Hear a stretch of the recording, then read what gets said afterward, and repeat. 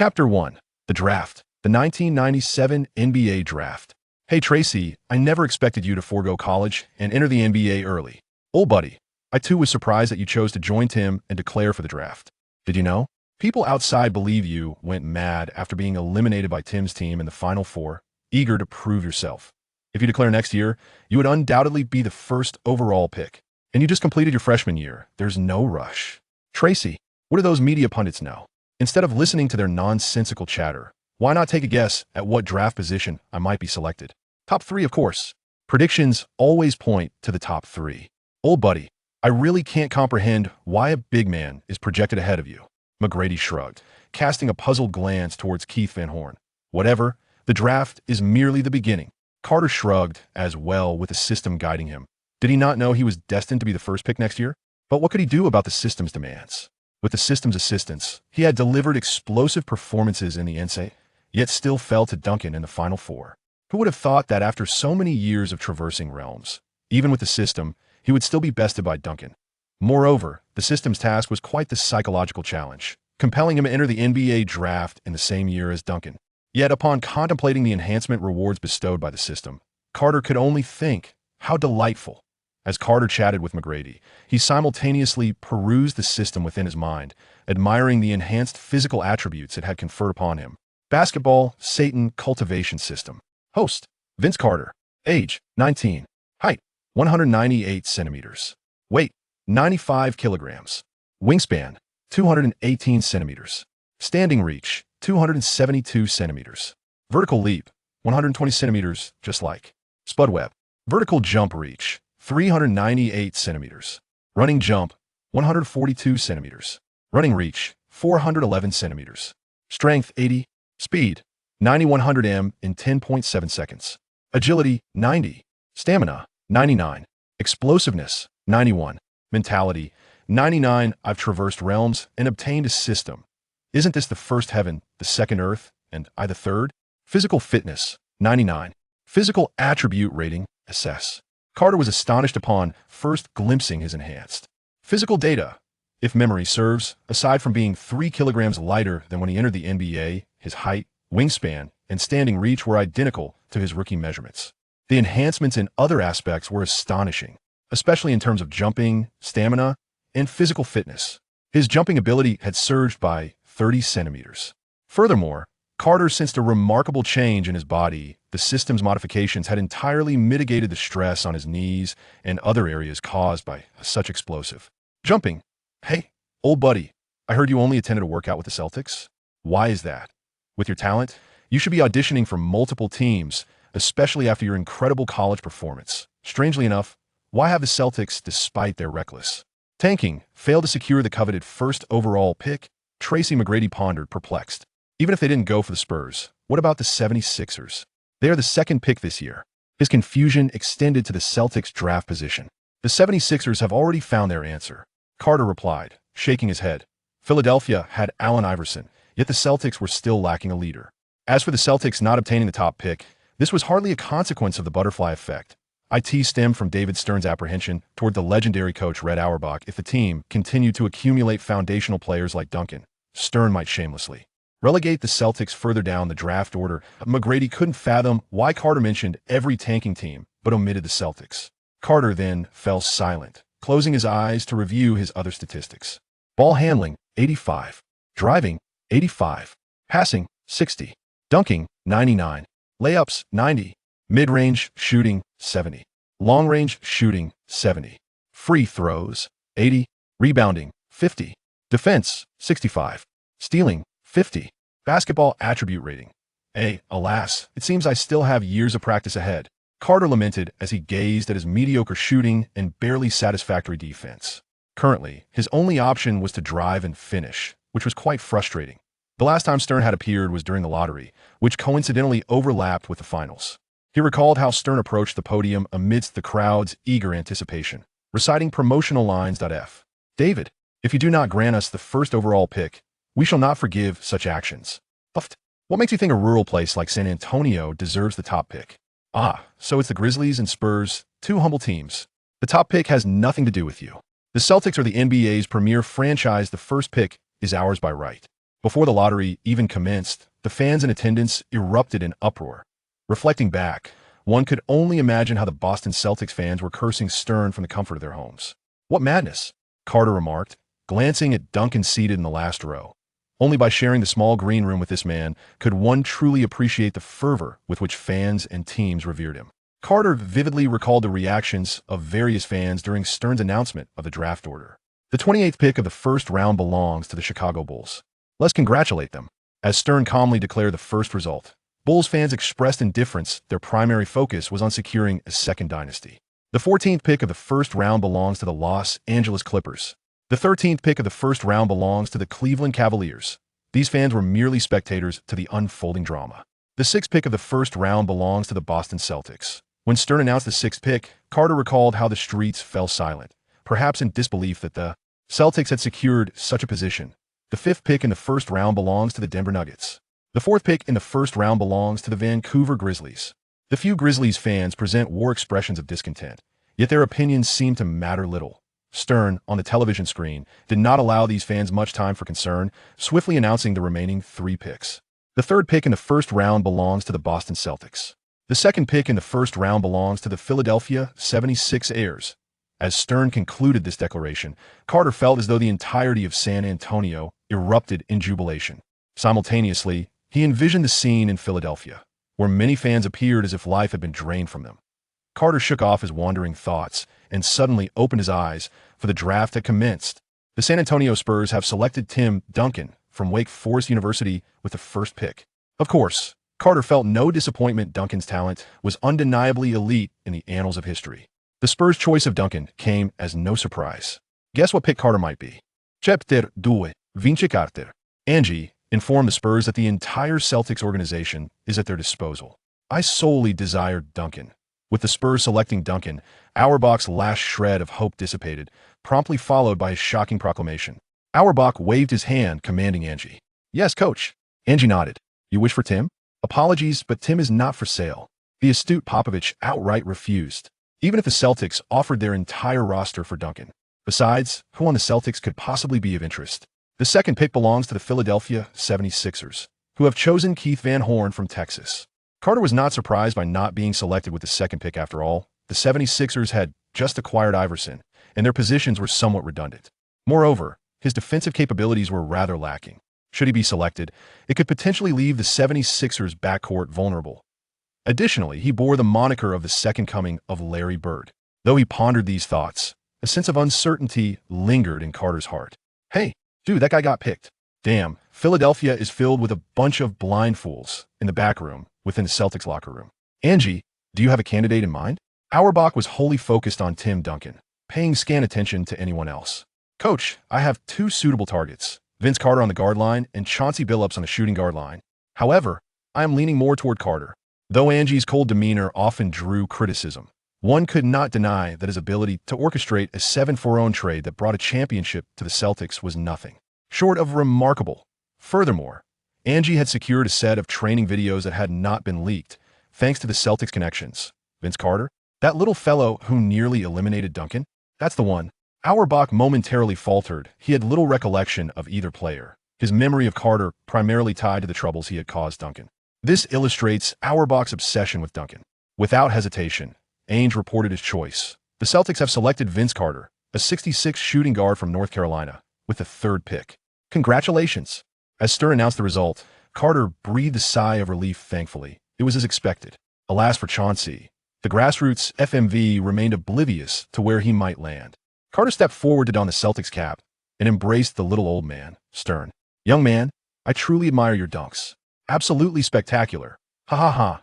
I will definitely participate in the dunk contest in the future. However, my personal goal is to secure the MVP first. Good luck, young man." Stern regarded Carter with a meaningful glance. To declare an ambition for the MVP right off the bat, such a presumptuous young lad. 4th pick, the Vancouver Grizzlies select Antonio Daniels. Congratulations. 5th pick, the Denver Nuggets choose Tony Batty. Congratulations. After embracing Stern, Carter was called over by the Celtics staff. "Hey, Carter, welcome to Boston. I am confident that the Celtics fans will adore you." In comparison to Duncan, Ainge undoubtedly favored Carter more. After all, Duncan's situation was under the purview of his mentor Auerbach, whereas Carter was his chosen focus. Thank you. I will proudly wear the number 12 jersey for the upcoming season. Ha ha ha. Young man, wait for me a moment. Ainge chuckled and shook his head, asking Carter to hold on for a bit. Sixth pick, the Boston Celtics select Chauncey Billups. Congratulations. Carter felt a stir within as he noted that Chauncey had surprisingly fallen to the sixth pick. Hey, Carter, Chauncey, who would have thought we would battle together this new season? Indeed, it's quite exhilarating to be teammates with a formidable player like you. The subsequent draft selections began to spiral into chaos. Ron Mercer, initially projected for the Celtics but cut after a few seasons, was selected by the Nets, while Tim Thomas was chosen by the Warriors. Notably, Tracy McGrady was still selected by the Toronto Raptors. This time, without Carter, the Raptors should support McGrady's rise. Carter and Chauncey exchanged playful banter, eagerly anticipating the new season. Once the draft concluded, Ainge brought Carter, Chauncey, and a 56th pick, the acquired lottery talent Ben Pepper, to face the media. Ainge, right after taking the helm, you lost the first overall pick. Is this loss a consequence of your influence on the Celtics? Carter and Chauncey exchanged furtive glances at Ainge, who indeed appeared rather displeased. Next question. What are the team's objectives for the upcoming season, given your role as the manager? Indeed, the local media in Boston possesses a remarkable ability to articulate their thoughts. I merely hope for the team to flourish. For specifics, you may wish to interview the young gentleman behind me. I believe they are eager to share. I aspire to swiftly adapt to the rhythm of the NBA. Ben Pepper exhibits a commendable sense of awareness, recognizing that this occasion serves as a chance for the manager to showcase Carter and Chauncey. Thus, he chooses to remain. Understated. I believe that with my presence in the new season, and primarily with Carter, we will illuminate the Celtics anew. Chauncey is far from the brash chatterbox he was during his time with the Pistons. The new season, huh? Hey, brother, as you know, I am merely a rookie, so I shall not set my expectations too high. What do you think of MV? Carter's words rendered the room silent. Yet, he maintained a serious demeanor, as if he genuinely believed what he was saying. Wow, quite audacious. Carter, you could have entered the NBA draft as the first overall pick next year, yet you were selected third. Are you preparing to seek vengeance against Duncan this season? Duncan? Let him first claim the top position from Robinson before we discuss that. Are you implying that you're already the leader of the team? Is it not so? Carter furrowed his brows, displaying a look of confusion. Hey, Carter, you still carry the same audacity as you did in college, even surpassing Michael. Michael? Oh, I remember now. Perhaps the little brother pales in comparison to your 80-year-old father. That Michael? Carter unabashedly mocked the basketball deity. Oh my goodness. Undoubtedly, such remarks would create a considerable stir. The media present became animated with excitement. Ainge felt a twinge of regret. Damn it. Provoking Jordan in such a manner would surely have consequences next season. Chauncey and Ben gazed at Carter with admiration. The basketball god indeed shows no restraint. Truly, you live up to your reputation, Carter. And what is Scotty? Who? The one from the child labor? Carter leaned forward, his words still brimming with charisma. And what of Dennis? Oh, buddy, you'd best let him pursue Madonna first. Ha. Ainge could no longer contain himself. If Carter continued in this vein, he would undoubtedly offend countless individuals. Chapter 3. Explosive fame across America. Hey Carter, your previous statements may lead to significant trouble. Ainge kindly cautioned. As compared to Carter's playful jabs at the Bulls' Iron Triangle, his aspirations for the MVP title seemed trivial. Mr. Ainge, are not these just one of the hallmarks of the NBA? Carter, feigning nonchalance, was inwardly cursing the system profusely. While he relished a bit of banter, he never intended to directly challenge the Bulls. Damn that system. System task. Development of trash talk. Please, host, fully exhibit your talent for trash talk during your rookie season. Rewards will be contingent upon your performance. Detecting that the host is about to enter the NBA, a bounty task has now been issued. Bounty Task 1. Lead the team into the playoffs. Reward. 1 point of free attributes. Novice Task. Bounty Task 2. Achieve the title of Best Rookie. Reward. 1 point of free attributes. Novice Task. Bounty Task 3. Attain the title of Scoring Champion, Regular Season MVP, and First Team accolades for each honor received. Gain 1 point of free attributes. Bounty Task 4. Secure the championship title for the team. Reward. 1 point of free attributes. Note: failure to complete tasks will have no adverse effects. Be prepared, for the Bulls will not let you off easily. Ainge shrugged. Since Carter was indifferent, he would not worry excessively, for the Celtics were not expected to make any significant moves in the upcoming season. Alas, the Celtics had been woefully inadequate over the years. The new season would merely serve as a training ground. I hope to meet Coach Auerbach shortly. May you not provoke his ire too much. Ainge held a profound respect for Auerbach, fearing that Carter might utter something incendiary to provoke him. Rest assured, Mr. Angie, I harbor a profound respect for Mr. Auerbach. Come now, in comparison to Changshi, you are nothing short of a complete rebel. Angie cast a sidelong glance at Carter, for he did not believe a single word that escaped his lips. Mr. Angie, I have said nothing at all. How did Changshi find himself mentioned while he was engrossed in the performance? And as for Ben on the other side? Who cares about the end of the second round in a lackluster draft year? Teacher, Mr. Auerbach. Carter, Changshi, and Ben spoke in unison, their reverence palpable. Even someone as brash as Carter showed considerable deference in the presence of this legendary coach. Provoking the Bulls?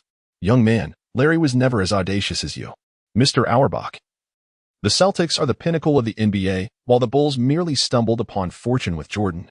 Even so, in terms of team legacy, there exists not a single thread of comparison between the Bulls and the Celtics. Carter endeavored to redeem his image before Auerbach, for within the ranks of the Celtics, Auerbach wielded unparalleled authority. Should he incur Auerbach's ire, Carter was prepared to languish by the water cooler throughout the new season. Thus, regardless of Carter's sentiments towards the Celtics or his familiarity with the team, he knew flattery was the best course of action. As anticipated, when he spoke of the Celtics' illustrious past, a glimmer of nostalgia crossed the faces of Auerbach and Ainge. You're quite audacious, Auerbach remarked, his lips curling into a smile.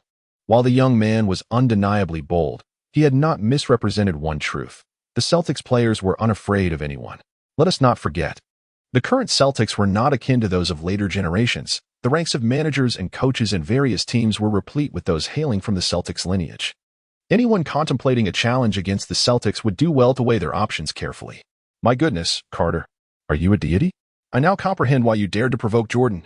If I possessed your talent, not only would I dismiss Jordan, but even Commissioner Stern would seem insignificant. At the North Shore Garden in Boston, Chansey witnessed Carter's physical assessment in its entirety, gazing at him as if observing an extraterrestrial. Indeed, you are remarkable. You are the cornerstone upon which the Celtics shall be built.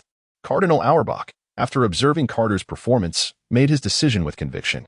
Ainge, I never anticipated you possessed such acumen. Your discernment is commendable. I am confident in entrusting the team to you. Auerbach, at my age, do you not wish to allow me to retire instead of toiling away until I wither? Auerbach gestured dismissively at Ainge, who bore a reluctant expression. Ainge, release Carter's physical assessment video to the public and simultaneously issue a warning to all teams. Any disputes among players should be resolved on the court. Yes, sir, Ainge replied. Upon hearing this, Carter felt a stirring in his heart. This was Auerbach leveraging the Celtics' connections to pave a path for Ainge and himself. You are commendable, young man. I hope to witness you hoisting that coveted O'Brien trophy at the North Shore Garden within my lifetime. Rest assured, Mr. Auerbach, restoring the glory of the Celtics is a duty we shall not shy away from. Carter declared with righteous indignation, Good, good, good. Auerbach repeated the word thrice, revealing the extent of his excitement. The old rogue, currently on vacation, remarked, Hey, Michael, what are your thoughts on that new Celtics rookie? That audacious little rascal? I shall make him aware of the consequences of provoking Black Jesus. True to his character, the old rogue would typically feign ignorance even if he were aware, all the while mocking the situation. However, Carter's words rendered him unable to maintain his usual composure. Michael, could it be that what Carter claims is true? Is your little brother truly ineffectual? Otherwise, why the fury? The media, ever eager to stir the pot, found delight in such sensational matters, particularly when they involved the legendary Michael Jordan. Listen closely. Inform that young man that in the upcoming season, I shall make him return home weeping to his mother. Let him comprehend the price of inciting Black Jesus. The old rogue issued a stern warning, then disregarded the media entirely. If they dared utter another word, he might very well succumb to their provocations. Damn the Celtics. Another bird. Scoundrel. After shaking off the media, Jordan, unable to contain his frustration, forcefully kicked the door aside. Scotty, the Celtics rookie Carter claims you are merely a fellow with a child labor contract. I wonder how you perceive this matter. Dennis, have you truly been struck by his words? Are you fearful of Madonna? Without a doubt, Carter had ignited a firestorm.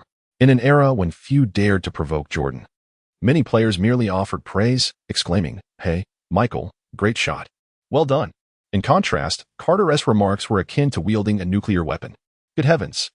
The Celtics rookie will surely pay the price for inciting the Bulls. Indeed, the youth appears utterly oblivious to the implications of angering Jordan. One can only hope our prized rookie does not find himself forced into early retirement by Michael's wrath. Vince Carter's statements have indeed stirred quite a tempest, leaving even the esteemed legends of the Celtics at a loss as to how to defend against them. Concurrently, a video showcasing physical assessments along with their accompanying data has ignited a nationwide sensation across America, a genuine phenomenon. I do not perceive any wrongdoing on Carter's part. His prodigious talent warrants such declarations. Moreover, banter is an intrinsic aspect of the NBA. If the Bulls cannot withstand even this modicum of bravado, they might as well announce their dissolution forthwith. The Celtics' legendary figure, Larry Bird, has publicly come forth to advocate for Carter's remarks. Chapter 4. From now on, I am the leader of the team. He is the second in command. Bird's words serve as a guiding beacon, prompting other Celtics legends to rally in support. Goodness, it is hard to believe that with Carter's exceptional talent, he could undoubtedly have been the first overall pick. I am genuinely curious whether the Spurs and the Philadelphia 76ers might experience a tinge of regret. The ringmaster, Bill Russell, has openly lauded Carter. The Celtics legends have stepped into the fray, and the Lakers, as his old adversaries, cannot be left behind.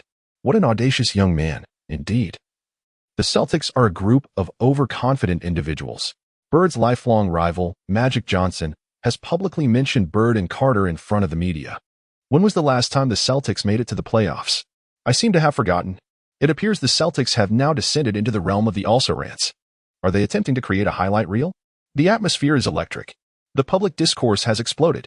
The entire nation is engaged in discussions regarding Vince Carter. Patience. For this matter involves Jordan, the Celtics, and the Lakers. If this cannot ignite public sentiment, I might need to contemplate an early retirement. Stern calmly waved his hand. Vince Carter, this young man is extraordinary. He possesses remarkable ambition. Inform the team that as long as his actions remain reasonable, they must protect him. It is evident to all that Jordan is poised to establish a second dynasty, and he is determined to do so. Once Jordan retires after building his kingdom, the league will require fresh talent, a new face. History has demonstrated that players like Dwyane, O'Neal, and Malone have fallen short. Collectively, they have failed to revitalize the league's waning spirit. Hence, Stern is perpetually on the lookout for individuals capable of becoming the league's new emblem. Presently, Carter is generating a significant impact across the nation, and his talent surpasses even that of the old guard. Vince Carter, if you can fulfill your potential, the league would not hesitate to elevate you. It all rests upon your own determination. Stern propped his chin, a glimmer of insight flashing in his eyes. North Shore Garden. Carter extended an invitation to Chansey for training as the upcoming season marks Jordan's final pinnacle. Once Jordan retires and subsequently makes a comeback, the once great legend will have transitioned from the basketball deity to a star whose performance fluctuates between brilliance and mediocrity. Hey, Chansey, let us put in our utmost effort. According to Mr. Ainge, both of us are slated to be starters in the new season, relying on his remarkable leaping ability. Carter continuously unleashed a barrage of shots reminiscent of his cousin Tracy McGrady's signature jump shot. This has now become Carter's hallmark. Chauncey, surely you would not wish to be labeled as a bust after just your inaugural game, would you? Suddenly, Carter was struck by an amusing thought and jested. According to historical accounts, Chauncey spent his first 5 years in mediocrity, 3 years as a disappointment, and 2 years as a mere understudy. It was only after Chauncey's resurgence that he earned the title of a decade's master. Of course, during his lackluster phase, it was purely a matter of misalignment with the coach's tactics. It was only when he transitioned to being an understudy that he was truly nurtured. Carter, your tongue is truly hard to tolerate. Chauncey contemplated retorting, but having experienced the overwhelming explosion of future knowledge, could he really be bested in banter? Carter vividly demonstrated to Chauncey the true meaning of a 3-7 split. In a mere 3 seconds, Carter unleashed 7 remarks directed at Chansey. Chansey, you surely cannot expect me to have struck a chord, can you? The sardonic tone of Carter's remarks darkened Chauncey's expression, leading to a clumsy shot that echoed, clang. Observing the peculiar glare from Carter, Chauncey's countenance grew even more somber. In the team office, Mr. Ainge, rest assured, I shall devise strategies centered around Carter and dedicate myself to his development. Expressed Mr. Pitino, I am grateful for your presence with the Celtics, and I wish for a fruitful collaboration in the upcoming season. At this juncture, the Celtics diverged from historical precedent by not appointing Pitino as the general manager. Instead, the legendary Auerbach himself took the initiative to broker the arrangement. Despite being the premier coach in the NBA, Pitino, although a celebrated NCAA figure, lacked the requisite stature. Yet, under the promises made by the Celtics, he resolved to take the helm of this prestigious franchise. The Cardinal Auerbach had already retired, and Ainge, as his protege, had selected the prodigious Vince Carter, instilling a sense of unwavering belief among Boston fans that, with the combined efforts of Ainge and Carter, the Celtics' former glory could be resurrected. Throughout the entire offseason, Carter's advancements were markedly evident. His mid-range shooting proficiency soared by 5 points, reaching a commendable 75. Coupled with the pull-up jump shots he honed over the season, Carter's shooting capabilities underwent a significant enhancement. Had the rules of the future laughingstock era been in play, Carter's shots would have faced minimal interference, with only his personal rhythm potentially affecting his accuracy. As for stamina, 99 points rivaling the great's physical prowess is merely ornamental. The media revisited the off-season events involving Carter and Chauncey, proclaiming that if the two failed to deliver astonishing performances in the new season, their circumstances might become quite dire. Ainge, relishing in their plight, remarked, "These two rascals have certainly stirred up trouble during the off-season. Now the pressure rests upon your shoulders. Let us see how you cope with it. Mr. Ainge, fear not, for this season, all will be astounded by the Celtics' scouting acumen." Carter shrugged nonchalantly, a smirk dancing at the corners of his mouth, inciting a strong urge in Angie to deliver a punch. In comparison, Chauncey appeared rather composed. "Rest assured, Mr. Angie. In the upcoming season, we shall demonstrate to the entire league who constitutes the finest duo." Angie, pressing his temples in frustration, lamented the incessant troubles brought by these two. "Enough chatter, let us head to the training ground. Your coach and the rest of the team should have already arrived." "All right then, off we go, Chauncey. Let us prepare for our future little brother." He chuckled heartily. "What a wretched rascal. Everyone, please hold on for a moment, Mr. Angie and the others should be arriving shortly," Pitino remarked, keenly observing the expressions of all the Celtics players. Excellent. None exhibited any signs of discontent. Indeed, the entire Celtics roster currently consisted solely of rookies, undrafted players, and a few veterans by the water cooler. As Carter and Chauncey are chosen by Mr. Ainge as the future of the team, who would dare to voice any dissent? Coach Pitino. Carter and Chauncey first greeted Pitino, then the two turned to observe their teammates. "Hey, fellas. From now on, I am your leader, and he is my second in command. Is there anyone who dares to dissent?" Carter arrogantly surveyed all the members of the team, ultimately fixing his gaze upon the starting player from last season. Simultaneously, he was taken aback by the presence of an unexpected individual, Bruce Bowen, an indispensable piece of the Spurs' future championship puzzle. Antoine Walker, last season's starting small forward, was the first to step forward and declare, "Hello, Vince Carter. I recognize you. Your talent is truly remarkable. I have no objections to you being the leader of the team." Carter raised an eyebrow, recalling the name of that individual. "Ah, yes, Antoine Walker. The one who surged into the playoffs alongside Pierce." The team's former starting guard, Ron Mercer, stepped forward with a grave expression. "Carter, I acknowledge your position as the leader of the team. Would you indulge me in a one-on-one match?" "Certainly. It presents an opportunity for me to gauge your skills as my substitute." Under the relentless demands of the unscrupulous system, Carter's banter permeated every facet of basketball. Chapter 5. You wouldn't resort to underhanded tactics, would you? Ha ha ha. It seems I have arrived just in time. I Haven team missed such a thrilling face-off. Angie emerged from the corridor, eager to witness how Carter would navigate the dynamics with his teammates after his arrival with Chauncey. "Hey, buddy.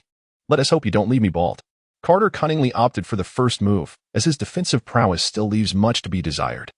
Although a single off-season of training has granted him a slight enhancement in defense, it has only improved from a mere 65 to 68. Ron was left speechless. "You are the chosen leader of the team. Though I harbor discontent within, I dare not voice my objections. Ron, why do you cower like a coward?" Unable even to retort, Carter proclaimed, showcasing a magnificent triple threat. "Are you merely all talk?" Ron, not known for his patience, found it increasingly difficult to endure Carter's incessant verbal provocations. "Hey, buddy, don't lose focus." In a fleeting moment of distraction from Ron, Carter seized the opportunity to penetrate the defense. With a speed and explosiveness exceeding 90, Carter's initial step was swift. Ron, not particularly renowned for his defensive prowess and lacking full concentration, was effortlessly bypassed by Carter in a singular stride. The disparity in their speeds rendered Ron a mere spectator as Carter charged forward, culminating in a breathtaking dunk over Carolina. Upon landing, Carter executed a dramatic gesture, wrapping both arms around his neck and forcefully pulling inward, reminiscent of a vampire or werewolf's ferocious attack in a tale of lore. Wow, Carolina. Carter was simply sensational. Truly. One worthy of challenging Jordan. Walker, Bowen, and others were undeniably awestruck by Carter's electrifying dunk. Ron, witnessing this spectacle, was profoundly moved, not merely by the dunk itself, but by the sheer velocity and explosiveness exhibited by Carter. Even the basketball deity, Michael Jordan, would have found himself outmatched, albeit in a manner that left him utterly bewildered. The shot that Carter just made evoked a sensation akin to facing Jordan. Hey, Ron, is this really happening? You couldn't defend against that? I initially believed that our meager 15 victories last season were a result of deliberate underperformance. Yet now I can't help but feel that your abilities are only worthy of securing that same number of wins. Carter unleashed a barrage of criticism. Those watching, including Walker, McGrady, and de Klerk, rolled their eyes in exasperation, mentally branding Carter as a reprehensible scoundrel. I shall demonstrate to you the true intensity of the NBA. Though you possess talent, at this moment, you are merely a rookie yet to step onto the grand stage of the NBA. Ron glared intently, fixated on Carter. I am genuinely terrified. Carter shook his head and said, Ron, how am I supposed to sink this shot? Damn rookie. Shut that mouth of yours. Damn fool. Veteran. You've been outplayed by the novice. As Carter spoke, his hands were never still, forcefully exploding the ball before making a forward breakthrough. Although his driving attribute was merely 85, it still ranked above average within the league. Once more, Ron, feeling quite indignant, tossed the ball to Carter and retreated to the vicinity of the free throw line. All present considered this a typical move. The 1990s philosophy favored proximity to the basket for higher shooting percentages. Moreover, Ron was acutely aware that he could not contain Carter's advancement. Carter's speed was simply too formidable. Closed defense would only result in Carter slipping past him effortlessly. With the coach and manager observing closely, any lackluster performance could severely affect his playing time in the upcoming season. Swish. Veteran, is this your defense? Surely. You don't think I lack the ability to shoot? No way.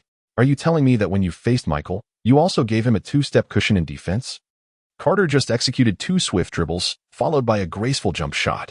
With an undeniable advantage in vertical leap, Carter's elevation is utterly unreasonable. Even if Michael were to attempt to defend against this shot without fouling, he could only hope that Carter's shooting touch would falter, rendering his mid-range proficiency inconsistent. Silence. Rookie. Just wait. You won't be so fortunate with the next shot. Subsequently, Carter demonstrated to Ron precisely why he was deemed the cornerstone of the franchise for the next decade, even before officially stepping onto the NBA stage. The sheer dominance of such talent is simply indisputable. Veteran, you couldn't even guard one of my shots. I truly cannot comprehend how someone with your defensive prowess dares to challenge me. Is there anyone else who dares to contest? Carter did not afford Ron the opportunity to rotate in. He is acutely aware of his defensive capabilities and acknowledges that his experience is still lacking. It is entirely reasonable for Ron to score a few points against him. At that point, the efficacy of our strategy would diminish. Haha. There is no doubt that you are the cornerstone of the team. Pitino intervened to resolve this minor friction. Mr. Ainge, here is the comprehensive roster I have prepared for the team. Pitino presented his meticulously crafted roster to Ainge. Starting lineup: Vince Carter, shooting guard; Chauncey Billups, point guard; Antoine Walker, small forward; Walter McGrady, power forward; Andrew de Klerk, center. Ainge nodded in approval. This starting lineup resonated with his vision for the Celtics in the new season, posing no issues. Bench: Ron Mercer, Dana Barros, Bruce Bowen, Tyrese Knight, Greg Minor, T.S. Edney, Kenny Anderson, D. Brown, John Thomas, Purvis Ellison. Let us announce it directly. In the new season, our primary focus will be on nurturing talents like Carter. As they develop, we will naturally become contenders for the championship. I understand, Pitino exclaimed, exhilarated at the prospect of coaching such a gifted group of rookies in his inaugural NBA season with the illustrious Boston Celtics. In just a few years, the opportunity to vie for the championship could very well be within reach. Such a promising future is truly hard not to cherish. Hey, buddy, are you Bowen? Carter has discovered the nefarious mastermind Bowens, who had been responsible for his downfall in the original timeline. Boss, I've heard that your defensive skills are quite commendable. Care for a shot? Bowens grimaces, noticing Ron's current state of existential doubt. Come on, what is with that expression? You're not going to resort to the underhanded tactics of the rogue squad, are you? Carter gazed at Bowen with an expression of incredulity. Bowen, wearing a look of disbelief, retorted, "Come on, man. You are the leader of the team, the absolute core. I am merely a substitute. How could I dare to sully your reputation? I might be a bit rough around the edges, but I certainly haven't compromised my intelligence." Observing Bowen's demeanor, Carter could not suppress a chuckle. He held no significant resentment towards Bowen. Despite the historical incident where Bowen had injured him, they were now teammates. During the Pistons' notorious era, every player had a reputation for villainy. The Bulls had Rodman during their championship runs, the Spurs had Bowen, and the Warriors had Green. Sometimes, a team needs someone to address such matters. With Bowen now as a teammate, it would be unreasonable for Carter to harbor animosity towards him based on events that had yet to unfold. Not to mention, Carter was inclined to have Bowen accompany him, acting as a bodyguard to prevent any underhanded tactics from others. If anyone dared to play dirty, they would have to think twice. Let's bring some intensity. I will refine my offense, and you shall hone your defense. Chapter 6. The new season approaches. Yes, indeed. Carter's words stirred something within Bowen. He discerned the emphasis placed on his defensive capabilities in Carter's remarks. This realization urged him to exert greater effort to demonstrate his potential to the leader. At that moment, Bowen found himself in a rather precarious situation, perpetually anxious about securing his next contract. It was ultimately Ray Allen who assisted Bowen in acquiring a contract with the Spurs. And under the tutelage of the cunning Popovich, the reputation of the once-injured player gradually emerged within the NBA. "Come on, my friend, push harder. You'll soon be able to defend against me. Keep striving." After Carter made a jump shot, he nodded towards Bowen, acknowledging the latter's defensive prowess, which exhibited two notable characteristics, tenacity and a certain roughness. "Well, my friend, it's no wonder you remain a mere substitute. Have you forgotten to eat? Shall I treat you to a sumptuous meal? How can you be so feeble?" Damn. It must be said that Bowen maintained a commendable mindset. Despite feeling frustrated by Carter's taunts, he continued to perform efficiently on the defensive end. Bang. Carter rubbed his waist. This guy certainly has a penchant for little antics. Bowen, the leader, regretted my decision immediately after I pinched Carter's waist. In a moment of haste, I had employed my defensive technique on him. And now I was in trouble. My friend, now that is more like it. Well defended. Carter expressed no dissatisfaction. Defenders of this era are all cut from the same cloth. Players like the old-timers, such as Peyton, exemplify this approach. Surely, he cannot allow himself to be deterred by minor infractions during gameplay. Would he truly resort to raising his hands in exasperation and seeking the referee's intervention? The previous play merely indicates that he still possesses a certain naivety when confronting NBA-level defense. Keep pushing forward, my friend. You are a leader. The advantages of playing alongside Bowen are manifold. At the very least, Carter will swiftly grasp the subtleties of defensive maneuvers in this era, allowing him to navigate the court with greater ease in the future. Bowen possesses commendable defensive skills should he develop his three-point shooting. He could reclaim the starting power forward position for Walker. If Bowen masters the three-point shot, he could fortify the small forward role, compensating for Carter's defensive shortcomings. With a solid three-point threat, the Celtics lineup appears quite promising, provided that Carter, Chauncey, and Walker perform to their potential. Currently, Walker is a sophomore, while Carter and Chauncey are freshmen, making such discussions somewhat premature. You are a leader. I shall not let you down. Bowen nodded vigorously, filled with excitement. Gaining the recognition and assurance from the team's leader signifies a bright future ahead. Hey, Bowen, take a breather, then challenge Chauncey one-on-one. Carter cast a sidelong glance, a mischievous grin spreading across his face. One need not elaborate on Bowen's prowess in perimeter defense, although he may not yet possess the tenacity he would later exhibit. He was certainly as relentless as a rabid dog. TSK, Chauncey, I do this for your own good. History has already been rewritten, and you must shed the label of a 3-year draft blunder. Carter shamelessly seeks excuses for his cunning behavior. Hello, Chauncey. Why not engage in a one-on-one duel with Bowen? Bowen seems somewhat unconvinced by your prowess. As Carter called out to Chauncey, he forcefully patted Bowen's shoulder, simultaneously bestowing upon him a glance that conveyed his unwavering support. Coach Pitino, I find this style of play quite uncomfortable. After all, we are no longer in the late 1980s or early 1990s. I believe we should place greater emphasis on half-court offense. Yet, currently in the league, teams such as the Bulls, Rockets, Jazz, and Knicks are all employing this strategy. Carter finally comprehended why Pitino favored a fast-paced style during his tenure with the Celtics, which ultimately hindered Chauncey's effective development. It was a realization that engaging in a half-court battle against formidable teams like the Bulls offered little chance of victory. Instead, It was more strategic to disrupt the opponent's rhythm through a rapid tempo, relying on the team's experience in such a style to secure triumph. Carter had to concede that the coach indeed possessed some intriguing ideas. Nevertheless, the current rules still predominantly favor a positional battle. Coach, what the Celtics require is not a fleeting championship, but a lasting dynasty. With unwavering confidence, Carter declared, "You make a compelling point." Pitino nodded in agreement.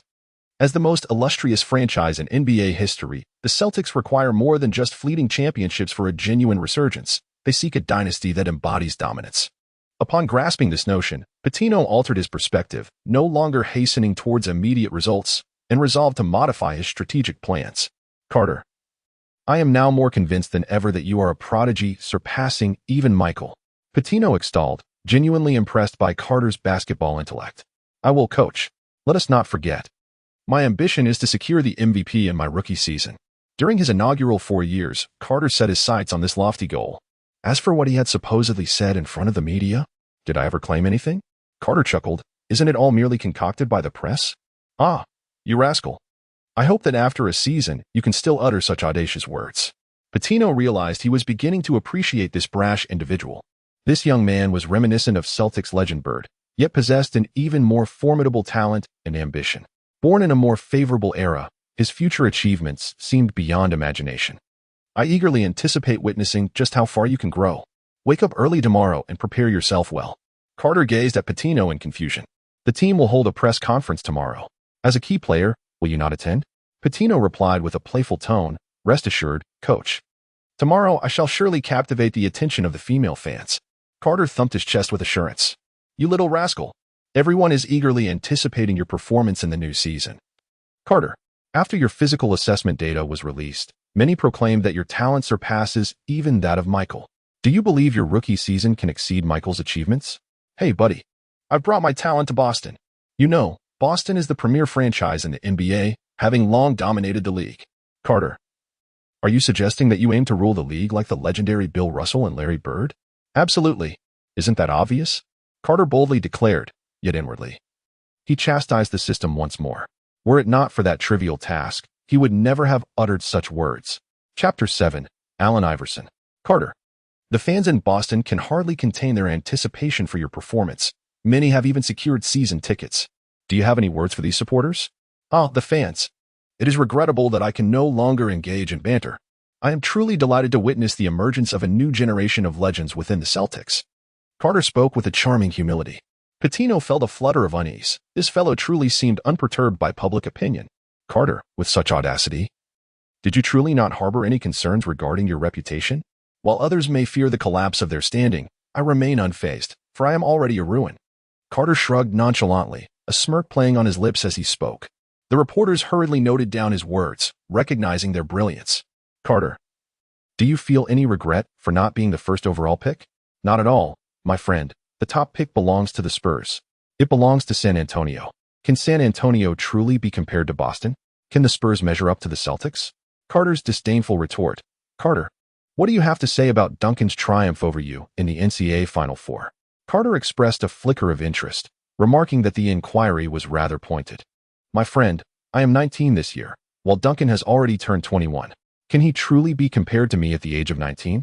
Moreover, the difference between us is merely 5 points.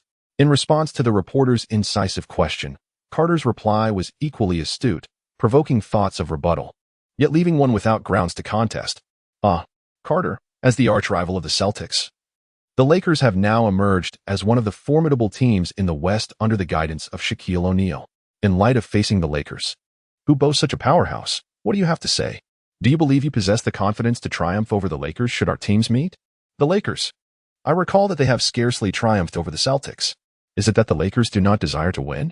Carter furrowed his brows, his face a portrait of confusion. So, my friend, there lies a flaw in your argument. If the Lakers were capable of securing a victory, would they not have triumphed by now? What then? Are they waiting for? The audacious demeanor of Carter left an indelible impression on the assembled members of the media. This fellow is truly a walking spectacle. And what of the Houston Rockets? Mere trifles. The Utah Jazz? Nothing of consequence. The New York Knicks? What are they even? Pray, offer your thoughts on the Indiana Pacers. Carter. Bah, shouldn't Mr. Ainge remind Carter of his place? I fear that if this continues, Pitino will dread what outrageous remarks Carter might utter next. No, Pitino. Superstars possess their own paths to growth. The team must simply provide support during Carter's moments of adversity and safeguard his development. Will this truly suffice? Larry navigated this journey. And Carter is the future of the Celtics that I have personally chosen. I care more about his growth than anyone else. Today, Pitino has gained a new perspective. Who would have thought that superstars are cultivated in such a manner? Pitino, coaching a superstar is no simple task. Consider Larry's temperament, Jordan's stubbornness, Shaquille's petty grievances and dark humor. Each superstar harbors their peculiarities. Should you attempt to alter them, rather than enhancing the team, you risk unraveling its inherent chemistry. I understand, Mr. Ainge. I shall cultivate a good rapport with Carter. The Celtics' first opponent in the preseason is the Philadelphia 76ers. However, what should have been an ordinary preseason game was filled with Celtics and Lakers legends in the audience. Among them was an absolute heavyweight, the basketball deity, Michael Jordan. Michael, I never expected to see you here. Come to witness this rookie, who surpasses even you in bravado. Jordan chewed gum while greeting Bird. You must keep an eye on this one. His talent far exceeds mine. Wow. Good heavens. Michael, this young man's dunks are leagues above yours. As Jordan and Bird exchanged pleasantries, Carter astonished the crowd with a dunk from just inside the free throw line. It was particularly striking to those with discerning eyes, as this dunk was merely a warm-up. Hey, Michael, it seems your title of heir might soon be relinquished. Bird, being a Celtics icon, holds a deep affection for his team. Witnessing Carter's outstanding performance naturally brings him joy. However, mere athleticism does not guarantee success. This is real competition, not a dunk contest. If his skills are lacking, focusing solely on dunks to secure a reputable legacy in history might be a viable option. The familiar tone of the old rogue is unmistakable. In his playing days, Jordan looked down upon this and that. Yet now, those he once dismissed are proving their worth. Wait until the old rogue becomes the boss. Then you shall see. The discerning eye for talent in the draft is truly remarkable. It is exceedingly rare for players of great significance to not falter. Such is the absurdity of it all. Ah, Carter, what a splendid play. Wow. Brother, are you about to take flight? Allen Iverson. Carter gazed in astonishment at the approaching Iverson, while he completely disregarded Van Horn behind him. Well, Carter, you are exactly as rumored. An explosive talent. Truly a phenomenon. I cannot wait to face you. Thank you, my friend. I am eager to witness the prowess of the player who surpassed the illustrious 96 generation to claim the top pick. I plan to maneuver past you on the right. I hope you can defend against me. Whether or not I can defend against you remains uncertain. But you would do well to keep your distance. Otherwise, I may find it difficult to refrain from making a play. The media speaks the truth. Your demeanor is indeed quite abrasive. Iverson chuckled. He bore no ill will towards Carter's character. Rather, he found it quite appealing. After all, when Iverson first entered the league, he too had a similar attitude, believing that Jordan was merely fit to carry his shoes. Those words you spoke are simply too cool. Keep it up. But be wary of Rodman. He is not Michael, yet some of his antics may drive you to the brink. Iverson offered a friendly warning to Carter. The Celtics are not the same as the Sixers, my friend. And should he dare to lay a hand on me, we would not hesitate to confront Michael. At the very least, let us all refrain from playing. Carter spoke with an indifferent expression, uttering brutal words. Iverson, perceiving the concealed excitement in Carter's gaze, resolved to avoid provoking this individual at all costs. Boss, the coach is looking for you. All right, Allen, you warm up first. We shall meet on the court. Let's go. Chancey, you will be matched up against Allen later. Remember to be cautious of him, as his movements are exceptionally swift. Carter swiftly handed over the formidable challenge of dealing with Iverson to Chauncey. Carter, with a devious mindset, thought to himself that since it was merely a preseason game, he would allow Chauncey to experience the prowess of elite breakthroughs in the league. Chapter 8, Arrogance Born of Talent. Carter, Chauncey, Walker, as the future of the Celtics. Little do you know how many eyes are fixed upon you. Let this match serve as a declaration of the Celtics' resurgence. Prior to the game, Pitino infused the three promising rookies with a hearty dose of motivation. Coach, I've already envisioned the headlines the media will craft today. Boss, you truly have a flair for the dramatic. Chauncey was taken aback by the extent of Carter's showmanship. Boss, do share your thoughts. Carter cast a deliberate glance at Walker, surprised that this guy with such thick brows and bright eyes would have such a taste. You'll find out once we win the match. With a mysterious smile, Carter deliberately left everyone in suspense. Next to make his entrance is the shooting guard from North Carolina, standing at an impressive 6 feet 6 inches tall. The starting shooting guard for the Celtics, clad in the number 12 jersey, Vince Carter, as Carter made his grand entrance.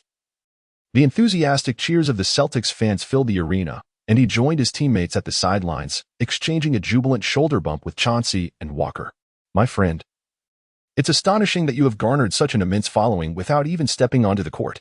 Chauncey, though a rookie like Carter, could only regard him with envy, while Walker felt a pang of bitterness, had it not been for the team's dismal performance last season. He feared the fans would have lambasted him for his own lackluster showing. In the distance, the seasoned veteran and Bird observed Carter's overwhelming reception with disbelief. Larry, it appears that he may be the first player in Celtics history to receive such adulation upon his debut, mused the veteran.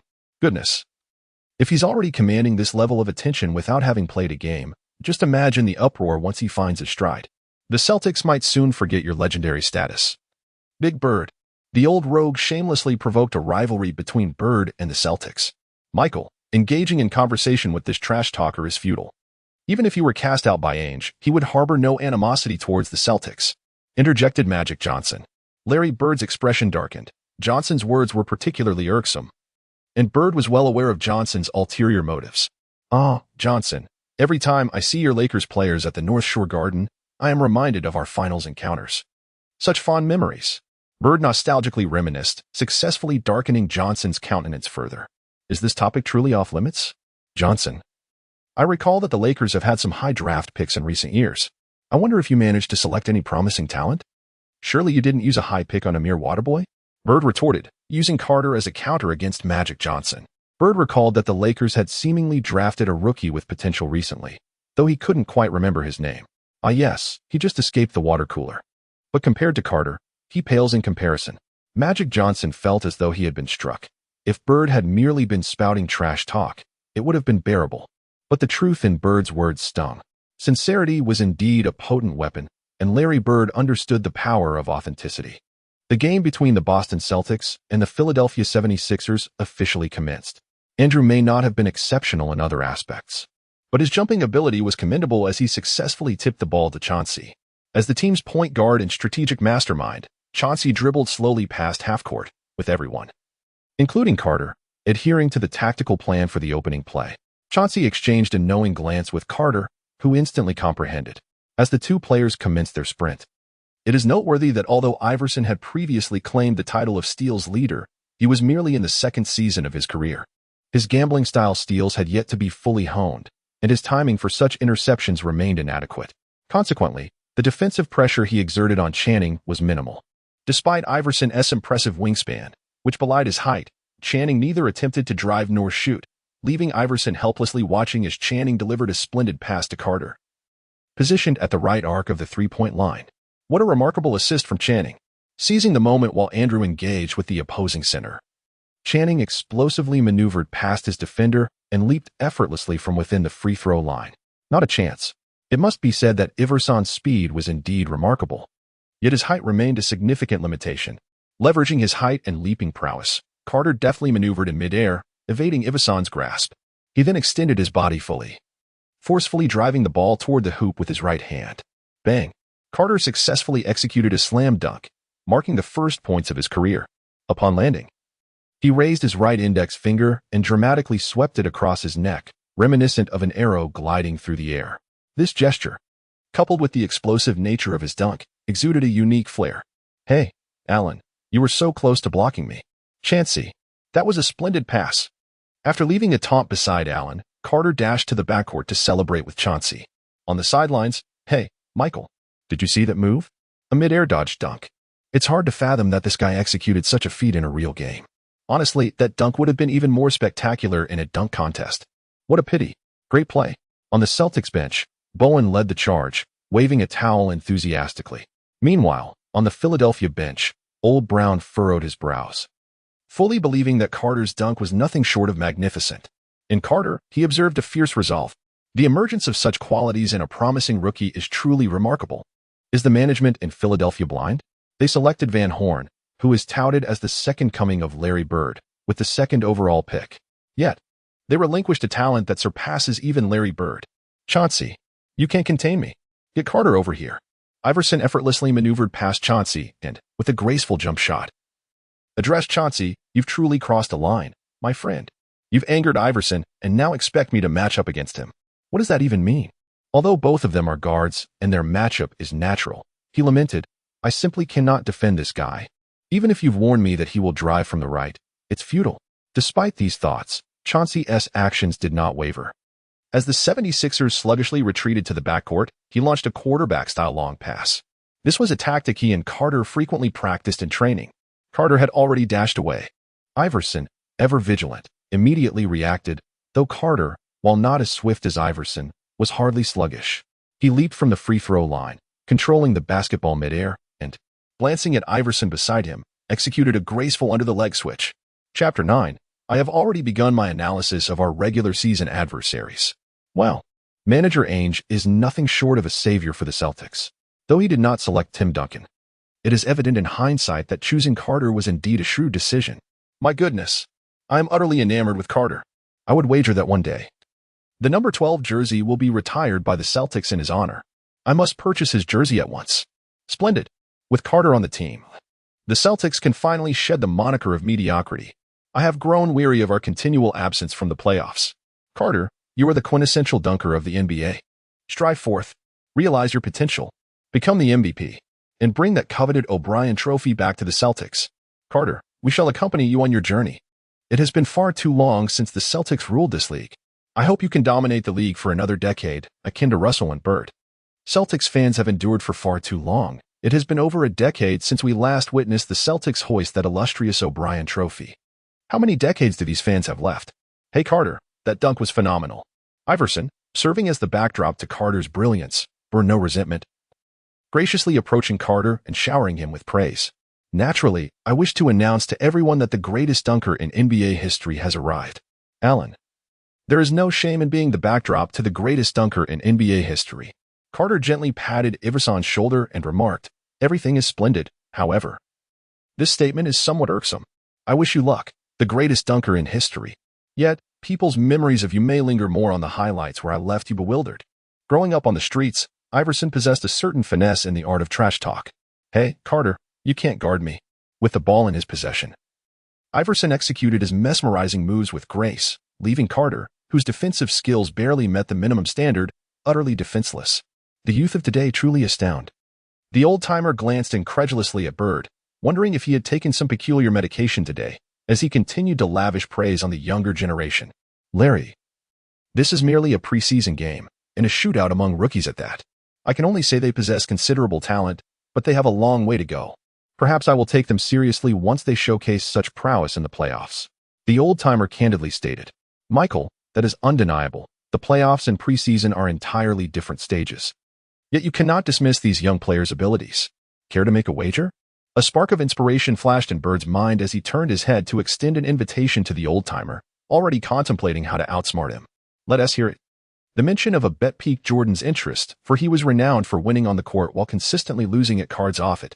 I believe that as long as Carter remains injury-free this season, his innate talent will undoubtedly enable him to average 20 points per game. Are you quite all right? 20 points per game? For someone of his caliber, isn't that merely a passing requirement? The old-timer responded incredulously, immediately regretting his words upon witnessing Bird's bemused expression. Jordan, unfazed, crossed his legs and turned his head away. Michael, I didn't expect you to hold them in such high regard. Larry, I merely stated that this young fellow's performance in the preseason is rather unconvincing. I did not deny his historically significant talent. Jordan would have to be out of his mind to bet against Carter achieving an average of 20 points. After all, his own rookie season boasted an average of 28.2. Iverson averaged 23.5 last season. This audacious young man possessed greater talent and demonstrated superior performance on the court, being groomed as the team's core player with an undeniable license to shoot. Under such circumstances, how could you claim he would not average 20 points? Of course, barring any drop in performance. But this lad certainly does not appear to falter. I assure you. Jordan shot a disdainful glance at Bird and returned to watching the game. That Larry, he just loves to bait me. Ugh. No wonder he hails from the Celtics. Whether young or old, they're all equally insufferable. Allen, relax. This is merely a preseason game, intended to find your rhythm. You have already played half a game. Your task in the second half is to rest well. The regular season has yet to commence, and when it does, you will have ample opportunity to teach that fellow a lesson. I understand, coach. A fierce determination glimmered in Iverson's eyes. In the first half, he tallied 26 points, while that guy Carter managed 25. The difference was minimal, yet the 76ers trailed the Celtics by 10 points. Iverson resolved that in their next encounter, he would score 50 points over Carter. Meanwhile, Carter, along with Channing and the other 4 starters, along with Bowen and Ron, were engaged in light banter. Hey, look at that one in the middle. That rear is truly remarkable, Walker remarked lecherously, pointing at a cheerleader. Walker, I never imagined you had a taste for that. Channing laughed. Who would have thought you had such a preference? Channing, your taste is hardly superior. You also fancy the well-endowed. Carter jested. Carter, are you being too particular about your tastes? Honestly, Carter, why are you so fixated on legs? I truly cannot comprehend you. In his previous life, Carter was undoubtedly an Eastern soul, which naturally imbued him with certain aesthetic qualities characteristic of the East. Coach, are you truly unconcerned? This is merely a preseason game, intended to facilitate Carter's and Changshi's better acclimatization to the NBA. The outcome is inconsequential. Risking player injuries for the sake of a meaningless preseason victory is an exceedingly foolish endeavor. Ultimately, this is just a preseason match, devoid of any significance. Even if Carter were to refrain from playing, it would matter not. Having already played a half, he has demonstrated his capacity to adapt to the NBA splendidly. That alone suffices. Continuing to play poses not only the risk of exacerbating injuries, but may also unveil certain issues or hidden strengths to rival teams prematurely. For the sake of an inconsequential preseason game, it is simply not worth it. I understand, coach. In the second half, neither the starters of the 76ers nor the Celtics took to the court, leaving the two teams' substitutes and role players to incessantly showcase themselves. To be frank, the caliber of these players is indeed lacking. It is no exaggeration to say that they represent two of the worst teams from last season. Carter, come with me for an interview. Carter, your performance was absolutely impeccable, scoring 25 points in the first half. What do you have to say about that? Buddy, this is merely a preseason game, intended for warm-up. It signifies nothing substantial. Carter shrugged, remarking that it was merely a preseason game, and there was nothing to boast about. The reporters did not linger on the matter, for indeed, it was just a preseason affair. Will you continue to participate in the preseason? No, it serves no purpose. I am already analyzing my regular season opponents. Chapter 10, Sneaker Contracts. Carter, what is your opinion on Van Horn of the 76ers?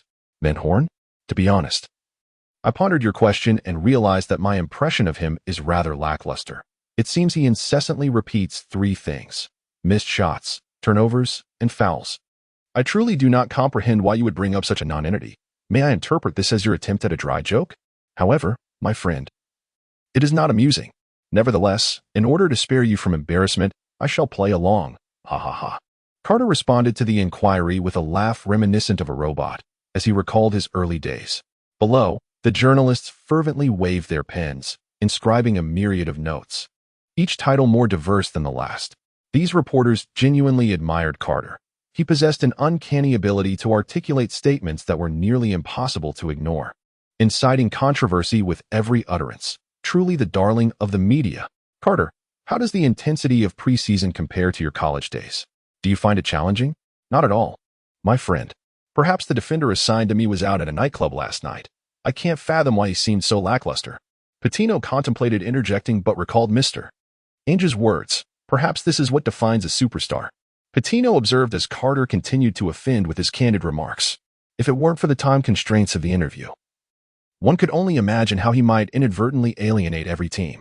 Meanwhile, at the league headquarters, Stern watched Carter with satisfaction, despite the young man's acerbic tongue reminiscent of birds. His talent was undeniably exceptional. Vince Carter, I shall extend a measure of assistance, but it is up to you to seize the opportunity. Stern jotted Carter's name in his notebook, alongside those of O'Neal and Duncan. Hey, Carter, fortune is smiling upon you. Hook just presented me with an offer. They are willing to extend a 4-year, $50 million sneaker contract, complete with additional clauses. Good heavens. Carter, this is nothing short of a gamble. Carter's agent, Manley, exclaimed excitedly on the other end of the line. Carter is acutely aware of what a 4-year, $50 million contract signifies for a rookie. It is evident that Hook values Carter immensely, treating him as a star player. This translates to an annual remuneration of $12 million. Consider, for instance, The neighboring 76 heirs, Allen Iverson, who secured a 10-year, $50 million sneaker contract, replete with additional incentive clauses. Meanwhile, the Lakers' Kobe Bryant seemingly signed a 6-year contract worth $48 million, amounting to $8 million each year. Other athletic brands, it appears, do not offer deals as advantageous as Hook's. Card nodded, hesitating for a moment. Offering such a sneaker contract to a gifted rookie in '98 demonstrated remarkable boldness. Carter pondered for a moment. A mere 4 years would position him perfectly to capitalize on the impending surge in sneaker contracts. What are the stipulations? Although Carter had already resolved to sign, he cautiously inquired, for one can never predict the capricious maneuvers of capital in the land of opportunity. An average of over 28 points per game, MVP, scoring champion, all-star, and a championship title. Each achievement would yield a reward of $5 million. With the MVP and championship title commanding a hefty sum of $10 million each. Quite a formidable challenge. Carter excitedly licked his lips. The offer from Hook was indeed enticing. It is no wonder that it is a sports brand poised to dominate the NBA in the future. Carter, you are worth this price. After all, even Michael Jordan acknowledges your talent and asserts that an average of 20 points per game is hardly a demanding expectation for you. Michael Jordan? Carter was taken aback. What did this have to do with the old rogue? It was the Celtics who were orchestrating things behind the scenes. With Larry Bird publicly disclosing his conversation with Jordan in front of the media. Find a time and sign the contract. Larry, thank you. Humph. This is arranged by the coach. I'm merely assisting him, and it has nothing to do with you. Don't flatter yourself. Bird replied with a hint of arrogance. You haven't changed one bit. Ainge was already aware of Bird's actions, including the contract offered to Carter. The Celtics had a knack for these minor details back in the 90s. Though Bird had departed from the Celtics, his heart still belonged to them. 3 days later, the news of Carter's signing was announced by Ainge. What the hell? For years? 50 million? Has Ainge lost his mind? Upon seeing the staggering figure, Iverson's head buzzed with disbelief. His own 10-year, $50 million deal seemed insignificant in comparison. Once he regained his composure, Iverson took out his phone, congratulated Carter, and felt a twinge of existential doubt. Picking up the basketball from the ground, he headed to the court, determined to fulfill the terms of his sneaker contract.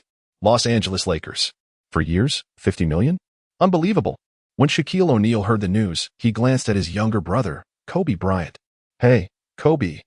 Play hard and aim for the starting position. When the time comes, I'll lead you to a championship. And you'll surely land an even bigger sneaker contract than his. Though Shaq could be petty, as the team leader, he still looked out for his younger brothers. Many of Kobe's post moves were learned from Shaq, and when Kobe was once bullied by Miller, Shaq had stepped in to help. Shaq, I'm doing great. I can't wait to face him. I want to understand what kind of potential this guy possesses to warrant such a lucrative contract from Ainge. If Carter's talent and words had only made him memorable to many NBA stars before, this contract now instilled a sense of seriousness about him among all NBA players. In this era, anyone who hadn't been defeated by the old rogue hardly deserved the title of a star. Everyone lived in his shadow. Now you tell me that the old rogue held this guy in such high regard? Anyone would approach with caution. Moreover, Ainge had also offered a star contract. These savvy capitalists rarely extend contracts without significance. Under the dual influence of Ainge and the old rogue, Carter had firmly etched himself into the memories of NBA stars. It was out of fear. It couldn't be fear. They merely wanted to see what caliber of player could garner such attention from both the old rogue and Ainge. There were indeed voices questioning whether Carter deserved such a contract. However, the emergence of such remarks often leads individuals to assert that you possess a greater understanding of NBA players than even Jordan himself. Many athletes refrain from voicing their opinions due to such public discourse. It is worth noting that their agents have already informed them of the Celtics' behind-the-scenes influence. And simply being labeled as someone who comprehends the game better than Jordan is a burden too heavy for them to bear. Chapter 11. The dunk that ignited the arena. Carter, in this match, you will face the Los Angeles Lakers head-on. Confronting the formidable presence of Shaquille O'Neal, one must wonder how you intend to respond. Shaquille? Ultimately, he is merely a center. The court is not solely dominated by centers when it comes to determining the outcome of a game. I believe I am a player of superior caliber compared to Shaquille. Carter, may I assume you harbor a certain disdain for the great Shaquille O'Neal? A reporter eagerly inquired. Undoubtedly, since Michael ascended to the status of basketball deity, the future landscape of the league is bound to increasingly favor forwards and guards. Carter reminisced about the bygone era of diminutive centers, a time when the game indeed placed greater emphasis on forwards and guards. Carter's remarks thrilled the group of journalists, each eagerly jotting down his derisive comments about the four prominent centers. Very well, if there are any further inquiries, let them wait until after this match. I must go warm up now. Carter waved his hand dismissively, choosing to ignore the reporters as he joined Chauncey and others for pre-game warm-ups. What? That rookie actually said that? O'Neal was incensed by Carter's words. How dare a novice, yet to formally enter the NBA, mock him? Did he hold him in such contempt? He would ensure that this rookie understood the ramifications of provoking Shaquille. Hey, Carter, you really had the audacity to say that. Have you considered the consequences of a loss? Chauncey expressed his concern, knowing all too well the immense pressure Carter would face should he falter today. Chauncey, I am destined to surpass Michael. If I cannot withstand the storm of a single defeat, then I fear I am nothing more than a man of mediocrity. Carter emulated the words of Zorro from One Piece. Not quite. The manga One Piece was first published in 1999, implying that Zorro would be imitating him in the future? Rookie, I shall demonstrate the dominion of a supreme center on the court. Before the jump ball, Shaquille gazed sharply at Carter in the backcourt and declared, Shaq, if centers were truly invincible, Michael's Bulls would not have ruled the league for so many years. Carter shook his head, lamenting the current dominance of centers. You cannot overshadow Michael Jordan. As your era fades, the league's rules will inevitably evolve, rendering the center position ill-equipped to compete with the perimeter. In the prime of the center's era, even they were subdued by a guard, the old maestro. As the future unfolds, with the influence of regulations and officiating standards shifting the status of teams, how many figures remain capable of bearing the banner? Consider the forwards and guards, stars like Iverson, Kobe, LeBron, Curry, and Durant. You assert the significance of centers, and while I concede, who among them can truly shine? What purpose does it serve? The perimeter's impact is a different matter, as countless talents emerge from that realm. How can centers hope to compete for prominence against the perimeter in the future? Carter. You scoundrel. I shall ensure you learn the consequences of provoking Shaq. I am utterly terrified. Carter shook his head and shrugged, speaking in a flippant tone. Rookie. Just wait. Shaq's furious expression was captured vividly by the photographers, clearly displayed for the audience both at the event and on television. Goodness. What could Carter have possibly said to provoke the usually jovial Big Shark to such rage? It seems we have once again encountered the infamous trash talk of Carter. I wonder how his banter compares to that of Bird. Fans in the arena and those watching from home were buzzing with excitement, while the Lakers were incessantly cursing at Carter for his audacity. Damn, who gave him the courage to challenge the Big Shark? Shaq. Teach this rookie a lesson and let those arrogant Celtics know that their so-called savior is nothing but an overconfident newcomer. Lakers fans were fuming in front of their screens. How dare a mere rookie provoke the Big Shark? How could he even think of doing so? Go, Carter. You are the pride of the Celtics. Chauncey, keep it up. You are the acknowledged second-in-command by Carter. Follow Carter to surpass Jordan and Pippen. Celtics fans cheered continuously, offering their utmost support to Carter and his teammates. Go, Carter. Go. Chauncey and Walker showcased the spirit of the Celtics. The owner of the Celtics even made a personal appearance. Grossbeck and Ainge sat in the front row, filling Carter and the others with a surge of excitement. The loyalty of Celtics fans is truly remarkable, far surpassing that of those Miami folks. Hey, rookie, do you see this? This is Shaq's power. You can't possibly defend against me. The Big Shark, with Andrew in his sights, effortlessly completed a dunk. Disdain radiating from him. It's not me saying this. Why are you even talking to me? Do the stars of the league only pick on easy targets? Shaq. You are truly embarrassing the other great sinners. Andrew, not one to back down, was incensed by Shaq's dunk and retaliated with taunts. Shut up, you rookie. When I became a superstar in the league, you were still crying for your mommy. Andrew's mockery only fueled Shaquille O'Neal's anger further. The Celtics were indeed a team that could easily incite disdain. Every player seems to speak with such unpleasantness. Chauncey, we cannot allow our little brother to be bullied. We must not let anyone taunt us on our home court. Throw it high for me later. Carter licked his lips, the flames of determination flickering in his eyes. He yearned to announce his powerful arrival with a dunk that would astonish the league. No problem, Carter. Let this game make it clear to the league that you, Vince Carter, are the savior of the Celtics, Chauncey assured with a thump of his chest. Well, the Celtics players remain remarkably composed.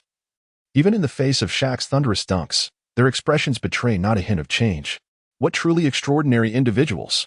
On the court, Carter charged forward with all his might. leaping off the free throw line, catching Chauncey's long pass midair, and gliding toward the basket. As he approached, he unleashed his strength, executing a magnificent windmill dunk. Heavens! What am I witnessing? Carter is soaring. Goodness, he is jumping so high. Hey, buddy, did you see that? Carter's hand soared well above the rim. Calm down, my friend. We should focus on the artistry of Carter's dunk. Goodness, I can hardly contain myself. Carter is like an extraterrestrial UFO. Carter's dunk utterly captivated the commentators. Carter, I adore you. Carter, deliver a resounding defeat to the Los Angeles Lakers. Let them understand that this is the prestigious Boston North Shore Garden, the pinnacle of the NBA. Carter, execute a thunderous dunk over them. Show them that the Lakers will forever be the vanquished when facing the Celtics. After Carter descended from the rim, he first embraced Chauncey, who had rushed over, and then turned to Shaq, exclaiming loudly, "Roar. This is the Celtics' territory, not yours, Los Angeles Lakers." Carter pointed at Shaq with his index and middle fingers, then clenched his fist and roared with fervor. The future Dragon King, Bosch's celebratory gesture, was successfully intercepted by Carter. Wow, Carter, that was magnificent. Truly exceptional. My dear friend, do tell me honestly, are you an extraterrestrial? Chauncey exhibited even greater excitement than Carter, his hands playfully pinching at Carter, gazing at him as if he were an alien. Chauncey, perhaps you should focus on playing well. If you continue to perform poorly in this game, shedding the label of a bust may prove impossible. Chauncey was at a loss for words. Why did Carter consistently use the term bust to intimidate him? At such an exhilarating moment, must you remind me of my potential failures? Are you even human? Chapter 12, The Shark-Cutting Strategy. Is this truly the savior of the Celtics? Remarkable indeed. On the Lakers bench, an exuberant player with an afro, number 8, wore a perplexed expression. As a fellow rookie, why had Carter ascended to the status of the Celtics savior while he remained a mere substitute for the Lakers? When might I also become the savior of the Lakers? The number 8 afro-wearing substitute gazed at Carter, his eyes filled with visions of his own fantasies. As the first quarter concluded, the score stood at 20-25, with the Celtics trailing the Lakers by 5 points. This was still a result of Carter and Chauncey's explosive performance today. Carter scored 7 points while Chauncey contributed 3. Moreover, the Celtics capitalized on a weakness that the Lakers were not accustomed to. Otherwise, the margin would have been even more pronounced. Carter, please share your thoughts. You are the savior of the Celtics, and regardless of the circumstances, you must step up both on and off the court. Coach Pitino gently patted Carter on the shoulder. Speaking earnestly, Coach, I understand. Carter paused momentarily, then vigorously wiped his face with a towel. Hey, everyone, how are you feeling? The Sharks are formidable. Incredibly so. Walker in the paint is being thoroughly dominated by the Sharks, showing no signs of defiance. Defend? Shall we use our heads for that? Indeed. The opposing team is quite strong, which is why the outside world might say that our loss is inconsequential. After all, we are brimming with talent and have a promising future ahead. Carter, unusually, spoke with a smile. Those familiar with him, like Chauncey and Bowen, felt an inexplicable shiver. However, the notion of a promising future suggests that the present is rather dismal. You all seem quite pleased with the idea that our future is bright, don't you? Are you all merely a bunch of losers? In a climate where skepticism abounds, I demand that each of you take this seriously, and together, let us excel at every single play. Let us demonstrate to the world that the Celtics are not a novice team, but rather a dark horse capable of astonishing the league once again. Carter resembled an enraged tiger, exuding an aura of primal ferocity, fervor, and peril. It was time to let that wretched crew from Los Angeles understand that seizing victory at the North Shore Garden in Boston would not come easily. Carter's resolute demeanor and the infectious power of his words ignited a fervor among all the Celtics players. In the second quarter, Carter and his companions sat solemnly on the bench, diligently recuperating their strength. Thankfully, we have Ron. Otherwise, who knows how much the deficit might have widened. Chauncey expressed with profound relief, "What do you think of my substitutes?" Vince Carter shamelessly declared on the court, "Rookie, if it weren't for that shark in the Pacific, your Lakers would stand no chance against us." Ron, effortlessly bypassing the fro-headed Kobe, taunted, "Humph, you're still trailing. What is there to be proud of?" The rookie, the fiery 8th grader, seethed with indignation. As a fellow newcomer, he found himself outmatched by Carter, and now even Carter's substitute had easily surpassed him. Where could he possibly hide his embarrassment? "Rookie, just remember this. You were effortlessly outmaneuvered by me." Ron shook his head at Kobe and arrogantly strolled away. As the first half concluded, the Lakers found themselves 3 points behind the Celtics. Yet there was not a trace of anxiety on the faces of the Lakers players. After all, everyone knew that their formidable center, the big shark Shaquille O'Neal, had yet to exert himself fully. Whenever O'Neal chose to, he could easily turn the tide of the game. Chancey, we must intensify our efforts in the second half. We cannot let our starters fall behind to the substitutes. I cannot afford to lose face. Carter chewed his gum nonchalantly, yet his gaze sharpened slightly. Rest assured, I am no counterfeit. Changshi retorted fiercely, clearly irked by Carter's jest regarding his authenticity. Walker, Andrew, let us employ the shark attack strategy in the second half. On the other side, Pitino gritted his teeth, preparing to implement a tactic specifically designed to counteract the formidable shark. It remains uncertain which team first utilized this strategy, but it was undoubtedly refined under the guidance of Coach Popovich and the Spurs. However, with Carter now a variable in the equation, this tactic may soon be indelibly etched in the minds of many. Pitino recalled Carter's perplexed inquiry during their strategic discussions. Coach, I have always found it puzzling why the Sharks' free throw shooting is so abysmal. Why do teams refrain from fouling him? Wouldn't that significantly diminish his threat in critical moments? Is there some method the Shark employs to counteract this? Carter's moment of bewilderment instantly captured Pitino's attention. Indeed, why not commit a foul against the Sharks? These teams are truly blinded by a singular perspective. Pitino's thoughts were not yet so extreme. He merely contemplated catching the Lakers off guard at a crucial moment. However, Carter had more to say. Coach, since no one is widely employing this strategy, why don't we implement it ourselves and provide other teams with a means to contend with the Lakers? If any issues arise, we can collectively devise solutions. Carter's sincere inquiry opened Pitino's eyes wide. Pitino's assessment of Carter soared to an entirely new level. This young man is truly astute. He has conceived ideas that many coaches fail to envision. Indeed, he is a coach. A glimmer of determination flashed in Walker and Andrew's eyes. In the third quarter, both the Celtics and the Lakers fielded their starting lineups. Goodness, the intensity in Carter and Shaq's gazes was palpable, filled with an aura of ferocity. It is hard to fathom that a rookie could possess a presence rivaling that of the great Shaquille O'Neal. Clearly, both the Lakers and the Celtics are poised to intensify their efforts in the third quarter. Let us hope that the fourth quarter of this match does not drag on.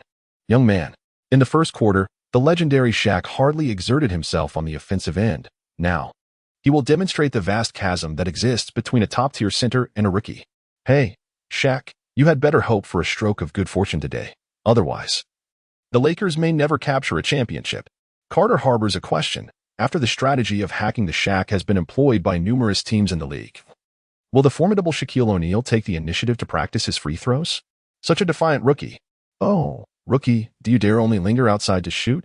You are nothing but a coward. Carter's pull-up shot is utterly audacious. Relying on his remarkable vertical leap, Carter's pull-up resembles Jabbar's skyhook, with the most crucial factors always being his personal touch and stamina.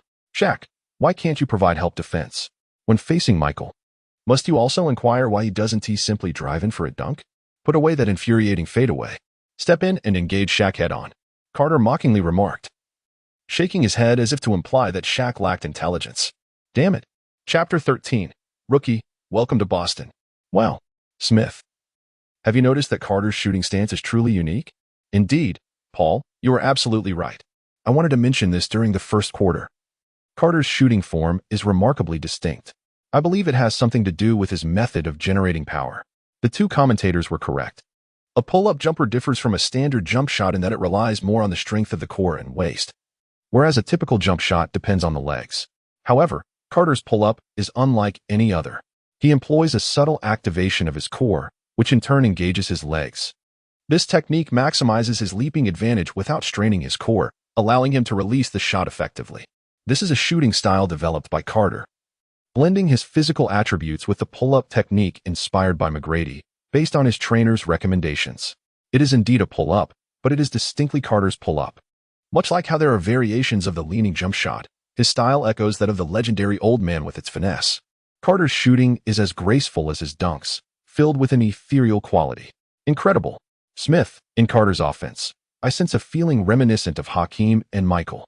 Oh my goodness.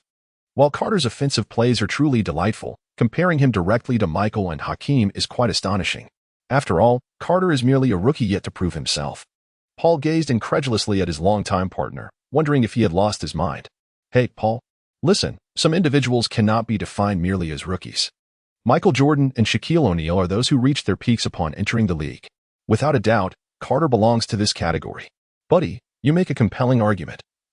But whether you are right will be determined by Carter's performance this season. Rookie, is this the only underhanded tactic you can employ? Once again, the great white shark approached the free throw line, undeniably furious. Without a doubt, he missed both shots. Shaq, you fall far short of Michael. He could make baskets with his eyes closed, while you merely bend the rim. Shaq's free throw struggles were certainly fodder for Carter's mockery. Damn it, you Celtics can only resort to these despicable tactics? I will demonstrate through sheer strength that in the face of absolute power, any scheme is futile. Then you better hurry up. You are already trailing by 10 points. When will the great Shaq equalize the score? Show me the dominance of the legendary Shaq. The sight of Carter shaking his head is enough to provoke not only Shaquille, but even Chancey to want to give him a piece of his mind. My dear fellow, if this continues, I fear that by the fourth quarter, both Walker and Andrew will have already fouled out. With so many players on the bench, let them all take a turn at center. I refuse to believe that 10 men cannot make him suffer. Carter spoke fiercely. Chauncey shuddered. If he were a shark, being targeted so ruthlessly by his opponents would surely drive him to madness. Carter, after this match, it seems a frenzy to hunt down sharks will sweep through the league. After all, one cannot expect adversaries to show mercy in the NBA, especially when his free throw performance falters. This is merely a regular season game. Come the playoffs, any flaw will be magnified exponentially. When Carter speaks, he resembles a seasoned veteran who has navigated the NBA for years. Carter, you hardly present yourself as a rookie. Yet, I'm indeed a rookie, am I not? Is there no one left on your Lakers to defend against me? You send a bench warmer to face me? Following a timeout, the Lakers substituted the beleaguered Derek Fisher, who had been overwhelmed by Carter, with Kobe Bryant. Rookie, do not revel in your moment. Bench warmer, you cannot even guard my substitute. And yet you aspire to defend me? Carter received Chauncey's pass at the top of the arc and, with unrelenting candor, uttered a remark. He then assumed an exquisitely refined triple threat stance. If anyone could foresee the future, they would undoubtedly find this posture reminiscent. It was none other than the signature move of the illustrious Carmelo Anthony. However, from this point onward, this maneuver would become Carter's exclusive domain. Confronted with Carter's textbook triple threat position, Kobe was fully alert and focused. Carter made his move, swiftly bypassing Kobe with an explosive first step. The young Kobe, possessing remarkable athleticism, quickly pursued the defense. However, at that moment, Carter outsmarted Kobe with a cunning maneuver. After Carter's initial step, he refrained from further attacking the basket. For there was a formidable presence beneath the rim. Though Carter may exude confidence, he is not devoid of wisdom. Carter deftly sidestepped Kobe, executing a graceful step-back jumper. Swish. Ah, rookie, welcome to Boston. O'Neal, Chancey, Kobe, and others chimed in. It seems the veteran is the real rookie here. Andrew, already with 5 fouls, addressed Walker, who had just 4 fouls, and Walter, also with 5, saying, "Don't ask. Here in Boston, the boss calls the shots." Walter nodded in understanding. With a swift motion, Chancey approached and playfully smacked Walter on the backside. "No one knows Carter better than I do," he declared. "Rookie, do you see that? You can't guard me. I truly don't understand. Are you perhaps the illegitimate child of old Bus? Otherwise, why on earth are you so inept? Yet the Lakers still match you up against me." Carter gazed at Kobe with a look of bewilderment, fully aware of Kobe's fierce competitive spirit. Otherwise, the dissolution of the OK duo would never have transpired. "Hey, Kobe. Is it that the Lakers wish for us to engage in a few more rounds together, subsequently enhancing your commercial appeal with some well-placed endorsements?" Carter uttered words that pierced the heart, completely indifferent to Kobe's expression, which resembled that of someone who had just suffered a profound loss. "Kobe, focus. Do not allow those damn Celtics to distract you," the head coach shouted from the Lakers bench. There was no alternative. Derek needed to conserve his energy. Defending against Carter was an arduous task. The coach did not expect Kobe to completely contain Carter. He merely hoped that Kobe could deplete some of Carter's stamina. Once the Celtics' interior player fouled out, the fourth quarter would see the dominance of Shaquille inside and Derek's presence outside to limit Carter's influence. Was a 10-point deficit insurmountable? Hardly a concern. Beep. Andrew once again employed the hack-a-Shaq strategy, sending Shaquille to the free throw line at the cost of his own 6 fouls. It must be said, the Celtics' strategy to foul Shaquille was effective, yet in such a scenario, was this approach not somewhat foolish? Commentator Smith articulated the collective confusion. Bang, bang. Undoubtedly. When it came to Shaquille's free throws, successfully converting them posed a significant challenge. Chapter 14. Shaquille's free throws. Rookie. Just wait for Shaq to deliver a heavy blow to your backside. I am eagerly anticipating it. During the interval of Andrew's departure, Carter and O'Neal stood closely together, exchanging words that were anything but conciliatory. Carter raised his head while Shaq lowered his, their faces mere inches apart as they exchanged taunts. The referee, witnessing the escalating tension, hurriedly intervened to separate the two. It is worth noting that this was the season's opening game. If a brawl were to erupt at such a critical moment, the referees would inevitably bear some responsibility. The Celtics regained possession, and Chancey advanced the ball slowly. Carter extended his hand at the arc, prompting Kobe to sharpen his focus and step forward, poised to intercept. However, Carter was not seeking the ball. He feigned a shot and dashed toward the paint. Chancey, understanding the cue perfectly, executed a high lob. Shaq's eyes lit up. Finally, they were attacking the paint. This time, Shaq was ready to showcase his strength. At the pinnacle of the play, Carter receives the ball, while Shaquille also leaps, poised to block. Although Carter's vertical leap cannot be compared to Shaquille's, it is undeniable that Carter's earlier jump grants him an advantage, as Shaquille is ascending later. It appears that Carter is destined to be thwarted by Shaquille's formidable defense. However, the true architect of this play is not Carter. Rather, he serves merely as the pivotal figure in this moment. As Carter forcefully released the ball into the air, it found its way into the hands of Chancey, positioned just a step to the left of the free throw line. Without pausing after passing the ball, Chancey surged forward. Upon receiving the pass, he lifted his hand and shot. Swish. The ball effortlessly found its way into the net. 2 points confirmed. Shaq. Even your grandmother would surely recognize that the previous shot was not concluded by me. After Carter and Chancey playfully toyed with Shaq, they mockingly remarked, "Rookie, aren't you intimidated by Shaq's presence in the paint? Otherwise, you would have taken that shot yourself."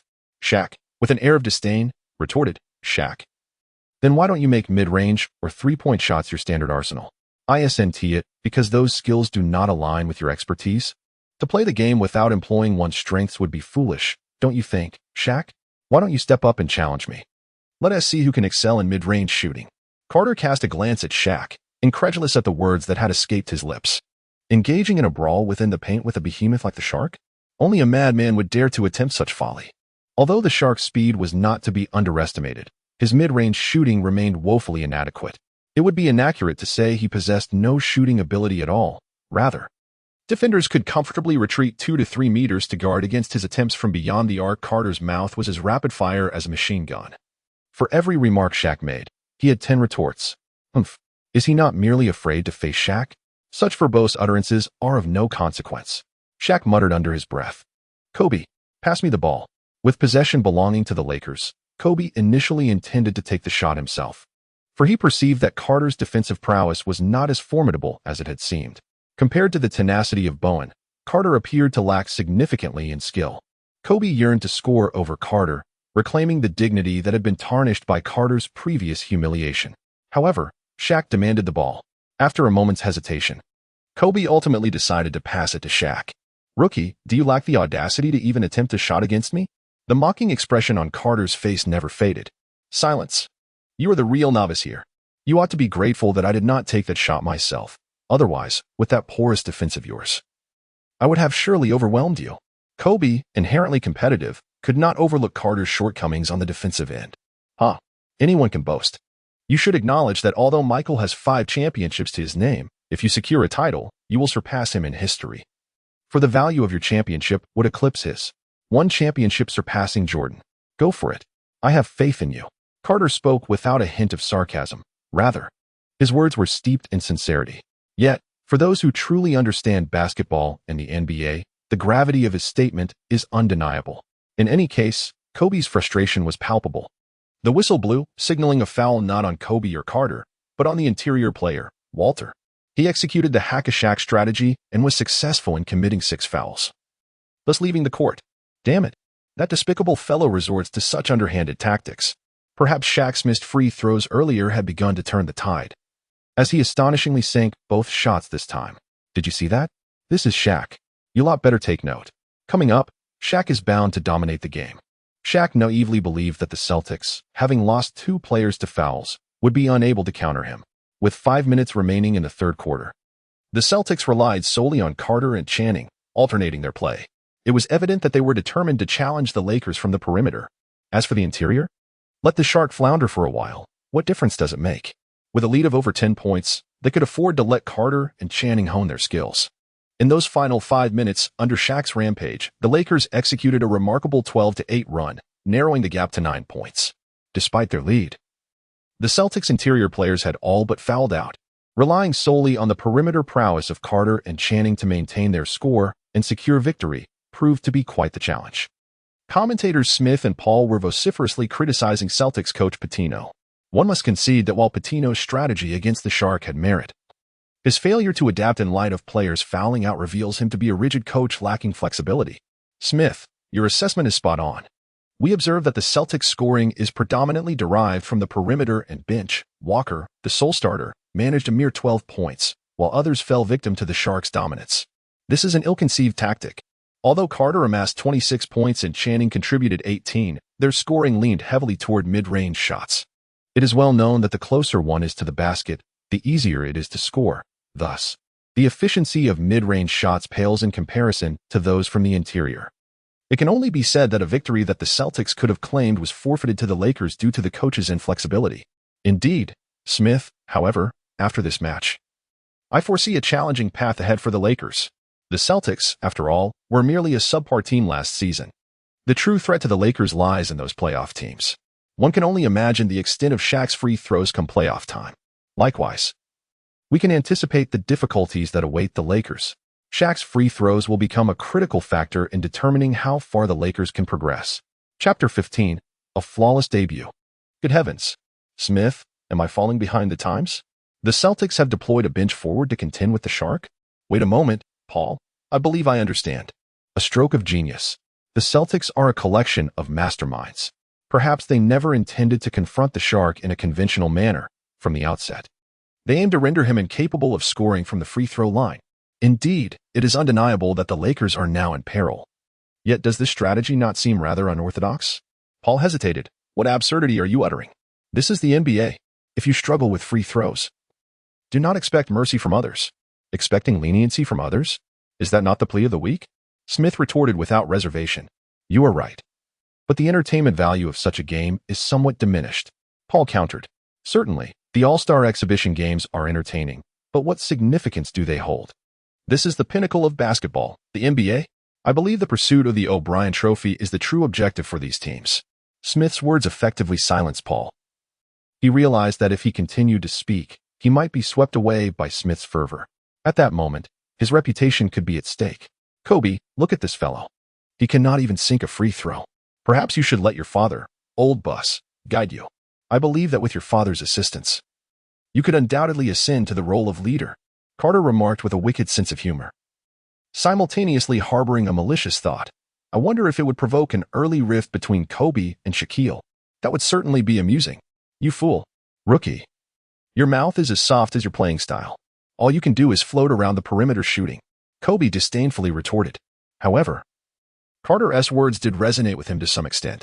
Yet, considering that Shaquille was in the prime of his career and Kobe was still a fledgling, there were certain things Kobe dared not contemplate.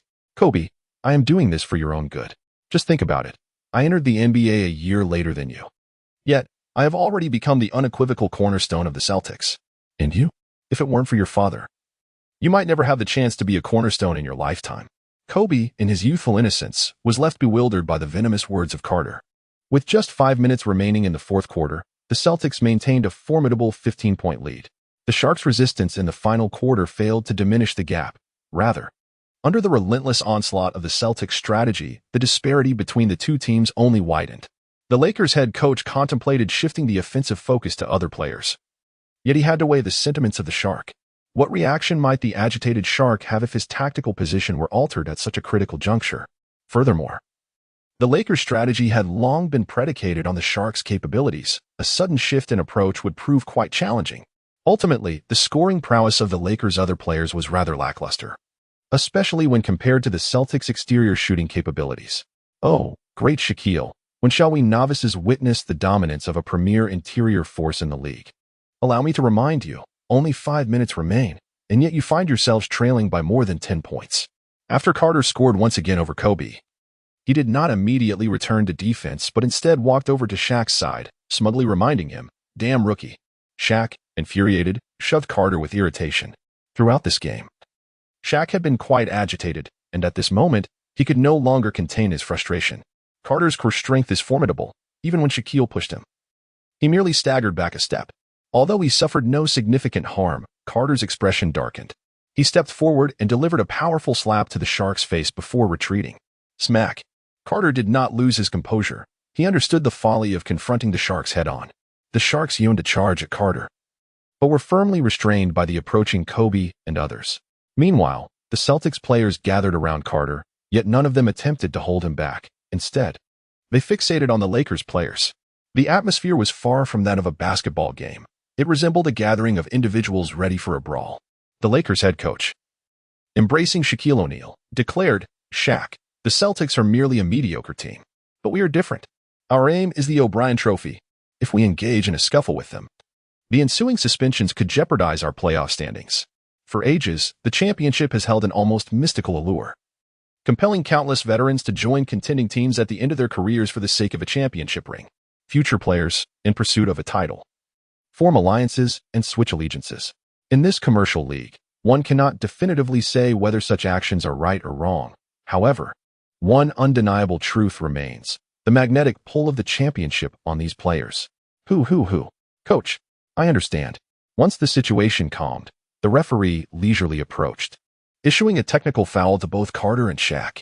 Had there not been any direct physical altercation, such minor disputes would likely have gone unpunished in this era. Bowen, did you see that explosive-haired number 8? That rather unrefined fellow is likely to score abundantly during the upcoming garbage time. Keep an eye on him. If he scores excessively, be sure to teach him a lesson. All right, boss. I understand.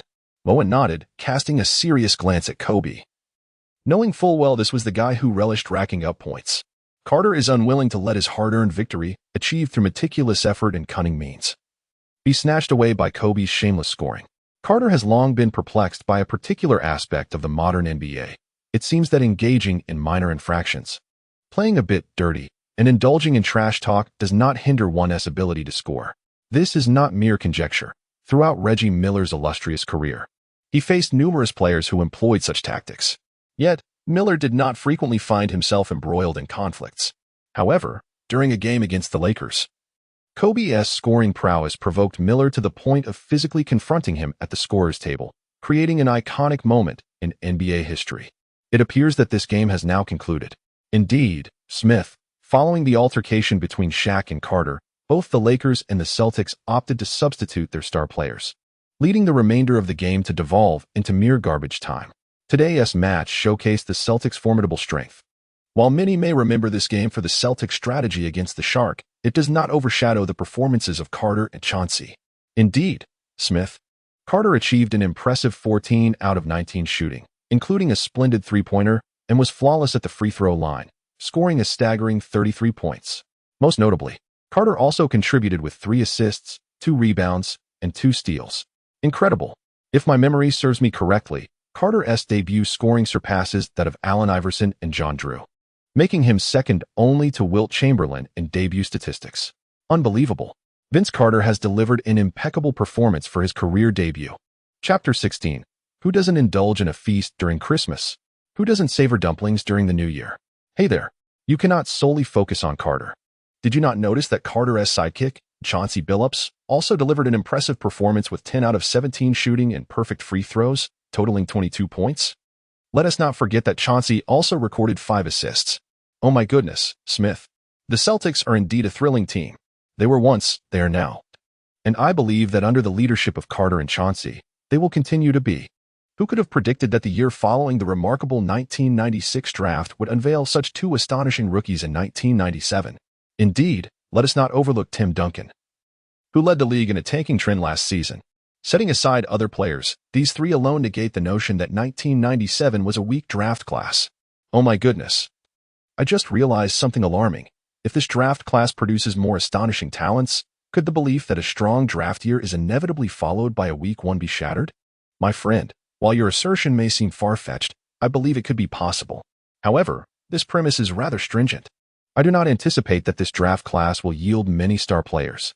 As the timer approached its conclusion, the Celtics' home court transformed into a vibrant sea of green. Savior! Savior! The fervent Celtics fans chanted, calling for their champion. Chauncey, what thoughts crossed your mind upon witnessing this scene? I must admit, I feel a twinge of envy towards you. Chauncey replied, half in jest and half in earnest. Ha ha ha. Chauncey, there is no need to envy me. Trust me. It won't be long before you two are celebrated by the fans in such a manner. I hold great confidence in myself, Chauncey remarked, curling his lips slightly. Carter smiled knowingly.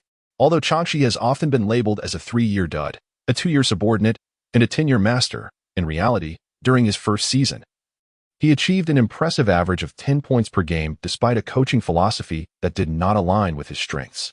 The derogatory label of dud was merely a consequence of his draft position. Now that the coach is willing to design strategies for both Carter and Chauncey. And with Chauncey receiving superior development, Carter is confident that Chauncey will soon emerge as a master of game management. Carter, come with me for an interview shortly. Absolutely, coach. Congratulations, Carter. You led the Celtics to victory against the formidable Western team, the Lakers, who were also the Celtics' long-standing rivals. In this match, you scored an astounding 33 points, ranking second on the rookie scoring list, only behind Chamberlain. What do you have to say? Well, it's all right. Rather than focusing on how many points I scored, I am more concerned about the fact that the Lakers have once again succumbed to the Celtics. It is well known that the Lakers, when facing the Celtics, are merely a collection of failures. My friend, just look at the banners at the North Shore Garden, and you will understand my sentiment. That is what truly brings joy. Carter remains as familiar as ever, resorting to gestures for mockery and unleashing verbal assaults right from the outset. It's a grand entrance indeed. The journalists fervently jot down every word he utters, for these are the highlights. Carter, although you triumphed over the Lakers, the Celtics achieved victory through questionable tactics. I fail to comprehend the source of your joy. Upon hearing such remarks, Carter surveyed the surroundings, but regrettably, the journalist who made the statement had already melted into the crowd.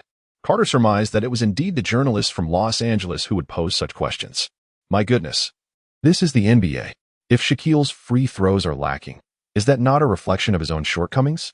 We have employed the hack-a-Shaq strategy against him. Is it not his own inadequacy that renders him susceptible? If we have uncovered Shaquille's vulnerabilities, should we not be allowed to exploit them? If that were the case, we might as well remove the banners from the North Shore Garden and hang them in the Los Angeles Staples Center instead. Carter disdainfully curled his lip. I fail to comprehend why you would pose such a foolish question. If Shaquille struggles with free throws, then he ought to practice. Just as Michael did not shy away from confronting the Pistons, he embraced the challenge instead of lamenting to reporters. Incompetence is simply incompetence.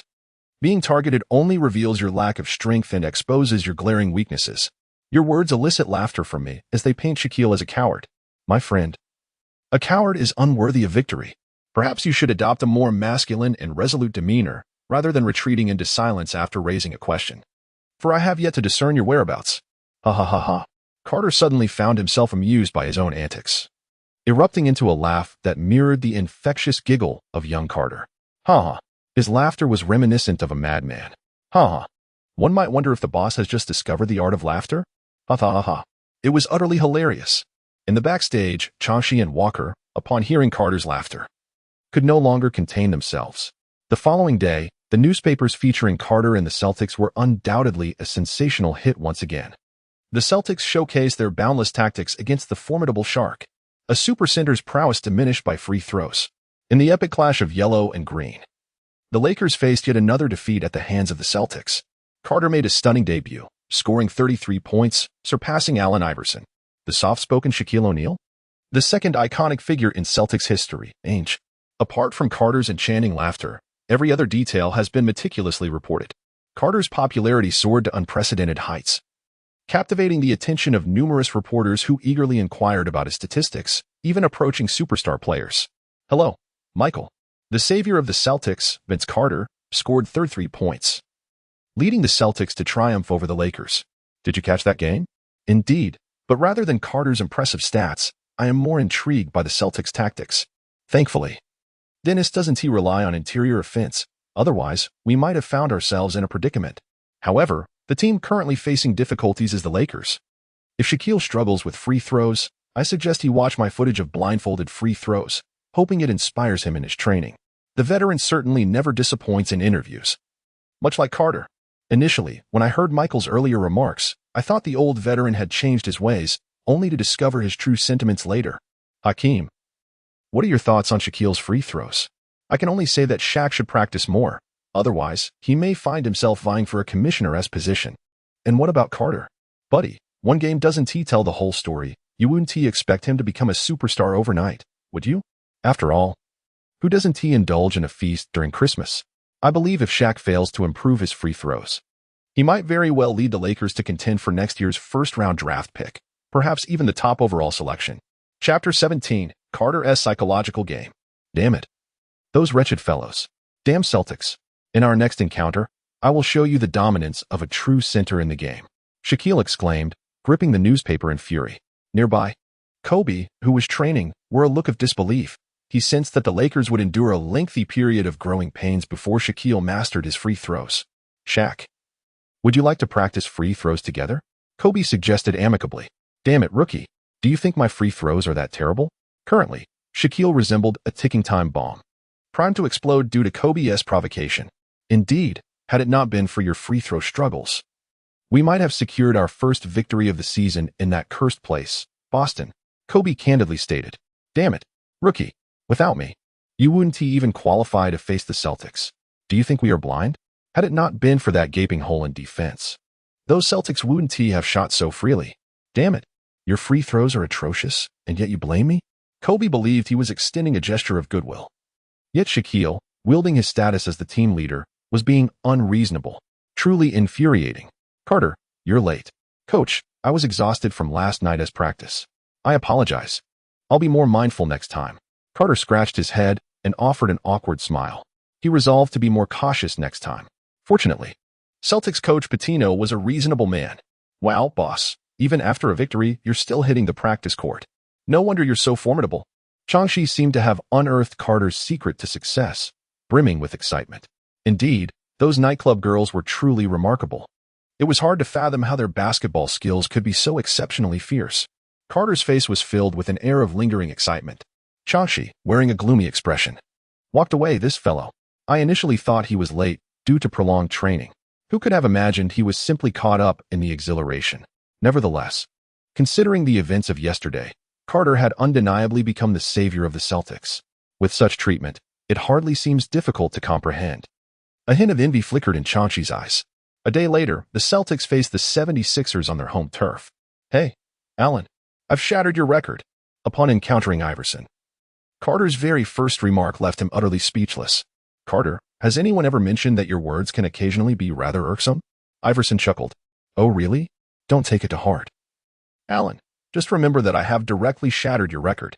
As Carter spoke, he leaned back strategically, exuding an air of someone who seemed utterly defeated, which caused a twitch at the corner of Iverson's mouth. He pondered deeply, reflecting that throughout his life, regardless of whether in the slums or among street players, he had never encountered anyone as insufferable as Carter. Allen, you had better muster your spirits, otherwise you might find yourself on the losing end once again. Carter, as audacious as ever, was met with Iverson's feigned anger as he declared, this time, I shall weave you into my highlight reel. Carter felt a stirring within him. Although Iverson was still relatively inexperienced, his dribbling skills were undeniably sharp. He already exhibited glimpses of his peak form. Allen, I believe my little brother can defend against you so effectively that you'll be utterly lost. Hey, Bowen, come here for a moment. Carter is certainly not one to be narrow-minded. How would one describe his current defensive capabilities? Nearly at a passing level within the league. To employ such a level of defense against Allen Iverson? That would be a profound disrespect towards Iverson. Furthermore, did not LeBron James engage in similar conduct later on? Indeed, the man has done it too. Carter cleverly summoned Bowen. Boss, you called for me. Bowen, this is the core of the 76ers, Allen Iverson. Tonight, I have a task for you. Make him uncomfortable. As long as you defend well, once I have a voice with the coach, I will undoubtedly promote you to a starter. Carter pounded his chest with assurance, exclaiming, considering the current configuration of the Celtics, a slight adjustment, such as making Bowen a starter, would not harm the team. In fact, it may even be beneficial. Let us not forget that this season, in the original timeline, the Celtics produced rather dismal results, which is precisely why they were able to select Paul Pierce. Indeed, my friend.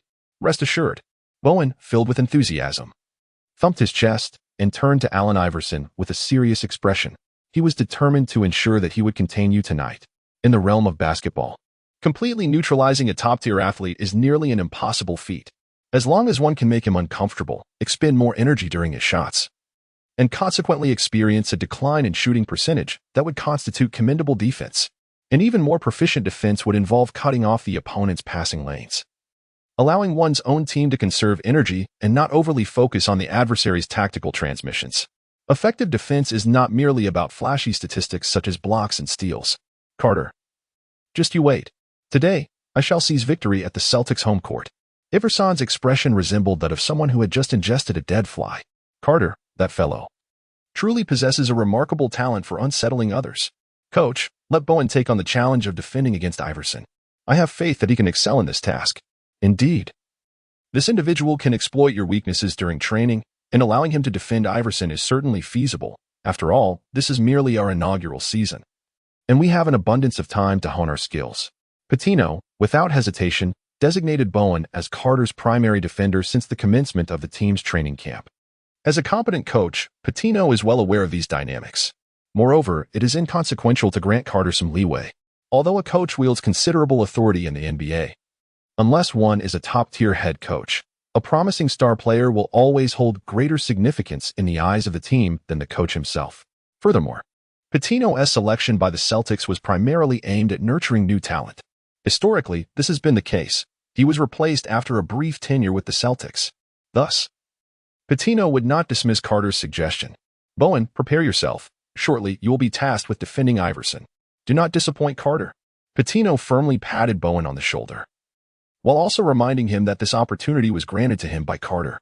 It must be said that although Pitino's coaching career in the NBA has not been particularly distinguished, few who attain the position of head coach in the NBA are devoid of intelligence.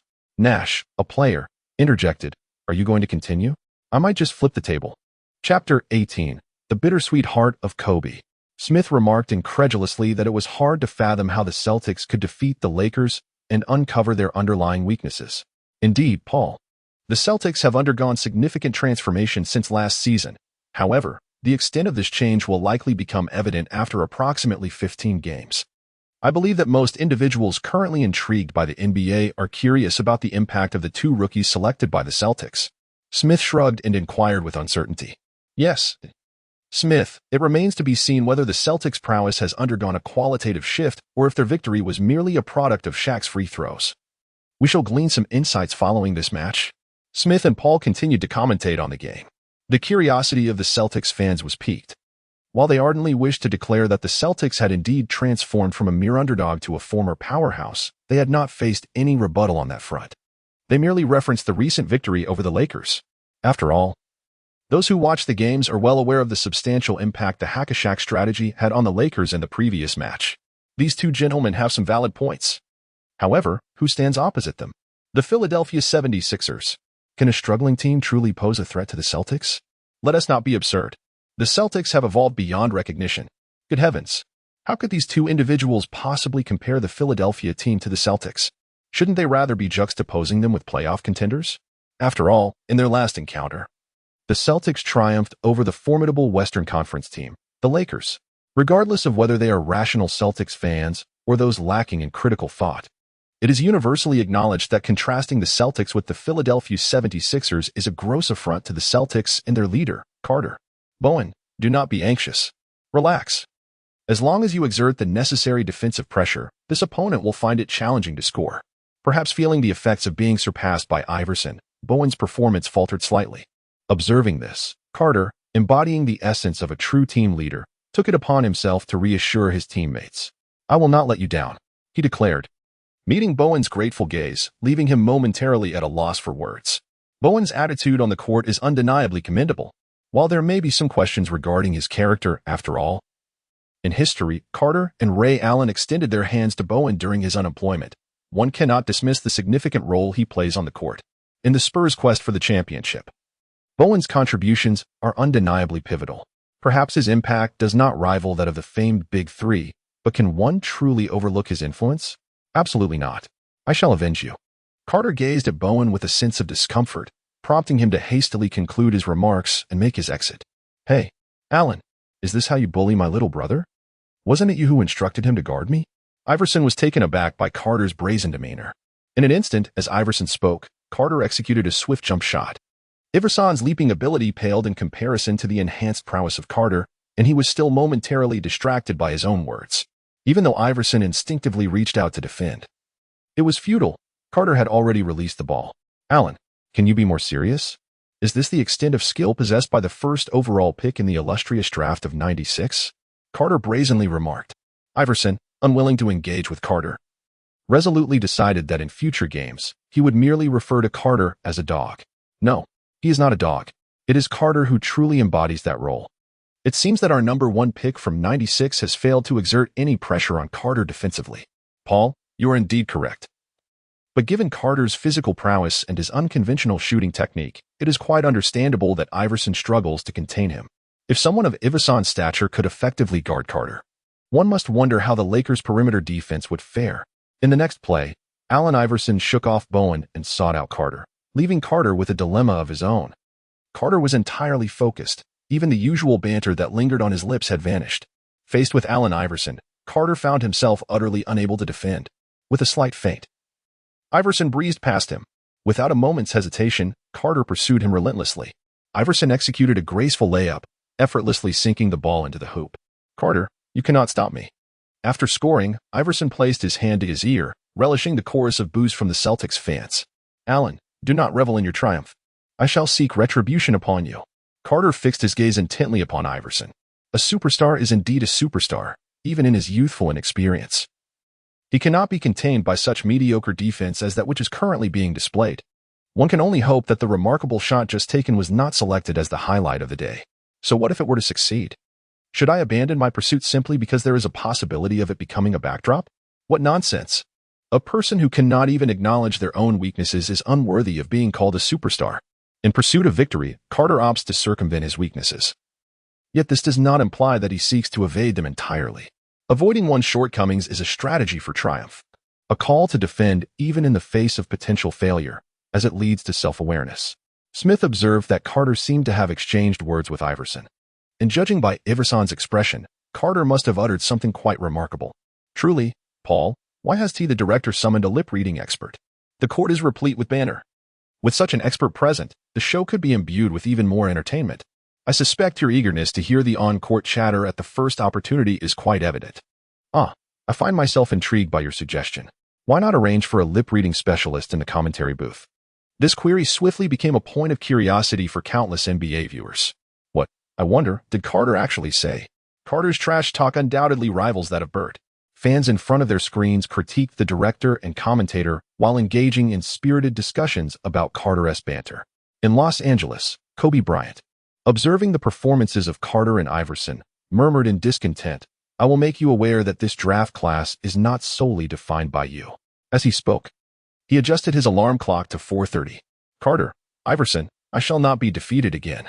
As Kobe watched Carter execute a breathtaking dunk that harmonized power and elegance, and saw Iverson deftly maneuver past defenders without relying on a layup, a pang of unspoken bitterness struck him, for he was but a substitute. Chapter 19. Rivals of a New Era. Allen, I hope your defense is not as soft this time. Is Iverson's defense soft? Hardly. Despite his considerable height disadvantage in the NBA, Iverson has earned the title of Steals leader through his gamble-style defense. One might criticize the effectiveness of his defense, but to label it as soft would be inaccurate. Damn, Iverson exclaimed, his focus entirely captivated by Carter's movements. Carter, with his distinctive dribbling rhythm, alternated between rapid and slow movements to continually probe Allen Iverson, frequently switching the ball between hands. With his unpredictable shifts to the left and right, and his ability to attack with both hands, the defensive pressure on Iverson intensified significantly. Carter seized upon a minor lapse in Iverson's defense and launched into action. His blistering first step left Iverson momentarily stunned. However, with the ball in hand, Carter's speed was still somewhat restrained in comparison to the unguarded Iverson. Yet, that was sufficient. Carter had already surged from the arc to just beyond the free throw line. He executed a seamless gather and, in 3 swift strides, attempted a layup. Not so fast. Although the 76ers' interior defense was feeble, they could not allow Carter an unchallenged layup. Faced with the Sixers' double team, Carter deftly employed a Euro step. After evading his defender, he launched into a decisive dunk. Notably, after navigating past the defender with the Euro step, Carter's body was angled sideways, reminiscent of someone stretching lazily to the right as he dunked. This languid motion, in stark contrast to the explosive nature of typical dunks, was uniquely executed by Carter. And it was in a competitive setting. My goodness, what have I just witnessed? Smith, can you believe this? Please tell me, what have I just seen? Paul exclaimed, cradling his head in disbelief. Paul, you have not misjudged. Carter has executed an astonishing dunk. My heavens! I have never witnessed anyone display such effortless grace in a dunk during a game, and it possesses an undeniable aesthetic appeal. Smith. I heard that Carter has been nicknamed UFO since childhood. Seeing this, it is undoubtedly true. This man is an extraterrestrial. Indeed. It is difficult to fathom the limits of his capabilities. I can assure you, this dunk will surely be featured among today's top highlights. Beep. The 76ers head coach Larry Brown hastily called a timeout. Carter's recent play had dealt a significant blow to the team's morale. Allen, focus up. I expect to see the brilliance of a #1 pick in you. Amidst the skepticism of everyone, seize this damn victory. Brown's words resonated deeply with Iverson. He nodded vigorously, embodying the spirit of a warrior, fire igniting in his eyes. Sitting across the court, Carter seemed to sense something, glancing towards the 76ers bench. Their eyes met. A moment poignantly captured by the broadcast and shared with countless viewers. NBA Commissioner Stern's eyes sparkled at this sight, although he was orchestrating a rivalry between Carter and Duncan. With Carter as a guard and Duncan as a power forward, sometimes assuming the role of center during games. The dynamic between these two rivals paled in comparison to the live matchup between Iverson and Carter. Both operated from the backcourt, allowing for numerous direct confrontations. If Duncan were to be compared, the focus would shift primarily to who emerged victorious. However, Carter and Iverson are different.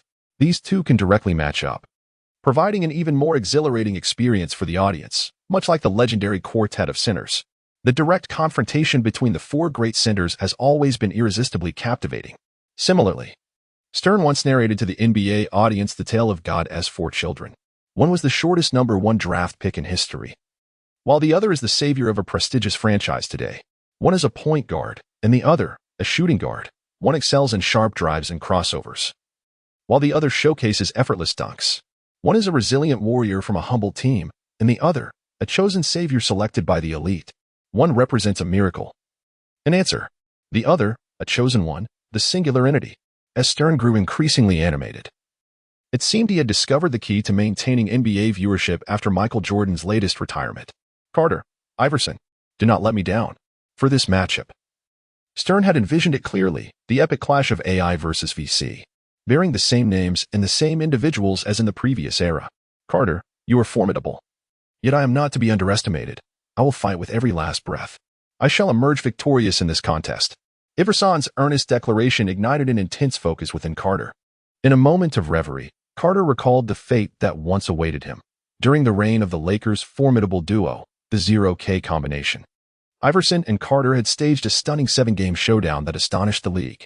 In that battle, Iverson triumphed and shattered the Lakers' impeccable record in the finals, leaving them just 1 game shy of a perfect playoff run. After this fleeting moment, Carter gazed at Iverson and suddenly smiled. Allen, this time, I shall prevail. In Iverson's eyes, Carter's words are somewhat perplexing, for if we include the preseason, the last victory was claimed by Carter. This statement should rightfully belong to him.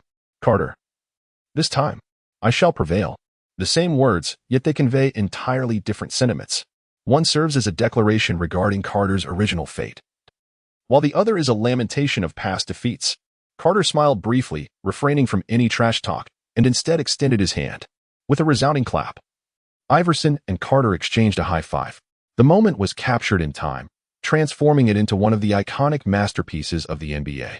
Following this, both Carter and Iverson unleashed their full offensive prowess. Both Carter and Iverson exhibited lackluster defensive skills. Carter finds himself unable to contain Iverson. Likewise, Iverson is utterly helpless against Carter's pull-up jumpers and penetrating drives. Each player showcases their artistry. I deliver a graceful pull-up, while you execute a splendid layup with the finesse of a butterfly dancing among flowers. I respond with a breathtaking alley-oop slam. One must admit, Carter's windmill dunk is truly magnificent, especially after his vertical leap has been enhanced. Even if the future Duncan attempts a stationary windmill, it may not achieve such perfection. Do you see this, Paul? This is the new face of the league. I am confident that both will undoubtedly emerge as superstars, akin to the legendary Johnson and Bird. Smith, too, seems bewildered. As a professional commentator, he shockingly draws a comparison between these two rookies and the icons of Magic and Bird. Carter executed a flawless mid-range jumper, reminiscent of the moves of his idol, Chris Bosh. He formed an OK gesture in front of him and then clenched his fist with fervor, accompanied by a resounding roar. At that moment, the emotions of the entire crowd reached a crescendo, finding their release. Chapter 20. A thrilling first half. Vince Carter, the savior. Carter is simply magnificent. Let's go. Secure the victory. Amidst the thunderous applause of the fans, Carter waved while transitioning back on defense. The popularity of the star is undeniably immense.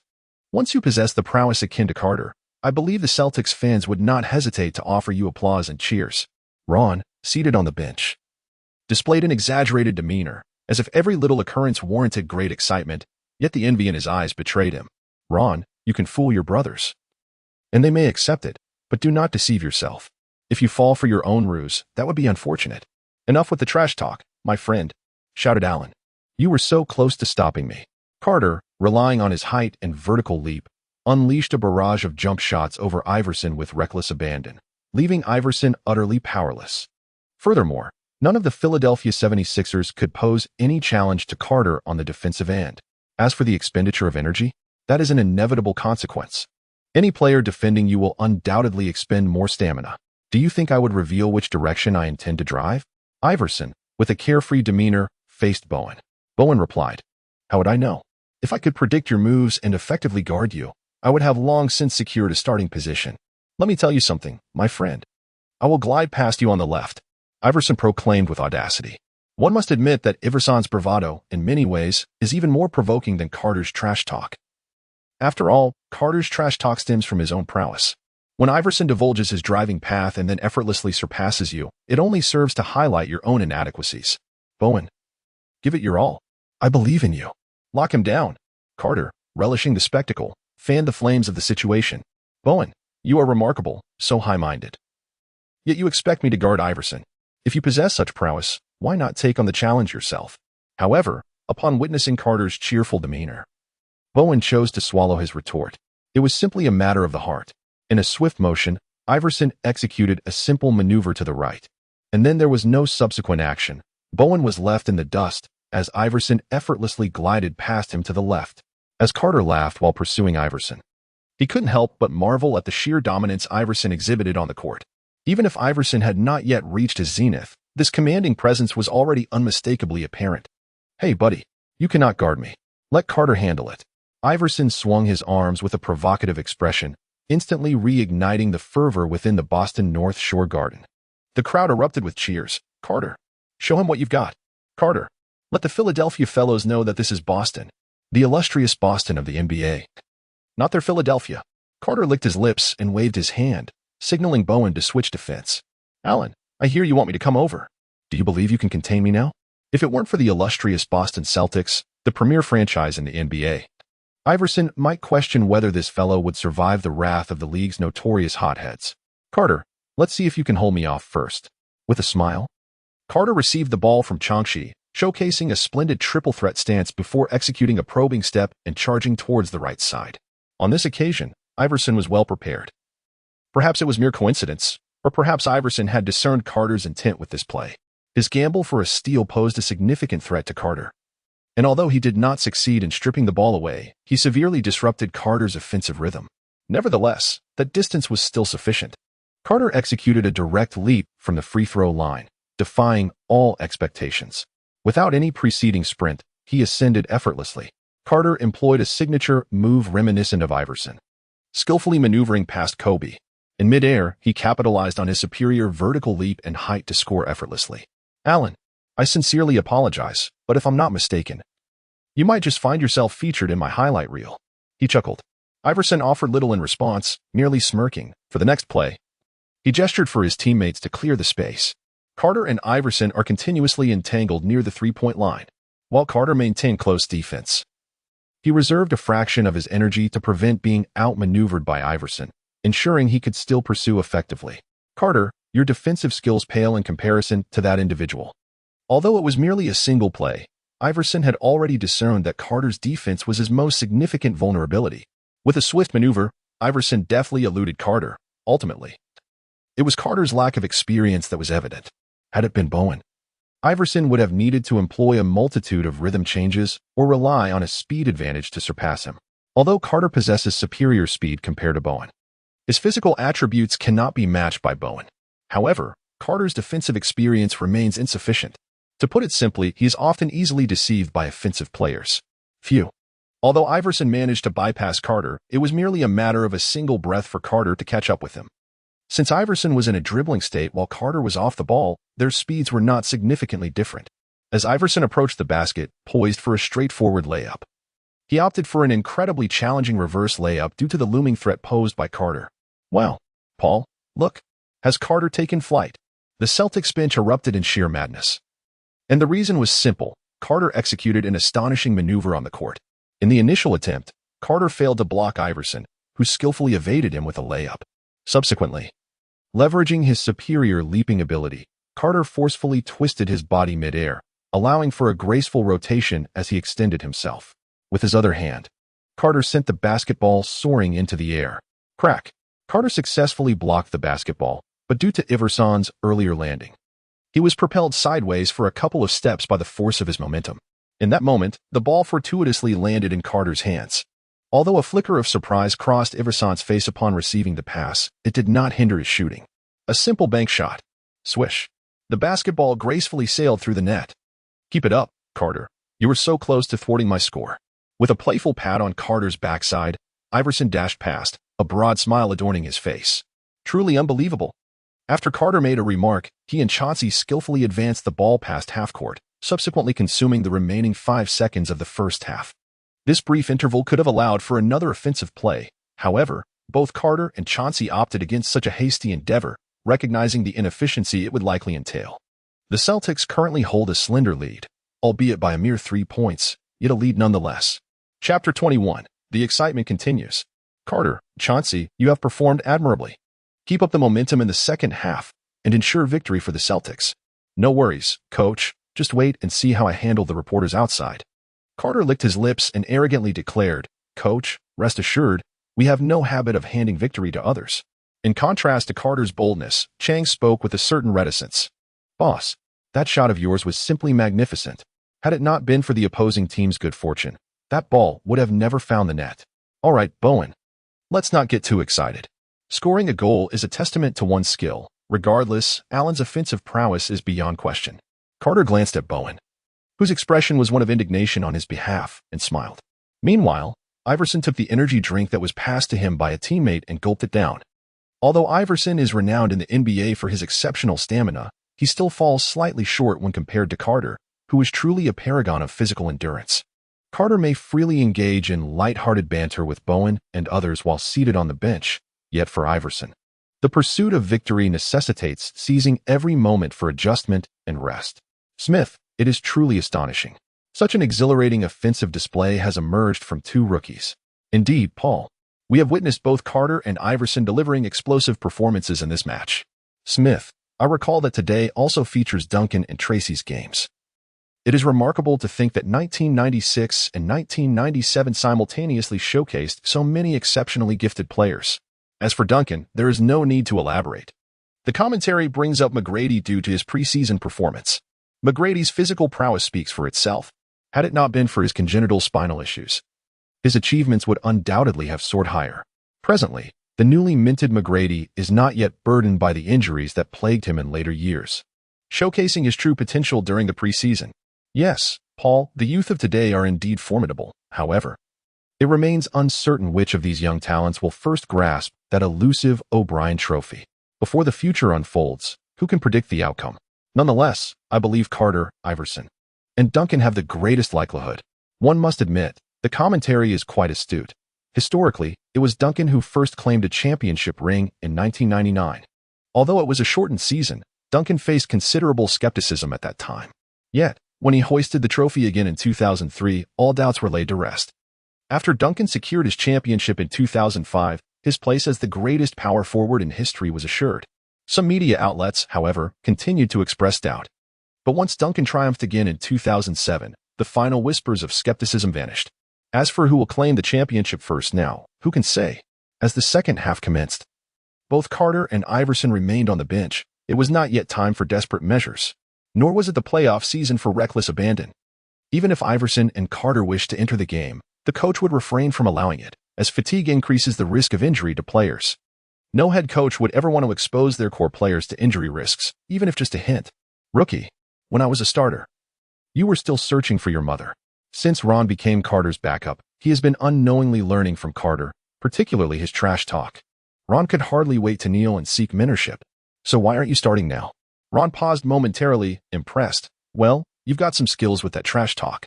You should direct that question to your leader, Allen Iverson. Let us not forget, I too was schooled by our leader. Ron feels no shame in losing to Carter. After all, even the first overall pick of '96 fell to Carter, did he not? As Carter's prowess continues to ascend, conceding defeat to him shall not be deemed disgraceful. To be remembered after a loss to him is, in fact, an honor. Have you ever encountered guards in the league who felt humiliated after being bested by Michael Jordan? On the contrary, those who have faced the old master and are remembered for their encounters, or those who have triumphed over him, are generally the ones who garner recognition. One must admit that Ron is an extraordinary beacon of clarity in this realm. Fear not, Allen has not succumbed. Let us not forget, the game is far from over. In the presence of Allen, Carter is merely a novice easily bypassed. Seizing the moment while the defender is momentarily distracted, Ron boldly surged towards the basket. Faced with the formidable center of the 76ers, Ron wisely refrained from overexerting himself and passed the ball to Tyrese Knight, who stood just a step within the three-point line. Knight, living up to expectations, promptly launched a two-point shot that found its mark. However, Philadelphia's interior substitutes are somewhat superior to those of the Celtics. After all, the Celtics had previously traded away all their power forwards to make room for Duncan. Now, although Carter has arrived, the mess left behind remains unresolved. In this era, the intensity of defense and the established rules dictate that the efficiency of interior play surpasses that of the perimeter. Do you doubt it? Observe how these players engage in subtle antics, jostling elbows, tugging at jerseys, and playfully pinching one another's waist. Such actions are incessant. This alone illustrates the point. Carter sat on the bench, intently observing the defensive maneuvers of each substitute player. To be honest, his defensive prowess may not necessarily surpass that of Iverson. These players cannot be compared to Iverson and Carter. Their very livelihoods depend on their defense. Given any opportunity, they would fight tooth and nail to seize it. Carter resembles a sponge, fervently absorbing the essence of experiences from these individuals. Beep. Carter, cha sai. It's time to take the court. After a dead ball, Pitino called for a timeout. On the other side, Coach Brown also introduced the starting lineup led by Allen Iverson. Well, this match is nothing short of exhilarating. It has barely been a moment, and both teams have already swapped in their starting lineups. Look at the intensity in the gazes exchanged between Carter and Iverson. It's as if they are breathing fire. Truly spectacular. Allen, are you ready? I am about to conclude this game. Carter flicked his wrist and, raising an eyebrow at Iverson, remarked, the victor remains uncertain, Carter. However, if you are prepared to concede defeat, I shall ensure your return is a tad less sorrowful. It is you, Allen, who ought to be the one shedding tears. Following this match, I shall procure some lovely ladies from Boston to soothe your wounded heart. Just be certain not to weep in their presence. Haha. Chapter 22, The Free Throw Line Spin Windmill. These should be the preparations you have made for yourself, Carter. Allen. If you continue to speak in such a manner, you shall find yourself departing Boston in disgrace, devoid of even the consolation of a beautiful lady. Carter spoke in a teasing tone, only to swiftly launch a surprise attack. Allen Iverson leaped into action. It was impossible for him to block Carter's shot. What Iverson managed was merely a distraction, hoping that Carter would lose his accuracy. Bang! That shot indeed missed. Carter, your trash talk no longer diverts my attention. Is that so? Allen, you are still quite young. How audacious of you to speak so boldly. Carter, unfazed by Iverson's remarks, merely smiled, recognizing the nature of banter. One cannot solely permit oneself to disparage others while forbidding retaliation. Such logic is untenable. In the subsequent match, Carter unleashed a veritable offensive explosion, regardless of the opponent. His strategy remained consistent. If they chose to defend against his shooting, he would penetrate the defense directly, culminating in a breathtaking dunk. Conversely, if the defense was lax, Carter would execute a swift jumper, his shots seemingly finding their mark effortlessly. As the game approached its final 5 minutes, the scoreboard reflected a 10-point deficit for Allen. "Do you feel confident?" Coach Brown inquired, observing Iverson as he relinquished the final decision to him. The choice was clear: to strive valiantly or conserve energy for the impending back-to-back games rested solely upon Iverson's shoulders. "Coach, I've assured Carter that I will not succumb to defeat," Iverson declared. "Very well, Allen. I respect your resolve. In these final minutes, play freely, but take care to avoid injury. Let us not forget, our objective this season is the playoffs. Under normal circumstances, Coach Brown's temperament would preclude Iverson from making such decisions independently, yet the pressure from management was insurmountable. The front office had made it abundantly clear that this season, the 76ers must reclaim their playoff berth. Even Brown, known for his fiery disposition, was compelled to adapt, recognizing the necessity of maintaining a harmonious relationship with his star player. Should Iverson and he be at odds, the notion of the 76ers returning to the playoffs would become a mere farce, jeopardizing Brown's own position. "Carter, maintain your form. Winning is paramount. Our ambitions extend beyond a singular game. We seek to demonstrate to all the miracle of an entire season marked by your arrival, Vince Carter." While Pitino's tactical acumen might warrant scrutiny, his background in the NCAA rendered him adept at delivering motivational speeches. "Fear not, coach. Let us be audacious and aim for the championship." Carter's flippant tone caused Pitino's carefully prepared motivational speech to spill out unceremoniously. He shot an irritated glance at Carter, opting to remain silent. "Boss, Iverson's demeanor is off." Bowen noted a distinct change while defending Iverson. The latter's offensive determination had intensified significantly compared to the beginning of the game. "No worries, let him swing freely. We'll maintain our steady approach." Carter waved his hand dismissively. However, in the subsequent round, he and Chauncey executed a remarkable assist together. Carter, while in possession of the ball, executed a breakthrough and subsequently passed to the open Chauncey. Perhaps Carter's performance in this match inspired Chauncey, who immediately showcased the finesse of a master point guard. He dribbled forward, challenging the defense of the opposing center, and delivered a high-arcing pass. Carter leaps directly, catching the ball and executing a slam dunk, an alley-oop that eclipses the opposing center. "Chauncey, that was an excellent pass. Keep delivering such passes." Carter exchanged a fist bump with Chauncey. "Hey, are you all right?" On the other side, Iverson did not hastily initiate a fast break. Instead, he dribbled slowly, advancing alongside the team's center. "Boss, I'm fine. Don't worry. I'll help you reclaim the court soon." Hailing from the streets, Iverson placed great importance on loyalty, regarding all his teammates as his brothers. When one of his younger brothers was humiliated by an opponent's dunk, it was only natural for Iverson, as the leader, to step up and address the situation. "Chauncey Billups, without Carter, no one would recognize you. You only gained fame by riding on Carter's coattails. Otherwise, with your skill level, you'd merely be a role player." Iverson's words struck a nerve with Chauncey. "Damn it. Shut your mouth, you punk. A guy under 6 feet tall is destined to be a bust. You had a decent performance last season, and the 76ers record was abysmal. You ended up with the 2nd pick. Impressive, isn't it?" Chauncey's trash talk was formidable, especially considering he was destined to be part of the formidable Pistons quintet. "Haha. I will slam this ball right over your head and then kick your backside." Iverson's eyes narrowed, exuding an icy aura, and Chauncey matched his intensity. Iverson's words pierced Chauncey's heart like a thorn. Chauncey was no fool. He was aware that without Carter, he would not have garnered such attention and popularity. In this regard, he indeed owed his rise to Carter. Chauncey felt he was holding Carter back. If he had performed in the NBA like Carter, perhaps he could have helped Carter realize his grand ambitions in his rookie season. Having been designated as the second-in-command since entering the league, Chauncey had no desire for power. He was content to be Carter's Pippin. Just like in real history, after winning the championship, did Chauncey not also serve as Anthony's second-in-command? Chauncey was never one to seek authority. Counting Iverson's dribbling, 1, 2, hesitation, 1, 2 now. Chauncey seized the moment and successfully completed the steal. As Carter surged forward on a fast break, he cast an incredulous glance back at Chauncey. Even the most seasoned veteran would struggle to intercept Iverson's dribble. Yet it seemed as though Chauncey had risen this morning not with milk, but with a dose of performance-enhancing substance. Iverson unleashed an astonishing burst of speed that was nothing short of extraordinary. Seizing the moment when Iverson failed to catch up, Chauncey deftly passed the ball to Carter. Upon receiving the pass, Carter executed a simple dribble, before leaping directly from the free throw line. Remarkably, even during his high school years, Carter possessed the ability to perform a free throw line dunk, although he did step over the line back then. The fact that he could accomplish such a feat at that age is truly astounding.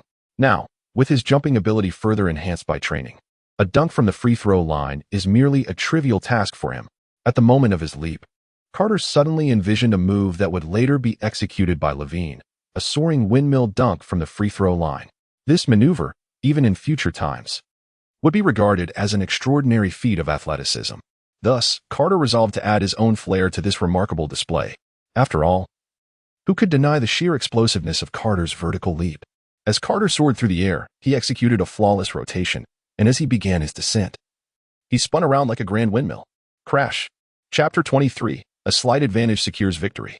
Upon landing, Carter was exhilarated. He bounced a few times beneath the hoop, and then performed his signature move, spreading his arms wide with exuberance. Unlike LeBron, who spreads his arms in a more assertive manner towards the referee in complaint, Carter's gesture conveyed an effortless simplicity. As for LeBron, he was busy voicing his grievances to the officials. This particular play was an attempt, and to his surprise, he accomplished it with ease. One can only marvel at the impressive capabilities of the system. The enhanced jumping ability is truly extraordinary. Carter's remarkable slam dunk momentarily hushed the entire north shore of the Boston Celtics home arena, reminiscent of his stunning performance during the dunk contest in the annals of history, which left the audience in a spellbound silence. Vince Carter's dunk eclipses even the most electrifying dunks in All-Star history. The arena, momentarily hushed as if transformed into a library, soon erupted into a cacophony of excitement. After that brief silence, the entire Celtics arena exploded with fervor. This was a genuine explosion of enthusiasm. Half the crowd leapt from their seats, waving their arms and chanting, "Vince Carter! Vince Carter!" What began as a chaotic roar gradually evolved into a rhythmic celebration. On the court, Chansey rushed forward at the first opportunity. "Carter, you are incredible! You're like an extraterrestrial. Do you know that? Brother, I'm so overwhelmed I can hardly articulate my thoughts." Vince Carter's dunk is destined to be etched in the annals of NBA history, and Chansey, as the passer, will undoubtedly share in that legacy. How could the still rookie Chansey contain his excitement? "Boss, the so-called basketball deity is nothing with that single dunk. Even the basketball god is unworthy to tie your shoelaces," exclaimed the injured Bowen, overwhelmed by the spectacle. Coach Brown promptly called a timeout. There was no other choice. That dunk was a blow to the very spine of the Philadelphia 76ers. Aside from Allen Iverson, the rest of the players had seemingly lost their will to compete. A pause was essential to allow the players to regain their composure. "Hey, Carter, you are incredible." Allen Iverson approached, squeezing Carter's shoulder with awe etched across his face. "Do you realize that your play is going to make me a mere backdrop? When people mention Vince Carter, they'll say, I know him. He's the one who executed that dunk against Iverson." Iverson jested with a light-hearted tone. "Ha ha ha. Allen, are you considering surrendering? I can see your teammates have already lost their competitive spirit." Carter jested, "No way." The moment the game was mentioned, Iverson's demeanor shifted to one of seriousness as he glared fiercely at Carter. "Carter, though you are formidable, I am Allen Iverson." Once the timeout concluded, the other players of the Philadelphia 76ers remained in a daze, particularly Van Horn, who had been drafted second overall ahead of Carter, felt the weight of pressure after Carter's spectacular dunk. Although he had managed to avoid becoming a mere backdrop, the pressure he faced was immense. While others could recover from a few games, he bore the burden of being the one who overshadowed Carter in the NBA draft. After this match, he would undoubtedly face scrutiny, questioning the draft judgment of the 76ers. Unlike Duncan, whose selection over Carter might evoke a sense of regret due to his own monstrous talent, Van Horn's situation was distinctly different. The more he pondered, the more his expression soured. If there was anyone in the 76ers, apart from Iverson, who yearned to win the game desperately, it was Van Horn. In a sense, his desire to triumph surpassed even that of Iverson. Carter's astonishing dunk was, predictably, replayed repeatedly by the broadcasters. The commentary team was utterly captivated by Carter's feat. "My goodness. Carter is truly an extraterrestrial. I no longer harbor any doubts about his claims," exclaimed one commentator. "Indeed, Smith, I was initially skeptical about Carter's assertion of claiming the MVP, but now I can only chastise myself with a resounding damn. That dunk was so extraordinary that even Michael could not replicate it." Paul chimed in, "You are right. Compared to Michael's moniker of his airness, I believe Carter deserves the title even more. Regrettably, Smith noted, Carter already possesses a title of his own, and it does not quite suit him to be merely called his heiress. After witnessing Carter's dunk, Paul boldly declared that the title of heir was unworthy of Carter, considering that the first association with that term is undoubtedly the legendary Michael Jordan. Indeed, during his high school days, Carter had been dubbed UFO. Upon entering the league, Celtics fans affectionately referred to him as the Savior. Truly, only a savior could embody the extraordinary talent exhibited by Carter. Very well, Smith, let us reintroduce Carter. Vince Carter. A 6'6" guard from North Carolina, the savior of the Celtics, both chosen and singular, Vince Carter. The commentators fully embraced the moment, leaving any concerns about the ensuing game behind, unless another iconic moment were to unfold. On the court, Iverson approached Channing again, who began to scrutinize Iverson's dribbling frequency. Once, twice, where is he now? With unparalleled intensity, Allen Iverson demonstrated remarkable prowess, effortlessly surpassing Channing Frye with a mere burst of acceleration. This was largely attributable to Frye's defensive preoccupation with Iverson's dribbling rhythm in his futile attempt to secure a steal, yet Iverson granted him no opportunity. Every elite ball handler on the court consistently adjusts their dribbling tempo, and Iverson, renowned for his breakthrough ability, stands among the finest in NBA history. Frye. I have stated before, you cannot contain me. With a simple yet effective floater, Iverson scored, and after delivering a sharp retort, he swiftly transitioned back on defense. As the game progressed, the Celtics maintained a firm grip on their momentum. The score remained elusive to the 76ers, as each time Iverson sought to ignite his performance. Both Carter and Frye rose to the occasion, delivering repeated responses. Not only did Carter and Frye shine, but Walker and Bowen also played significant roles.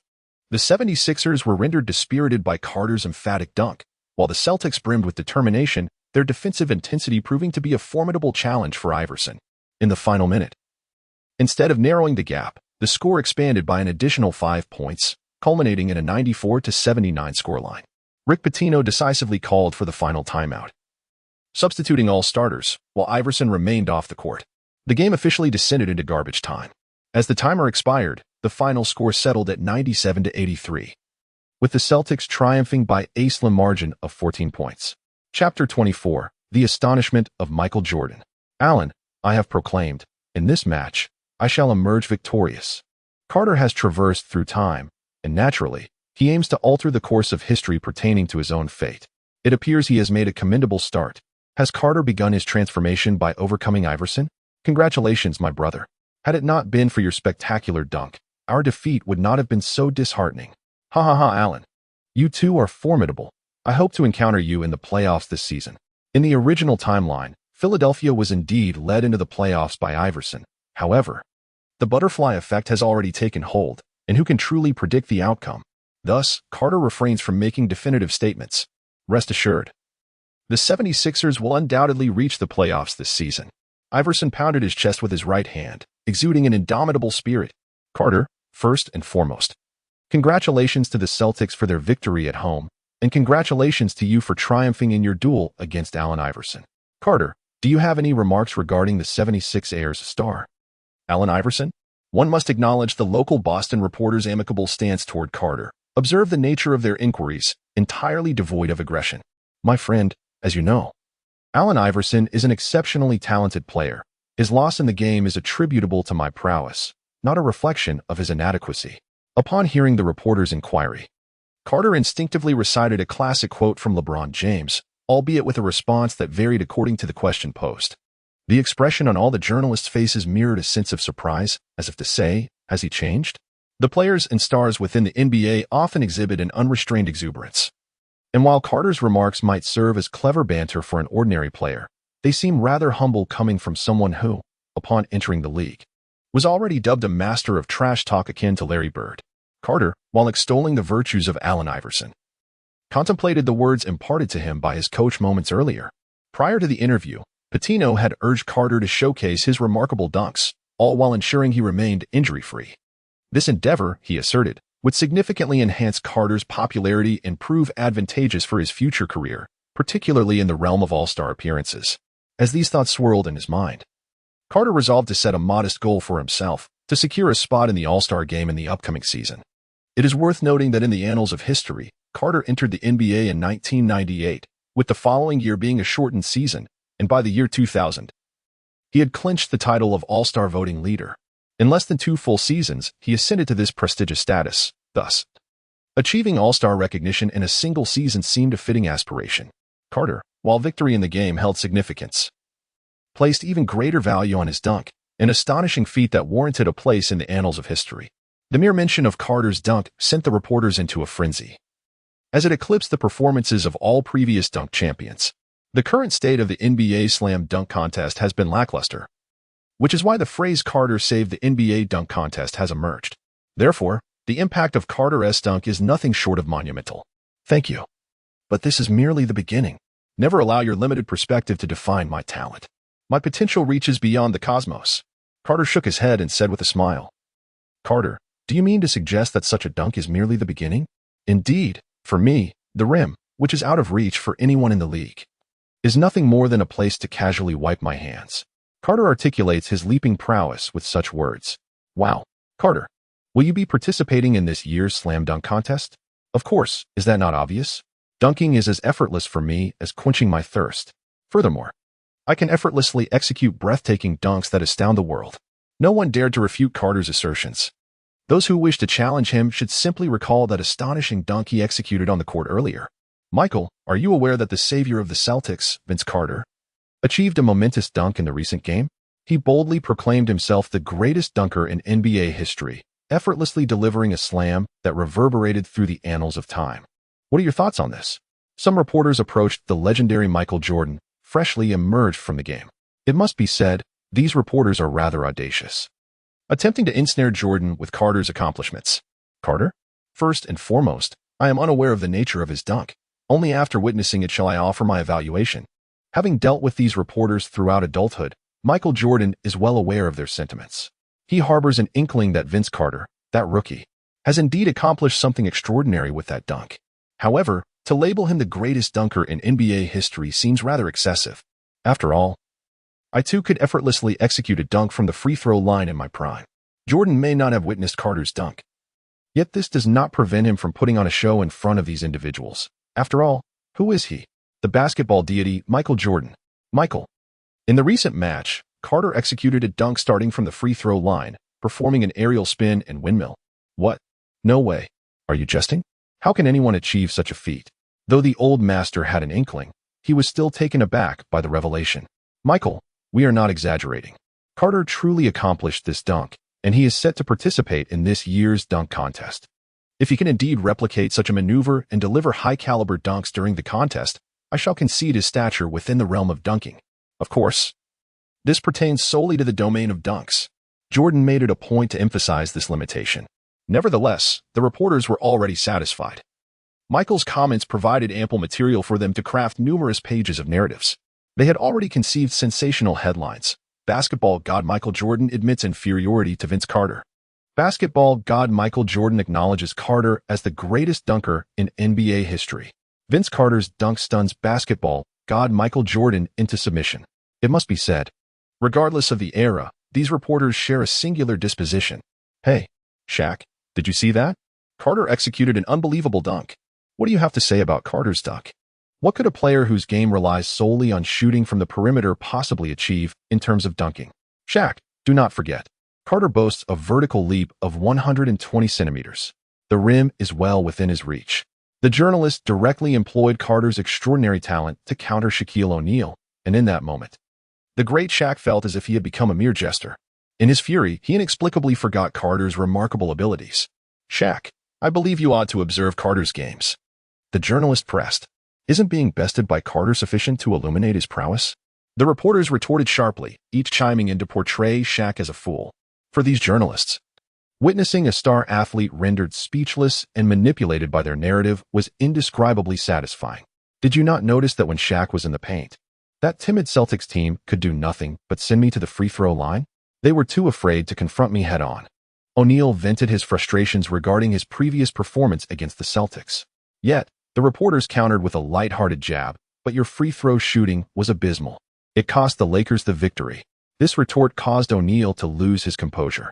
Damn it, he exclaimed, tossing aside the microphone before storming out of the press conference. As they observed O'Neal's departure, the reporters already envisioned what they would write. The great Shaquille O'Neal appears to be haunted by Carter. They mused. Why does O'Neal crumble in the face of Carter? Does he truly deserve that $100 million contract? The Magic's offer seems far from baseless. They resolved to write in a manner that would elicit both incredulity and readership. Haha, Carter, did you see that? Shaq was so flustered he had to leave. The following day, when Carter arrived at the arena, Chauncey laughed heartily while sharing the news articles with him. If O'Neal cannot improve his free throw shooting, he will never attain a championship. When Carter spoke, he was filled with doubt. Although the shark tactic had been brought forth and the Celtics were training on the perimeter strategy, he pondered that once the training was nearly complete, they could implement it directly. At that point, other coaches in the league might mimic their approach, potentially leading to a decline in the Lakers' performance. However, if O'Neal were to perfect his free throws, it would pose a significant challenge. Currently, O'Neal was in a phase where he desperately sought to prove himself. Having been humiliated by the Magic before arriving at the Lakers, only to face defeat in the playoffs, the Magic were undoubtedly reveling in O'Neal's misfortunes. Only by securing a championship could he deliver a resounding rebuttal to the Magic. One could never predict how the butterfly effect might drive the Shark to rigorously practice his free throws. The boss remarked, "Look, this is Michael Jordan's endorsement of you." Carter scoffed. Status is earned through every shot, not granted by an old rogue's approval. Before I participated in the dunk contest and claimed the championship, I was not recognized as the greatest dunker in history. However, once I won the contest, I rightfully claimed that title without needing any validation. Regarding the articles in the newspapers, Carter had no desire to read them. Nothing was more convincing than one's own achievements. Only through his own performance could he silence all critics. Otherwise, there would always be those who claimed that Jordan was merely aligning with the league's dynamics to promote newcomers, suggesting that Carter was just another product of the current circumstances. All right, let us continue training. Everyone is watching us now, and if we fail to deliver results, none of us can escape the jeers and insults from the fans. I trust you don't wish to experience that. Carter reassured, rest assured. This season I will support you, and the entire league will be astonished. Boss, don't worry. As your backup, I am not your adversary. Nor am I a competitor to those on the bench. Ron, despite his struggles, was originally part of the starting lineup, though he faced formidable backup players. Many newcomers learned valuable lessons when matched against Ron. He could be considered the most potent offensive asset on the bench. Tim, look, the Celtics are making headlines again, remarked the admiral of the San Antonio Spurs, holding a newspaper while Tim Duncan practiced his free throws. Carter, huh? Quite an impressive player, he added, as Duncan sank another free throw. It was often said that Duncan entered the league as a fully developed player, which was misleading, as he initially had some shortcomings in his free throw shooting. These were not significant issues, but when Popovich observed the Celtics' strategy against O'Neal, he immediately directed Duncan to practice free throws. In Popovich's mind, Duncan was on par with O'Neal, especially since Duncan excelled in every aspect except for his free throw shooting, which understandably concerned Popovich. If Duncan were to be overshadowed by Shaq, it would certainly become a troublesome affair. Indeed, who could have imagined that the ever-proud Michael would be taken aback this time? The Colonel reminisced about the image of Michael Jordan's astonishment captured in the newspapers, and his heart was filled with profound reflections. The footage of Carter's dunk has been provided to him by the team's analyst, and he has indeed viewed it. It is truly astonishing. It is remarkable that someone can execute such a dunk. Given Carter's extraordinary talent, accomplishing such a feat appears to be effortlessly within his grasp. The impact of Carter's dunks extends far beyond mere spectacle, particularly among the vast community of NBA enthusiasts. Did you catch yesterday's game? It is truly unfathomable that Vince Carter of the Celtics possesses such remarkable prowess to execute such a dunk. Indeed, he is the savior of our Celtics, my idol. By the way, have you purchased Carter's jersey? I believe you ought to acquire one. Otherwise, its value is sure to escalate. All right, my friend, you make a valid point. I shall procure one forthwith. Then, there are the stars of the NBA teams. Is this fellow even human? It is no wonder that even Michael Jordan was left astounded. Malone, did you watch yesterday's game? Of course, my friend, that rookie must be Vince Carter. He is truly a prodigy. I am filled with anticipation for this year's All-Star Dunk Contest. Kobe, up so early. It is barely 4 o'clock. I am heading to the arena, rising at 4 in the morning to travel to the venue from Los Angeles. Kobe's nanny, with a look of disbelief, remarked, "Weren't you up at 4:30 yesterday? Why the early rise today?" Truly, he is a diligent individual. It is no surprise he was selected by the Los Angeles Lakers. However, I must confess, I prefer Vince Carter. Apologies, Kobe. Though I am your caregiver, Carter's dunks are simply too spectacular. Good luck, Kobe. I hope the next time you encounter Carter, you will not suffer such a severe defeat. The nanny continued tidying the house as she spoke. Chapter 26. The Tenacious Utah Duo. Meanwhile, Carter and his companions have set off to face the Jazz on their home turf. One must say, the NBA schedule can sometimes be quite troublesome. The Celtics are next to face the Jazz, the Bulls, the Knicks, and the Lakers. Indeed, they are set to meet the Lakers again, though this time as visitors. This schedule makes Carter's scalp tingle. The Knicks of the late 90s are far removed from the weak team they later became. They are now the New York Gangsters. Regardless of victory or defeat, simply playing at the Knicks arena will cost one dearly. As for the Jazz and Bulls, they are without a doubt formidable teams. The Bulls are led by the legendary Michael Jordan. Need I say more? And the Jazz are no pushovers either. As for the Lakers, the relationship between the Los Angeles Lakers and the Boston Celtics is well understood by those in the know. They're old rivals. Moreover, after the last encounter, the formidable Shaquille O'Neal will surely be even more relentless this time. On the plane, Carter, donning headphones, was resting with his eyes closed when his teammate Chancey tapped his arm. "What is it, Chancey?" Carter inquired. "Carter, the Utah duo of the Jazz is unlike Iverson and the others. They are a group of genuine tough guys, even as members of the Celtics. We cannot guarantee our safety," Chancey remarked. Though he did not finish his thought, the implication was clear. One must refrain from excessive trash talk in the upcoming games. When the time comes, the Celtics may not be able to protect you. Rest assured, Chancey, I am well aware.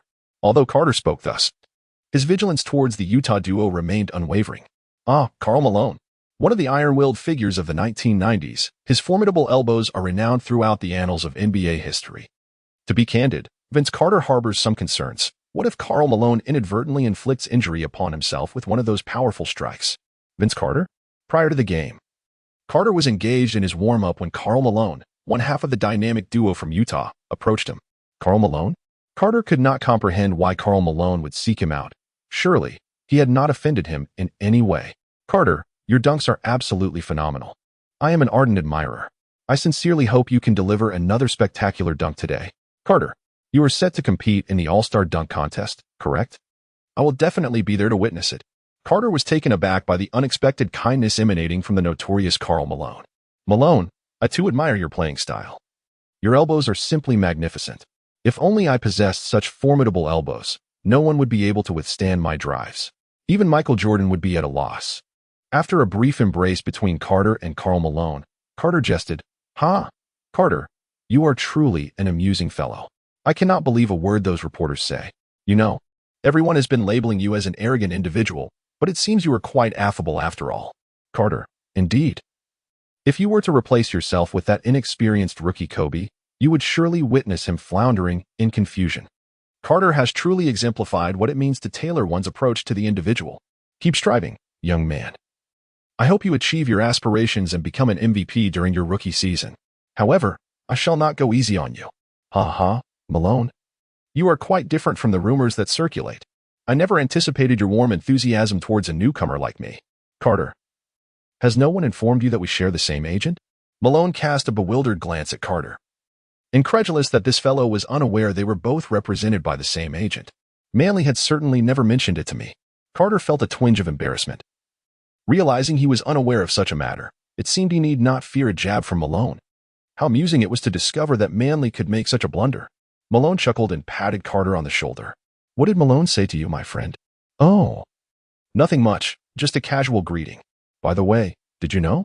Malone and I share the same agent." With a serious expression, Carter spoke to Chancey. "Oh my goodness.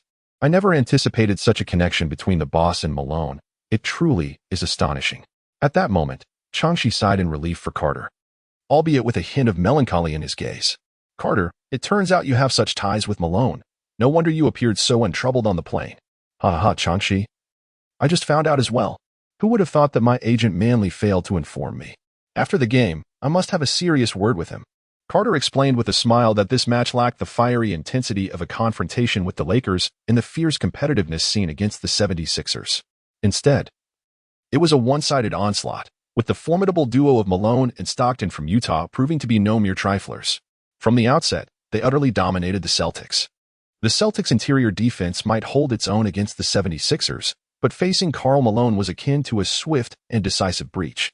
As for Carter on the perimeter, he found himself incessantly troubled by Stockton, who proved to be far more troublesome than Bowen. Unlike Bowen, whose underhanded tactics were subtle and typically concealed, Stockton's transgressions were cleverly executed within the boundaries of the game's rules. He employed a variety of cunning maneuvers, grasping waists, tugging on jerseys, yanking at shorts, stepping on sneakers, while engaging in an unrelenting exchange of trash talk with Carter. These antics served merely as appetizers, on occasions when Carter, leveraging his speed, managed to bypass Stockton. The latter audaciously groped Carter's backside from behind, even giving it a pinch. This very act caused Carter to falter, resulting in a missed shot that clanged off the rim. Carter turned to Stockton, his expression reminiscent of one who had just tasted something foul. "This fellow is truly despicable. Stockton, your antics are nothing but petty tricks unworthy of the stage. You pale in comparison to legends like Michael Jordan and Gary Payton." "Indeed, I share that sentiment. That is precisely why I have mastered these subtle maneuvers in my pursuit to surpass them." "Is there an issue with that? Am I not permitted to strive for improvement?" Stockton retorted shamelessly. Carter, Stockton, do you believe that without Malone, you would have been thoroughly overwhelmed long ago?" Carter clenched his teeth and exclaimed, "But I do have Malone. You wouldn't want to experience one of his elbows, would you? With a strike like that, given your petite stature, you would certainly find yourself sprawled out on the ground." Stockton, wearing a nonchalant expression, proceeded to taunt Carter with a mischievous threat. "You truly have a cheeky disposition. I suppose your wife often complains about your lack of affection, doesn't she? After all, you seem to be glued to Malone's side. By the way, you wouldn't happen to have a fondness for Malone, would you?" With an expression that suggested he had unraveled Stockton's little secret, Carter regarded him. "Your mouth isn't exactly impressive." Stockton furrowed his brow. While such banter was insufficient to rattle him, he could not deny that it had stirred a flicker of emotion within him. This fellow's repartee was indeed formidable. Truly, he was worthy of being Bird's heir in the art of trash talk, perhaps even more ruthless than Bird himself. Chapter 27. Within the team resides a master of banter. Can I compel you to endure his verbal jabs? Stockton, what do you think? This character is quite a handful, isn't he? Karl Malone approached John Stockton, chuckling as he patted Stockton, who had just been outmaneuvered by Carter's jump shot. It must be said that Carter's style of offense remains somewhat disconcerting to defenders in the current league. In the 1990s, any player capable of penetrating the paint would invariably do so. The prevailing basketball philosophy of the era was that the closer one is to the basket, the easier it is to score. Furthermore, many players believed that only the weak would persistently linger on the perimeter to shoot. To be candid, had it not been for Carter's astonishing dunks, he would have undoubtedly earned the moniker of being soft had he not exhibited his dunking prowess. This is evident when reflecting on the early impressions of seasoned players. However, Carter is different. Armed with the contemporary basketball ideology, he operates under the principle that as long as his shooting touch is on point and his accuracy high, he will take the jump shot. It is only when his shooting begins to falter that he resorts to attacking the basket. Utilizing his dunking to maintain his reputation and employing an offensive strategy that defenders are unaccustomed to, he scores with reckless abandon. That is precisely what Carter is doing now. This fellow is quite intriguing. His shooting is remarkably precise. Stockton shook his head with a smile, realizing that his previous defensive experience was proving inadequate against this peculiar player. Nevertheless, as one of the premier perimeter defenders of this era, Stockton quickly adjusted for the ensuing game. "Rookie, don't expect to score so easily from now on. I will shut you down." "Oh, anyone can boast. It remains to be seen if Malone will come over to console you when you're on the verge of tears." Although Carter spoke with disdain, he dared not underestimate the situation in his heart. If the formidable duo from Utah were easily dealt with, they would not have advanced to the finals to contend with the seasoned veteran. Carter presented a triple threat, meticulously observing the seasoned Stockton. Stockton's positioning had shifted from before. Those familiar with Stockton's defensive tactics against the crafty Payton would recognize this as his signature stance for defending against opponent shots. As Carter cast a glance towards the paint, he noticed Karl Malone watching him intently, seemingly intent on forcing him inside. However, at that moment, his teammates, such as Changshi, were thoroughly entangled by the Jazz players, leaving Carter with no option to pass. If his teammates had been positioned well, a pass would have posed no issue. Yet, given the current circumstances, Any attempt to pass would likely result in a turnover, as Changshi and the others would most probably fail to convert. With a determined grit, Carter decided to take matters into his own hands. Although tackling the challenge alone posed a certain degree of difficulty, he recognized that passing the responsibility onto his teammates was not an option. Carter feigned a forward advance with his left foot, his body swaying abruptly as he pretended to break through. Stockton, the seasoned veteran, though deceived by the feint, remained steadfast in his position, demonstrating an unwavering determination to force Carter towards the painted area. As Carter made a shooting motion while receiving the ball, Stockton instinctively lunged forward. However, it was merely a feint from Carter. Seizing the moment as Stockton approached, Carter swiftly initiated his move. Although Carter's breakthrough may not be exceptional, he still boasts an impressive score of 85. Coupled with Carter's explosive energy and a first-step acceleration that rivals that of McGrady, he effortlessly bypassed the already outmaneuvered Stockton. At the first opportunity, Karl Malone provided defensive support. Stockton, having been surpassed, chose not to pursue Carter, but instead opted to assist his teammates in containing the perimeter's Chansey and the wing players. As for the interior presence of Andrew and Walter, they found themselves at a distinct disadvantage against the Jazz's frontcourt, unable to effectively contest Carter. In response to Malone's defensive effort, Carter leaped into action. Relying on his extraordinary athleticism, one must admit, his leap was indeed impressive. Regrettably, it was not a dunk but rather a jump shot. As the paint was exceedingly congested with Malone, Hornacek, and the Celtics' Andrew and Walter, the narrow confines of the key were occupied by four formidable figures, rendering penetration a formidable challenge. Thus, Carter executed his move at the very last moment, amidst the urgency of all involved. Unexpectedly, Malone secured a hold on the airborne Carter, who managed to release the shot at that critical juncture. After Carter was put down by Malone, he gazed at Malone with a peculiar expression. Who would have thought that this would result in Malone being charged with a foul? Ha! Carter, you are truly remarkable. If that had been a dunk, I might have ended up as your backdrop. Malone also felt a tad awkward. It is understandable that he did not wish to become a mere background figure and thus committed a foul. However, Carter's audacious jump shot made him appear somewhat foolish. Ha! The weekend mailman is off duty. It is uncertain whether it is merely a coincidence, but today, the match between the Celtics and the Jazz has been scheduled by the league for the weekend. Carter recalled the words that Pippen had uttered to Malone during last season's championship finals, and they slipped from his lips without hesitation.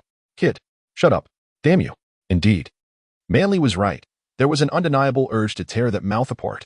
Karl Malone was stirred by Carter's taunting remarks, evoking unpleasant memories, and retorted with indignation, Ha, Malone. The people of Summerfield do not make excuses for their blunders. Humph. I concede, your recent maneuver caught me off guard, rookie. But beware. I shall not allow you to score so easily henceforth. As he spoke, Malone brandished his iron elbows. Carter initially intended to deliver some trash talk, but swallowed his words instead. Speaking of Karl Malone, this fellow is certainly no longer young. Why does he forsake the spirit of sportsmanship? What a splendid play. Carter demonstrated remarkable intelligence, making an excellent offensive choice, as he deftly drew a foul from Karl Malone. Indeed, however, Carter is in for a challenging game ahead, as the Celtics are set to face the Jazz, a team with championship aspirations. The previous season's finals, where the Jazz nearly clashed with the Bulls, remain vividly etched in memory. It was a near miss. The veteran-led Bulls almost took the Jazz to a decisive Game 7. It is worth noting that the veteran has never faced a Game 7 in any of his finals. Last year, the Jazz almost shattered that record, illustrating their formidable strength. Rookie, your abilities pale in comparison to Carter's. Why has your coach assigned you to confront me? Is it possible that Carter, the rookie, is daunted?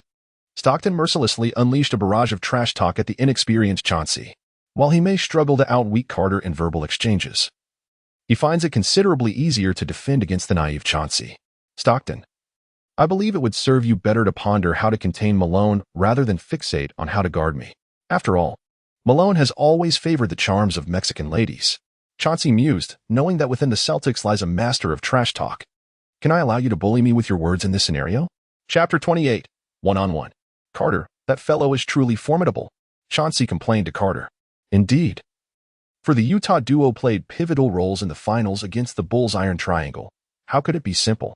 Carter chewed gum while wiping sweat with a towel, expressing his thoughts aloud. The first half had not been kind to him. His offensive efficiency was particularly low. Despite some dazzling moments, A closer examination revealed a disheartening statistic: 4 successful shots out of 12 attempts, complemented by 2 flawless free throws, while he managed to score 10 points. This was achieved with a high volume of shots, rendering his efficiency abysmal. "Coach, what should we do in the second half?" Changshi appeared somewhat flustered. As they were being thoroughly contained by the formidable duo from Utah, he glanced at Pitino, whose eyes reflected a glimmer of hope, yearning for tactical guidance from the coach. In the second half, the focus remained on outside shooting. Pitino took a deep breath. It was important to note that he was not exactly a renowned strategist, and the Celtics roster paled in comparison to that of the Jazz. Even with meticulously crafted strategies, Pitino doubted that his players would be able to penetrate the Jazz's defense. His current objective was to devise the most suitable tactics for Carter, placing his faith in him. "Everyone, gather around," Pitino called, tapping on the tactics board to draw their attention. "We cannot continue like this in the second half. Carter, as the undeniable linchpin of the team, I expect to see your influence on the offensive end." "Absolutely, coach. In the second half, I will unleash my full potential. After all, I share the same agent as Malone, so no need to worry about him throwing an elbow at me." Carter nodded while jesting to alleviate the tense atmosphere in the locker room. "Ha ha, Carter, I never imagined you had fears too. I thought you were utterly fearless." Although Carter's contrasting performance did not entirely dissipate the tense atmosphere within the locker room, it certainly made a notable impact. After all, if the team leader is unafraid of defeat, why should you be? "Chansey and Bowen, you must exert every effort to contain Stockton. Wear him down relentlessly. Do not allow him to freely deplete Carter's stamina. Do you understand?" Pitino gazed intently at Chansey and Bowen, who nodded gravely in response. Amidst the tension, Bowen was also filled with exhilaration. In a game where they were trailing, to receive such trust from the coach highlighted a significant elevation in his standing within the team. For a player like Bowen, earning the confidence of both the team's core and the coach guaranteed him precious playing time. How could one not be thrilled? In the Jazz locker room, Pitino inquired, "Stockton, how formidable is that young man?" As Karl Malone sipped on his energy drink, he engaged in casual conversation with Stockton beside him. "As pesky as an eel," he remarked. This rookie was not merely relying on physical prowess. He was exceptionally astute, especially with his shooting. If he found his rhythm today, he could easily annihilate me. Stockton's height and wingspan paled in comparison to Carter's, and his jumping ability was even more inferior. Carter's leaping prowess stands unparalleled in the annals of NBA history. Stockton's subtle maneuvers significantly influenced Carter, and as Stockton pointed out, Carter's shooting touch was not as explosive as it could be. "Am I really that predictable?" Malone shot a glance at his longtime partner, who often led others to misjudge his capabilities, leaving them utterly defeated. Yet, one must concede, this kid is indeed formidable, setting aside his lackluster defense, his offensive talent, with further refinement and familiarity with defensive strategies, could elevate him to be a premier scorer. Malone reflected on the envy-inducing natural talent that almost made him a mere backdrop in this spectacle. In the second half, the benches exchanged blows on the court. However, in just a single round, the Celtics widened the gap in points. A surge of 16-9 disrupted Pitino's strategy, prompting an immediate return of the starting lineup. Smith. It appears the inexperienced Celtics are no match for the seasoned Utah Jazz. Indeed, Paul, but this season has only just begun. I believe as the season progresses, these young Celtics may pose a threat to the Jazz once they become more acclimated to one another. The commentators initially intended to temper their remarks, but now they mused. What a ragtag bunch the Celtics benches. How did they manage to triumph over the Lakers? Oh, right. These fellows seem to be mere fodder for the Sharks. No worries there. As the third quarter commenced, the starters for the Celtics were reintroduced, a harbinger of trouble. Particularly since even after Carter and his cohort had sparked a brief 10-2 run, they still trailed by 7 points. Especially as the opposing bench recognized their inferiority to Carter and his teammates, they hurried every offensive possession, often consuming nearly 20 seconds with each attempt. Even for Carter and his teammates, narrowing the score gap proved to be a formidable challenge. With just 5 minutes remaining in the third quarter, the Celtics finally managed to level the score.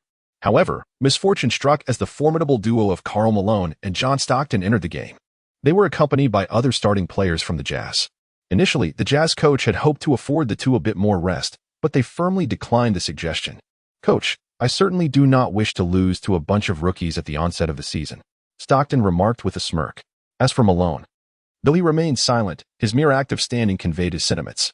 "Rookies, you've performed well thus far. But why is it that you did not exhibit such prowess when Malone and I were on the court? Do you perceive us as too feeble to warrant your full potential? Stockton taunted as he sauntered over to Carter, his words dripping with sarcasm. No, you're mistaken. Malone is indeed formidable, but you? Well, you're merely average. Carter retorted with a laugh. Ah, the confident rookie, I eagerly await your attempt to outmaneuver me. Stockton aimed to provoke Carter, enticing him to make impulsive decisions in isolation, hoping to influence the Celtics negatively. After all, isolation plays would undoubtedly deplete Carter's stamina significantly more than normal, affecting the rhythm of his teammates as well. It must be said, these seasoned veterans of the league possess an uncanny ability to manipulate situations to their advantage.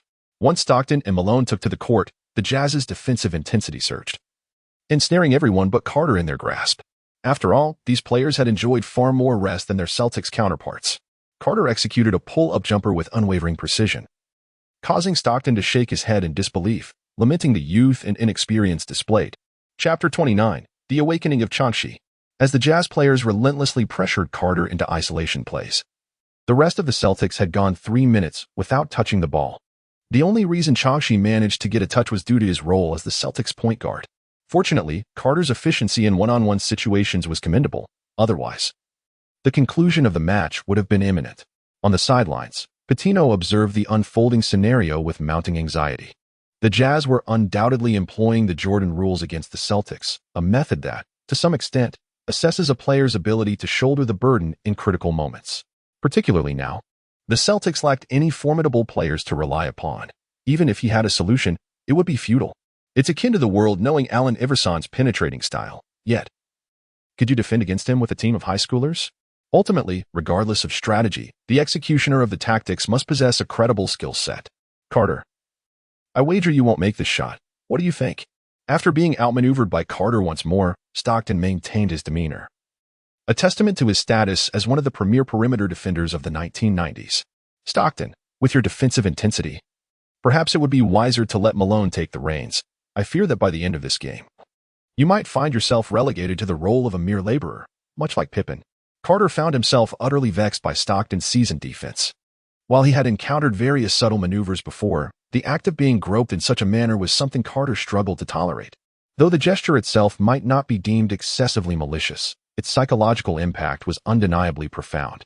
Carter, what's the matter? Do you not think I'm tight enough? Are you seeking something even tighter? Stockton raised an eyebrow, gazing at Carter with an expression that suggested he was taken aback that such tactics were insufficient to satisfy him. Carter executed a direct jump shot, though this attempt seemed rather forced compared to his previous ones, revealing the turbulence within him. Smith observed that Carter still struggled to overcome the formidable presence of Karl Malone. Paul, one must recognize that the duo from Utah, leading the Jazz, stands as a formidable contender for the championship.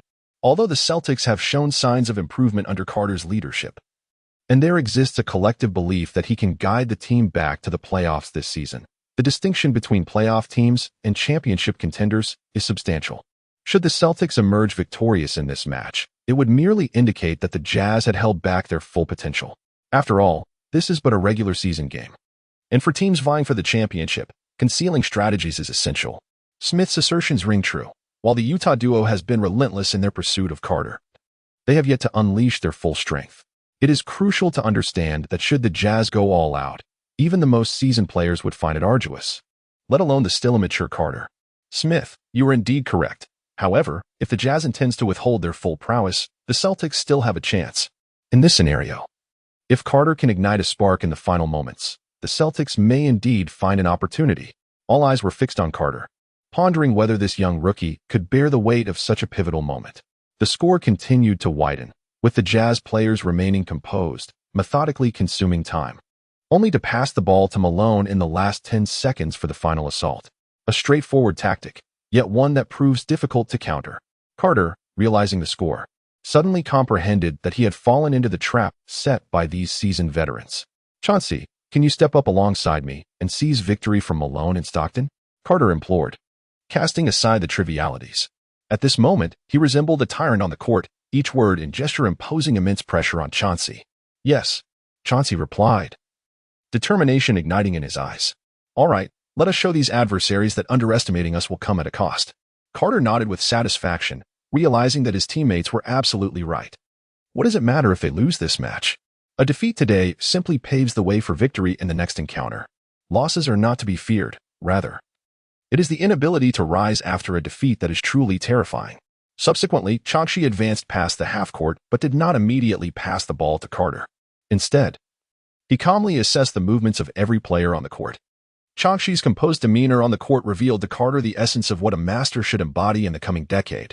Veteran, do you believe you can still defend against me with this shot? Carter, while teasing Stockton's emotions, moved energetically across the court. Stockton, thoroughly exasperated, had endured this brat's incessant banter for several minutes, even someone as resilient to trash talk as he was beginning to feel perturbed.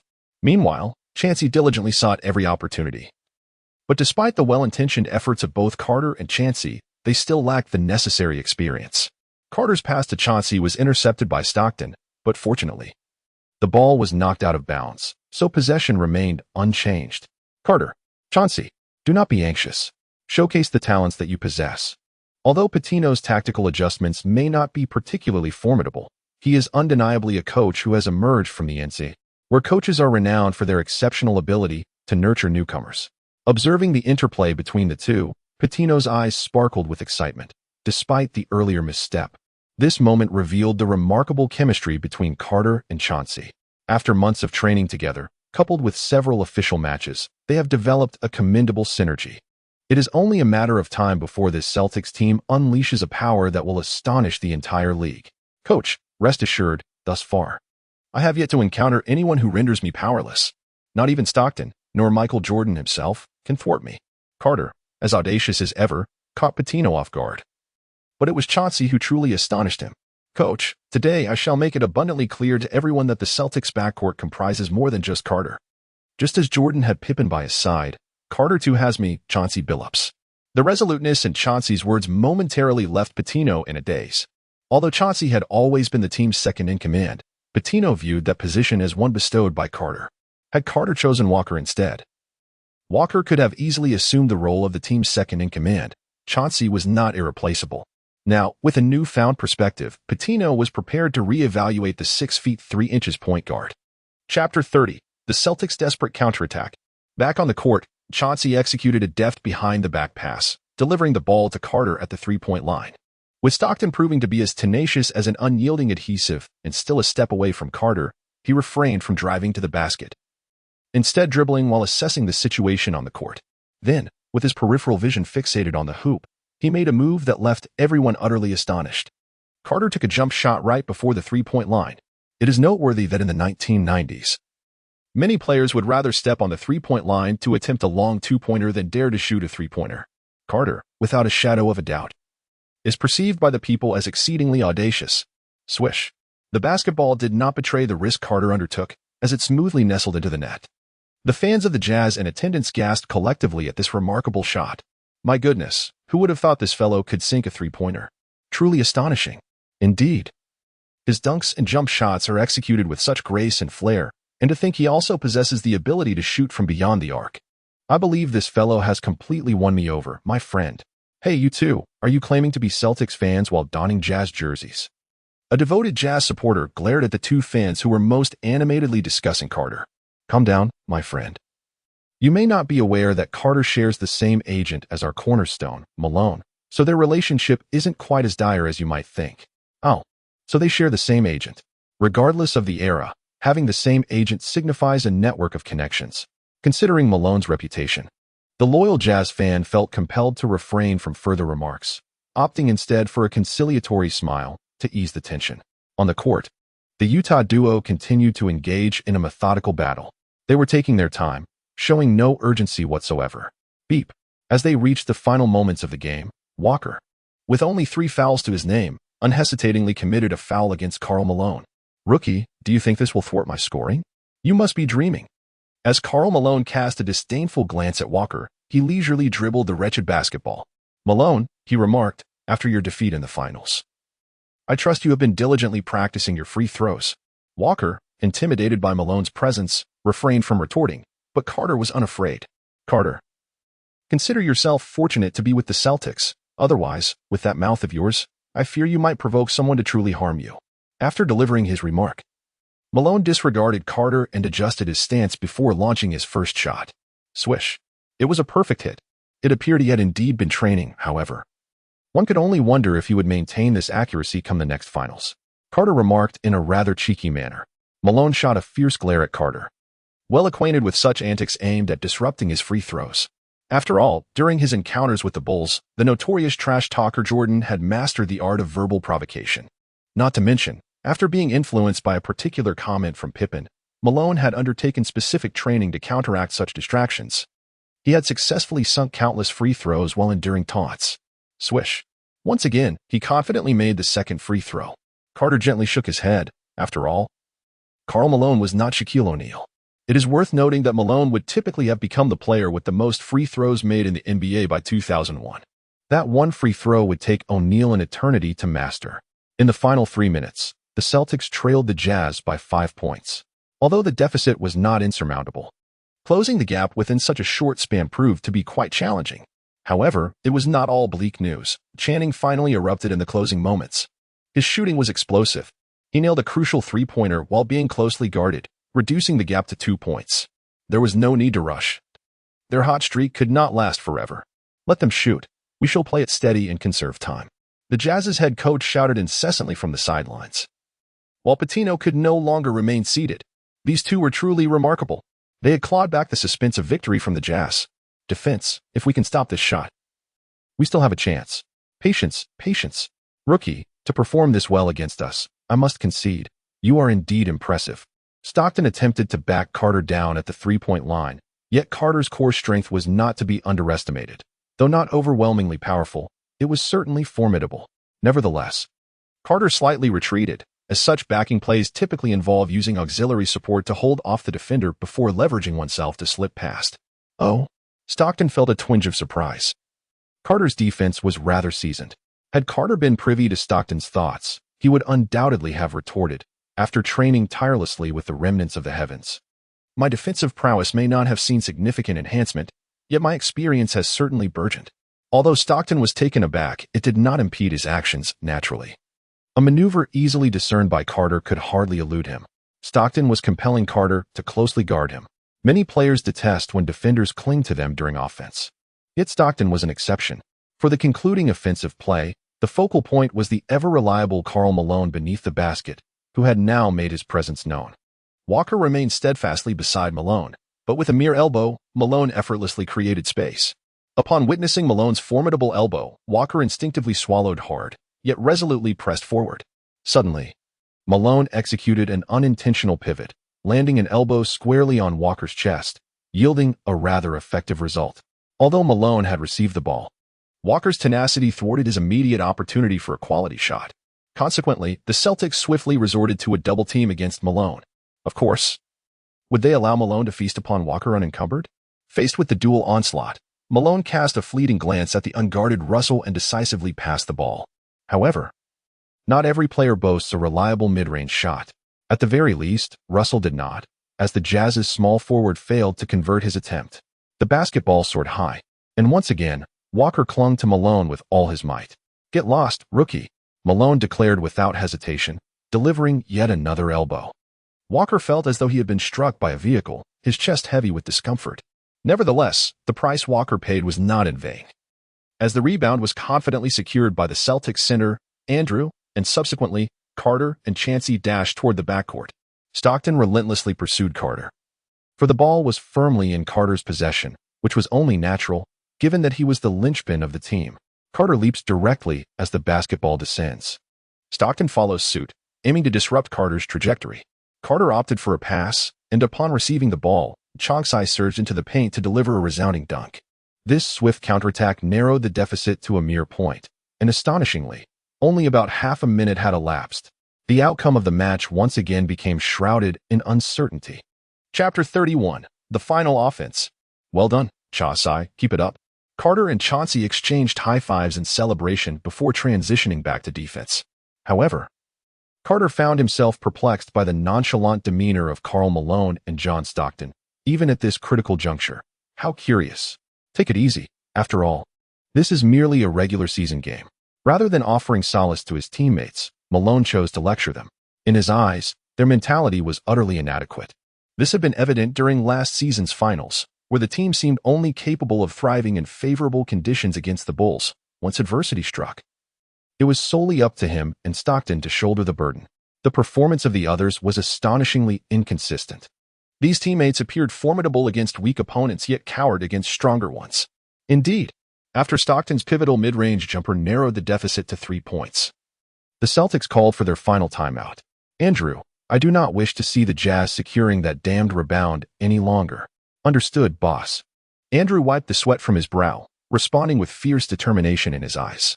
"Walker, can you hold your ground?" "No problem, boss." They say Malone's elbows are fierce, but I find them overrated. "All right, as long as you're fine. If not, commit a foul. Do not allow him an easy shot." "No problem, boss." Carter then turned his gaze to Bowen. "Bowen, you are our defensive bulwark on the perimeter. Give me 200% effort." "No problem, boss." Finally, Carter looked towards Chauncey, offering a smile without uttering a word. Chauncey returned the gesture with a smile of his own. Pitino observed Carter with a sense of pride. What could be more gratifying than witnessing his players grow step by step? Carter was steadily evolving into a competent leader for the team. A leader must not only guide their teammates to victory, but also foster unity and ignite their competitive spirit. Carter was continuously honing this attribute. Pitino refrained from implementing any specific strategies, opting instead to approach the game as if it were a playoff match, for the postseason is always the stage for stars. He chose to place his trust in Carter and in the promising array of rookies on the Celtics. Back on the court, Stockton relentlessly harried Carter, but he had underestimated him. Carter's stamina was at an impressive 99. Not even Wilt Chamberlain would dare claim superior endurance against Carter. While the Celtics enjoyed a slight advantage in stamina on the perimeter, they were already grappling with foul troubles inside. It was fair to say that until the very last moment, no one could confidently predict the outcome of the contest. "Wow, Smith, look, an aerial display, an aerial display." In a pivotal moment, Carter successfully withstood the pressure exerted by the Jazz, accomplishing an aerial feat that was even more astonishing than that of the legendary Michael Jordan amidst the relentless pursuit of Stockton and Karl Malone. It is truly remarkable that at such a crucial juncture, Carter executed an incredible airborne maneuver. Is this not the essence of Carter, the savior of the Celtics? He once again demonstrated his extraordinary abilities in critical moments. As the fans proclaim, he is the chosen one. He is unparalleled. These simple 8 words ignited the fervor of countless Celtics supporters. Carter is making an emphatic entrance with an astonishing series of shots. Defense. Stop that ball. Without celebrating his airborne feats, Carter immediately joined Chauncey in organizing a defensive stand. Should they succeed in halting this play, the Celtics' chances of winning would soar to an impressive 80%. Bowen. Ensure Stockton is tightly guarded. Particularly, he must not be allowed to sink that infernal three-pointer. If the Jazz manage to score a three-pointer on their next attempt, the game will be all but over. Unless the Celtics execute a miraculous three-point play, it's game over. A three-pointer would lead to overtime, but the Celtics' interior defense is already faltering. Overtime spells defeat. Bowen is relentlessly clinging to Stockton. 2 defensive players shining at different moments now locked in a fierce struggle. Damn it. Stockton, ensnared by Bowen's ferocious grip, is devoid of a reasonable shot opportunity. The Jazz's hopes of a three-pointer are swiftly dashed. They can only pass the ball into the paint, entrusting it to Malone, while Stockton contemplated a long-range shot. The prospect of 2 points with Malone in the paint is far more favorable, not to mention the emphasis placed on interior players by teams in this era. Stockton delivered the ball to the hands of Karl Malone, and Andrew defended with all his might. Alas, Malone is no pushover, with a swift elbow. He created space for his shot. Fortunately, Walker anticipated that Andrew would struggle against Malone and promptly committed a foul after Malone's elbow strike. This led to a successful 6th foul, sending him off the court. Walker. Well done. Chauncey, brimming with excitement, rushed over to shoulder bump Walker. Now, if Malone misses even one free throw, the Celtics will have a plethora of offensive options. Otherwise, if they wish to avoid overtime, they must resort to three-pointers or a 2-point play with an additional free throw. A three-pointer is too risky. A 2-point play is even more challenging, dependent on the opposing team's luck. Malone, does this evoke a sense of familiarity? Is it reminiscent of the finals? How fortuitous. Today is a weekend. The mailman is off duty. Carter, with a mischievous grin, leaned close to Malone and said, I truly wish I could deliver an elbow to this guy. But alas, I cannot afford to offend the Celtics or Manly. With a deep breath, Malone dribbled the ball twice, feeling a surge of confidence. However, The outcome of his free throw was disheartening, clang. Haha, Malone, my apologies, but it appears the match's conclusion is already predetermined. How unfortunate for you. As I shall be the one to claim victory here. Immediately after Malone's failed attempt, Carter unleashed a wave of merciless ridicule. Swish. With his second free throw sinking effortlessly. Malone turned to glare fiercely at Carter, his anger boiling over as he retorted, Rookie, silence yourself. I shall defend against you with unwavering determination. Oh, how terrifying. As Carter spoke, he made a comical face, appearing quite amusing. However, in this context, such levity bore an even greater air of sarcasm. Beep. The Jazz called their final timeout. After all, this was essentially the last play, and it was imperative to strategize the defense meticulously, lest they squander the lead they had maintained throughout the game. Chauncey, Bowen, regardless of the opposing team's tactics, deliver the ball to Carter. Carter. No matter how the Jazz defend you, the final shot must be taken by you. Chapter 32. Next time you underestimate me, I shall prevail once more. Absolutely, coach. Rest assured. This is the final play. There will be no overtime. The Celtics will depart victorious. In this pivotal moment, Carter exhibited remarkable composure, displaying no signs of anxiety. Pitino, observing Carter's tranquility, silently bestowed upon him the label of Big Heart. I believe in you, Carter. It must be acknowledged that Pitino, as a coach emerging from the NCAA, possesses a notable acumen for player development. As the team's unequivocal linchpin, it was essential that Carter take the critical game-winning shot.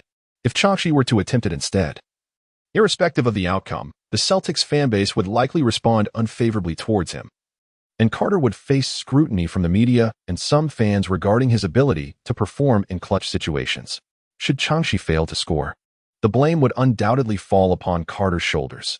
It is not to say that crucial last-second shots cannot be passed. After all, the historic instance of the old rascal assisting Kerr for a game-winner remains vivid in NBA lore.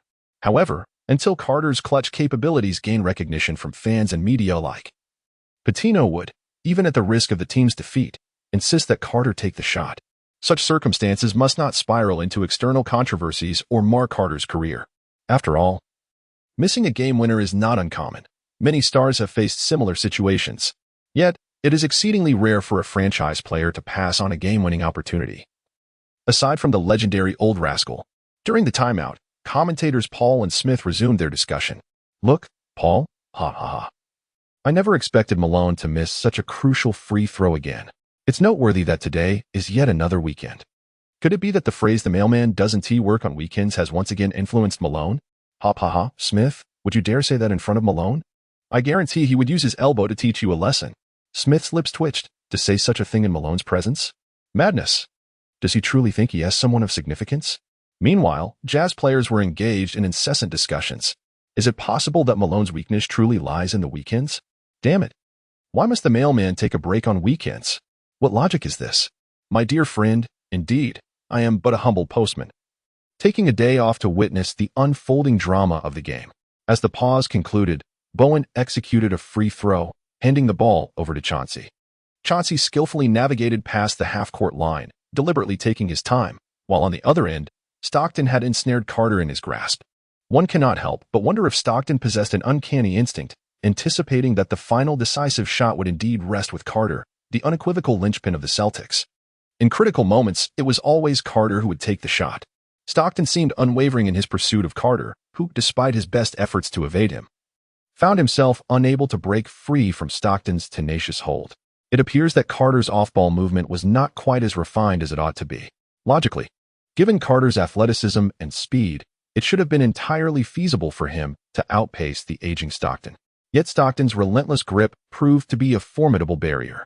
After all, evading a defender is not merely a matter of speed.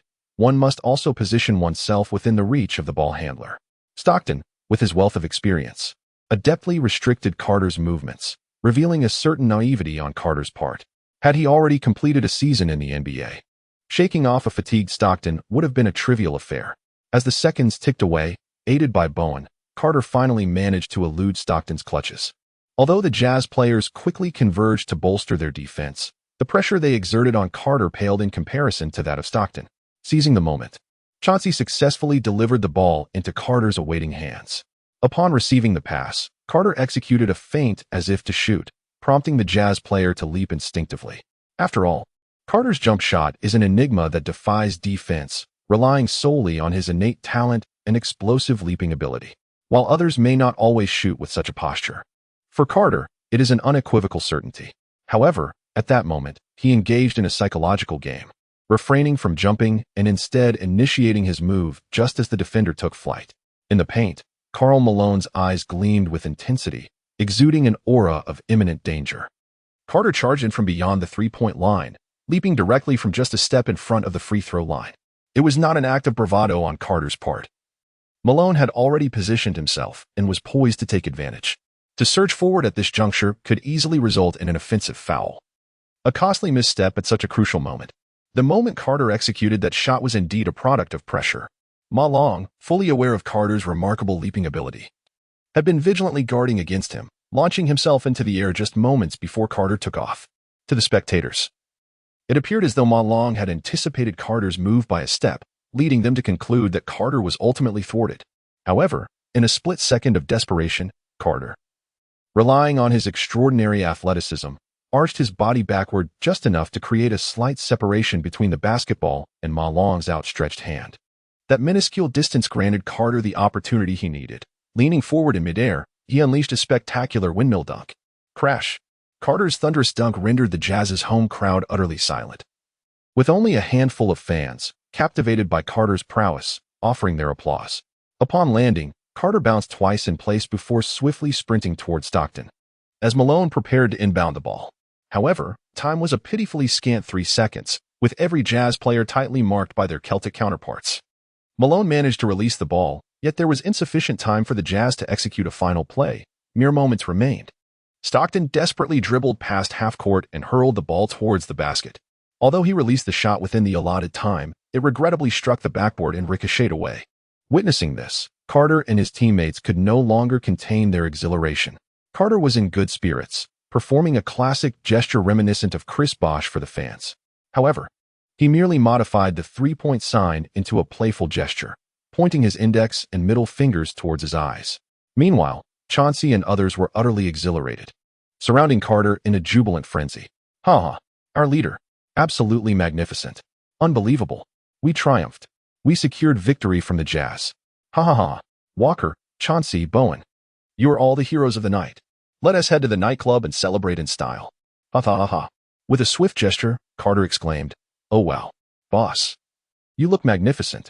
Carter, you are truly remarkable." Despite the disappointment of losing the match and finding himself relegated to the role of a mere backdrop, Karl Malone approached with congratulations for Carter. Ha, Malone, today you are indeed my backdrop. Carter embraced Malone, then whispered in a tone audible only to the two of them. Next time, even when you are not vigilant, I shall still emerge victorious.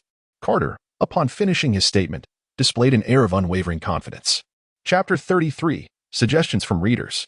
Author's note, in the post-match interview, Patino was accompanied by Carter, Chauncey, and Walker. Carter, first and foremost, congratulations on scoring 35 points and leading the team to victory.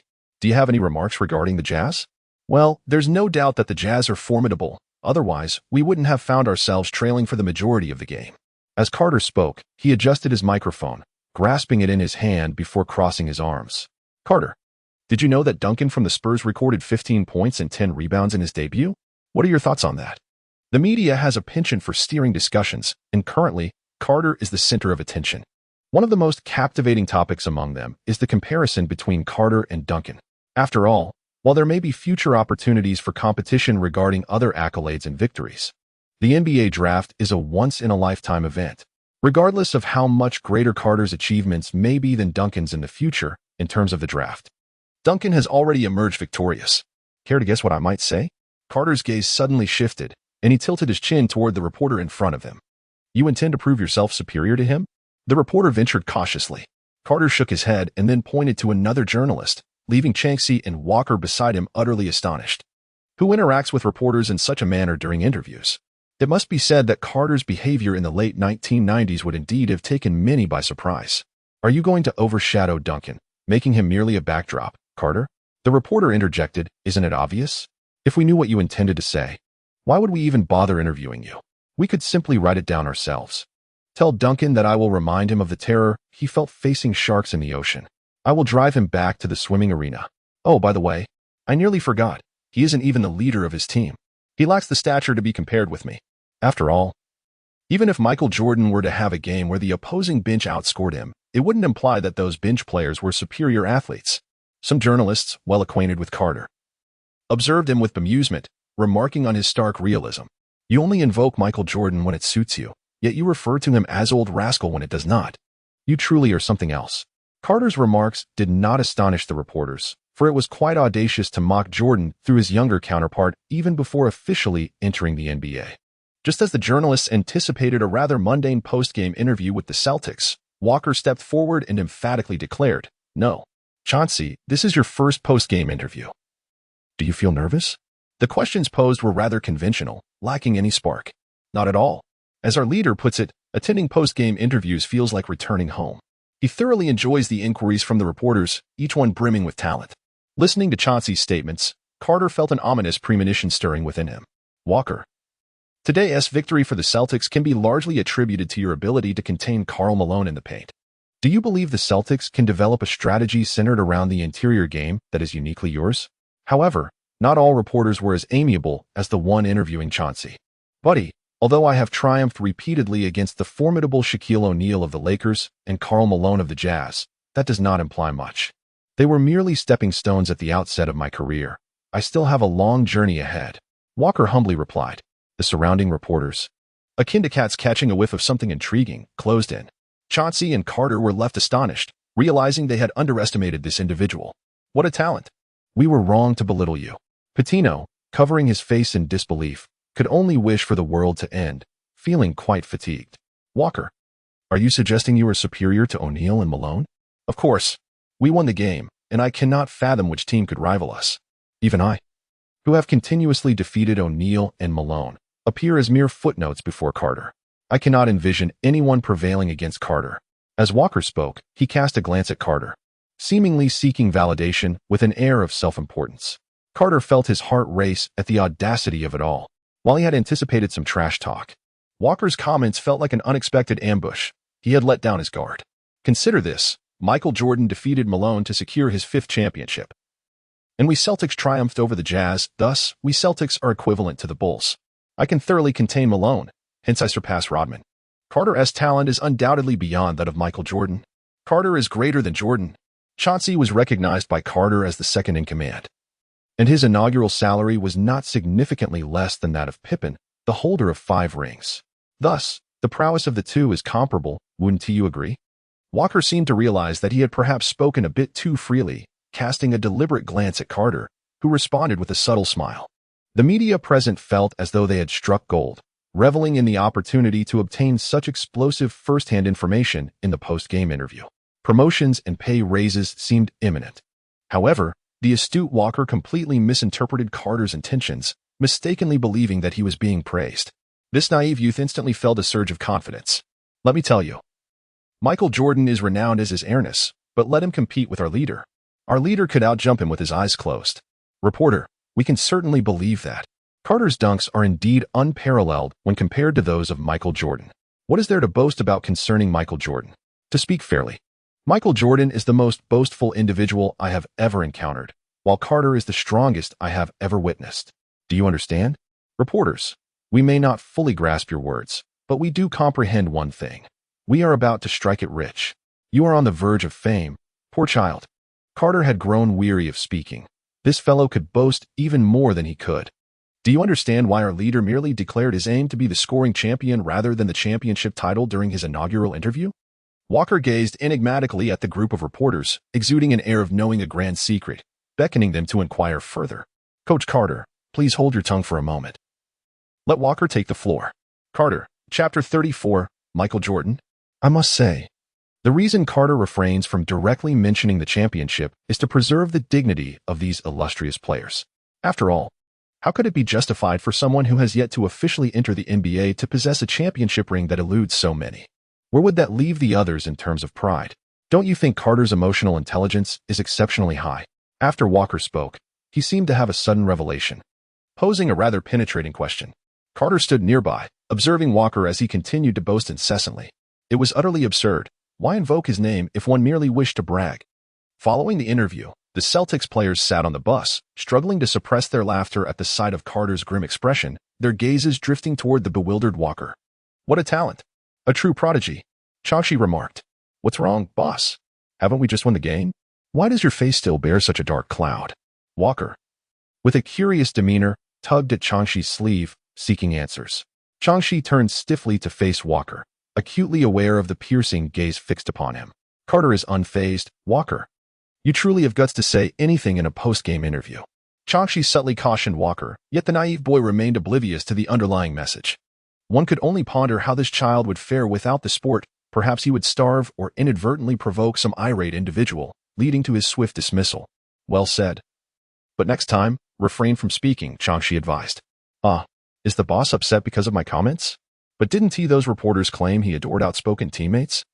Am I not flamboyant enough?" Walker exclaimed anxiously, scratching his head, leaving Changshi utterly baffled. "Antoine Walker, stay away from the media. When we return to Boston, prepare to practice 1,000 mid-range shots." Carter found himself both amused and exasperated by Walker's naive demeanor. Ultimately, it is evident that the young man seeks to garner attention and establish his position on the court. Such motivations are entirely comprehensible. As long as one exerts sufficient effort and demonstrates undeniable talent, these matters are trivial. After all, he is the leader. 2,000. Upon witnessing Walker's defiance, Carter immediately increased his sum by another 1,000. The icy demeanor of Carter starkly contrasted with Walker's timid disposition, presenting an extreme dichotomy. Should the media catch wind of this, it could very well become yet another sensational headline: Celtics star Vince Carter bullying teammate. The absurdity of the situation was underscored by Walker's mere praise of him. Ahem. "Everyone should return home and rest well, particularly you, Carter. Perhaps it's best to avoid the nightclubs for a while." Following the incident, Patino promptly intervened to smooth over tensions, specifically admonishing Carter. After all, Carter's antics resembled those of Wilt Chamberlain, insisting on engaging with local ladies post-game, which is quite outrageous. Unsurprisingly, the Celtics post-game interviews ignited yet another media frenzy. As the recent darlings of the press, the Celtics had been under constant scrutiny. Their last match against the formidable Utah Jazz, a genuine powerhouse in the league, only heightened interest in their victory. This was compounded by Walker's foolish remarks. "Michael, the Bulls are simply not on the same level as the Celtics. They could easily dismantle you." In response, a Celtics player retorted, "Compared to Carter, you are merely inconsequential. His current conduct is already generous towards you." What are your thoughts on this? The media adeptly illustrated what it means to fabricate rumors with their words. These individuals are truly drawing negative attention to Carter. Fortunately, Carter's reputation for being audacious precedes him. Otherwise, such statements might have shocked many, reminiscent of Duncan's remarks.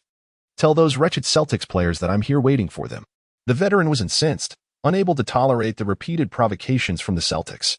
It is essential to note that when star players defend him, their approach is often one of commendation, offering a good shot, Michael, after he scores. Now, faced with the Celtics' repeated taunts, he felt compelled to demonstrate his prowess. Otherwise, he would no longer be the feared veteran. "Boss, this is terrifying." At the United Center, the Celtics players finally disembarked from the bus only to be met with a chorus of boos and jeers from Bulls fans. "Now you understand fear? Did you not consider your words before speaking?" Carter chewed his gum and cast a sidelong glance at Walker, who had certainly endured much today. Rodman was already a formidable challenge, not to mention the presence of an old rogue with a long memory. Could one truly rely on him to guard the perimeter against the seasoned veteran and alleviate the pressure on Walker? Don't be absurd, guarding Jordan? Such a notion was utterly implausible. "Carter, Michael, and Rodman are here," Chansey suddenly exclaimed. Carter turned around, and indeed, a figure resembling a black egg, adorned with a vibrant mane of multicolored hair, none other than the flamboyant Rodman, approached him. "Hey, Michael, what brings you here? Are you hoping I won't obliterate you immediately?" Embracing the philosophy of having already offended, Carter resolved to be bold and perhaps even earn some points for the trash-talking task assigned by the system.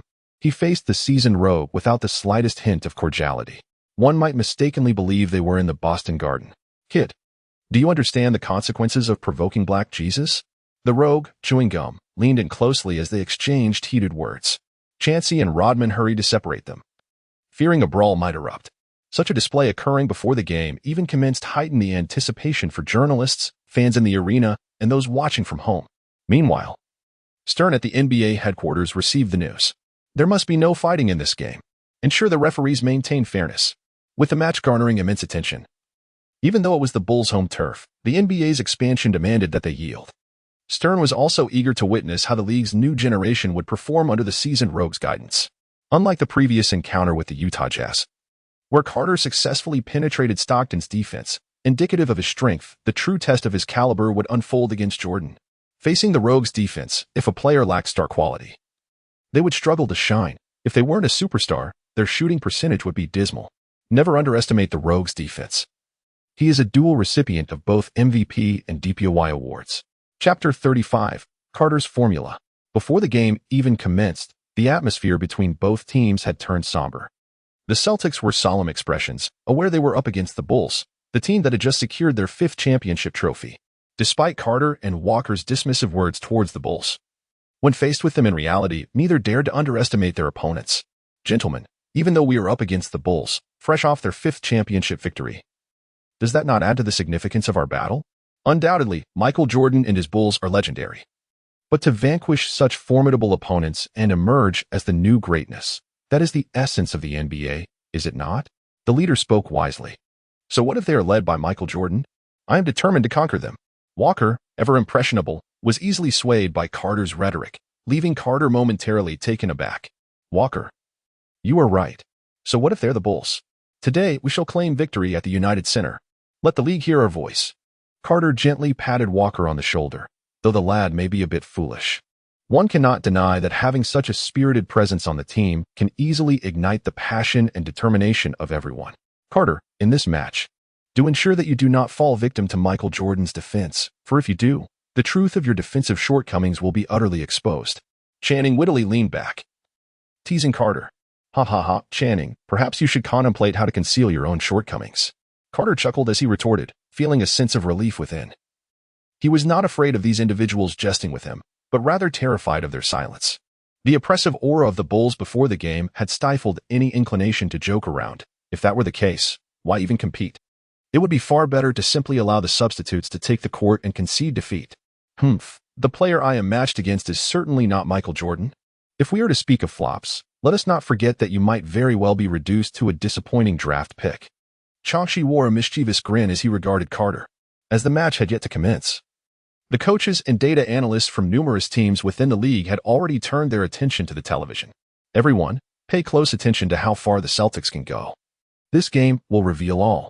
Popovich beckoned his Spurs players to gather before the screen, awaiting the beginning of the contest. Coach, both of these teams hail from the Eastern Conference. We can only encounter them during the regular season, and there is no possibility of facing them in the playoffs. Isn't this a bit unnecessary? The Admiral expressed his confusion. Even though both teams were formidable, shouldn't the Spurs' primary objective be to secure a place in the playoffs, and then strive to advance further in that arena? It was unnecessary to elaborate on the Celtics' current inexperience. However, their ability to secure victory against the Jazz rendered their playing style worthy of observation for us. Popovich firmly believed that his Spurs could certainly reclaim their place in the playoffs, where formidable opponents like the Jazz, Suns, Timberwolves, Rockets, and Lakers awaited. The shocking defeat of the Jazz, the greatest adversaries in the West, at the hands of the Celtics astonished Popovich. Although the match was rife with coincidences and miracles, it did not deter him from seeking to glean valuable insights from the Celtics. Rookie, I shall make you aware of the repercussions of provoking Black Jesus. Before the game commenced, the seasoned veteran pointed to himself with a finger, chewing gum with an air of menace as he addressed Carter. Michael, what nonsense are you spouting? Have you fallen ill? You, who basked in victory thanks to Rodman, should refrain from barking like a dog. Carter's heart stirred as he conceived a piece of banter that had an 80% chance of piercing the old rogue's defenses. It would be even more explosive than mocking Michael for being spurned by Madonna. What did you say? Michael Jordan exclaimed, his face a mask of astonishment, as if he had just heard a particularly amusing jest. Rodman, momentarily bewildered, wondered if this rookie was truly a fan. For how else could one lavish such praise upon him? Ahem, perhaps that was a tad excessive. Pippen, Chingshi, and others gazed at Carter in disbelief, convinced he had misspoken. Such absurdity seemed unfathomable. Am I wrong? Carter pressed. Michael, admit it, before Rodman arrived, you had already clinched your championships, and those victories were built upon your own legacy. Even after the Bulls reinforced their lineup with Rodman, he remained a champion. So, Michael, what else do you wish to say? Carter, while speaking, crossed his arms, and cast a disdainful glance at the old rogue. Carter's words caused everyone's hearts to skip a beat. During the second dynasty of Jordan's legendary reign, his statements reverberated like a small boy released into the land of cherry blossoms, creating an immense impact. After the initial shock, Rodman felt a twinge of satisfaction. However, upon witnessing Michael Jordan's murderous expression and piercing gaze, he struggled to maintain an appearance of ignorance. Pippen, along with others like Chauncey, looked at Carter with incredulity, their pupils betraying a hint of admiration. "Damn it, rookie. I shall use this game to eternally nail you to the pillar of shame. Damn it, rookie. I will expose your frail defense for all to see, even inferior to that of a dancer. Those who cling to others for championships have no right to judge me." Carter replied in a nonchalant manner, "Damn it." The old rogue let out a furious roar, ready to charge forward. But fortunately, Pippen quickly intervened. "Michael, calm down, calm down. If you engage him now, you won't be able to pin him to the pillar of shame." It became evident that Pippen, capable of articulating the fact that the mailman doesn't work weekends, was not lacking in quick reflexes. His words successfully quelled the enraged old rogue. "Rookie, just wait." In the distance, the referee, taken aback by Carter's trash talk, was prepared to blow the whistle as a confrontation loomed between Jordan and Carter. Despite knowing such an action was against the rules, after all, one was the league's foremost player and the other, Stern's focal point of attention. Although the spectators were unaware of the exchange between Carter and Michael, they could discern from Michael's expression that Carter had undoubtedly delivered an extraordinary piece of trash talk. "Michael, give those damn Celtics a profound lesson. Let them know this is the Bulls' home court, not the Boston Garden." The fervent voices of the crowd echoed into the players' ears. "Carter, if they find out what you said, we might not be able to leave the arena." Chauncey was startled by the crowd's intensity. "What is the big deal? How many mentors does Michael Jordan have? If they can't even muster the courage to trash talk him, they might as well concede." Carter cast a sidelong glance at Chauncey. "Aren't you afraid of being scolded if we lose? In the realm of sports, victory takes all. If I were to lose, it would merely reflect my own inadequacy, and facing criticism would be a natural consequence." "Chauncey, could it be that you're already feeling apprehensive? Have you softened?" Carter raised an eyebrow, casting a meaningful glance at Chauncey. "Damn it, Carter, you are truly a jerk. I have been worried about you. Prepare yourself to face the wrath of Michael Jordan tonight." Chapter 36, The Terror of Michael Jordan. As the game commenced, the Celtics secured the jump ball. The basketball landed in Chauncey's hands, and Ron Harper immediately applied pressure. Although Chauncey felt the weight of Harper's intensity, it was considerably lighter compared to the pressure exerted by Stockton. Yet, what unsettled Chauncey was Harper's relentless determination. Ron Harper was also in a tough spot. The Celtics seemed to have lost their minds, provoking Michael Jordan into a frenzy. The seasoned veteran was nothing short of a tyrant on the court. Especially in his current state of rage, could Harper afford not to go all out? Meanwhile, Carter was entangled in a fierce contest with the veteran. From the very beginning, Michael made sure that Carter experienced the intensity of the finals. The referees on the sidelines frowned, pondering whether to make calls.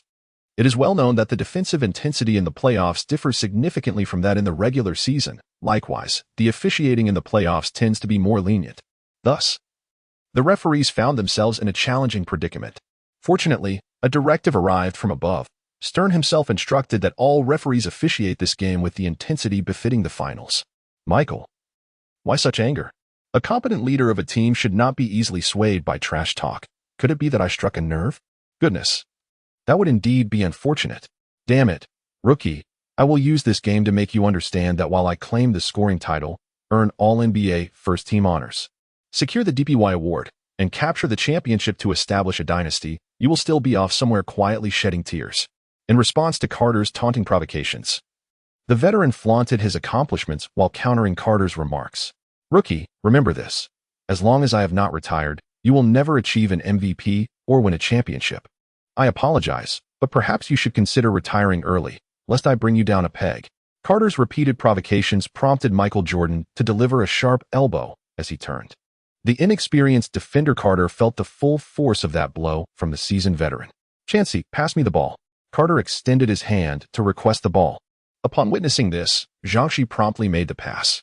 "Rookie, I must admit, you are not entirely devoid of merit, at the very least. You are about to experience being thwarted by me." The seasoned veteran, while engaging in playful banter, exhibited the formidable defense characteristic of DOV. This was a significant improvement over Stockton's defense.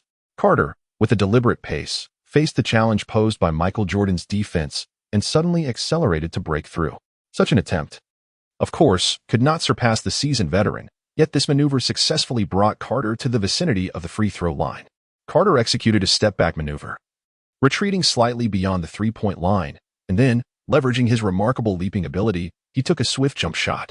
Even with Michael Jordan's timely defense, he could not contest the shot, as Carter relied solely on his innate athleticism, disregarding all logic. Swish. After Carter made that shot, he playfully patted Michael Jordan on the backside and exclaimed, "Come on, you almost had me, Michael. Shrimp and pig's heart." This remark from Carter was truly a nod to Jordan's classic trash talk, particularly coming from him while scoring over the veteran. Well done, rookie. It has been ages since anyone dared to throw such banter at me. You better cherish that smile of yours. I fear that when you see me again, it may vanish forever. The old-timer chewed gum, gesturing towards Carter with a finger. Say that again when you've truly outperformed me. Ron Harper initiated the play, directly handing the ball to Michael Jordan. Right from the start, the veteran took control, showcasing his fury. Against this seasoned player, Carter summoned all his energy, employing the subtle moves he had seen Stockton use, yet alas, the veteran effortlessly faked him out just inside the three-point line. Carter did not take the shot, yet the old rogue released it. The jumper found its mark with unwavering precision. One cannot help but commend Michael Jordan's mid-range shooting, which is indeed as steady as a seasoned veteran. Carter was filled with bewilderment. Are you certain, my friend, that you aren't utilizing any cheats? You released your shot with only half of the shooting form completed, yet it still found its mark? The reason Carter refrained from making a move was that he recognized the old rogue's maneuvers were not executed in a judicious manner. They leaned more towards a breakthrough than a calculated approach, hence he did not attempt to interfere with the block. However, this renders the situation rather dull. Rookie, persevere. You possess the potential to thwart my advances, provided, of course, that you can keep pace with my rhythm. Yet, I must candidly express that your defense is lamentably feeble. Rookie, you are not formidable either. The old rogue shook his hands and, with a serious expression, encouraged Carter earnestly. Carter, Changshi serves the ball, which lands in Carter's hands before returning to Changshi.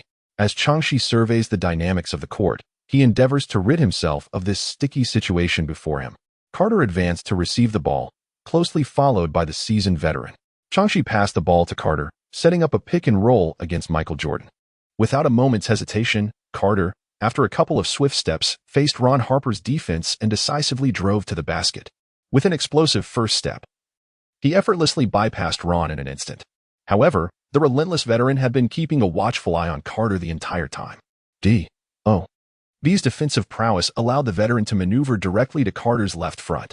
After Carter maneuvered past Ron, he found himself once again confronted by the seasoned defender. However, it was already too late. Carter had leaped into action. With grace, he executed a beautiful floater. Simultaneously, the veteran defender's large hands obscured Carter's line of sight. Alas, the interior was crowded, and the defender had positioned himself in front. Otherwise, Carter could have unleashed a thunderous dunk fueled by his earlier momentum. Thud. The basketball ricocheted off the rim, but fortune smiled upon them as Andrews secured the rebound and swiftly passed it to Walker, who positioned himself to block Rodman. Walker executed a simple bank shot, successfully putting the ball through the hoop. Rookie, is this all you can manage? Relying on others for points? You lack both the toughness and endurance. The veteran defender wore a faint smirk of derision, shaking his head lightly as he spoke. Could Carter endure this taunt? Michael, perhaps you should reflect on why Madonna found you wanting. Paul, Carter is incessantly provoking Michael, which is hardly a wise strategy. Indeed, Smith, Carter is still rather inexperienced. It is well known that many in the league would offer a compliment to Michael after he scores, for they fear inciting his wrath. Let us hope that Carter can perform better in the moments to come. Although Smith holds high hopes for Carter, he is facing none other than Michael Jordan. Smith can only wish that Carter does not suffer too severely under Michael's defense. Chapter 37, The Celtics vs. the Bulls Rookie. Rise to the occasion and learn what true defense entails.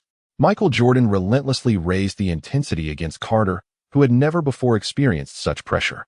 For a moment, he struggled, even faltered. Fortunately, Carter's offensive talent was fully manifested, even if it had yet to reach its pinnacle. This historic-level talent assured that Carter could not be entirely contained, even when pitted against Michael Jordan. Michael, I dare say your defense leaves much to be desired. Carter leaped into the air, faking a shot before deftly passing the ball into the hands of Walker, who made his All-Star debut in just his second year. Confronted by the less towering Rodman, Walker executed a thunderous dunk. Goodness, if you've forgotten how to defend, I would be more than willing to remind you. The seasoned veteran cast a lethal glare at Rodman. Taking a deep breath, Rodman fixed his fierce gaze upon Walker, resolutely determined to make this young man pay for his audacity. Michael, it appears your Bulls' defense leaves much to be desired. On the sidelines, Carter incessantly stoked the flames, yet to no avail. Within the first 2 minutes, the score stood at 6-2, with the Celtics leading the Bulls.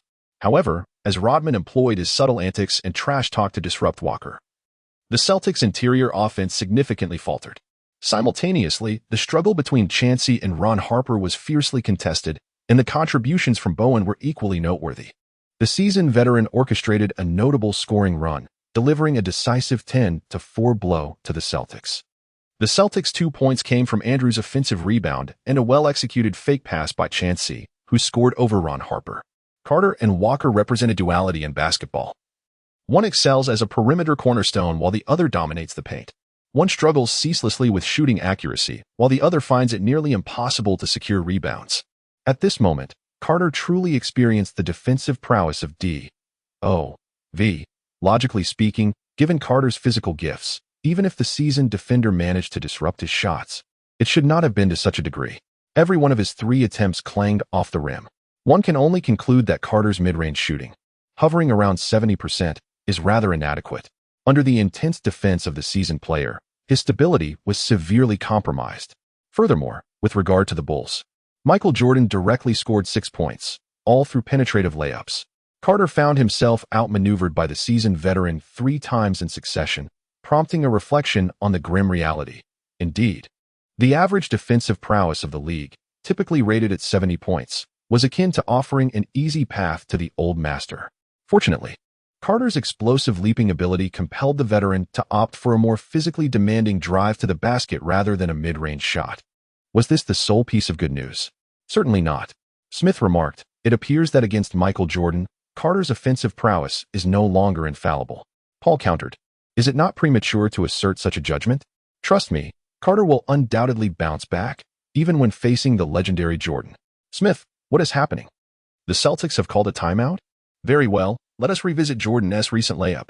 Carter, while Michael Jordan is undeniably formidable, he is not invincible. Why not consider an alternative approach to your offense? Pitino advised, observing Carter, who seemed trapped in a narrow mindset. An alternative approach. Carter acknowledged the merit of focusing on shooting, yet he must remember, the Bulls differ from the Jazz. Against the Jazz, we lacked an advantage in the paint, necessitating your consistent scoring from the perimeter. Yet the Bulls' interior defense is not particularly strong. Pippen's performance on the wing has significantly declined, and Rodman's mindset has become problematic. During Jordan's 6th championship, Pippen was indeed struggling with injuries and declining performance, while Rodman frequently sought time off, expressing a need for relaxation to the Zen master. After delivering his insights, Pitino cast a knowing glance at Carter. "Rest assured, coach, I am not inflexible. If my mid-range shots are failing, I shall refrain from attempting them." Carter also felt that he had been taking things too seriously. There was no need for him to engage in a relentless contest with Jordan over mid-range shots. Such an endeavor would be detrimental to himself, his team, and his teammates. Even if he were to triumph over Jordan in this particular game, what would it truly signify? Would it elevate him above Jordan? That notion is preposterous. Jordan is revered as the god of basketball, not merely for his 2 three-peats and his peak retirement years, but also for his monumental contributions to the NBA.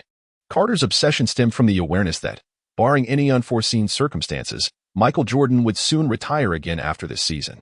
When Jordan inevitably returned, he would no longer be the omnipotent figure he once was, though he still managed to produce all-star caliber statistics.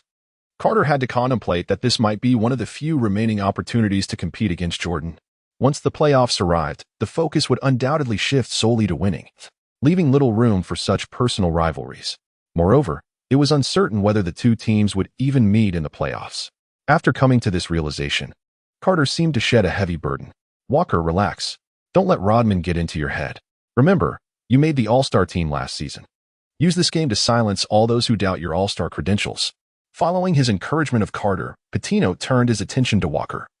offering him a hearty dose of motivational support that lit up the boy's eyes. Although the Celtics had indeed struggled through a dismal season in '97 and Walker's statistics might not have been particularly impressive, he wanted to assert, "Why was it me who made the All-Star team amidst all this controversy, rather than someone else?" "Bowen, look. The coach has managed to inspire yet another player," Changshi exclaimed, pointing at the exuberant Walker. "The coach's motivational abilities are truly remarkable." "Of course. How many NCAA coaches lack such skills?" Changshi replied. "And let's not forget, our coach transitioned from NCAA to the NBA. Bowen, I must tell you, that guy over there is like an incessant adhesive. He is driving me mad." Changshi. Logically speaking, Pippen should be more challenging to contend with than that fellow. Why don't I feel the pressure? Bowen scratched his head, voicing his confusion. Really? No way. Bowen, are you certain Pippen hasn't exerted any pressure on you? Honestly, Changshi, I'm not lying. No way. Let us go find the coach. Changshi, Bowen, what is going on with you two? Carter was drawn in by the commotion stirred up by Chauncey and Bowen. Boss, I exchanged a few words with Chauncey about Pippen. And suddenly it escalated. He insisted on finding the coach, and I cannot fathom why. It is noteworthy that Pippen, due to contractual disputes, declined surgery during the off-season and subsequently missed 35 games at the start of this season. The reason Pippen has now returned is primarily because the season has just commenced. This match marks only the Bulls' second game. The first game was dedicated to the ceremony of awarding rings, while this match serves as a rebuttal to Carter, who, during the off-season, had mocked him as a child laborer. Thus, Pippen's participation in this game is also aimed at legitimizing the Celtics' potential victory in this contest. Further rationalizations will be elaborated upon later. Chapter 38, The Bulls' Vulnerabilities. Chauncey, what is going on? Carter, coach, do you remember that rumor? What rumor? Carter and Pitino appeared to have an epiphany, yet there lingered an unmistakable sense of incompleteness. During the off-season, Pippen declined surgery due to salary disputes. Indeed, exclaimed the coach. From the tension between Bowen and Pippen, it seems Pippen likely has not undergone the surgery. This rumor may indeed hold truth. Pitino inhaled sharply, followed by a surge of excitement. This was a golden opportunity. Carter, henceforth, focus our strategy on exploiting Pippen. Understood, coach. Rest assured, I fear that following this game, the internal discord within the Bulls will escalate. Laughter erupted. Pitino had intended to further elaborate on the upcoming tactics, yet alas, the timeout had concluded. Nevertheless, with the basketball acumen of Carter and Chauncey, it was improbable they would be oblivious to the next course of action. Rookie, tell me, has a mere timeout instilled you with newfound confidence? Do you believe that a single pause could suffice to thwart me? I am uncertain whether to deem you naive or simply fanciful, or perhaps a fool. Michael, just watch. I hope you can maintain such a mindset as you continue to play. As Carter spoke, he executed a pick and roll with Bowen, finding himself matched up against Pippen. Hey, rookie, have you figured out how to defend against me yet? If not, fret not, for I have already devised a way to make you my backdrop. The latter remark held little weight against Pippen, yet the term rookie stung far more than any physical blow could. Were it not for the salary disputes, would Pippen truly have dared to confront the management? Now, everyone within the Bulls organization is acutely aware that after the 6th championship, the team is destined for disbandment. At that juncture, he would depart from the Bulls, securing a lucrative contract of his own, proving to that miserly Klaus just how much Pippen is worth. Rookie, when I was winning championships, you hadn't even entered the NCAA yet. Remember to show proper respect to your elders. Pippen countered, using his championship titles to overshadow Carter, implying that one without a championship has no right to voice opinions here. The 90s were an era where greatness was measured by championships. Possessing a championship ring granted a distinct edge over others. Is that so? Then why, despite having 5 championship rings, are you still on a rookie contract? My own rookie contract dwarfs yours. Carter is no fool. He can certainly perceive the implications behind Pippen's words. Thus, he responded with an air of admiration for his senior. Pippen was momentarily taken aback by this remark, and in that instant, Carter seized the opportunity to surge forward. Regardless of Pippen's injury, even if he were in peak condition, he would have found it impossible to defend against Carter's lightning-fast first step, especially in a situation where his attention was diverted. To compound matters, there was no Michael Jordan to provide support in the paint, as Jordan himself would never have anticipated that Pippen could be so effortlessly surpassed. Carter, positioned to step beyond the free throw line, leapt gracefully while fending off the approaching Rodman. During his ascent, Rodman attempted to disrupt Carter with subtle maneuvers, yet Carter was well prepared. As he took off, he raised his elbow, preemptively countering Rodman's underhanded tactics. With a swift nudge of his shoulder, he sent Rodman aside and emphatically slammed the ball through the hoop. "Dennis, such tricks are futile against me. If you wish to thwart my scoring, you might as well hope that the young worker can adequately defend against me and not allow me to surpass him effortlessly." As Carter exchanged barbs with Rodman, he did not hesitate to take a jab at Pippen as well. Upon hearing this, Rodman cast a fierce glare at Pippen before turning his menacing gaze toward Carter and remarking, "Rookie, your dunks are commendable, and your elbows are impressive. It's no wonder Malone has high hopes for you, but you'd best tread carefully from here on." Rodman shares a close bond with Malone, and he has been privy to Malone's praises of Carter over the past few days. It seems that Malone was indeed correct. This rookie is utterly relentless. "Michael, did you see that? I'm about to score now. It feels remarkably effortless to score against the Bulls, doesn't it?" After Carter finished speaking, he ignored Jordan and turned to the fans in the arena, proclaiming, "Listen up. Damn it, what a rookie. Who does he think he's provoking? Michael, unleash your fury upon him. Goodness, what on earth is Pippen doing? Can't he defend at all? He let the opponent pass him effortlessly. Seriously, what is wrong with Pippen?" The boos from the crowd only fueled Carter's excitement. The ball, as the Bulls prepared to inbound, before Harper could even cross half court. The old veteran demanded the ball. Would Harper dare to refuse? Once again, the basketball found its way into the hands of the seasoned player. "Michael, it's futile. No matter how many points you score against us, we can reclaim them through Pippen. Coward. Too afraid to face me, coward," Michael Jordan disdainfully remarked to Carter. "Huh, Michael. Victors are never cowards. Only the defeated bear the label of cowardice. Clearly, I shall emerge as the victor, while you will be the one to taste defeat." The true coward, Carter directly delivers nonsensical arguments. What need is there for reason? Effective trash talk is that which can sway the opponent's mindset and impact their performance. Carter focused all his attention, keenly observing the rhythm of the old rogue's dribbling. 1 bounce, 2 bounces, 3 bounces. Now is the moment. Carter successfully anticipated the veteran's breakthrough. However, if the veteran could be thwarted so easily, he would not be the seasoned player he is. The veteran swiftly transitioned into a back-to-the-basket move, engaging in a powerful collision with Carter. Carter's strength is formidable, successfully withstanding the impact of the seasoned rogue. However, Carter was ultimately reactive and failed to establish his position in advance. As a result, he was slightly pushed aside, creating a mere sliver of space, which the rogue seized. Launching himself into a leap with an impressive backward tilt, Carter swiftly leaped to attempt to disrupt the shot. However, the seasoned veteran executed a fadeaway that drifted slightly backward. And with his release point significantly elevated compared to usual, coupled with his initial jump, Carter's effort to obstruct the shot proved futile, allowing the veteran to score effortlessly. "Rookie, do you genuinely believe you can thwart me solely with your physique? Allow me to offer a piece of advice. That is but a dream. Michael, rest assured, I will convey the same message to Pippen."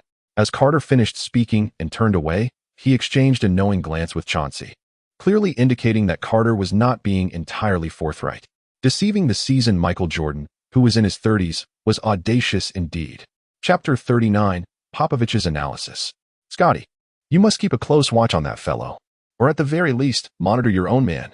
The seasoned veteran reprimanded Pippen without reservation, harboring a tinge of dissatisfaction towards him. After all, it was Pippen's own mischief during the off-season that had led to this predicament.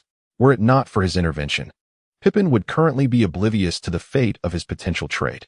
The considerable impact on the team due to Pippen's actions could hardly escape the notice of the fiercely competitive veteran. However, considering it was the final year of his second dynasty, any grievances had to be suppressed. The current Bulls were not the same team that had once achieved a record of 72 victories. This realization compelled Jordan to exert even greater effort on the court, particularly evident during his matchup with Carter. Carter, Chauncey, and Bowen simultaneously initiated their movements beyond the arc, while Harper and Pippen pressed forward under Jordan's unwavering gaze. However, the two seasoned players, burdened by age and injuries, were no match for the trio from the Celtics. The three eluded Harper and Pippen with their agility, yet they could not shake off Jordan. Unhesitatingly, Jordan kept pace with Carter. The basketball indeed returned to Carter's possession, who then passed it to Chauncey. Chauncey executed a pick-and-roll with Bowen, leading to a mismatch as he faced Pippen in a one-on-one situation. although Chancey's offensive skills were not particularly refined. His speed allowed him to slip past Pippen, albeit not entirely cleanly. Nonetheless, this was inconsequential. What mattered was that Walker had emerged in the paint to receive the ball. Chancey and Walker engaged in another pick and roll, with Chancey now in the paint. Confronted by Rodman's defense, he leapt and tossed the ball backward, colliding directly with Rodman. After blocking Pippen's advance, Walker swiftly returned to the interior, leaping for a thunderous dunk, executed flawlessly. There was nothing amiss in Rodman's defense. The issue lay with Pippen. His injuries hindered him from keeping pace with the younger players, rendering him a vulnerability for the Celtics' counterattack against the Bulls. Jordan encountered no issues himself. After all, one cannot expect Jordan alone to effectively contain all three Celtics players from the perimeter. Jordan is Michael Jordan, not some lesser player. Well done, my friend. Excellent pass, Chancey. For Walker, who felt irritated by Rodman's underhanded tactics, completing that dunk provided a sense of catharsis. Michael, did you see? Pippen is no longer the player he once was. He can no longer draw defensive attention on offense and has become a liability on defense. If I were in the Bulls management, I would certainly consider trading him. What do you think, Michael? Carter has already devised a plan. Regardless of whether the old rogue nods or shakes his head, he intends to make a grand move. If he nods, it is evident that Michael Jordan's dissatisfaction with Pippen could be highlighted, as reports of the impending decline of the Bulls dynasty can be readily produced. Conversely, if he shakes his head, Carter will orchestrate a narrative, pointing out that the Bulls management's refusal to grant Pippen a salary raise during the off-season has led to his underwhelming performance on the court, with Michael firmly supporting Pippen. Alas, the old rogue has skillfully elevated his worth to such heights that these verbal traps hold little sway over him. Team personnel decisions are the management's domain. My focus solely lies in playing the game. Winning. It is as straightforward as that. And remember this, rookie. I am Michael Jordan. As long as I am here, that damn championship is within our grasp. Carter lamented internally. The Celtics' two offensive plays caught the attention of numerous coaches watching from their screens. They were astonished to see how severely Pippen was afflicted by injuries. The Bulls seemed to be in a precarious position. Popovich shook his head, a mysterious expression crossing his face. Coach, the Bulls have Michael. They cannot possibly lose. The Admiral offered a differing opinion. However, it seemed that the only reliable asset available to the Bulls was Michael Jordan. Popovich tapped his fingers on the table with one hand, while the other scribbled notes in his notebook, the content of which remained a mystery. Rodman's performance in this match was commendable. Yet when the Celtics opted to attack the interior through Pippen, Rodman's inadequacies compared to traditional centers became glaringly apparent. He was unable to provide effective help defense. Whether facing the Celtics center or power forward, or contending with the incursions of Carter and Chancey, Rodman could contribute defensively. Yet he was incapable of preventing the Celtics' perimeter players from seamlessly collaborating with their interior offense. Until this issue is resolved, the Celtics could exploit it to score relentlessly with remarkable efficiency. Ultimately, it all boiled down to Pippen's injury woes. Of course, the Bulls had a countermeasure. That was Michael Jordan. Currently, the Bulls' only stable scoring option was Michael Jordan, and the Celtics were incapable of containing him. Nevertheless, the weaknesses on the perimeter and the fragility in the paint would undoubtedly inflict significant damage on the Bulls in crucial moments. Popovich explained this to the Admiral and Duncan. He was spot on. During the Bulls' sixth championship season, Pippen had to rest for 35 games shortly after the regular season commenced. Had it not been for Jordan's astonishing performances during that period, the Bulls might have found themselves ousted from playoff contention once the playoffs commenced. Although Pippen's offensive contribution dwindled considerably, he regained much of his defensive prowess, successfully alleviating some of the pressure on Jordan. Coupled with the old maestro's exceptional performance, they completed the final act of their Crimson dynasty. Coach, surely the Celtics cannot maintain this momentum indefinitely? Such relentless movement may create openings on the perimeter and in the paint, but it exacts a heavy toll on the Celtics' stamina. Duncan's remarkable observational skills allowed him to keenly perceive the costs of the Celtics' formidable display. That is true, yet the Celtics are young. Chancey is merely a rookie in the league, while Walker is only in his third year but has already attained all-star status. Although the specifics of his performance may be unclear, an all-star cannot be easily subdued by the Bulls in the paint. As if to validate Popovich's assertions, Walker in the paint emphatically blocked Harper's attempted layup. This is the no-fly zone. Walker boisterously shouted at Harper. No-fly zone. Kid, I like that phrase. With that declaration, Walker successfully captured Michael Jordan's attention, challenging the Bulls players in their own arena by declaring it a no-fly zone. Young man, you exhibit remarkable bravery. Are you unaware that Michael Jordan possesses the moniker Air Jordan? Observe, Rodman may influence Walker, but he cannot completely neutralize him. Presently, the Celtics have yet to employ the Jordan rules, yet the Bulls have already adopted them. Popovich gazes at the Zen master on the television, his eyes reflecting keen interest, as if to suggest that he is eager to see how long the Zen master can maintain his composure. Chapter 40. The world eagerly yearns to hear tales of youthful success. The true menace of the Bulls lies in Jordan. Without him, they would likely struggle to advance beyond the second round of the playoffs. Popovich watches the Bulls and promptly assigns them an identity. Beep. The Zen master finally succumbs to the urge to call a timeout. Michael, how do you feel?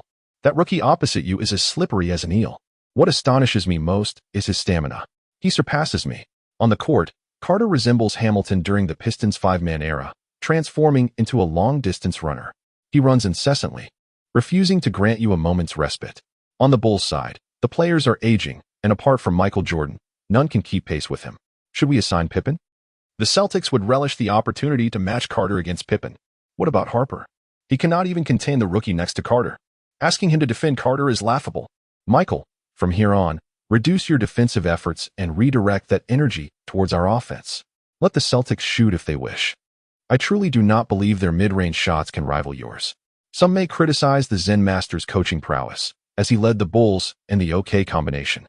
But let us not forget that in 2005, Kobe requested the management to rehire the Zen master. The Zen master undoubtedly ranks among the top coaches in NBA history, exhibiting exceptional adaptability and strategy. After the Celtics penetrate the Bulls' defense, he opts to lessen defensive commitment and focus on offense. In this era that reveres defense, the Zen master's philosophy is somewhat unconventional, reminiscent of the often criticized Old Nelson. The Zen master's subsequent strategy directly assigns Pippen to defend Chansey. If the opposing team desires to play offensively, then let them. It is not that the Zen master underestimates Chansey. Even if you score, what consequence does it hold?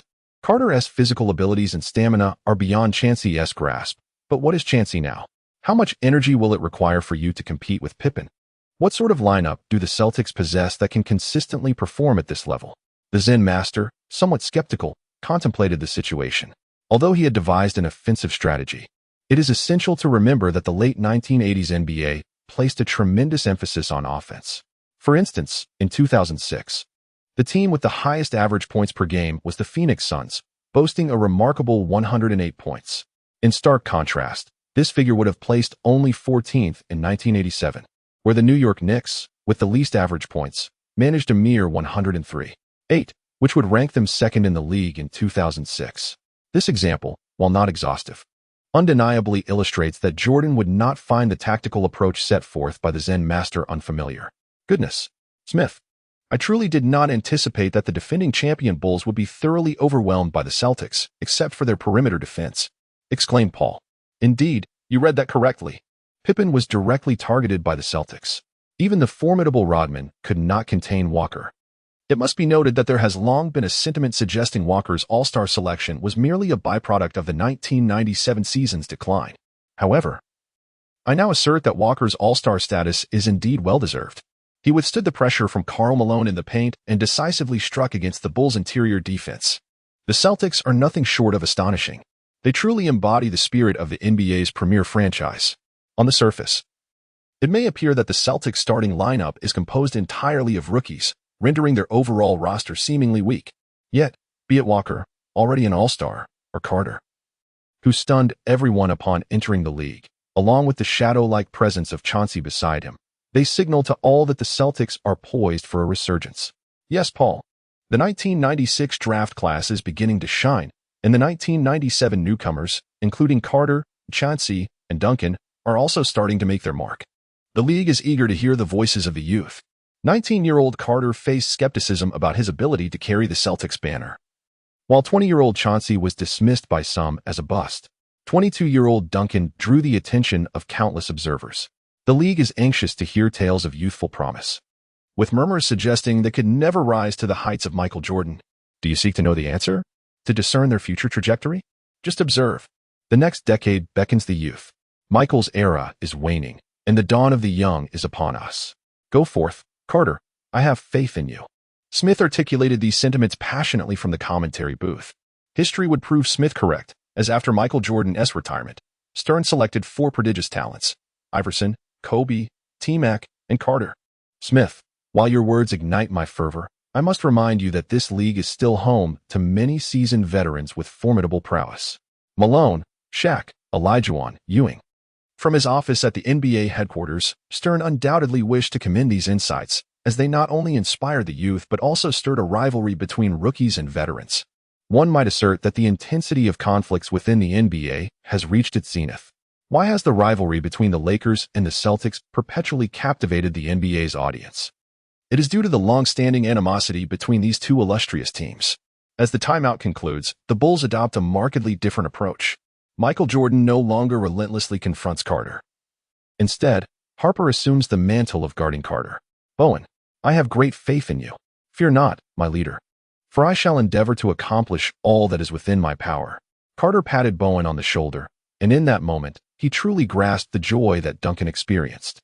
Bowen, indeed, was an invaluable asset. His willingness to endure hardship and toil without complaint was remarkable. One might criticize Bowen's methods, yet it is undeniable that he played a significant role in the Spurs' championship triumph. "Rookie, you send an undrafted player to guard me? It seems you are prepared to concede defeat."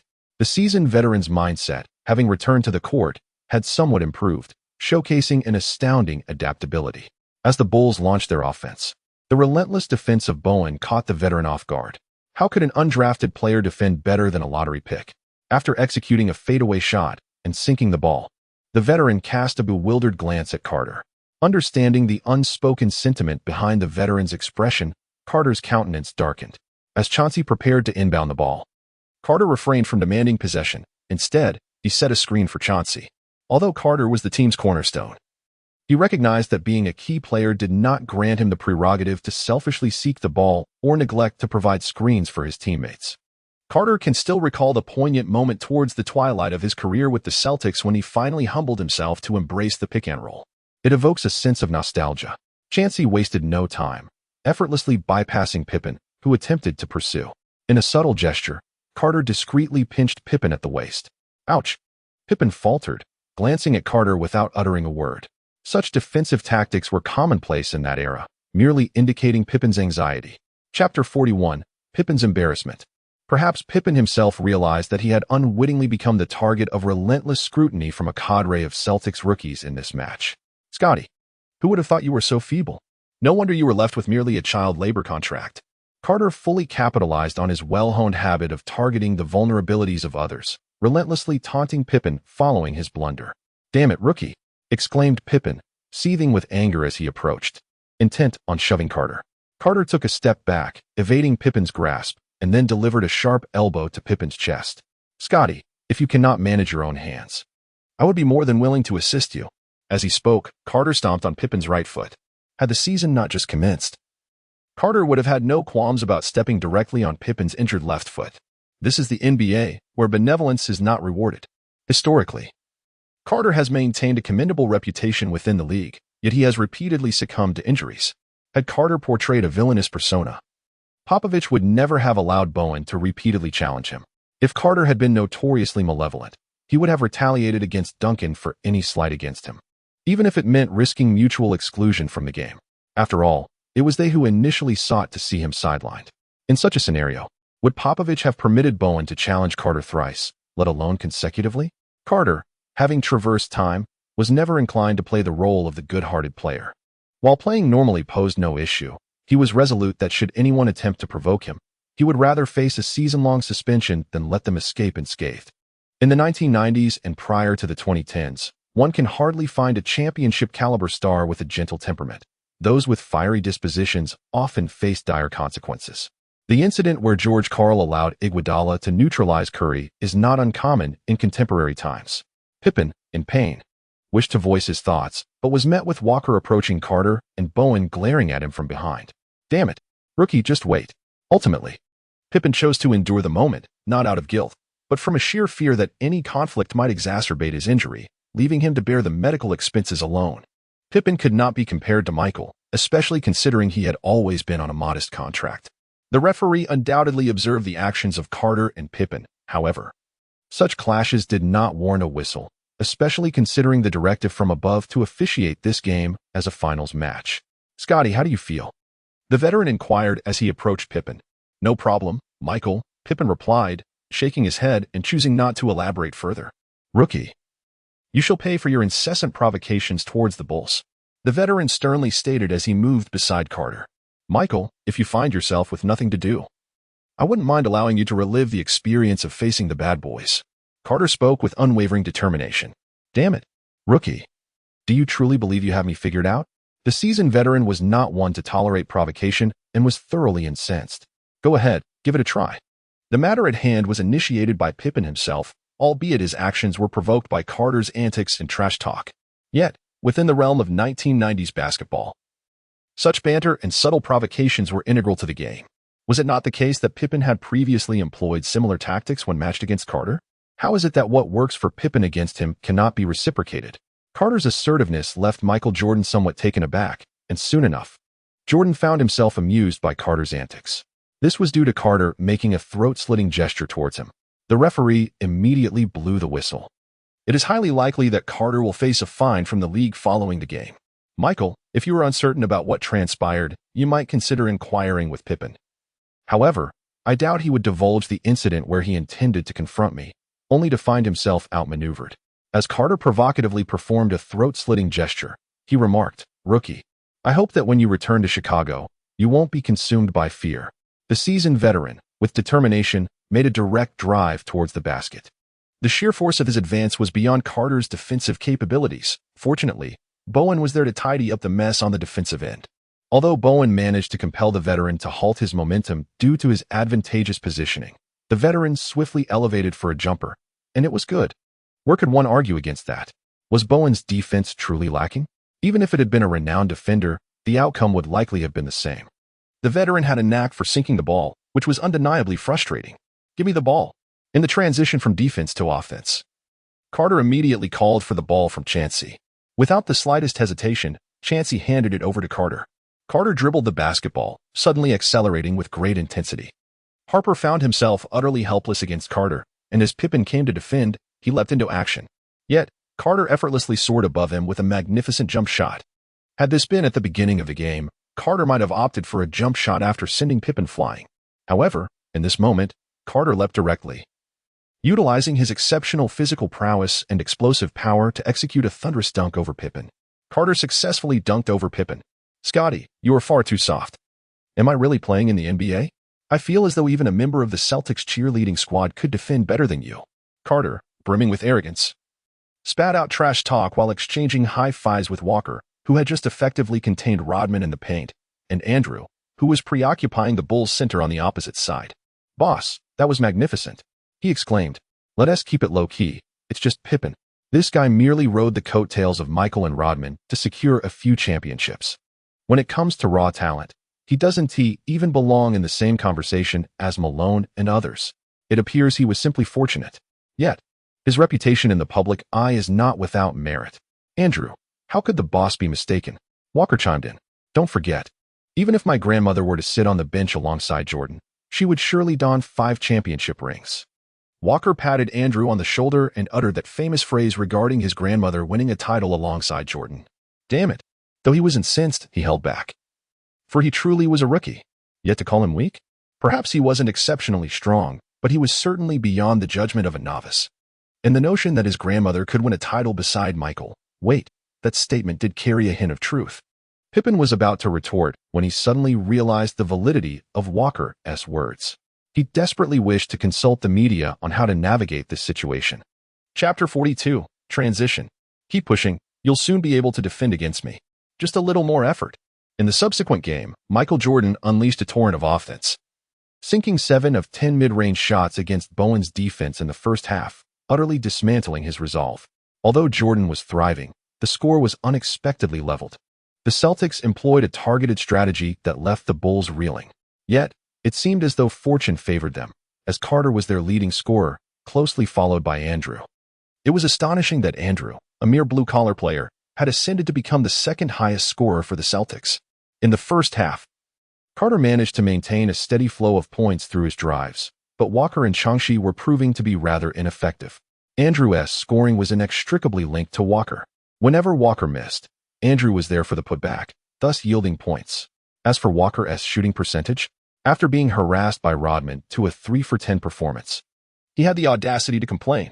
Based on the game's analysis, our conclusions were sound. The Bulls indeed found themselves at a disadvantage when facing a team with a dominant inside presence. Previously, Pippen had shared the burden with Jordan. But now that Pippen was faltering, the Bulls could only resort to the Jordan rule. There seemed to be no alternative. Popovich, gazing at the tactical board, remarked, "Coach, but isn't it paradoxical that the Bulls fear formidable centers?" "Not at all," he replied. "Ultimately, Rodman still lacks offensive prowess, while his impact on defense is significant. Being unable to contain the opposing center renders it moot," Popovich disdainfully remarked. The notion that the Bulls fear dominant centers stems entirely from the psychological impact Shaquille O'Neal experienced due to Rodman's influence. Let us not forget that in that fateful game of '96, the Bulls trailed the Lakers by over 20 points before the fourth quarter commenced. The interior battle was ultimately resolved by Rodman, but he is no longer the same. Just observe Rodman now. His focus is utterly diverted from the game. He could indeed contain Walker, yet his sole obsession lies with his wretched rebounds. He has fallen from grace. The Bulls' interior issues remain unresolved, and with Rodman's decline, it is evident for all to see. Even if Michael Jordan scored over 20 points in the first half, what significance does it hold? In '96, the Bulls, facing a 20-point deficit, shattered Shaquille O'Neal's psyche through Rodman, thereby dispelling the rumors of the Bulls' fear of superstars. But now, Rodman has deteriorated, and the Bulls' interior has once again become fragmented. Perhaps, once the regular season progresses and Jordan retrieves Rodman from his gambling escapades, the Bulls' interior will once more regain its strength. As for the forwards, the Bulls' transformation hinges on when Pippen fully recuperates from his injury. The perimeter? That poses no issue. Michael Jordan will seamlessly manage both offense and defense from beyond the arc.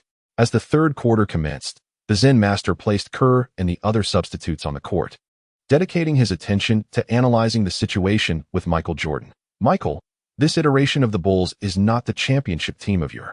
How far this team goes rests solely upon you." The Zen master perceived the reality. The entire Bulls organization is merely sustained by the legacy of their sixth championship. Without that sixth championship, the Bulls might well have disbanded by now. The management's dissatisfaction with Jordan's $30 million contract, Pippen's grievances regarding his rookie deal, and Rodman's discontent over his substantial contract with the Bulls all loom large. The management's frustration with Pippen's refusal to undergo surgery during the off-season is palpable. Currently, Rodman is singularly focused on vacation, utterly disinterested in playing. Perhaps only Michael Jordan's words still hold weight with him, while the rest fall on deaf ears. Bulls general manager Krause believes that he is the principal architect of the Bulls' illustrious achievements, having personally selected Michael Jordan. The present Bulls face internal strife and external challenges. Zen Master, I understand. Rest assured, as long as I am here, the championship trophy shall be mine to lift. There exists an inexplicable charm in Michael Jordan's words that compels belief without the need for rationale. If one were to seek a reason, it would simply be that he is Michael Jordan. I shall endeavor to persuade Scotty to accept the surgery. Michael, I implore you to help Rodman find some semblance of focus. The Bulls desperately need victories. Winning not only stabilizes our rank, but also alleviates team tensions. I will manage Dennis. You need not worry. Michael, the Celtics bench does not pose a threat to us. Your task is to deliver the most decisive blow in the fourth quarter. Leave it to me. On the other side, the Celtics bench. Carter, it seems we are trailing once again. Don't be disheartened. Chancey, are you not aware of the caliber of our bench? Losing is quite normal. A victory would be a delightful surprise. Carter shook his head, a gesture that radiated a youthful naivety, making it difficult to suppress the urge to give him a couple of taps. Carter, I perceive that the Bulls seem to lack the prowess of the Jazz. Changshi hesitated momentarily, yet ultimately voiced his inner thoughts. The Bulls' strength resides solely in Michael Jordan. However, even with his unparalleled talent, Michael Jordan remains merely a deity of basketball, not an omnipotent being. He cannot single-handedly take on 5 adversaries. Look at the Bulls now. In the paint, Rodman, aside from his love affair with rebounding, appears to be in a state of reverie. On the perimeter, if faced with players lacking in speed, Pippen's injuries would have less impact. Yet now, if we keep running, we could exhaust Pippen entirely. The Bulls' front line has significantly diminished. Although Michael Jordan graces the outside, he is but one man. In contrast, observe the Jazz. Last year's contenders for the championship. This year, they face no obstacles. The entire team remains wholeheartedly committed to the pursuit of the title. It would be astonishing if a depleted Bulls squad could rival a complete Jazz team. Unless, of course, Michael Jordan experiences an explosive resurgence. Carter waved his hand, expressing that many young individuals of this era possess a certain bias towards the Bulls. While it is true that the Bulls were formidable, they currently find themselves in a state of disarray. One cannot equate the present iteration of the Bulls, diminished as they are, with the legendary 72-win team. Carter's assertion rings true. The current capabilities of the Bulls fall short when compared to teams like the Jazz and the Rockets. Even in scenarios where Michael Jordan did not unleash his full potential, the Bulls were merely a playoff team. However, one must remain cautious. We have yet to secure our place in the postseason. Pitino intended to advise his players against overconfidence, urging them to approach the game with steadiness. Yet, who could have anticipated Carter's retort that if the Jazz triumphed, surely they could not falter against the current Bulls? Pitino, feeling the pressure, thought to himself, calm down. If I offend Carter, I may very well find myself packing my bags by morning. Chapter 43. Michael, adjust your offensive and defensive efforts based on your judgment. Carter, focus.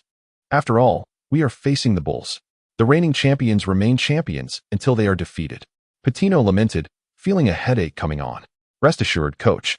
I am more acutely aware of Michael Jordan's prowess than anyone else. No one understands the arduous journey to Jordan's sixth championship better than Carter himself. He has never let his guard down regarding the old master. Coach, are you truly certain that I should not enter the game now? If Ron continues to play, I fear we may not see a fourth quarter. Carter shook his head as he observed Ron, who was utterly incapable of defending against Kerr's shots on the court. The Celtics bench was indeed subpar. In comparison to the Bulls, they were completely overwhelmed. Carter, I am aware of your abundant stamina. Yet the fourth quarter is where your true prowess shall be displayed. For now, your priority is to recuperate your energy. Before the fourth quarter, I intend to exhaust all timeouts. I shall utilize them to diminish the Bulls bench's rhythm while simultaneously granting you the opportunity to regain your strength. Pitino discerned Carter's desire to take the court, yet he opted to refuse. Although Carter's physical condition was commendable, how could one underestimate the stamina of Michael Jordan on the opposing side? The fourth quarter is the critical moment for fierce competition, and Carter's vitality must be preserved for the decisive clash. I understand, coach. Carter sat quietly on the bench, intently observing the unfolding dynamics on the court. Smith remarked, I must say, the Celtics bench is truly lackluster, utterly overwhelmed by the Bulls. Paul watched as the Bulls substitutes swiftly extended their lead by 10 points within a mere 5 minutes. Unable to contain his disbelief, he exclaimed, Oh my goodness. Pitino has opted not to substitute, allowing the bench to continue playing? Could it be that Pitino has devised a strategy to counter the Bulls bench? No, Paul, Smith interjected. I believe Pitino simply wishes to call a timeout for the reserves to alleviate their pressure. Perhaps he aims to cool off Cole's rhythm and grant Carter and the others a longer respite. Strangely enough, Smith's observations held a ring of truth. This was indeed Pitino's intention. Coach, what exactly are the Celtics planning? The Admiral wondered, puzzled by the decision to call a timeout for the substitutes. Is there truly a countermeasure in play? Given the lackluster performance of the Celtics bench, what good would a perfectly orchestrated strategy do if it cannot be executed? Wouldn't defeat be inevitable? Tim, what are your thoughts? Popovich chuckled lightly, opting not to respond directly, instead turning to Duncan. The Celtics are preparing for a desperate battle. They intend to face the Bulls in the fourth quarter, trailing behind. Duncan pondered, unable to grasp the allure Carter seemed to possess. Did the Celtics coach truly place such faith in Carter's ability to reverse the score against Michael Jordan? The Celtics are astute. Popovich nodded in agreement. In a normal contest, the Celtics would undoubtedly falter against the Bulls. But so what? In the third quarter, I shall allow you to score. If the bench cannot compete, then so be it. I will call a few more timeouts to minimize the deficit. Should the Celtics prematurely reintroduce their starters, the Bulls could easily match their effort, leading to a gradual decline in the Celtics' performance, ultimately resulting in their defeat. However, the Celtics have chosen a bold course, sacrificing the third quarter. They await the fourth quarter, when the starters have regained some stamina, ready to confront the Bulls' vulnerabilities. By employing such a daring strategy, they seek to grasp a fleeting glimmer of victory. Observe how both the Celtics and Bulls kept their starters on the court for the first 2 quarters. Yet in the end, only Carter and Michael emerged relatively unscathed. The others faced significant fatigue. Should the starters be introduced too soon in the third quarter, it would devolve into a one-on-one duel between Carter and Michael. The Celtics' remaining players, hindered by exhaustion, would struggle to replicate their first-half performance. Moreover, under the duress of fatigue, the Bulls players would be far more accustomed to and adept at navigating such challenges than their Celtic counterparts. To put it plainly, the advantage exhibited by the Celtics relies heavily on their considerable physical stamina. Without the vigor of youth, they simply cannot penetrate the Bulls' defense. Ultimately, if Jordan relentlessly pursues Carter, the Celtics will be inevitably extinguished, much like frogs boiled in water. Popovich's eyes are filled with admiration for Pitino. This fellow may seem unassuming, yet his on-the-spot capabilities are truly remarkable during critical moments. It is indeed a misjudgment to underestimate the Celtics. Tim, we need not concern ourselves with this. Let us not forget that the coach can see through the Celtics' intentions at a glance. Should we face the Celtics, our coach would skillfully dismantle their strategy. Admiral Robinson converses with Duncan, while simultaneously praising Popovich. On the Bulls bench, what Popovich discerns, Zen Master also perceives. Many often compare the coaching abilities of Popovich and Zen Master. However, one cannot deny that both are exceptionally skilled head coaches.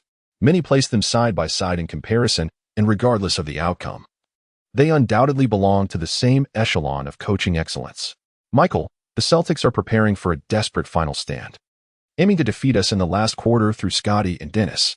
Phil, rest assured, as long as I am here, such a scenario will not transpire. I will relentlessly send that damned basketball through the hoop, shattering the Celtics' hopes of narrowing the score. Michael Jordan's words always instill confidence. They may sound arrogant, yet he is Michael Jordan, and that is the impression he leaves. As the third quarter concludes, the Celtics trail the Bulls by 15 points. With the fourth quarter commencing and a deficit of 15 points, any observer would deem the game to have entered garbage time. Nevertheless, both teams unexpectedly fielded all their starters.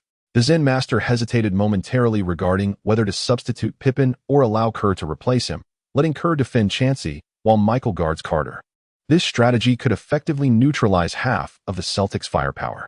However, upon reflection, he refrained from doing so. The pressure within the team during their pursuit of a sixth championship was simply too intense. If Pippen were to be sidelined at such a crucial moment, it might ignite tensions and expose conflicts within the team, which is unacceptable for both the Zen Master and Michael, who are resolute in their quest for a sixth title. Michael, adjust your offensive and defensive efforts based on your judgment on the court. Just before Michael steps onto the court, the Zen Master grips Jordan's arm and speaks. Chapter 44, The Critical Moment. Smith, I initially believed the final quarter would be mere garbage time, as the point differential had reached 15. Yet unexpectedly, the Celtics have not relinquished hope. Are they contemplating employing the same tactics as in the first half, specifically targeting Pippen? Paul's words are remarkably candid, nearly pointing at Pippen as the Bulls' Achilles heel. Paul, is it not already an evident truth? I never anticipated the tenacity of the Celtics to be so formidable. A deficit of 15 points was insufficient to deter them from this contest. Smith, I believe that if this game is lost, the responsibility should rest entirely upon the shoulders of Celtics head coach, Pitino. Were it not for his decision to bench the starters in the third quarter, the scoreline would not be so disparate. Paul, your statement lacks merit. First and foremost, do not forget the Celtics' objective this season. Although Carter and Walker boast of championship aspirations, it is abundantly clear to any discerning observer that the Celtics are wholly committed to nurturing the twin stars, Carter and Chansey, this year. With Carter and Chansey having played the entire first half, it would be imprudent to have them continue into the third quarter, as it heightens the risk of injury for the players. Such a scenario is utterly unacceptable for the Celtics. Smith shook his head, beginning to provide counterarguments to Paul's assertions. Moreover, even if the Celtics had deployed their starters for the entirety of the third quarter, what would have been the outcome? Would the Bulls not also field their starters? Rather than awaiting an inevitable demise, it is far more prudent to make a desperate effort. I contend that the decisions made by the Celtics head coach were devoid of error. On the contrary, his coaching acumen has been grossly underestimated by us all. The discourse between Smith and Paul represented two divergent perspectives held by countless fans before their screens. Nonsense. Smith is merely indulging in mindless optimism. The Celtics are destined to lose this match. I cannot fathom how a team trailing by 15 points could enter the fourth quarter and emerge victorious. It is akin to imagining a team being overturned in the playoffs, while leading 3-1. Are you even watching the game? Did you not observe the effect of the Celtics targeting Pippen in the first half?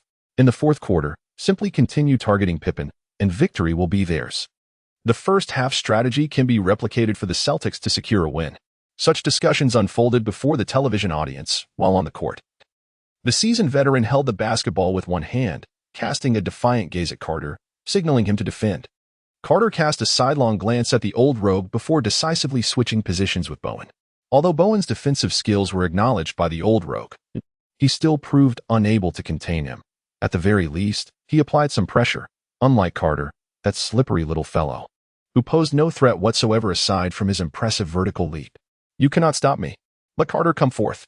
I fear this match may very well lead to your loss of the head coach's trust. Carter, however, was a different story. His defensive prowess had likely long since lost its diminishing returns in the eyes of your coach. The old rogue executed a splendid triple threat stance, his incessant chatter clearly inciting irritation in Carter. What? You claim Carter was angered by the old rogue's trash talk? Preposterous. Absolutely impossible. Michael Jordan dribbled, once, twice, then accelerated with a flourish.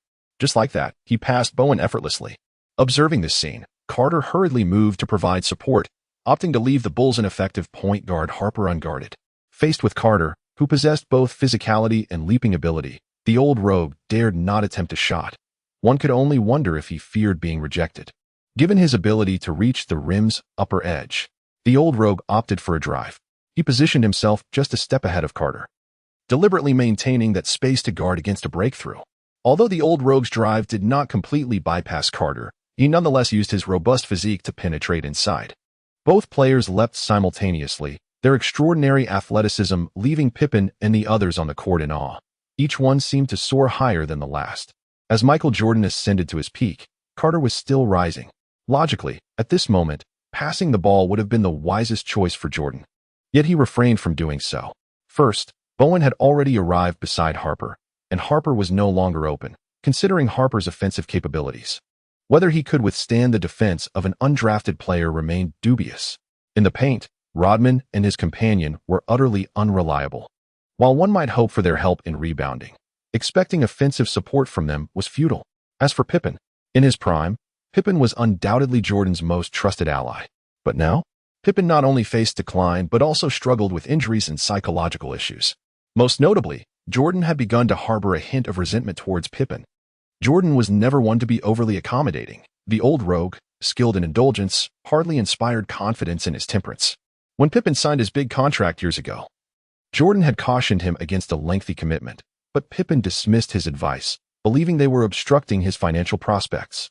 As player salaries increased, Pippen's long-term contract had transformed from a lucrative deal into a mere pittance, and now he was raising a ruckus?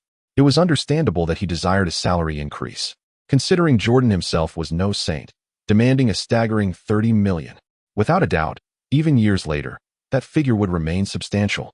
However, your actions have undeniably inflicted harm upon the team and jeopardized Jordan's pursuit of victory. Under such circumstances, it is hardly surprising that Jordan harbors resentment. Is there truly no trash talk from Carter and others directed at Jordan regarding Pippen's defense? In this particular play, Jordan executed a fierce maneuver. As he descended, Carter was still ascending, and then Jordan deftly flicked the ball from beside Carter's waist.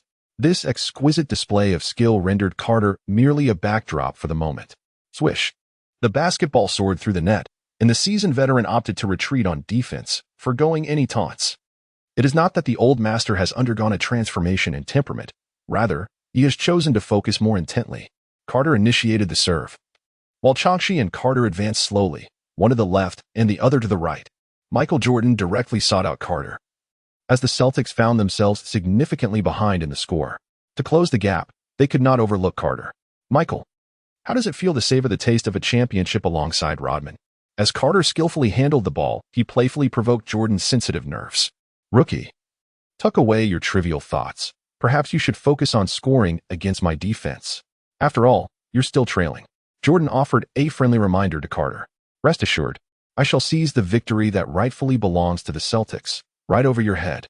Even Larry Bird would not dare to speak so boldly when down by more than 10 points. Are you suggesting that you have already surpassed Larry Bird? Has Jordan taken a page from the book of the esteemed Murong family? Mastering the art of strategic maneuvering, Carter employed such rhetoric to ensnare Jordan. And in the blink of an eye, Jordan adeptly mirrored this tactic to trap Carter. Chapter 45, The Hesitant Zen Master. How can one even draw a comparison?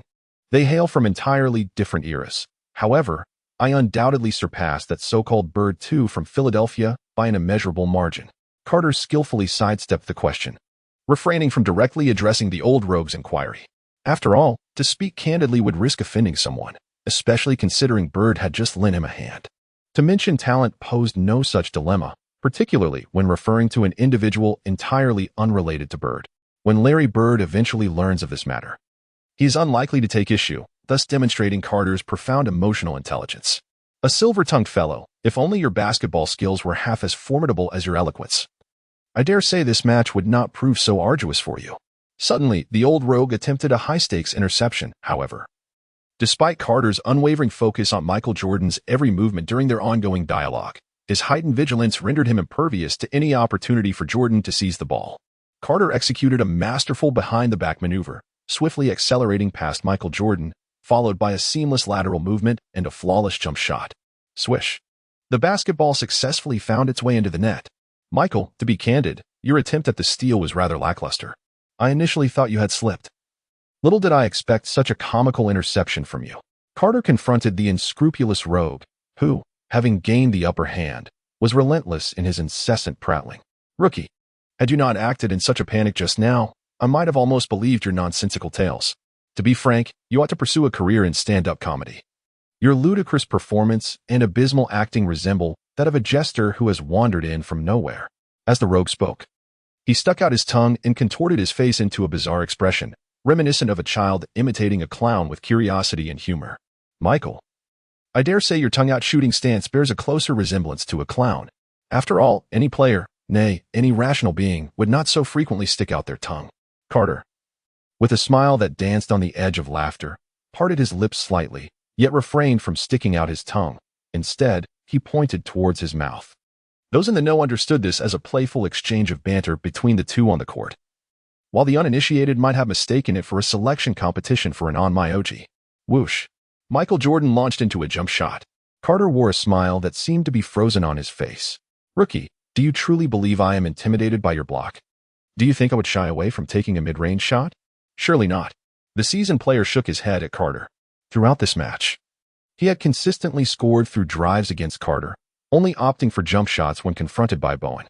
This instinctively led Carter to suspect that the seasoned player might be wary of his leaping ability, for Carter's vertical reach was indeed a notch above most in the NBA. Michael, scoring alone is futile.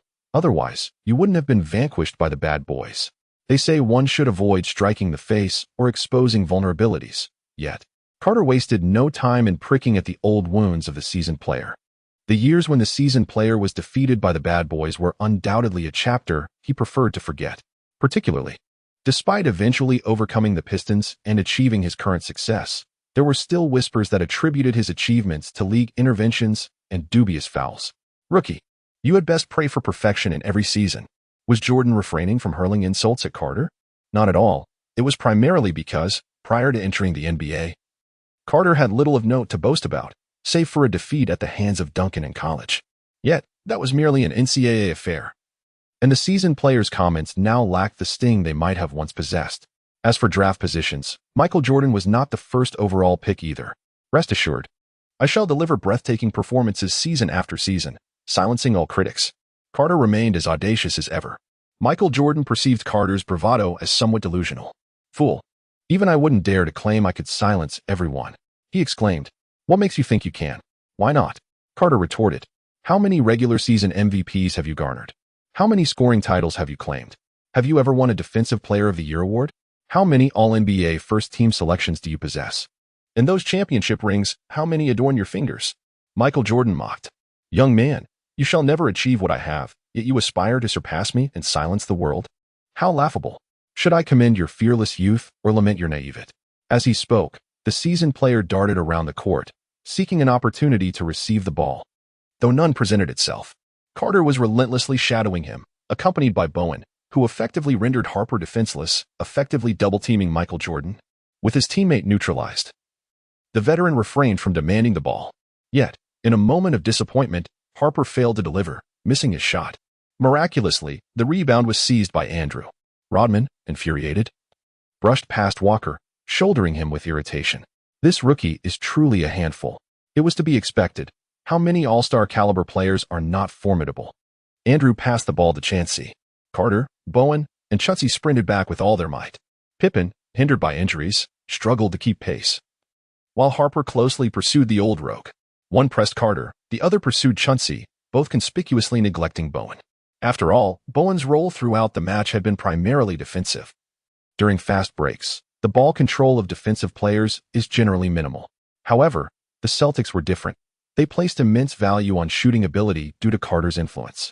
Bowen possessed a commendable talent for three-point shooting, having taken on the responsibilities of perimeter defense and three-point sharpshooting during his tenure with the Spurs. Although Bowen's shooting prowess may not currently be exceptional, surely he wouldn't miss an open shot? Without hesitation, Bowen launched a three-pointer, only to miss. The basketball ricocheted high, and Carter, leveraging his remarkable leaping ability, forcefully slammed the ball into the hoop. This spectacular play momentarily subdued the boos from the audience, despite it being the Bulls' home court. The brilliance of the moment was undeniable. "My apologies, boss," Bowen said cautiously as he retreated on defense. "Forget that damn three-pointer. Let's focus on shutting down this egghead together." Carter waved his hand, signaling Bowen that the most crucial task at hand was to defend this play. On the Bulls' bench, Phil Jackson hesitated over whether to send Kerr into the game. After all, it appeared that the Celtics were employing a double-team strategy against Michael, leaving Harper vulnerable. Perhaps it would be prudent to insert Kerr instead. While Kerr may not match Harper in certain aspects, he certainly excelled in shooting. However, Harper was a loyal soldier of Krause. If this were the playoffs, Jackson would disregard such affiliations. Victory would take precedence over everything else. But alas, this was merely a regular season game. Chapter 46, A Miracle Named Carter. During the Bulls' sixth championship year, they frequently encountered such dilemmas in the regular season, which ultimately remained unresolved. This was a point of contention between Jackson, Michael, and the management. That year, the Bulls stumbled through the season, achieving a record of 8 wins and 7 losses in the first 15 games. Can you imagine such a performance from the greatest player in NBA history leading a dynasty? To substantiate my claim, the Bulls' first 15 games that year starkly contrasted with the subsequent ones. Internal conflicts, Pippen's injuries, and Rodman's reckless behavior all contributed to this disarray. Once the internal strife within the Bulls reached a point of resolution, they went on to achieve a remarkable 62 wins and 20 losses, entering the playoffs. Hence, it is reasonable that the Celtics and the Bulls encountered such challenges early in the postseason. After all, only the old guard was holding the fort alone. In the end, Jackson opted not to substitute Harper for Kerr. Damn, if you miss another shot, you can expect to be stuck by the water cooler in the next game. Harper had missed all 4 of his attempts, a dismal performance that left the old guard in agony. Thanks to Harper's lackluster display, the score between the two teams had narrowed to a mere 10 points. "Scott, I do not wish to see this rookie score again. Make sure to shut him down." Jordan was at a loss. If he focused on defending Carter, it would undoubtedly detract from their offensive efforts. He was no longer in the prime of his three-peat era. After such a lengthy season, fatigue had begun to set in, and when he was unable to maintain high efficiency on offense, the score gap would gradually diminish. Could he really rely on Harper's abysmal performance? Or on the two big men who only focused on rebounding and defense?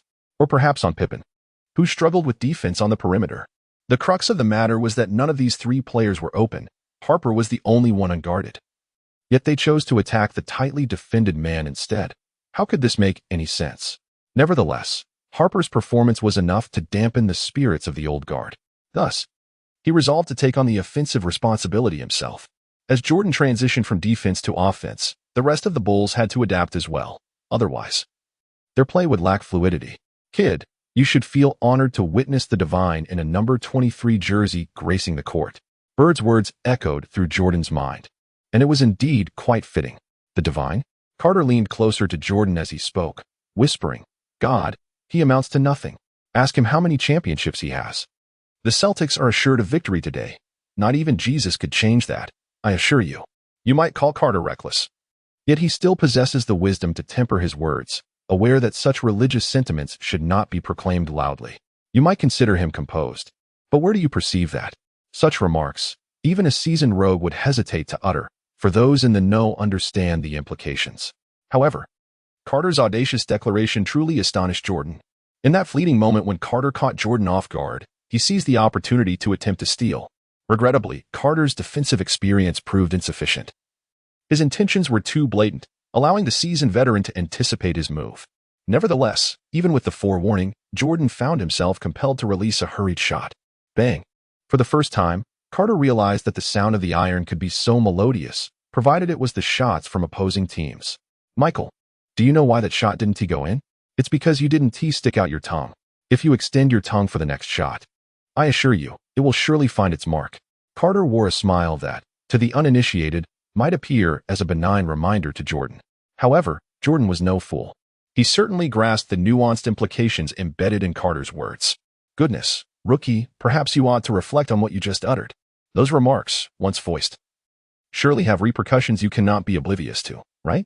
Rookie, you wouldn't wish to provoke a significant off-court controversy just after signing your rookie contract, would you? Although the seasoned player was not wrong in his assessment, inexplicably, Carter found his words imbued with a scent reminiscent of cherry blossoms and pickles. Michael, did I say something inappropriate?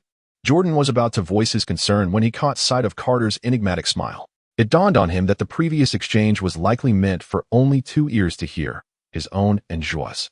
Even if he were to acknowledge it, sharing it would be futile, as no one would believe him, and it would only invite unnecessary trouble upon himself. How infuriating. This rookie spoke and acted like a slippery eel. Rookie, such talk is of no consequence. I shall personally guide you. In the realm of sports, it is the victor who claims the throne, and the winner takes all. Jordan resolved to disregard the rookie for now, focusing instead on defeating the Celtics. Once they triumphed over Boston, he would relish witnessing how the rookie would respond. Meanwhile, as they conversed, the Celtics had mounted their counterattack. Chancey controlled the ball, entirely ignoring Carter, for who could blame him when a certain Michael Jordan stood beside him? Of course, Carter was the exception when he actively sought the ball. Alas, this time, his shot did not find its mark. Carter had intended to rely on his leaping prowess to safeguard the play, but fate offered him no such opportunity. The basketball simply refused to bounce his way. What could he do? Nothing at all. The ball was anticipated perfectly by Rodman, who swiftly passed it to the formidable Black Egg. Michael Jordan surged towards the basket with the ball in hand. Carter relentlessly pursued from behind, for the old rogue possessed the ball, necessitating that Carter outpace him by a fraction. As they approached the free throw line, the old rogue executed a direct layup. In their leap, they collided with one another. An intentional act by the old rogue, for without this confrontation, Carter might have effortlessly blocked the shot. One must not doubt the old rogue's basketball intelligence and timing. After their aerial confrontation, the old rogue deftly utilized his left hand to bank the shot in, successfully scoring. Rookie, do not presume that mere height can thwart me. Defense encompasses myriad intricacies. There remains much for you to learn. Through his actions, the old rogue imparted a lesson to Carter. Even the league's elite offensive players are not easily contained, regardless of the enviable talents one may possess. Following this basket, the score reverted to a 12-point deficit. Meanwhile, only 3.5 minutes remained in the game, and the Celtics' hopes for victory grew increasingly dim. Chancey, pass me the ball. Carter rose to the occasion, declaring, is the old rogue God today? Then he must be a miracle. The fast break continued unabated. Faced with the Bulls, the Celtics had no alternative but to accelerate their pace. Utilizing their numerical advantage in a 3-on-2 situation, Carter executed a pick-and-roll with Channing. As he drove in, drawing the attention of Michael and Harper, he deftly reversed the ball to Channing, who had positioned himself beyond the three-point arc swish. The three-pointer was successful. The game remained tantalizingly suspenseful. Chapter 47, a series of counterattacks. Michael, you've aged. You are no longer the champion of the 72-win season. The current version of you is utterly incapable of preventing me from claiming victory against the Bulls. Rookie, what are you pretending to be? I fail to comprehend your act. That shot was not even yours. I believe the Celtics would fare better if they made the rookie their focal point instead of you. Perhaps such a shift would propel your team further. Michael Jordan, chewing gum, appeared to be in a state of lethargy. Subsequently, the old rogue deliberately managed the clock, consuming approximately 18 seconds beyond the three-point line before initiating his offensive play. Swish. Rookie, you cannot possibly defend against me, even against that undrafted player. It is utterly laughable for the Celtics to designate a defenseless individual as the core of their team. Carter disregarded Jordan, swiftly initiating a fast break after receiving a pass from Chauncey. Despite the veteran's defensive efforts, he could do little but serve as a mere backdrop to Carter's astonishing dunk. Bam! The basketball was forcefully driven into the hoop by Carter, eliciting a chorus of boos from the Bulls' home crowd. Rookie, concede. It is unlikely you can lead the Celtics to victory. Rookie, you have performed admirably, yet we are the Bulls. Succumbing to the reigning champions is not a source of shame. The Bulls arena resonated with jeers directed at the Celtics and Carter, while others sought to undermine Carter's resolve with their words. As Carter retreated on defense, he gestured a good night to the spectators, determined to transform the Bulls' home court into a library, compelling everyone to fall silent. In critical moments, the Celtics intensified their double-teaming of the seasoned veteran. This time, Pippen found himself unmarked by the Celtics and immediately signaled for the ball. He was playing with immense frustration, not only struggling to score, but also becoming a frequent target in the Celtics' defensive strategies. Now, he aimed to demonstrate to the young Celtics players his worth as one of the premier small forwards in the league. Pippen charged toward the paint with the ball. "Damn it!" Michael Jordan exclaimed, unable to suppress his frustration as he witnessed Pippen's reckless advance. As soon as Pippen made his move, Carter reacted, and Pippen found himself encircled. In front of him stood Walker, Rodman, and two others, while behind him were Carter, Chauncey, and Harper. What should have been a promising offensive play devolved into chaos due to Pippen's eagerness to showcase his skills. With a challenging layup amidst the crowd, Pippen's attempt was thwarted by Walker, who blocked his shot. The ball soared toward the sidelines, but Carter, leveraging his remarkable vertical leap, soared into the air to save it, grasping the ball and fiercely tossing it to Chauncey before crashing into the front row of spectators. Without hesitation, Chauncey dribbled the ball forward at full speed. Harper and Jordan followed closely, while Carter, apologizing as he rose, quickly pursued the play. When Chauncey reached the basket, he found no suitable opportunity to shoot against the seasoned veteran, so he passed the ball to Bowen. Bowen feigned a move, but it proved futile as Pippen remained steadfast. Subsequently, Bowen leaped, and Pippen mirrored his jump. After ascending, Bowen tossed the ball behind him, where Carter awaited. He dribbled, took a step forward, and executed a clean three-point shot. Swish! The commentary booth erupted as Smith exclaimed, "What a play!" This sequence began with Pippen's misstep, allowing Walker to block his shot, followed by Carter's acrobatic save, leading to Chauncey's fast break, a pass to Bowen, and ultimately, Bowen's assist to the arriving Carter, who successfully nailed the three-pointer. It is astonishing to consider that the Celtics are composed entirely of rookies, yet their tactical acumen is remarkable. In that moment, after regaining possession, the Bulls' decision-making was sound. Jordan and Harper quickly shadowed Chauncey, denying him the opportunity for a fast break layup. Pippen, meanwhile, closely guarded Bowen, effortlessly anticipating his moves. Bowen's feint resulted in nothing, and soon after, Carter capitalized on the opportunity to score. Can one truly claim that the Bulls failed to promptly defend Carter? Was this not a miscalculation? It is impossible. For if someone attempts to defend Carter, the Celtics will swiftly create a 3-on-2 or even a 4-on-3 situation in the front court. After all, Pippen can hardly keep pace anymore. Furthermore, if Carter lingers on the perimeter for merely a second or two, can anyone truly maintain their focus on him? In such a case, the Celtics will always have the advantage in numbers. The Bulls, in light of Pippen's injury, have adopted the most prudent defensive strategy. Yet Carter's mid-range jump shot is utterly relentless, and his three-point pull-up is simply exquisite. Had Carter opted to drive inside, the Bulls' tactics would have posed no issues whatsoever. "Well done, my friend. Are you feeling all right?" Pippen exclaimed, first embracing Carter with enthusiasm, then expressing a hint of concern. "Rest assured, I am as tough as they come." Carter jestingly remarked, "Ha ha ha, Carter, you never miss an opportunity to drive." Chauncey hurried over and playfully smacked Carter on the backside, sending a shiver down his spine. It is worth noting that many NBA stars often celebrate by patting each other's backsides. Carter himself was uncertain about the origins of this peculiar celebratory gesture, finding it rather odd.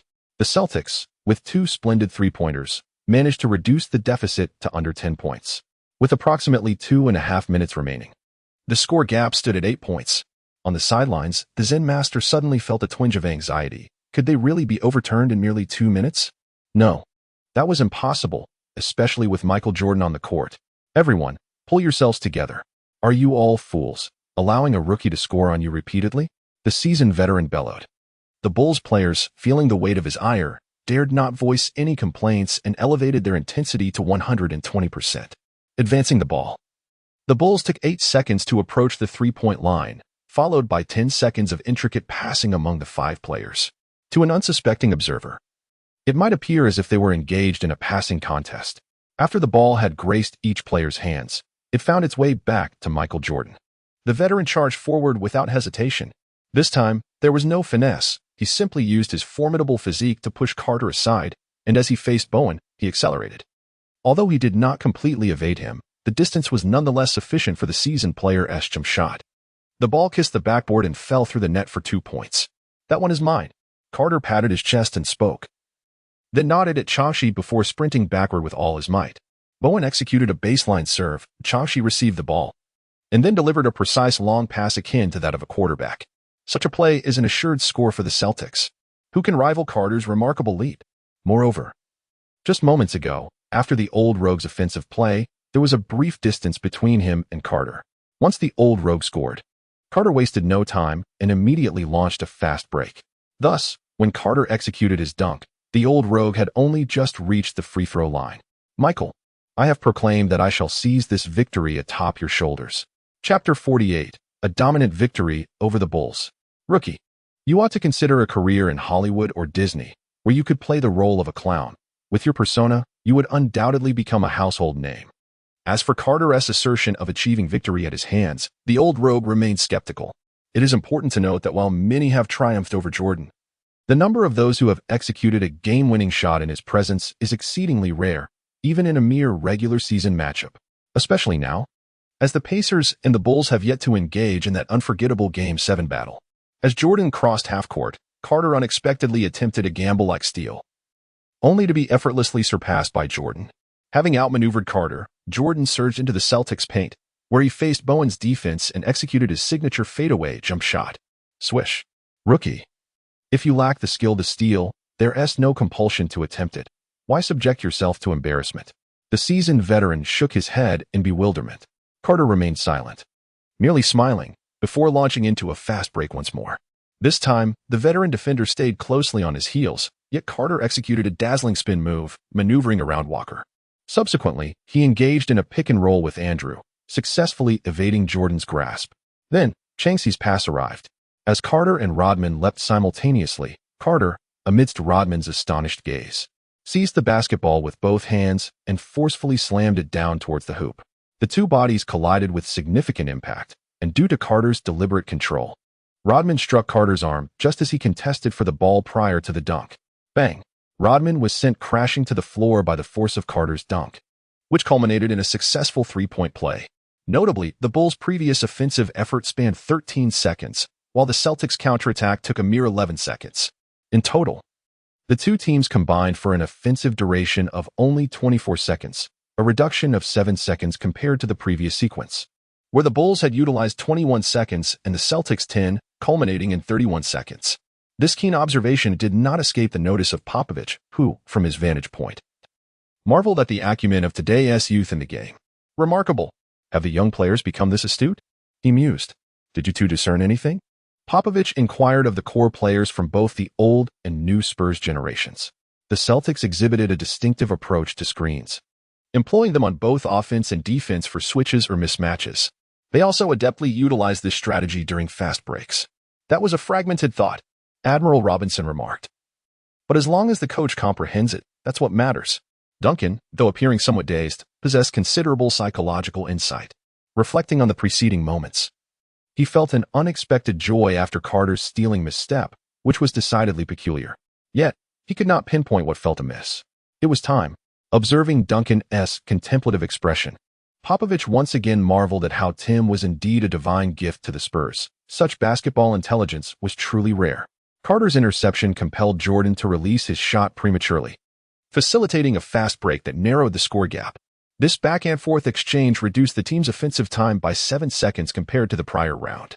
With the scoreline tightly contested, this strategy afforded the Celtics additional scoring opportunities, albeit at a considerable risk.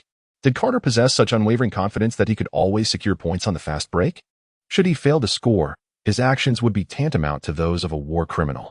Popovich saw a reflection of a certain individual in Carter, the mad scientist. Old Nelson, a coach who nearly forsook defense in favor of an offensive-centric strategy. Carter confidently sinks the free throw, narrowing the score to a mere 7 points. The Zen master promptly calls for a timeout. What's the matter, Phil? Michael has already engaged in the game, utterly oblivious to the potential pitfalls of his current approach. Michael, the Celtics are employing this tactic to force you into a position where you cannot consume the game clock. The Zen master cautions Jordan. Damn, those Celtics. Resorting to such underhanded tricks, the seasoned veteran, ever astute, immediately grasps the situation upon the Zen master's reminder, erupting in frustration. Do the Celtics not fear that I might just seize the game outright? I cannot fathom their audacity, believing they can score solely through fast breaks. The Zen master shares a similar bewilderment, a sentiment echoed by Popovich. Regardless of the Celtics' intentions, as long as I continue to score, their efforts are rendered futile. Michael Jordan remarks, popping a piece of gum into his mouth and chewing thoughtfully. Michael, just take the Celtics down. This game has dragged on long enough. As the timeout concludes, the game resumes. Damn it, rookies, do you truly believe that your fast breaks will guarantee you points? The seasoned veteran exclaims, immediately reacting to Carter's presence. Damn it, Michael, all you know is damn it. You can't even see through our tactics. Yet you blame us for them? You're tarnishing the reputation of a superstar. Carter assured that his remarks were not merely a reaction to being criticized by others in a trivial manner. He genuinely felt that Jordan had tarnished the image of a superstar. Rookie, you're quite something. Jordan took a deep breath. Relinquishing any attempts to stall the game, there was no way to hold back, as the opposing team would relentlessly press him. He chose to penetrate the Celtics' defense directly. Whoosh. In crucial moments, Michael Jordan's mid-range shot remained as reliable as ever. The Celtics launched a counterattack. In the frontcourt, Carter, Chancey, and Bowen confronted Jordan and Harper. Carter drove in and passed the ball, but Chancey's shot clanged off the rim. Then, Carter executed a thunderous putback dunk. Such audacity. On the next play, Michael Jordan's jumper missed, but Rodman seized a pivotal rebound. However, with Carter and Bowen obstructing Jordan's passing lane, Rodman hesitated, doubting Harper, who had been struggling throughout the game. He opted for a layup instead. Indeed, every defender harbors an offensive instinct. Bang! Walker snatched the rebound and passed it to Carter, who, while being challenged by Jordan, successfully completed the layup, drawing a foul from Jordan. There was no denying it. Carter leaped so high that Jordan could merely reach out, allowing Carter to make contact mid-air. What could you do? Rookie, your style of play is truly irksome, Jordan sincerely remarked. The two teams exchanged baskets, and soon only 20 seconds remained. The Celtics held possession, with the score difference dwindling to a mere point. Carter, with the ball in hand, opted to run down the clock. Michael, are you feeling anxious? I'm about to deliver the final blow right over your head. Without allowing the veteran to respond, Carter swiftly passed the ball to Bowen. Bowen then relayed it to Channing, who was simultaneously making his way towards Carter. The veteran quickly grasped the situation, recalling how Carter had previously maneuvered around him, causing Rodman to commit a foul and converting an and one opportunity. As anticipated, Channing passed the ball to Carter, with only 2 seconds remaining on the clock. Carter received the pass and dribbled toward the right side, as the old rogue hurried in from the left. Carter dribbled once, granting himself a moment to adjust, then soared effortlessly into a jump shot. The seasoned defender lunged forward, yet Carter's leap was simply too elevated, as the basketball soared from his fingertips. Swish. A three-pointer executed flawlessly, just as time expired. Carter's last-minute shot against Jordan. Chapter 49, The Astute Ainge. Oh my God, please tell me this is not real. We have been defeated at home in such a dramatic fashion. The Bulls fans momentarily fell silent after Carter's game-winning shot, only to erupt in disbelief and accusations 3 seconds later. For heaven's sake, what on earth was Pippen doing? He has become the scapegoat. If it weren't for him, we would not have lost. And he still dares to aspire for a lucrative contract? Dream on. Those Boston rascals. They are truly despicable. Seeing that rookie's arrogant demeanor infuriates me. Michael, what are you doing? How could you allow him to score that damned winning shot over you? Rodman, can you please focus? Enough with the antics. The Bulls have just been defeated. No more laughter? All you do is laugh. And at this rate, the Bulls will laugh their way to the #1 overall pick. Those Celtics are nothing but thieves, shameless little thieves who have stolen the victory that rightfully belongs to us. I will persistently oppose them. Inside the arena, Bulls fans were furiously cursing, then promptly exited the venue. Michael, I told you I would sink that damned basketball over you. What do you think? How does it feel to be on the receiving end of a last-second loss? Carter gazed at Jordan, exclaiming with excitement, Rookie, you were lucky this time. I'll accept this defeat, but in the next game, I will decisively show you who's boss in Boston. Michael Jordan offered no retort, nor did he display any signs of impotent fury. Instead, he solemnly patted Carter on the shoulder before striding directly towards the locker room. Boss, you were absolutely magnificent. Walker and Bowen enthusiastically embraced Carter, while Changs and the others outside jubilantly celebrated. Ha! Guys, let's revel in the night ahead. Oh, boss, you were even more impressive now than when you executed that game winner over Michael. In the commentary booth, Smith and Paul were on the verge of bursting with exhilaration. Good heavens, what have I just witnessed, Smith? Quickly, slap me. I can't believe I saw Michael Jordan being bested. I must still be dreaming. Waking up early to witness such an absurd scene, Paul expressed in disbelief. Smack. Smith playfully returned the slap. Ouch. Smith, why did you hit me? Paul protested. Did you not ask me to? Smith replied innocently, raising his hands in a gesture of confusion. Buddy, have you never attended school? Do you understand the meaning of a metaphor? Metaphor. This is your fault for not being clear. Smith, for Carter's sake, I shall refrain from arguing with you. My goodness. God, Carter has delivered a miraculous performance. If Michael Jordan embodies divinity, then Carter is a miracle, one even God could not foresee. The commentators were not the only ones in a frenzy. Fans across the television screens were equally enthralled. In Boston, countless Celtics fans erupted in jubilant cheers. Carter, you are the savior of the Celtics. Lead the team onward. I hope to one day witness the 17th championship banner rise at the North Shore Garden. Cardinal Auerbach remarked with a smile, glancing at the victory cigar displayed in the glass case. May I yet light this cigar? The Boston Celtics management was convening for a crucial meeting regarding Carter's performance. Ladies and gentlemen, I believe our goal for this season remains unchanged. We must dedicate ourselves to nurturing Carter, Changs, and Walker. Ainge pondered for a moment before appending Walker's name. Walker had performed commendably in recent games, prompting Ainge to elevate his assessment of him. Let us hear your thoughts. Mr. Ainge, our objective has been to cultivate Carter and Changs, yet thus far, neither Carter, Changs, nor Walker has displayed the requisite attitude among the team's core players, especially Carter. This season's aim is still the MVP. The NBA has never witnessed a precedent where a team's primary players deliberately tanked to secure an MVP.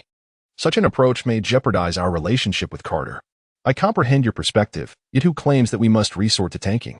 A glimmer of shrewdness flickered in Ainge's eyes. Mr. Ainge, I might not fully grasp your intention. Is tanking truly the sole method for nurturing new talent? Carter's prodigious talent is not to be squandered. This season, we shall wholeheartedly strive for the playoffs. Do you truly believe the intensity of the playoffs pales in comparison to the training of tanking? A star can only ascend to greatness through the crucible of playoff experience. Ainge's thoughts at that moment were undoubtedly audacious. In the 1990s, many teams adopted the philosophy that if they wished to cultivate new talent, they would forfeit their performance. However, upon reflection, one must ponder the validity of Ainge's assertions. Carter's prodigious talent is being squandered amidst the mediocrity of the regular season. Given that the Celtics have amassed exceptional talent over the years, it is time for the league to be reminded of who truly reigns as the premier franchise in the NBA. Mr. Ainge, in light of this, should the team not consider bolstering the bench? I have already dispatched scouts to explore the options.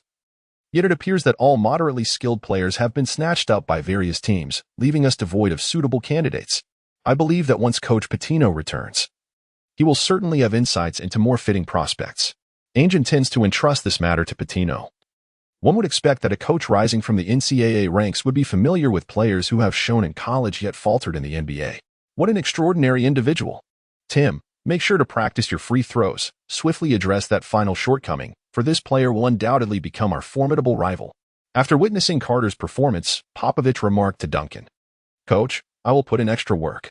Duncan, known by many monikers, the Big Fundamental, the Big Man, has one title that many may not recognize, Mr. Fundamental.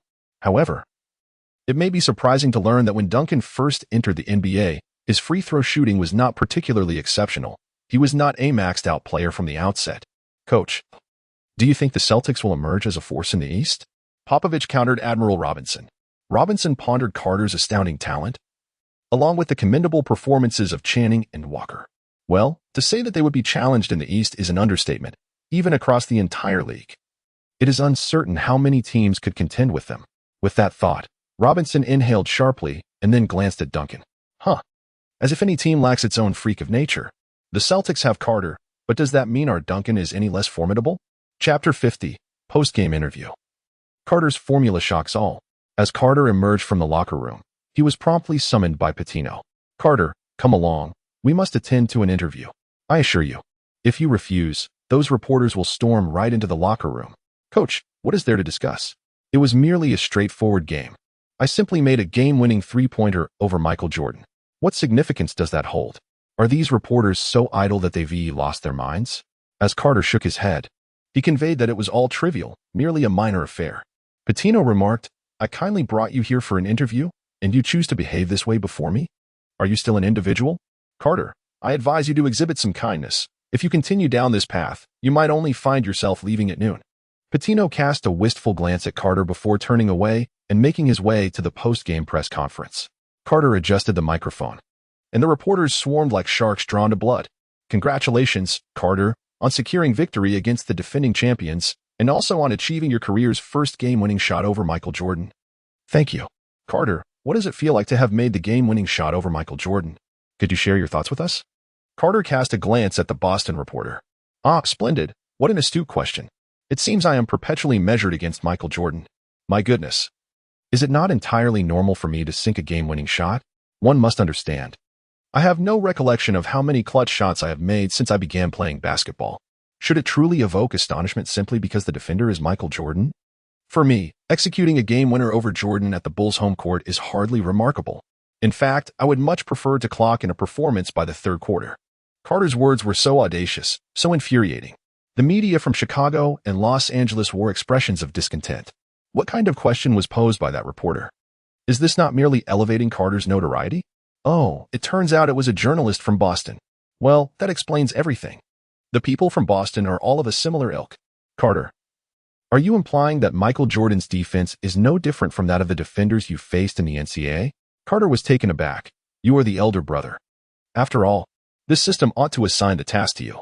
He merely flaunts his prowess by executing a decisive blow on the old rogue, as effortlessly as drinking water. Are you really ramping up the intensity for him? I did not articulate it, yet the implication is abundantly clear. Carter merely wished to express his admiration, exclaiming that such journalists should be more numerous. With his penchant for banter, he had little concern about the rewards bestowed upon him. In this match, you repeatedly highlighted Pippen, treating him as the Bulls' Achilles heel. What, then, is your appraisal of Pippen? The Houston media, too, revels in stirring the pot. Let us not forget that prior to the Rockets signing Yao Ming, the franchise languished at the bottom of the league in terms of valuation. This illustrates that the basketball media in Houston have also faced their share of hardships. Thus, when confronted with opportunities for profit, they do not hesitate to engage assertively. Pippen, alas, is woefully inadequate. It is no wonder that the Bulls management offered him nothing more than a juvenile contract. Given such performance, were I the general manager of the Bulls, I would be compelled to release him. Carter was utterly unreserved, speaking candidly. Carter, prior to the commencement of the match, we observed a confrontation between you and Michael Jordan. Were you indeed hurling trash talk at Michael Jordan? Well, it appears Carter underestimated the nature of these reporters, as long as it garners attention. Even the local Bulls reporters will latch onto any narrative surrounding the Bulls. To be precise, that was not mere trash talk, for it was a statement of fact. In mathematics, we typically refer to such truths as formulas. After Carter finished speaking, he took a sip of water from the table. Then, amidst the eager gazes of the reporters, he spoke leisurely. I told Michael that before Rodman joined the Bulls, he was already a champion. After Rodman joined the Bulls, he remained a champion. When Michael made his comeback, and Rodman had not yet been introduced, the Bulls could hardly even approach the threshold of the finals. Carter pondered for a moment, realizing he had forgotten some of the details discussed on the court. However, it mattered little, as the essence remained largely unchanged. In summary, it could be said that Michael Jordan was indeed clinging to Rodman's leg. After Carter spoke, the reporters fell silent, illustrating the formidable power of his words. My goodness, Carter. Are you serious? Did you really just claim that Michael Jordan clung to Rodman's thigh? The tone among the Bulls reporters shifted, and they internally dreaded the implications of such explosive remarks. There was no way to keep this under wraps. The ensuing wrath of the Chicago populace would be far beyond what he could bear. Not to mention, the media would undoubtedly not hesitate to sever ties with him. He was merely a clueless temporary worker. My friend, I stand by my assertion. Rodman had already secured a championship title with the Pistons, and upon joining the Bulls, he similarly claimed 2 more rings. Do I really need to elaborate on how the Bulls fared before acquiring Rodman? The number 45 pales in comparison to the number 23. As the final word of Carter's last statement reverberated through the room, the entire press conference erupted in chaos. Journalists, disregarding all semblance of order, frantically dialed their superiors. "Boss, Carter has unveiled a groundbreaking formula," exclaimed Rodman. Carter, with a sense of resignation, exchanged a knowing smile with Pitino, who was rendered speechless by the shocking turn of events. The reporters had left them stranded in this moment of awkwardness. Meanwhile, at the Bulls press conference, everything had initially seemed to be proceeding smoothly. Although Michael Jordan's last-second defeat was undoubtedly explosive news, the atmosphere shifted dramatically when someone relayed the Carter formula. "Michael, Carter claims you only won championships by clinging to Rodman's coattails. What do you have to say to that?" The expression on the old rogue's face darkened immediately. "Damn it. Don't you know I established the dynasty long before Rodman arrived?" Michael retorted angrily. Yet Carter countered, "Your dynasty was merely a result of the league's malicious foul policy, which dismantled the bad boys, allowing you to reap the benefits. There is no convincing argument here." The reporter, now under the piercing gaze of Jordan, spoke cautiously. "Damn it." Michael Jordan, consumed by fury, slammed the microphone onto the ground and turned to march towards the locker room. "What a ridiculous interview. What a post-game conference. I might as well not have come." Zen Master Phil Jackson swiftly intervened, blocking the eager reporters from pursuing him. "Coach Phil, why didn't you opt to substitute Pippen or Harper for Kerr in this game? Is it due to internal conflicts within the Bulls?" Internally seething, Jackson maintained a facade of calmness as he replied, "There are no internal conflicts within the Bulls. I didn't put Kerr in because I believed we could win the game. Well, in the end, we lost. But that was merely a miscalculation on my part." Chapter 51, The First Defeat. "Carter, you're incredible!" Pitino exclaimed, his mouth agape before adding, "Incredible," at a loss for words regarding Carter's formula. Pitino realized he had thoroughly offended Michael Jordan. "Coach Shu, you're making me proud. I'm a person who cherishes humility." Carter waved his hand, signifying his desire for discretion.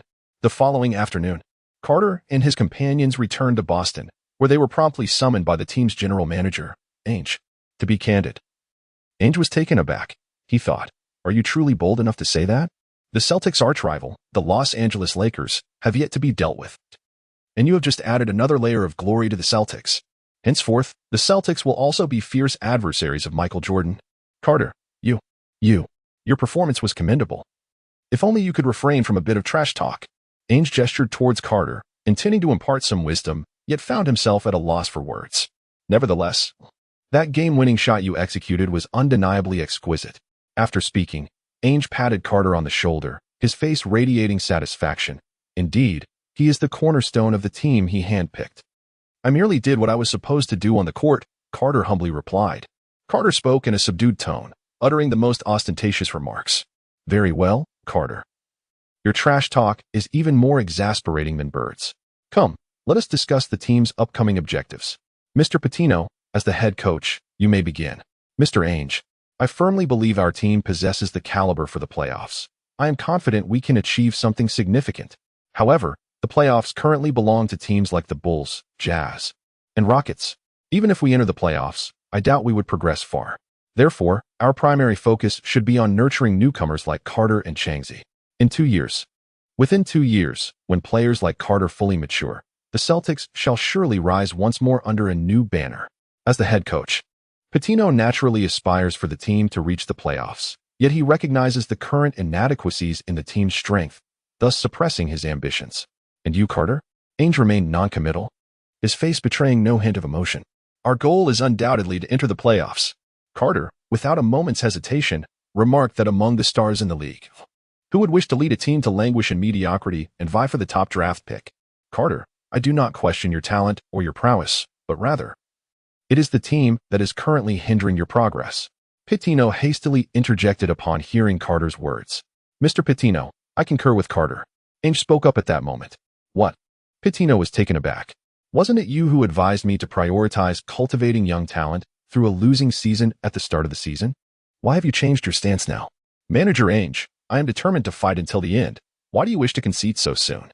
Coach Pitino responded. I have always believed that practical experience is the best form of development.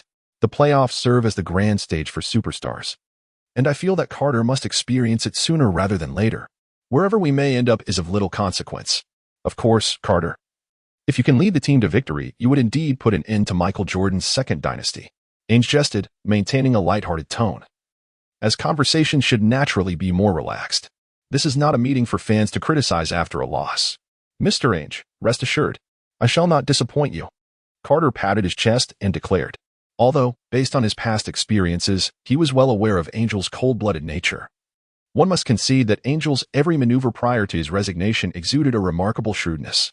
For a team general manager, cold-bloodedness is not what troubles the star players. Rather, it is the specter of incompetence that truly causes concern. As long as Carter continues to showcase his prodigious talent, he stands as a beneficiary of the management's calculated ruthlessness. Much like the notorious figures within championship teams of yore, such as Bowen of the Spurs and Green of the Warriors, one cannot deny that their unsavory tactics have indeed brought benefits to their respective teams. Currently, Carter stands as a beneficiary, and for a considerable duration, he will continue to be so. We cannot indulge in the feast while simultaneously disparaging it, can we? In 2 days, the Celtics will face the Knicks at home. In this match, Carter's performance was dismal. With a shooting percentage barely exceeding 70, his cold touch resulted in a series of missed shots. Moreover, in terms of driving to the basket, he faced the formidable presence of Ewing providing help defense in the paint. Compared to the previous game, this time, Walker was thoroughly overwhelmed by Ewing in the interior. Ewing, with a deft leap, pierced through the Celtics' defense with ease. Among the starting five, Carter's frigid shooting and low efficiency forced him to attack the rim against Ewing. Ultimately, he managed to score 23 points, albeit with a dismal shooting record of 1 out of 4 on jump shots, including several and ones that left Ewing exclaiming in disbelief at Carter's extraordinary athleticism and ability to draw fouls. The ease with which he maneuvered in midair, adjusting his shot while hanging on Ewing's hand, was simply astounding. As for the other players, Chauncey, during his rookie phase, was not particularly known for his scoring prowess. Yet his performance was commendable, hitting 2 out of 4 three-pointers and 3 out of 6 mid-range shots, along with 1 out of 2 free throws, totaling 13 points.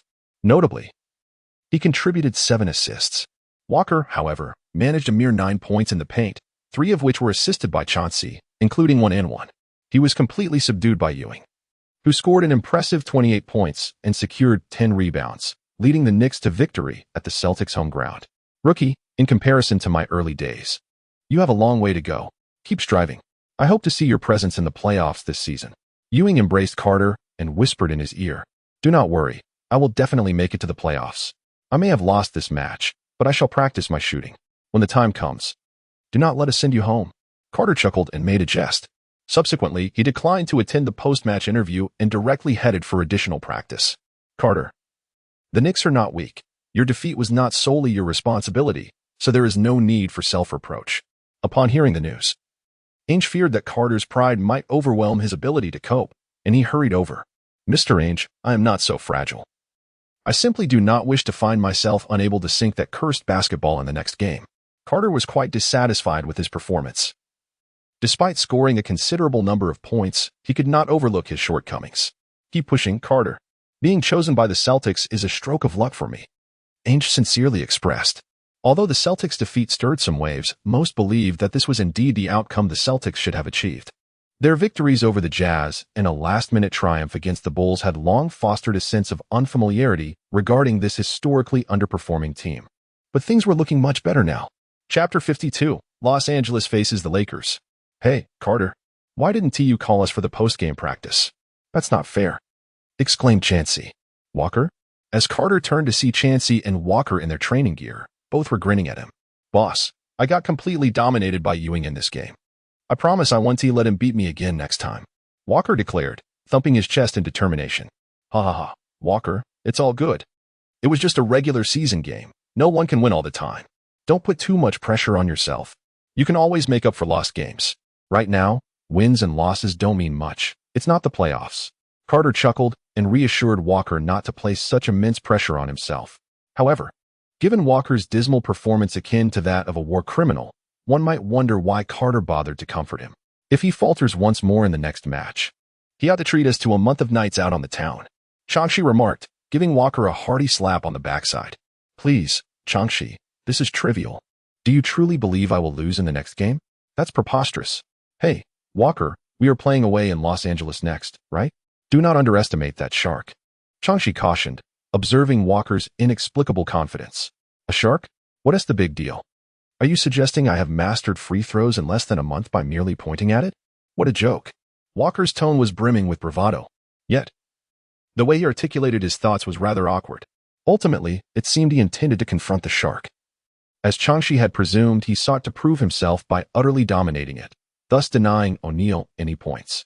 At the Staples Center in Los Angeles, the atmosphere was charged.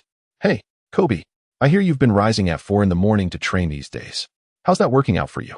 The big shark, O'Neal, inquired, glancing at the explosive-haired player in a number 8 jersey sitting on the bench. Shaq, rest assured, in this match, I shall demonstrate that Vince Carter's defense is nothing but a farce. I can easily tear through his guard, Kobe asserted with utmost seriousness. Haha. You better inform the coach so he can arrange a direct matchup for you against him. O'Neal chuckled, dismissing Carter's words as mere jest. After all, Carter was the unequivocal cornerstone of the Celtics, the starting guard. The coach would have to be out of his mind to allow a substitute like Kobe to face him directly. That would merely hand points to Carter. What level of offense does Carter possess? It is akin to delivering a decisive blow against the legendary Michael Jordan. I shall petition the coach. Kobe nodded earnestly in agreement. Shaquille was momentarily taken aback by Kobe's words. Well, I wish you luck in earning the coach's trust and securing a starting position, despite being momentarily bewildered by Kobe's statement. Shaquille felt it prudent not to discourage his younger brother. This is not to disparage Kobe's emotional intelligence. In his early years, he made remarks about Shaquille's contributions, which, while perhaps lacking in subtlety, could be viewed as the exuberance of youth. Meanwhile, Carter was engaged in an interview with reporters. Hey, Carter. We are aware that in the previous game, your team successfully defeated the formidable Shaquille O'Neal and his Lakers using the hack-a-Shaq strategy. Will you employ the same tactic in this upcoming match? My friend, strategies are not immutable. They are continually adapted, and is it wise to divulge them so freely? Moreover, the decision to hack or not lies with the coach, not me. My sole responsibility is to perform well on each play. In response to the reporters, Carter instantly became animated. It is worth noting that Carter's career is dotted with a few controversial moments, one being his choice to attend a graduation ceremony just before a pivotal Game 7. Resulting in a loss, had they succeeded in that game, this incident would have been devoid of controversy, and the other being the leaking of tactical information. The revelation of strategies was indeed factual. It stemmed from Carter's request for a trade, which the Raptors resisted, leading him to resort to such measures to compel their hand. Consequently, he was traded to the Nets. This event stands as one of the most imprudent decisions of Carter's career. Many players have sought to influence management. Yet Carter's method had far-reaching implications. While other players may have clashed with coaches off the court, Carter's actions were conspicuously public. Given his past experiences, Carter was particularly vigilant regarding this matter. Faced with the reporters' inquiries, Carter's responses were impeccably guarded. Carter's response left the reporters somewhat perplexed. He had anticipated that Carter might remark that if the Sharks' free throws were more accurate, they wouldn't have to resort to the hack-a-Shaq strategy. Such sentiments would undoubtedly align more closely with the public's perception of Carter's audacious persona. However, Carter is acutely aware of his own circumstances. Such matters must remain untouched. Otherwise, who knows if fans may later resurrect these comments to unjustly accuse Carter of divulging tactics. Having traversed time, Carter understands all too well the nature of extreme fans. Carter, in your last match, you were defeated by the New York Knicks, yet prior to that, you had executed a game-winning shot against Michael Jordan. Does this imply that Michael Jordan is now inferior to Ewing? Is it possible that Michael Jordan is losing his formidable dominance? My friend, while it is true we fell to Ewing, it was merely due to my own cold shooting touch. It was my mistake. I do not believe the Bulls are inferior to the Knicks. Carter has not utilized the Bulls to surpass the Knicks, as neither team holds any significant interest for him. My friend, I shall commence my warm-up. If you wish to conduct the interview, it would be best to wait until the conclusion of the match. Carter noticed that Coach Pitino had already begun to summon the team personnel nearby, so he uttered a brief remark to the reporters before departing. Well then, wishing you victory. Carter, thank you. As Carter was warming up, Lakers fans began to hurl insults at him to disrupt his focus. This is how it should be. Otherwise, I would have thought it was a home game. As Carter chuckled and bantered with Changs, he remarked, Carter, Your behavior makes me think you have a penchant for masochism. Chang's teased with a mischievous grin, to which Carter retorted, "Get lost, Chang's.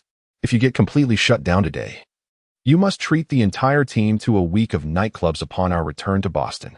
Carter retorted without hesitation, "What a jest. Does he have a penchant for masochism? Impossible. Perhaps a tendency for inflicting harm upon others is more plausible. Mark my words." One cannot deny that spending time with the wildly eccentric Carter and the defiantly outspoken Walker has significantly bolstered Chauncey's confidence. Chapter 53. The Transformation of the Lakers. The Lakers engaged in a customary warm-up against the Celtics. Shaquille originally intended to assert his dominance over Carter, intending to remind him that this is the Lakers' home court, not that wretched Boston. However, reflecting on his previous loss to the Celtics, the petty shark, O'Neal, resolved to wait until after this game to boast of his prowess. "Shaq, you better pray that you can sink a few more free throws in this match. Otherwise, the Lakers may face yet another defeat against the Celtics." While Carter refrained from indulging in trash talk, Walker undeniably presented himself as a rather unsavory character. In the face of the Lakers, he audaciously initiated the first volley of taunts. "By all means, rookie, do not presume that a victory gained through unscrupulous means entitles you to arrogance. I assure you, I shall transform the Celtics' interior into the private sanctuary of a shark. My presence in the Celtics' paint is akin to a shark returning to the Pacific, utterly unimpeded." O'Neal, with a countenance brimming with fury, pointed at Walker. "Oh, you're still here? After our last encounter, you were thoroughly overwhelmed by my prowess. How is it possible that you remain a starter? Truly astonishing. Pray tell, are you perhaps the illegitimate offspring of that Lakers owner, much like that frizzy-haired fellow?" Carter gazed at Fisher, his face adorned with a teasing expression. "The Sharks will obliterate you." In response to Carter's taunt, Fisher resolutely opted to invoke the parental card. As the jump ball commenced, it was unequivocally clear that the Sharks claimed victory, and surprisingly, the basketball found its way into Jones's hands.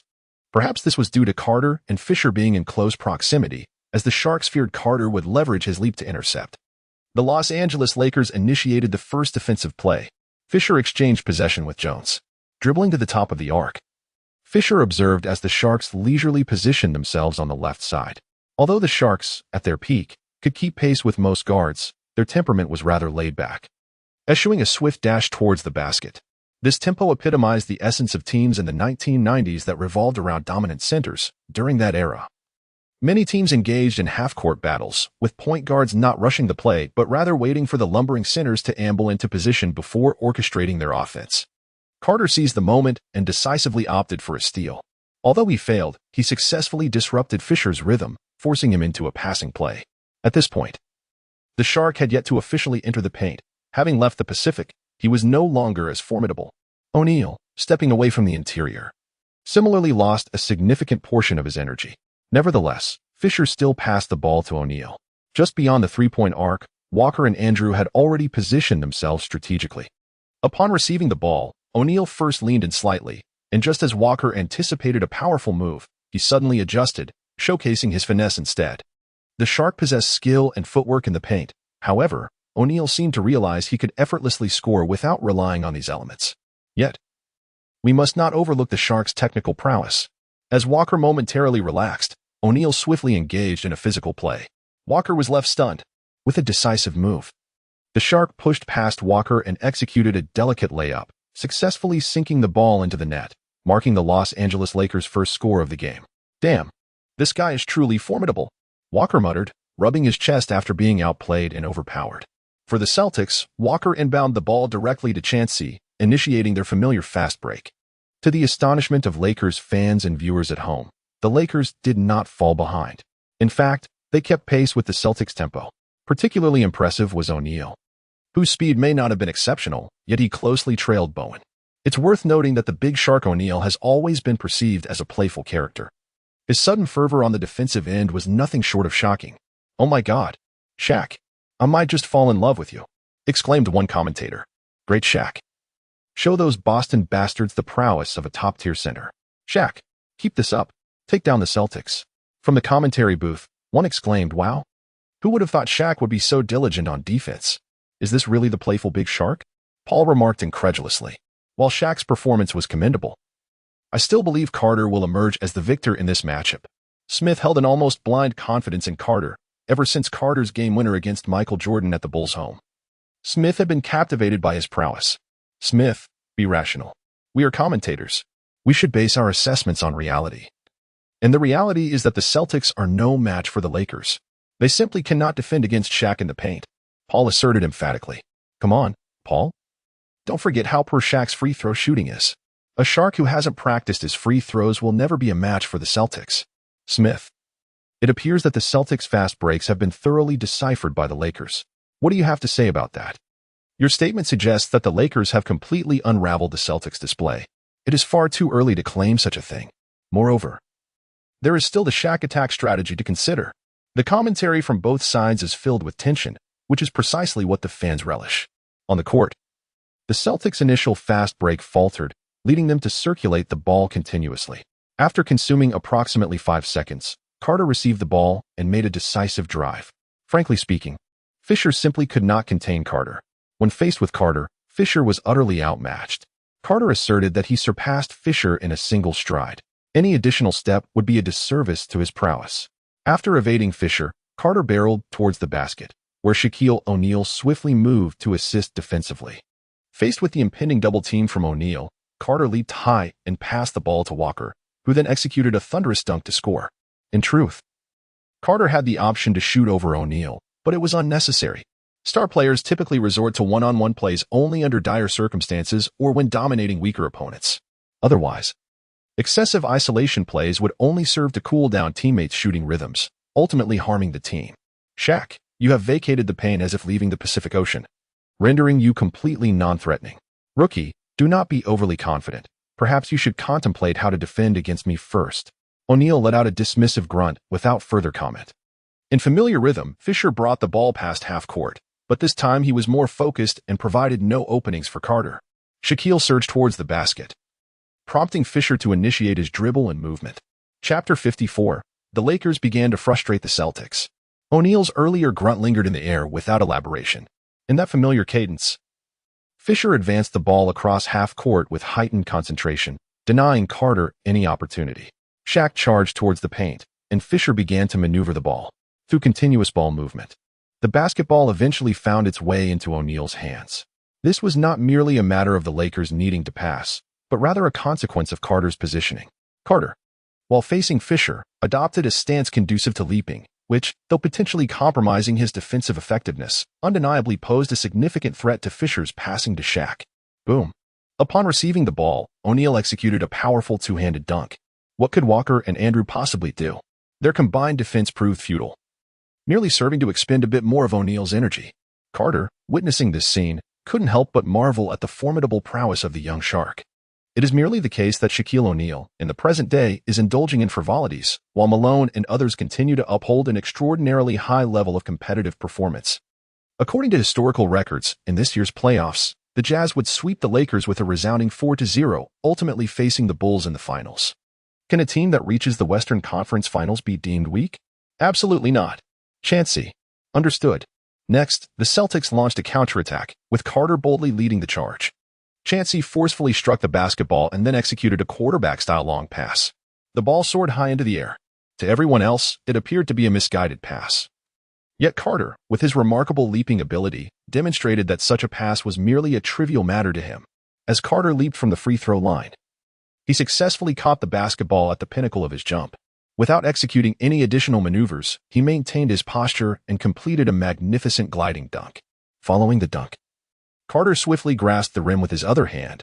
Fortunately, the rim was there to hold onto, for without it, he might have found himself cleaning the floor of the Staples Center due to sheer inertia.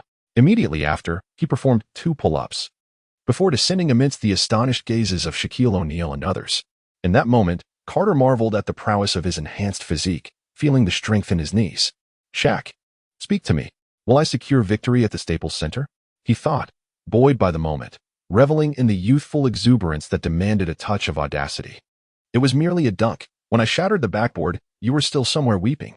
Although O'Neal had watched tapes of Carter's dunks, he was still left in awe by the live spectacle, for witnessing it in person was an entirely different experience. Yet, if Carter intended to provoke him with a dunk, he had undoubtedly mistaken his opponent. Let us not forget, O'Neal was no stranger to shattering backboards himself. One can only hope that after losing this match, Carter retains his bravado. The rivalry between the Celtics and the Lakers ignited with palpable intensity from the very first quarter.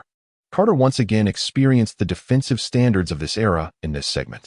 Fisher possesses commendable physical attributes, proving effective against power guards. However, he struggles to contain speed-oriented guards. Since being enhanced by the system, Carter's already rapid first step has transformed into the swiftest in the entire league. It is worth noting that this is not to suggest that he had not previously employed such tactics against seasoned defenders. Rather, these veteran players tend to refrain from applying relentless pressure on offensive players. For instance, consider the matchups between seasoned defenders and the likes of Iverson and McGrady, both of whom possess remarkable speed and explosive first steps. Veteran defenders often disrupt their rhythm using physicality and banter, and they themselves exhibit considerable speed and agility. It is indeed surprising that Fisher could contain him. However, Fisher chose to abandon conventional defense, opting instead to engage in a battle of attrition, attempting to drain Carter's stamina and disrupt his shooting rhythm. Fortunately, Carter minimized his attempts in this game, taking only one jump shot, which he executed flawlessly, and then refrained from shooting further, focusing instead on attacking the basket. After Carter penetrated and attacked the Lakers' interior, the other players had no means to halt him, relying solely on O'Neal. However, once Carter made his approach, any defensive strategy would be futile, as he merely needed a slight leap to execute a dunk. Thus, the defense had to be initiated midway through Carter's advance. Yet, this would cause O'Neal to vacate the paint. While this tactic could work once or twice, O'Neal could not perpetually leave the interior, especially considering that the opposing power forward was also an all-star caliber player. Suggesting such a strategy in the 1990s would undoubtedly provoke a storm of criticism. The Lakers promptly called a timeout. "Gentlemen, we cannot continue in this manner. We must not succumb to the Celtics' rhythm. Let us establish our own tempo. Slow down. We must deliberate. The opposing interior is no match for Shaq." Fisher. It is acceptable if you cannot contain Carter. The Celtics can force the Bulls to employ the Jordan rules, and we can ensnare our adversaries in a similar predicament. With Shaq in the paint, we need not worry. Your upcoming task is to limit Carter's passing. If he seeks to score, let him. Is it conceivable that he could amass 50 points in this game? Understood, Coach. Kobe, you are to replace Fox. Remember, defense is paramount. Offense may win fans, but defense secures championships. Indeed, defense wins championships, a mantra that resonated as an undeniable truth among all teams in the 1990s. On the other side, the Celtics bench saw Pitino engaged in conversation with Chansey, likely advising him on the timing of his passes. Meanwhile, Carter was not paying attention, captivated instead by the extraordinary Lakers cheerleaders. Los Angeles is indeed splendid. However, Boston holds its own. Besides, I have countless perks awaiting me here. As the timeout concluded, the Lakers substituted Kobe into the game. The moment he took the court, Carter's energy surged. "Hey there, I remember you. Aren't you the illegitimate son of the old man? Base, I noticed you in the previous game in Boston. As expected, your coach has summoned you again for this decisive moment." Carter was the first to speak, and he immediately placed a cap of favoritism upon Kobe. "Damn it, shut your mouth, you Boston scoundrel. This is the Los Angeles Lakers. You have no right to act so brazenly. Ha ha ha. Then you better step up. After all, it was the Celtics who triumphed in the last match," Carter arrogantly proclaimed, a sense of delight in teasing the young Kobe blossoming within him. Chapter 55, the Celtics hold a halftime lead. Having watched the Lakers face the Nuggets today, I am somewhat reflective. Silence. I am not. Kobe had no intention of donning the label of a nepotist. After all, once such a stigma is attached, one must endure endless negative scrutiny. No one is foolish enough to bear such burdens without cause. Most importantly, Kobe is genuinely not a product of favoritism. Ha ha ha, rookie. With that mindset, I advise you to reconsider your approach. Kobe. Ignore him. The Boston jerks are always like this. They may lack skills, but their tongues are sharp. Kobe desired to engage in a verbal duel with Carter, yet O'Neal interjected. O'Neal, well acquainted with Carter's trash talk, knew that Kobe would not be a match for him. As an older brother, he felt the need to protect his own. Kobe promptly fell silent, and the ensuing game unfolded as the Lakers had anticipated, with Fisher and Kobe applying constant pressure on Channing and Bowen from the perimeter. The basketball frequently found its way into Carter's hands. Carter incessantly executed pull-up shots. Although he scored 6 consecutive points, the Los Angeles team remained unfazed. as their score had not faltered in the slightest. Shaquille O'Neal effortlessly matched Carter's explosive performance inside the paint. "Keep going. I refuse to believe he can annihilate us," exclaimed the Lakers head coach from the sidelines. Jordan rules. Damn it. Upon hearing the Lakers coach, Pitino on the Celtics bench immediately grasped the situation. These shameless Lakers. Employing the Jordan rules against a rookie like Carter. Are you even serious? Utilizing such tactics against a first-year novice? Yet, Pitino chose not to call a timeout for strategic adjustments. Instead, he placed his trust in Carter, believing that he would handle everything adeptly. Furthermore, the Celtics had already established their forthcoming objective to secure a place in the playoffs. In the postseason, it is often during tense moments that the star players rise to the occasion.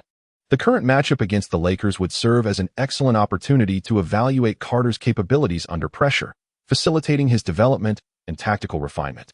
"You are no match for me. Let the Shark come and defend me." After Carter drove into the paint, overpowering Kobe for a magnificent dunk, he remarked. After Carter made that shot, he cast a glance at O'Neal on the other side, who showed no intention of providing any assistance, leaving him somewhat astonished. No way. Since they had chosen to apply the Jordan rules against Carter, the Shark naturally saw no need to expend energy on double-teaming him. It sufficed to ensure dominance at both ends of the court in the paint. The Lakers were unconvinced that Carter could dismantle them outright. After all, this was something even Michael Jordan had never accomplished. Subsequently, Shaq executed another thunderous dunk in the paint.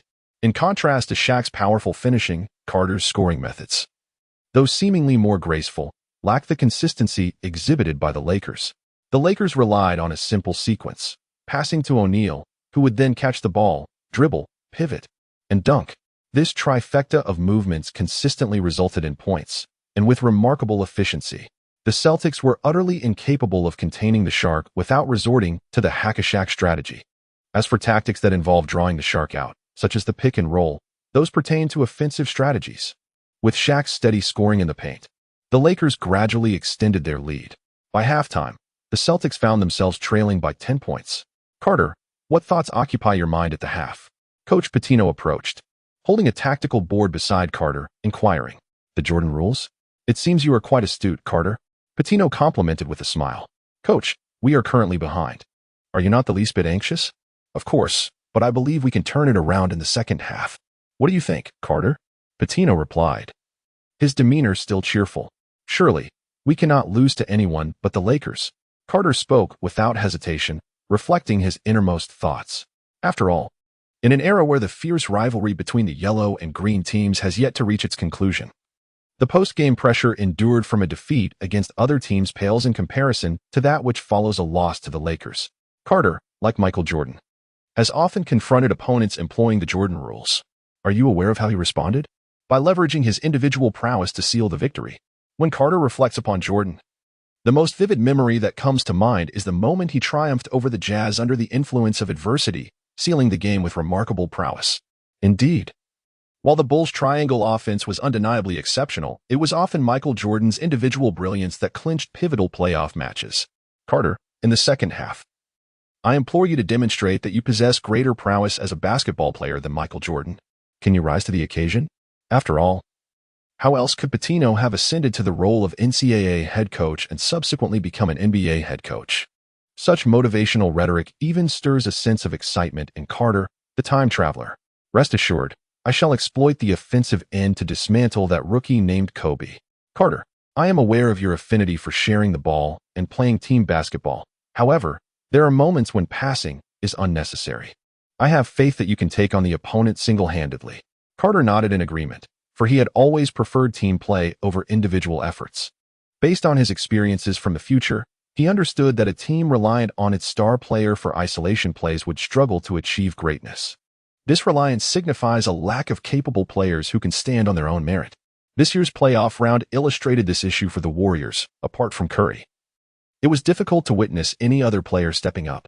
While Curry's 50-point performance was undeniably impressive, the absence of support from his teammates ultimately prevented the Warriors from overcoming the Lakers. It must be acknowledged that the Lakers effectively targeted the Warriors, showcasing their strengths against them. Today, as the Lakers faced the Nuggets, Jokic delivered an outstanding performance. The Lakers could indeed employ the Jordan rule against the Nuggets.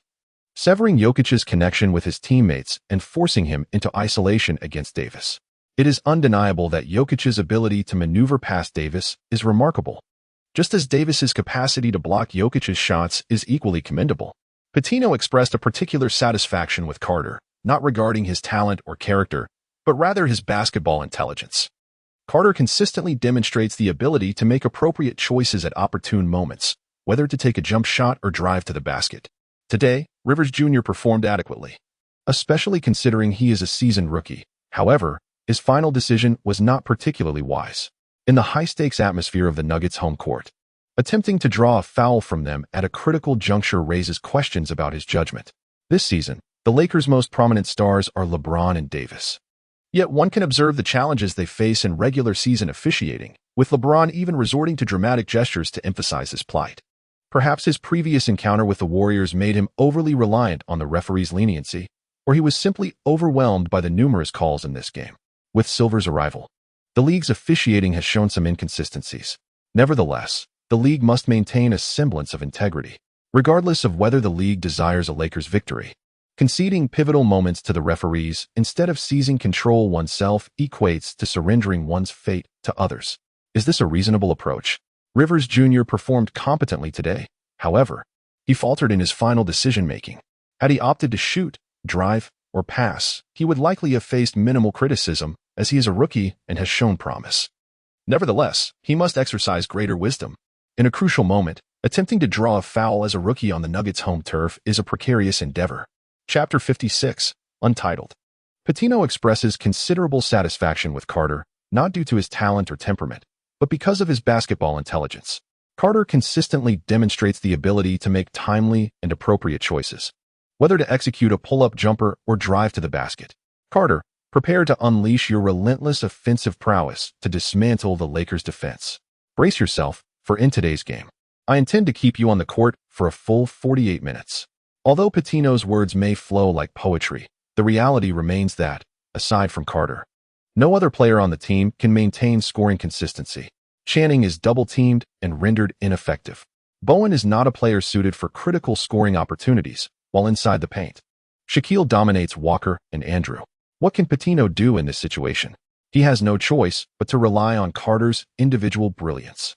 Rest assured, coach, my stamina is absolutely unyielding. A reader enlightened me on the extraordinary endurance of the Great One. Initially, I had not planned to elaborate. But since I had already written that Carter and the Great One share a similar level of physical prowess in the system, I felt compelled to include it. As the third quarter commences, Lakers fans in the arena cannot contain their frustration as they witness the Celtics players take the court. Damn, these Celtics bastards are still deploying their starters. Are they made of iron? In truth, only Carter, Channing, and Bowen are starters, after all. Walker and Andrew have far greater stakes by joining forces with O'Neal. Brother, why the outrage? The Celtics are merely sealing their own fate. Once our Lakers' key players regain their stamina, we shall swiftly overcome them. It is perplexing what the Celtics are attempting to achieve. Indeed, the Celtics head coach appears to be rather short-sighted. Such a fool does not deserve victory. In the commentary booth, Smith and Paul also find the Celtics' strategy baffling. Paul, what do you make of Coach Pitino's adjustments? I find it somewhat perplexing. Upon observing the Celtics lineup in the third quarter, Smith, a fan of Carter, struggles to maintain his composure. Smith, you need not fret. Historically, having starters contend against substitutes to close the gap is a sound strategy. The Celtics are currently in a deficit. Perhaps Pitino believes this approach is viable. Nonsense, Paul. If you wish to disparage the Celtics, at least find a more credible rationale. Pitino's transition from NCAA to NBA coaching indicates his competence. How could he possibly err in such a manner? Do not misinterpret my words. I harbor no intention of disparaging the Celtics. I am merely stating facts. While the Celtics have experienced a decline for many years since the 1990s, their formidable network has not vanished into thin air. A mere commentator cannot afford to offend the Celtics. We must approach this issue from the Celtics' perspective to secure victory. They must close the scoring gap. However, this strategy will inevitably deplete the player's stamina, especially Carter's. What are you implying? Paul fails to grasp Smith's insinuation. I believe we may have underestimated Carter, particularly in terms of his endurance. Smith introduced the Celtics head coach, Pitino, pondering under what circumstances he would audaciously deploy Carter. One possibility is when he is resigned to defeat, allowing Carter to accumulate points freely. Another scenario involves a frenetic scoring spree, intending to disrupt the Lakers' offensive rhythm with tactics akin to the hack-a-Shaq strategy once the Lakers' main players enter the fray. Such methods may aim to maintain a scoring lead. However, upon reflection, neither option seems plausible. Firstly, it is preposterous to believe that the Celtics would deliberately choose to falter against their arch-rivals, the Lakers. Secondly, should the Lakers refuse to cooperate, Pitino would be rendered ineffectual. The Lakers might simply substitute their starters midway through the third quarter or once the score narrows, exacerbating the Celtics' predicament, even if they resort to the hack-a-Shaq approach. But who would execute this strategy? Would it be Walker and Andrew? That would be unwise. This is not the first encounter when the Lakers were unprepared. If Walker and Andrew were to be utilized and subsequently fouled out, replacing them with O'Neal would leave the Celtics' interior defense in a dire state. Let us not entertain the notion that Carter could penetrate the paint with ease, as previously stated. The Shaq would not provide assistance, allowing him to perform unimpeded, much like the early years of Jordan. Perform as you will, for you are already trailing. After contemplating various scenarios, the only plausible explanation remains Carter's extraordinary stamina. It is indeed remarkable. He could undoubtedly play the full 48 minutes without issue. Although this conclusion is astonishing, it provides a fitting rationale for the Celtics' actions. Smith, what are you implying? Is it conceivable that Carter might play the entire 48 minutes? Smith, are you aware of the implications of your statement? My goodness, dear God, Smith has lost his mind. No, Paul, this is the reality. It is entirely possible that Carter could play the full 48 minutes. Observe, Carter has yet to be substituted, which signifies that if his stamina is not indeed extraordinary, then Pitino must be unhinged. In comparison to Pitino's madness, I find the notion of Carter's remarkable stamina far more credible. After all, the Celtics would not appoint a madman as their head coach, but they would certainly allow an extraordinary athlete to play the entire game. Smith's assertion left Paul agape. Though he yearned to refute it, a voice within him confirmed its validity. Very well, I concede that your argument possesses merit, yet it is somewhat incredulous. I cannot bring myself to believe it at this moment. As for the relationship dynamics, you too have faltered. Is this truly your capability? If you possessed even a modicum of resolve, you would discard that wretched pass button. Opt for a one-on-one confrontation. And should you falter, no one would utter a word. For you are merely a rookie who cannot even secure a starting position. Carter incessantly taunted the youthful Kobe with a barrage of playful jibes. Dude, I am a rookie from 96, while you hail from 97. You are the true novice here. Kobe, however, was far from amused. I can tolerate your claims of my inexperience, for I am yet to surpass you on the court. But to label me a rookie is rather presumptuous. To bear in mind, when I entered the NBA, you were still in college, likely playing some obscure game. A novice is indeed a novice. I believe you ought to have entered the draft in 98. At that time, you would have probably enjoyed a fair amount of playing time. Carter intended to convey that you were comparatively feeble, a mere novice, akin to a fledgling. Chapter 57. Oh, Ben, where art thou? Kai desperately needs you. Novice, do you believe I should opt to surpass you or decisively eliminate you with this shot? As Carter dribbled the ball, he addressed the earnest Kobe standing before him, challenging, if you possess the skill, then surpass me. Kobe, assuming a defensive stance, responded with unwavering confidence in his speed. He believed that when adequately prepared, he would not be easily outmaneuvered by this opponent. He was resolute in his conviction that he could successfully defend against him. As you wish. As soon as Carter's voice fell, Kobe instinctively lowered his body once more, and then Carter took the shot. He took the shot. The smile on Kobe's face instantly froze. Damn, Carter, is this the only shameless tactic you possess? Kobe felt as though his intelligence had been insulted. And he directly rebuked Carter. Rookie, do you believe everything I say? We are adversaries. Do you truly think I would reveal my thoughts to you? What difference would that make from divulging secrets? Carter directly instilled a set of fallacies in Kobe. For a moment, Kobe was taken aback, suddenly sensing that there might indeed be some merit to those words. How foolish it is to believe everything an opponent says, especially when they hail from the contemptible ranks of Boston, where not a single word uttered bears any truth. Kobe, what are you doing? Shaquille O'Neal, stationed beneath the basket, was exasperated. What is this? Do you truly doubt Carter's shooting ability? You completely disregard his capacity to score. Shaq, I was deceived by Carter. He told me he would choose to drive, and I believed him. O'Neal gazed at his somewhat naive younger teammate, speechless. Ignore whatever those Boston rascals say. treat their words as mere drivel. It appears that Carter possesses not only a formidable talent for trash talking, but also a remarkable ability to manipulate mindsets. O'Neal suddenly felt that. In comparison to Carter, even Stockton of the Jazz seemed less odious. After all, while Stockton may be dirty and prone to subtle antics, at least he played with sincerity, not like Carter, who speaks not but falsehoods. Kobe's defensive lapses caused the Lakers head coach to frown. It was not necessary for him to completely stifle Carter. All he needed to do was exert some effort to tire him out a bit. But what is this? Are you afraid of taking responsibility, of bearing the blame? Kobe, who already lacked the coach's trust, left a poor impression once again. In the 1997 playoffs, he had indeed produced remarkable results, yet this season, without the coach's confidence, his journey would likely be even more arduous. Carter's offensive prowess remained formidable, and his stamina was indeed extraordinary. Pitino, observing from the sidelines, marveled at how Carter displayed not a hint of fatigue. How long has he been on the court? Consistently executing efficient offense? While he may not have defended flawlessly, he certainly put in the effort, even with such exertion. There was no sign of weariness in Carter. Was this not extraordinary? Had he been possessed by Chamberlain?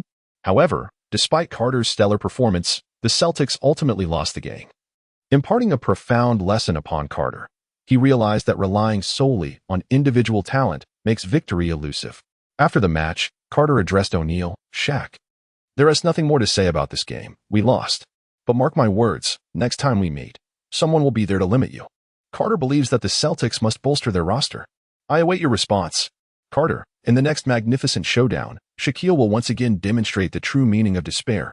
As O'Neal flexed his biceps to showcase his strength, the Boston Celtics interior remained undeniably feeble. Ainge found himself once more troubled by the inadequacies of the Celtics front court. Previously, he had implored Pitino to assist in identifying suitable candidates for the position, yet this fellow, once a coach in the NCAA, could not propose a single viable option. As Ainge watched the Los Angeles Lakers revel in their triumph on the television screen, a sudden resolve gripped him. He seized the phone on the table and contacted the scouts. "This is Ainge. I want every scout in the Celtics organization to search diligently. I refuse to believe we cannot find a suitable center. While Ainge may lack in certain areas, he is certainly not deficient in audacity in the future. He could gamble the team's prospects with a high-risk, high-reward trade, executing a 7-for-1 deal to acquire Garnett, enabling the Celtics to hoist the championship trophy once more. It is evident that Ainge possesses ample fortitude."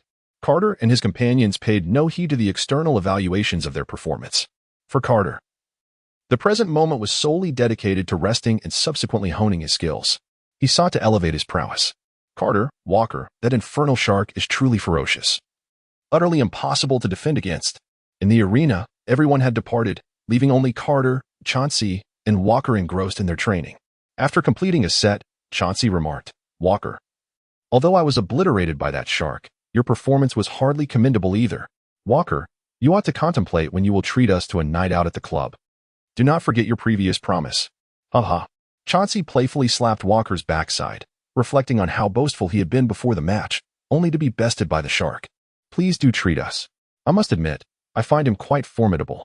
Carter shook his head at the scene, as did O'Neal. A single match had humbled our naive children. "Boss, why doesn't the team reinforce the interior?" He pondered. "Or if Andrew were a bit tougher, we would surely have triumphed. Why don't you strive to be stronger yourself?" Chauncey inquired curiously. "Hey, even if I could become stronger, it wouldn't happen overnight. Cut me some slack." Walker, true to his role as Carter's loyal sidekick, exhibited a shamelessness that mirrored Carter's own. "You're something else." Chauncey was rendered speechless by Walker's boldness, delivering 2 firm slaps to Walker's backside. "It doesn't matter. In the last match, I can only say I was strong enough. Just wait until I'm stronger." O'Neal? Nearly a toy. While Carter also believed the Celtics needed reinforcement to advance further, he had to maintain a facade of confidence as the leader. One must admit, Carter had a rather cunning and shameless side. The boss truly lived up to his title. Walker, that naive boy, was easy to manipulate. As for Chauncey, he shot Carter a skeptical glance, filled with disbelief. "Just you?" Chauncey knew Carter all too well. When it came to balancing multiple roles, he was undeniably skilled. "Come on. Chauncey, I noticed your defense was impressive just now, especially that little gaze absolutely audacious. Let us spar a bit. Are you even human?" In this moment, while Chauncey was being mercilessly outmatched by Carter, the Celtics management was convening once again. In recent days, The Celtics had been holding meetings almost incessantly, fixating on just one point: reinforcement. Ladies and gentlemen, Carter has already showcased remarkable performance, and his abilities continue to evolve. Not to mention, his defensive skills have seen significant improvement. His experience is beginning to catch up. Walker maintained an all-star caliber within the paint. Now, our Celtics possess considerable energy both inside and out, along with Bowen on the wing and Chauncey orchestrating the team. It can be said that, aside from the center position, the Celtics starting lineup is not significantly inferior to that of other playoff teams. After Ainge spoke, he gestured for Pitino to continue. Manager Ainge is correct. There is no doubt about Carter and Walker's prowess, and Chauncey has also performed admirably at the point guard position. Bowen is primarily focused on defense, coupled with his developing three-point capability. Only Andrew remains the weakest link in the starting lineup. Pitino observed the Celtics' overall performance closely. Andrew was indeed the one lagging behind. The deficiency in the interior would render the Celtics exceedingly vulnerable when facing teams with dominant centers. The 1990s always revered the principle that the closer you are to the basket, the easier it is to score. Every team yearns for a premier center, with the exception of a few unique franchises such as the Magic. However, talent scouts have scoured every corner, and they are genuinely at a loss. The personnel overseeing the scouting operations are on the verge of tears. One can only imagine the turmoil they have endured since the Celtics' defeat to the Lakers. Following that match, General Manager Danny Ainge has been in a frenzy. It is unfathomable how many center profiles he and his team have reviewed. All centers in the league, regardless of their trade viability, have been scrutinized. Undrafted prospects? They are being considered too. After all, one might just strike gold. Other leagues? They are being examined tirelessly. Yet, they truly cannot find any suitable candidates. It is completely reasonable that they cannot identify a player like Ben Wallace. After going undrafted in 1996, he joined the Washington Bullets, now Wizards, and last season, his statistics were a meager 1 points and 7 rebounds per game. Although some have begun to take notice of him, Ainge is in search of someone who can contend with those elite centers in the paint. With such dismal statistics from last season, even if these scouts had the gift of foresight, they would hesitate to present him to Ainge. Mr. Ainge, Mr. Pitino, I recall that many players have participated in training camps. Should we not consider this avenue? If that fails, we could always cultivate our own talent. It must be said that the Celtics management is not devoid of astute minds. Since suitable candidates are elusive, why not develop our own? As for whom to nurture, we can simply observe who excels in the training camps. The Celtics may lack in other areas, but they certainly possess ample connections. Excellent. From this moment on, I want everyone to investigate this matter. I need answers before the next trade window. Ainge's cold gaze swept across the room, his ruthless demeanor laid bare at that instant. Indeed. Gentlemen, let us pause for a moment and engage in an internal scrimmage. Pitino called a halt to the Celtics training, eager to assess the players' developments during this period. Carter, Channing, you two will form one team. Walker, Bowen, and Andrew, you three shall select players, while the remaining individuals will join Carter's squad. Carter, Chauncey, coach, your approach seems rather hasty. Bowen, in this match, I implore you to exert every ounce of effort to contain Carter. Andrew, Walker, I expect both of you to make your presence felt in the paint. Chauncey, your role is to orchestrate the team and facilitate our offense. Very well. Let us commence the selection. In this scrimmage, the final outcome saw Carter and Chauncey, leading their respective teams, narrowly triumph with a 3-point advantage. Bowen, your defense was truly commendable. In the next match, replicate the defensive strategy you employed against me to counter them. Carter chuckled as he patted Bowen on the shoulder. That fellow Bowen truly possesses an impressive defensive prowess. Beyond his roughness, his tenacity is commendable. Moreover, he exhibits remarkable intelligence. Now, his three-point shooting has also begun to take shape. If this were the era of small ball in the future, he would undoubtedly be regarded as a promising candidate for a top-tier 3D player. As Carter settled down to rest, the long silent system in his mind awakened. He began to examine his personal data. Basketball Satan Development System host, Vince Carter age, 19 height, 1, 98 meters weight, 95 kilograms wingspan, 2, 18 meters standing reach, 2, 72 vertical leap, 1, 20 vertical reach with jump, 3, 98 approach jump, 1, 42 approach reach, 4, 11 strength. 82 strength has improved by 2 points since the draft, which is commendable. Training has indeed borne fruit. Speed, 90, 100 in 10, 7 seconds, agility, 90 endurance, 99 explosiveness, 91 mentality, 99 I've traversed dimensions, equipped with a system. In this hierarchy, I am the third. Physical fitness, 99 physical attribute evaluation, SS. Having assessed his physical capabilities, Carter then turned his attention to his technical skills. Ball handling, 87 impressive indeed. His ball handling skills have seen some improvement, a testament to the rigorous training during the off-season and the high-intensity matches. Breaking, 85 passing, 60 dunking, 99 layup, 90 mid-range shot, 72, with a 10-point boost when shooting off the dribble. Seeing this, Carter couldn't help but reflect that his diligent practice of the jump shot was indeed a most astute decision. Long-range shot, 70 free throws, 80 rebounding, 50 defense, 75 defense has shown the most significant enhancement. After all, Carter previously lacked experience against NBA players, leading to some deficiencies. Now that experience has been gained, albeit not yet profound, he has reached a respectable level of 75. Steals, 50. A score of 50 in steals is quite commendable. Considering that stealing is not typically honed in practice and relies heavily on fortuity during gameplay, depending on the opportunities presented by opponents. Basketball attribute evaluation. A Carter has now transitioned from being a top-tier talent in the league to enhancing his skills, beginning to exchange his innate gifts for tangible strength. By the time Carter completes a season of practice, I believe his performance will be even more remarkable. Chapter 59. The Raptors visit the Celtics. Everyone performed admirably. And as we prepare to face the Toronto Raptors and the Denver Nuggets, let us maintain this momentum. As is his custom, Pitino began by praising the team's roster. The coach has now taken the floor once again. Carter nudged Changshi with his elbow and remarked, "Carter, let's begin with you. There are no issues with your offensive play, yet your mid-range game requires further enhancement. When penetrating to finish, I need you to be more assertive. I recognize your toughness, but you must elevate it even further." Pitino's ears perked up, and he immediately directed his criticism toward Carter. "Understood, coach."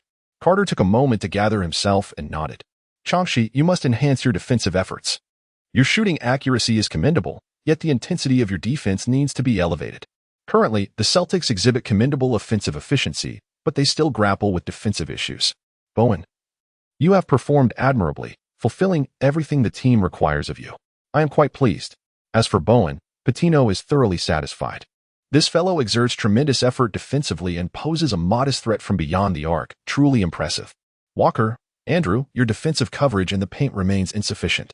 Although Carter possesses formidable rim attacking abilities, it starkly highlights that when faced with a powerful offensive adversary, you are unable to uphold the integrity of our interior defense. Frankly, I am at a loss regarding your performance. It is truly hard to fathom how you can appear so lackluster in the paint. What exactly are you doing? After praising Bowen, Pitino swiftly turned to berate Walker and Andrew. Indeed, while Walker and Andrew's defensive coverage in the paint leaves much to be desired. To label it as soft is an exaggeration. They may not rival the elite centers, yet they cannot be deemed weak. Bowen, my friend. Today you will witness whether I can dunk on you or not. Carter delivered a resounding blow to Bowen's head. Laughter erupting as he expressed his gratitude for the opportunity granted by the coach. Otherwise, he would have had no chance to showcase his prowess. You, my friend, this is solely your effort. Once the coach finishes reprimanding Walker and the others, let us have Walker treat us to a night out at the club. I must admit, poor Walker is truly in a predicament. Having just endured a scolding from Pitino, he is now expected to foot the bill. Yet Carter could not contain his laughter. Indeed, joy is contagious. Walker's smile remained unscathed, instead multiplying on Carter's face. Bowen, you truly are the embodiment of subtlety. Who would have thought your three-point shooting would be so consistent now, causing me considerable trouble? If it weren't for you, I would not have faced any reprimands. After saying this, Changshi joined Carter in teasing Bowen. Boss, Changshi, I acknowledge my mistake. Next time I will ease up. Ease up? For heaven's sake. Do you even comprehend what you're saying? Changshi, he looks down on you. Go on. Challenge him one-on-one. Huh. Changshi was bewildered. Wait, you spoke so nobly. And now you want me to step in? You want me to shoulder the blame after your theatrics? With a leader like you, I am truly in awe. Ha, Bowen. Indeed. If in the next game you can cause your opposing player to lose composure, I'll make sure the media sings your praises. You will be recognized as a defensive force rivaling the likes of Gary Payton and Michael Jordan. Carter once again employed his remarkable skill, spinning grandiose visions. Changshi could not help but roll his eyes at this statement. That fellow Carter had begun once more, conjuring up dreams that were more than anyone could ever consume. Shaquille mused that Carter's vast pancake would be more than enough for these foolish children to consume in their lifetime. Carter cast a fierce glare at Shaquille before continuing to deceive the young Bowen. However, Bowen appeared to be somewhat different from Walker. It seemed that Bowen possessed a significantly higher level of intelligence than Walker. Carter found himself unable to completely sway him, as this young lad was capable of responding. "Boss, I believe your words are somewhat exaggerated. Aren't you essentially setting me up for failure?" Bowen posed a profound question to Carter. "Bowen, you rascal." Carter pinched Bowen's shoulder sharply and then shook it vigorously. "Bowen, surely you do not wish for your starting position to be usurped by Coach Pitino. You certainly wouldn't want Mr. Angie to learn about the disturbances you've caused in the locker room, would you?" Carter's audacity is truly astounding. Shaquille observed Carter's shameless threats towards Bowen, and it left him utterly bewildered. Is it not the case that the core players of these NBA teams exhibit such outrageous behavior? This fellow Carter brazenly intimidates his teammates. It is said that the notorious Michael Jordan would invite rookies to play cards, not allowing them to leave without losing. Furthermore, there are rumors that Karl Malone of the Jazz has a habit of neglecting to wash his socks, resulting in an overwhelming odor. Are these star players of their respective teams truly so absurd? It is no wonder he is not the leading star of the team. It is evident that his talent pales in comparison to Carter's. This is merely due to his lack of eccentricity. Shaquille, with his wild imagination, dwells on such trivial matters. Fortunately, Carter is unaware. Otherwise, he would certainly have Pitino restrain Shaquille in the next game. This is outrageous. He is not a deviant after all. The following afternoon at the Boston North Shore Garden, the Celtics were positively radiant. Are you all so disinterested in winning? Come on. Focus up and cease your chatter about cheerleaders. Pitino could only laugh in disbelief at these players. Had they not just returned from a night at the club? How much relaxation do they seek? All right, everyone, let us engage in some proper warm-ups. Pitino understood that he could not be too harsh on these young men. A gentle nudge would suffice. "Boss, your taste is truly unique. Indeed, you may think that everyone shares your preference for larger balls." Carter cast a sidelong glance at these individuals. His taste remained unchanged from his previous life, still favoring those with long legs. Particularly, he was surprised to find that Shaquille shared a similar preference to that of the bearded man from the future. After Carter concluded his remarks, he commenced his warm-up, casually engaging in some activities off the court. However, on the court, he must perform excellently in every match. Carter first engaged in a series of shooting drills, demonstrating remarkable accuracy, missing only one shot. Subsequently, he lowered his body slightly, leaping into the air to execute a thunderous dunk, a spectacular windmill slam to be precise. Carter. We yearn for even more exhilarating displays. Carter, once more. The spectators initially believed that the warm-up would lack excitement. Yet who could have anticipated such an electrifying dunk from Carter during this session? While many players may attempt dunks in warm-ups, can one truly find another player, aside from Duncan, bold enough to rival Carter's windmill dunk? With Carter's astounding vertical leap, he soared so high that his windmill nearly grazed the top of the backboard, an astonishing sight that left everyone in awe. Chapter 60, Carter, McGrady, Dunk Contest. Carter's performance swiftly ignited cheers from the entire audience. One should never question Carter's popularity. Historically, he has surpassed legends such as the old-timer, the three-time champion Shaquille O'Neal, as well as Kobe Bryant and Allen Iverson, securing the title of All-Star voting champion. In the annals of history, Carter entered the draft in 1998, followed by a shortened season in 1999, and by the year 2000, he had already claimed the title of voting king. Is there really any need to elaborate on this individual's popularity? After completing his dunk, Carter executed Allen Iverson's signature move, reveling in the adulation of the crowd. "Carter, you are my idol." They cheered. Carter, lead the Celtics to even greater glory. Subsequently, Carter approached another Raptors player. "Tracy, my friend, why not give it a try as well?" Carter's words left the Raptors players momentarily bewildered. "Ah, indeed. I just recalled that Carter and Tracy are cousins. It all makes sense now. Carter, I cannot compare to you." Tracy first embraced Carter, then shook his head and remarked that in terms of dunks, he was no match for Carter.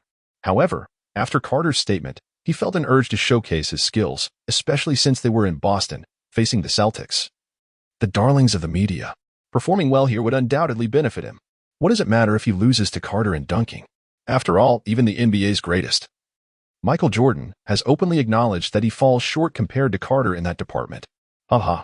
Carter, I believe you need to dazzle us with some extraordinary moves. Otherwise, I will not take to the air for a dunk.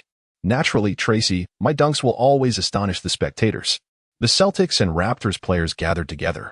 Haha. Shall we place a wager? Who do you think will win their dunk contest? Chancey spoke up first. I would bet on the older one to win. I cannot fathom anyone who could outdunk Carter. Agreed. I concur. Even the Raptors players nodded. They had witnessed Carter's dunks and could not help but admire him. Then Tracy and Carter began their warm-up. The actions of both teams incited an eruption of cheers from the fans present. A dunk contest. In the realm of basketball. Spectacular dunks, graceful drives, elegant fadeaways, agile passes, and explosive blocks are forever beloved by the fans. The cameras focused directly on Carter and Chancey. Although the game time had arrived, the referees received a directive from the commissioner. Let them compete. Stern must be absolutely enamored with Carter right now. Initially, the matchup between the Celtics and the Raptors lacked excitement, as the Celtics were expected to triumph easily over the Raptors, who were genuinely struggling, not merely tanking. Winning was indeed a daunting task. Now, with these two young men bringing such flair to the game, they have undoubtedly intensified the excitement. With the heightened anticipation, could the viewership possibly decline? Would the revenue diminish? Carter took the first dunk, as this is indeed the home ground of the Boston Celtics, the North Shore Garden. Carter initiated his first dunk with an impressive leap from the free throw line, executing a gliding slam that was both raw and powerful. The crowd erupted in cheers. And while this dunk may not rival the most iconic of Carter's performances, it certainly captivated the audience's attention and ignited their excitement. Observing Carter's display, McGrady felt a tinge of trepidation. However, spurred on by the encouragement of his teammates and the motivating gaze of Carter, he stepped forward. Lured by the allure of fame and fortune, at this juncture, McGrady had yet to make a name for himself. And many Celtics fans held only a superficial impression of him, acknowledging merely his notable talent and his relation to Carter. In contrast, the Celtics fans showered Carter with adulation, eager to witness what McGrady could showcase that would prompt Carter to engage in a dunking contest with him. McGrady approached, dribbled the ball a couple of times, and launched a self-throw, catching it mid-air to execute a behind-the-back dunk. The Celtics fans were taken aback by this impressive display. Indeed, Carter's cousin possessed remarkable skills. Laughter erupted as they exclaimed, "Tracy, I knew you could pull off such a dunk." Subsequently, Carter followed suit with a self-throw, finishing with an awe-inspiring windmill dunk. The explosive leap combined with a series of dynamic movements far surpassed the historical precedent. The crowd gasped in astonishment. Wow. Oh my God. Carter. You're making it daunting for everyone else to participate in the upcoming dunk contest. McGrady stood in awe of Carter's performance, feeling motivated as Carter encouraged him. "Tracy, shine bright. I have faith in you." Carter smiled as he spoke to McGrady. McGrady received the ball, surged forward, and executed a breathtaking two-handed dunk after a spinning 360-degree turn in midair. Both Raptors teammates and Celtics players, alongside the Celtics fans, were left in awe. The dunk contest between Carter and McGrady was indeed more thrilling than the official dunk contest itself. Carter, unfazed by McGrady's performance, continued to chew his gum while warming up, clearly preparing for a grand display. As expected, Carter leapt from the free throw line to complete a stunning between-the-legs dunk. His movements remained unchanged from the legendary Raptors dunk contest. It was that Carter couldn't outdo himself, but rather that he chose to hold back some of his prowess. Revealing everything at once could create an impression of inconsistency. McGrady turned to his teammates, stating, "Every dunk he performs deserves a perfect score from me. He is simply phenomenal. No one has ever come close to matching him in the realm of dunks." With this declaration, McGrady effectively conceded. Carter chuckled and proceeded to replicate his final dunk from the historical rivalry match, an overhead reverse dunk. His dunks deserve to be seen by a wider audience. I believe he should participate in the dunk contest soon. After witnessing Carter's dunk, all others appear lackluster. Haha, just wait, Tracy. With Carter's talent, he will undoubtedly enter. We just need to be patient. This exhilarating dunk contest was undoubtedly captured by the cameras on site and broadcasted to televisions everywhere. Countless fans were treated to the spectacular display by both players. In the commentary booth, Smith remarked, "I can hardly fathom what the dunk contest would be without Carter." Indeed. And let's not forget McGrady. His dunks were also impressive. However, facing Carter, he performed admirably. Chapter 61. The disparity of talent. It appears that this year's draft class is gaining even more value. Smith. Who do you think will emerge as the best rookie this year, Duncan from the Spurs or Carter from the Celtics? The comparison between Duncan and Carter had long been a topic among fans, and Paul brought this question to the commentary booth, undeniably igniting the emotions of the viewers. Although Carter delivered a series of explosive performances, my vote for Rookie of the Year goes to Duncan. Apologies, Carter. I choose Duncan. Smith pondered for a moment before casting his vote for Duncan, who showcased the dominance typical of a superstar upon entering the NBA. Smith, I believe it should be Carter. After Michael Jordan, the league has realized that perimeter players can also possess the potential to dominate. Duncan's prowess in the paint is undoubtedly formidable, however. Carter's performance from beyond the arc is truly explosive. He executed a game-winning shot over the reigning champions, the Bulls. I cannot fathom how the player who achieved such a feat over Michael Jordan could possibly not be this year's Rookie of the Year. Paul's endorsement of Carter is rooted in the legacy of Michael Jordan. In an era dominated by Jordan, the significance of a clutch shot against the legendary old man is indeed monumental. In the commentary booth, Paul and Smith engaged in a heated debate, their faces flushed. While on the court, players from the Celtics and Raptors exchanged lighthearted banter. Tracy, keep pushing. Strive to become the Raptors' cornerstone and a superstar in the league. With a smile, Carter patted McGrady on the shoulder, offering words of encouragement. Carter, we are alike. We both entered this year as rookies. Do not lecture me with the demeanor of a superstar.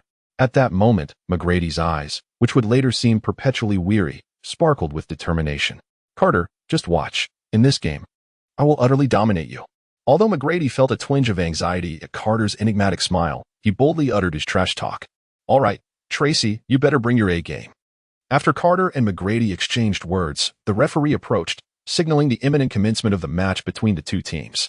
As the teams prepared for the jump ball, Andrew unexpectedly tipped the ball into the hands of Chansey. Ha ha ha, Chansey, let us impart a lesson to Tracy and demonstrate our prowess. As Carter spoke, he sprinted toward the front court. Meanwhile, Chansey began to dribble the ball as well. On the Raptors' side, McGrady chose to defend Chansey. Before arriving in Boston, McGrady had specifically watched the Celtics games and was aware that his usual counterpart, Bowen, possessed little to no offensive desire or capability. The Celtics' offensive strategy commenced with Chansey and culminated with Carter, with Walker serving as the formidable anchor in the paint. Thus, McGrady opted to guard Chansey, for the Raptors were generally unable to contain him. McGrady's speed was indeed remarkable, making it challenging for Chansey to maneuver under his tight defense. However, at that moment, Carter had already positioned himself effectively. Chansey executed a high, lofted pass. Carter sprinted forward and launched himself into the air, appearing to soar like a bird. He caught Chansey's pass mid-flight and executed a powerful slam dunk. Upon landing, Carter bounced twice in place before high-fiving the approaching Chansey. Chansey, that was an excellent pass.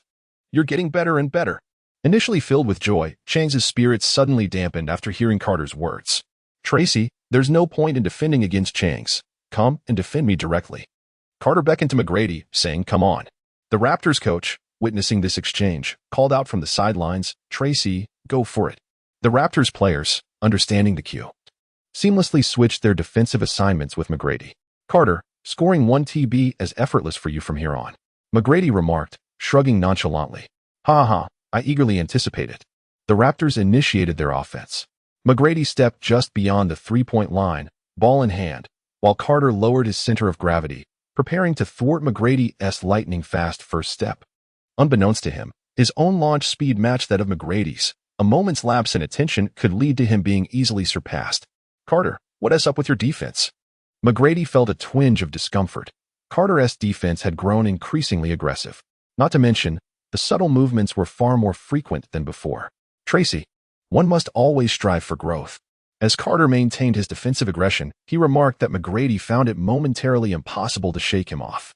Carter's defense proved to be somewhat discomforting for McGrady. Subsequently, McGrady decisively executed a pull-up jumper. During the offseason, after observing Carter's mastery of the pull-up, McGrady gained a deeper understanding of this technique.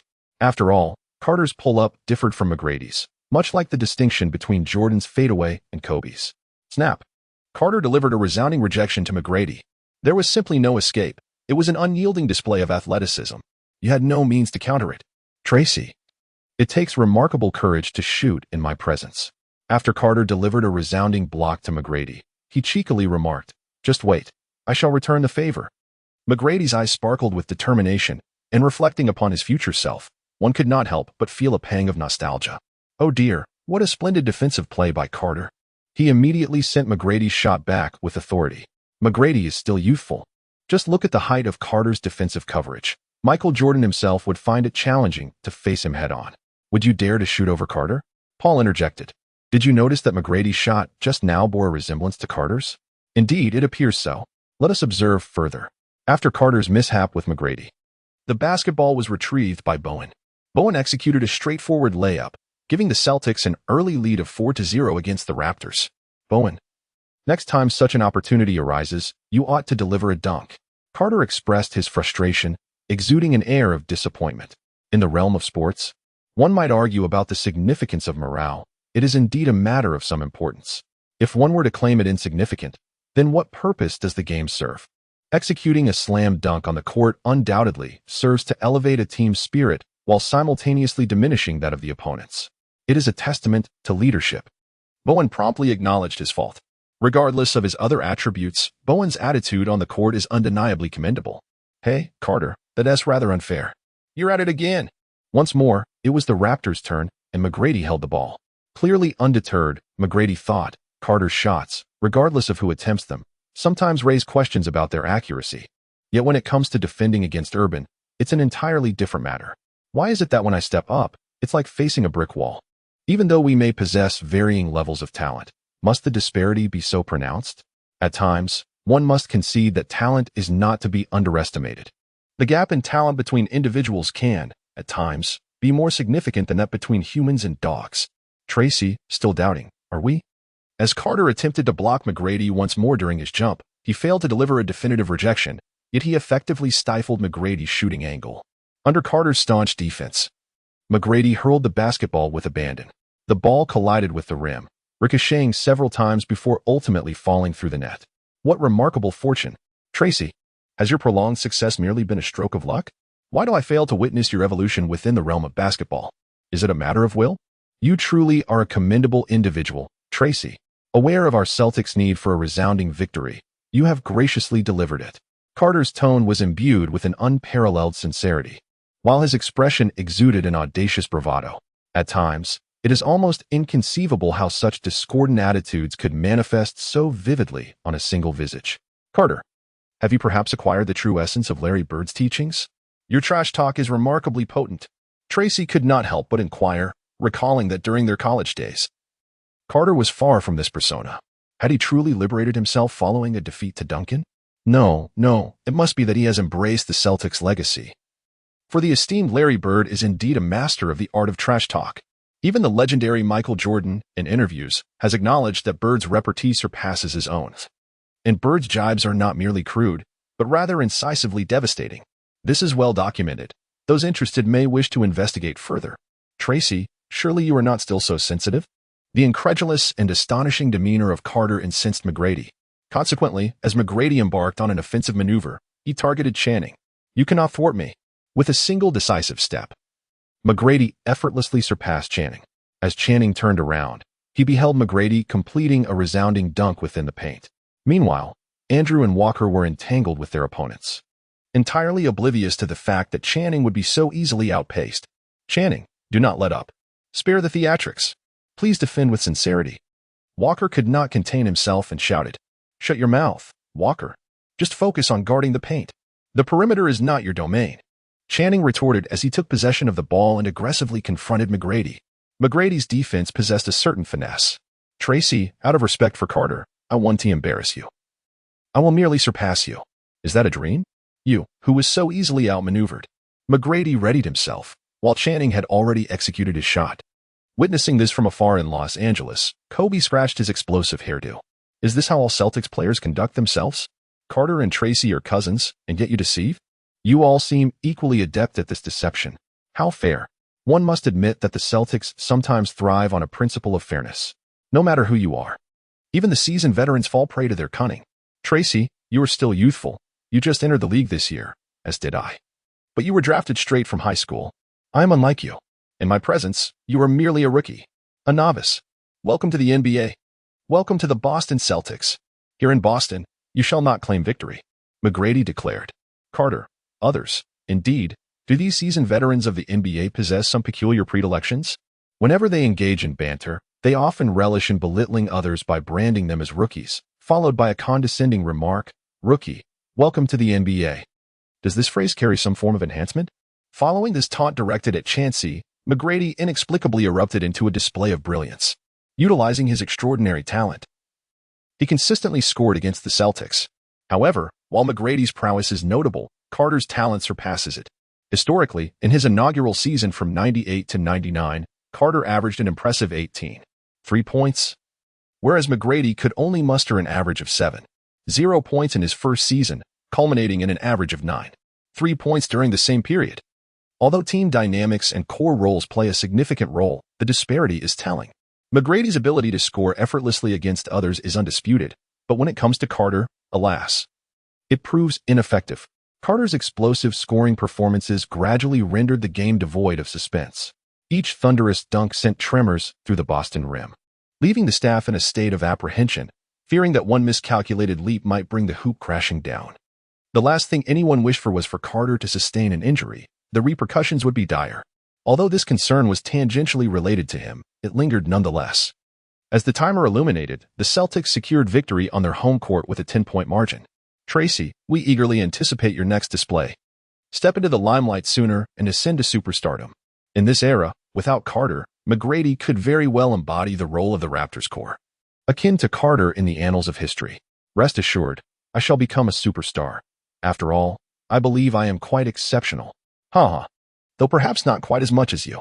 McGrady chuckled, shrugging his shoulders. Haha. Carter shrugged, and the two exchanged smiles before embracing and departing. At the post-game press conference, "Carter, prior to the match, we witnessed your extraordinary dunk performance alongside McGrady. Are you truly unafraid of severing ties with Tracy? You certainly speak boldly. Rest assured, Tracy is not the type to hold grudges. Besides, I merely spoke the truth. It is well known that I have a penchant for honesty. Is there a fault in that? Go on, keep pretending." Chauncey, observing Carter's perplexed expression, couldn't help but roll his eyes at him. This fellow never utters a sensible word. Yet, contemplating how Tracy would react upon hearing Carter's remarks brought a smirk to Chauncey's lips. "My apologies, Tracy. I simply couldn't restrain myself. If you must blame someone, directed at Carter. Your cousin is not exactly a paragon of virtue." Chapter 63, If the Celtics win tomorrow, I will write more. If they lose, pretend I never said this. The following afternoon, Carter arrived at the arena as usual. "Chauncey, what are you laughing about?" "It's nothing, Carter. My girlfriend just gave birth." Chauncey covered his mouth, grinning foolishly. "You rascal. Walker, what are you chuckling about?" "Ahem, boss. My girlfriend also just gave birth." "Are your girlfriends the same person?" Carter glanced at the two individuals and suddenly uttered, "Ahem." Chauncey and Walker's faces turned an amusing shade of crimson, a comical blend of black and red. On the other side, upon hearing this remark, Bowen could not contain his laughter. "Bowen, what is so amusing?" "I suggest you take a look at today's newspaper, boss." "All right. I shall check it out shortly to uncover the truth." Carter still had more to say when Pitino arrived. "How remarkable. Everyone was punctual today. Splendid. Especially you, Carter. By the way, Carter, here is today's newspaper." Carter, utterly bewildered, took the newspaper from Pitino's hands. What on earth was reported within its pages? The headlines proclaimed a side of the Celtics star player that remained unknown to the public. They were all variations of the same theme. Upon further inspection of the content, Carter could only exclaim, "Goodness gracious. Tracy, you truly are something else." Prominently featured was an interview with McGrady. Reporter, "Tracy, you and Carter are cousins. Can you share some insights about him that we might not be aware of?" McGrady, "From a young age, Carter stood apart. While we both cherished basketball, Carter had a distinct preference for more mature older sisters, particularly those of Asian descent. Upon witnessing the scene, Carter's expression shifted dramatically. It's not like you, McGrady, to be so candid. You ought to speak only what you are instructed. None of these journalists are benevolent. Yet, what left the most profound impression on me was the moment Carter, during his initial practice of dunking, unexpectedly slipped and fell. Then, in another attempt, he managed to slam the basketball against the rim. This is purely a humorous reference to the legendary dunker Stephen Curry. At that time, Carter, in a fit of exasperation, declared that if he failed to make that wretched basketball through the hoop, he would have to alter his strategy and resort to shooting those dreaded three-pointers. Ha ha ha, my friend. Could you perhaps demonstrate that for me? I find it quite difficult to envision how one could slip while attempting a dunk. Upon perusing the contents of the newspaper, Carter wore an expression of utter desolation. "No, McGrady, you have laid bare all my secrets," he lamented. "You truly are my dear cousin. The next time we meet, I shall ensure you serve as my backdrop." This particular dunk has undoubtedly become a blemish on Carter's illustrious history. Meanwhile, Carter also caught sight of the newspaper, which featured his words prominently, alongside a statement attributed to him. The journalist inquired, "Carter, we are all aware of your familial bond with Tracy. Could you share some amusing anecdotes from your past together?" Carter: "Indeed, Tracy is an extraordinarily talented player. However, it is unfortunate that he encountered me. During our childhood, we often engaged in wagers, and I emerged victorious each time. What remains etched in my memory is the time I won a bet and made him don a pair of overalls. We even took the time to learn a phrase from the mysterious East: 'You are simply too beautiful.' Whenever McGrady struggled to articulate it, he would invariably say, 'Genitami. Let us refrain from playing around. It begins with you.' McGrady would wear those overalls, dribbling the basketball while exuberantly shouting 'Genitami.' If these media were from a future era, Carter's words would undoubtedly go viral. Regrettably, they failed to grasp his meaning and merely found it amusing. McGrady, upon witnessing this, felt as though long-buried memories were suddenly resurfacing to assail him. At that moment, he had no understanding of its significance, nor does he now. Yet this peculiar incident has inexplicably caused him to chuckle for many years, thanks to Carter. Tracy, who would have imagined you possessed such a whimsical side? The Raptors players found it amusing rather than anything else. McGrady smiled, choosing not to elaborate. President: "There is a burgeoning interest from the public regarding the dunk contest between Carter and Tracy, and the viewership for the Celtics versus Raptors game is exceptionally high, surpassing even that of today's Bulls versus Jazz matchup. Xiaohua.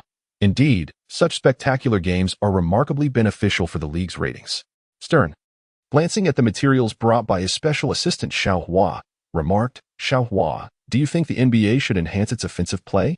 President: "I believe it is indeed necessary. The fluidity brought by offense surpasses that of defense." True, but we cannot blindly exalt offense. After all, maintaining defensive intensity is crucial to ensure the game's value does not diminish. Although Stern, who has yet to witness the Pistons and Spurs create historically low ratings through defense in the finals, recognizes the advantages of offensive fluidity, he remains resolute in not diminishing defensive intensity. He is currently striving to find that balance between offense and defense. However, Xiaohua is of a different opinion. He perceives last season's Celtics and Raptors as subpar teams. Yet they have elevated the game's viewership to the level of the Bulls versus Jazz clash through their offensive prowess. Does this not suggest that offense is indeed the key to enhancing viewership?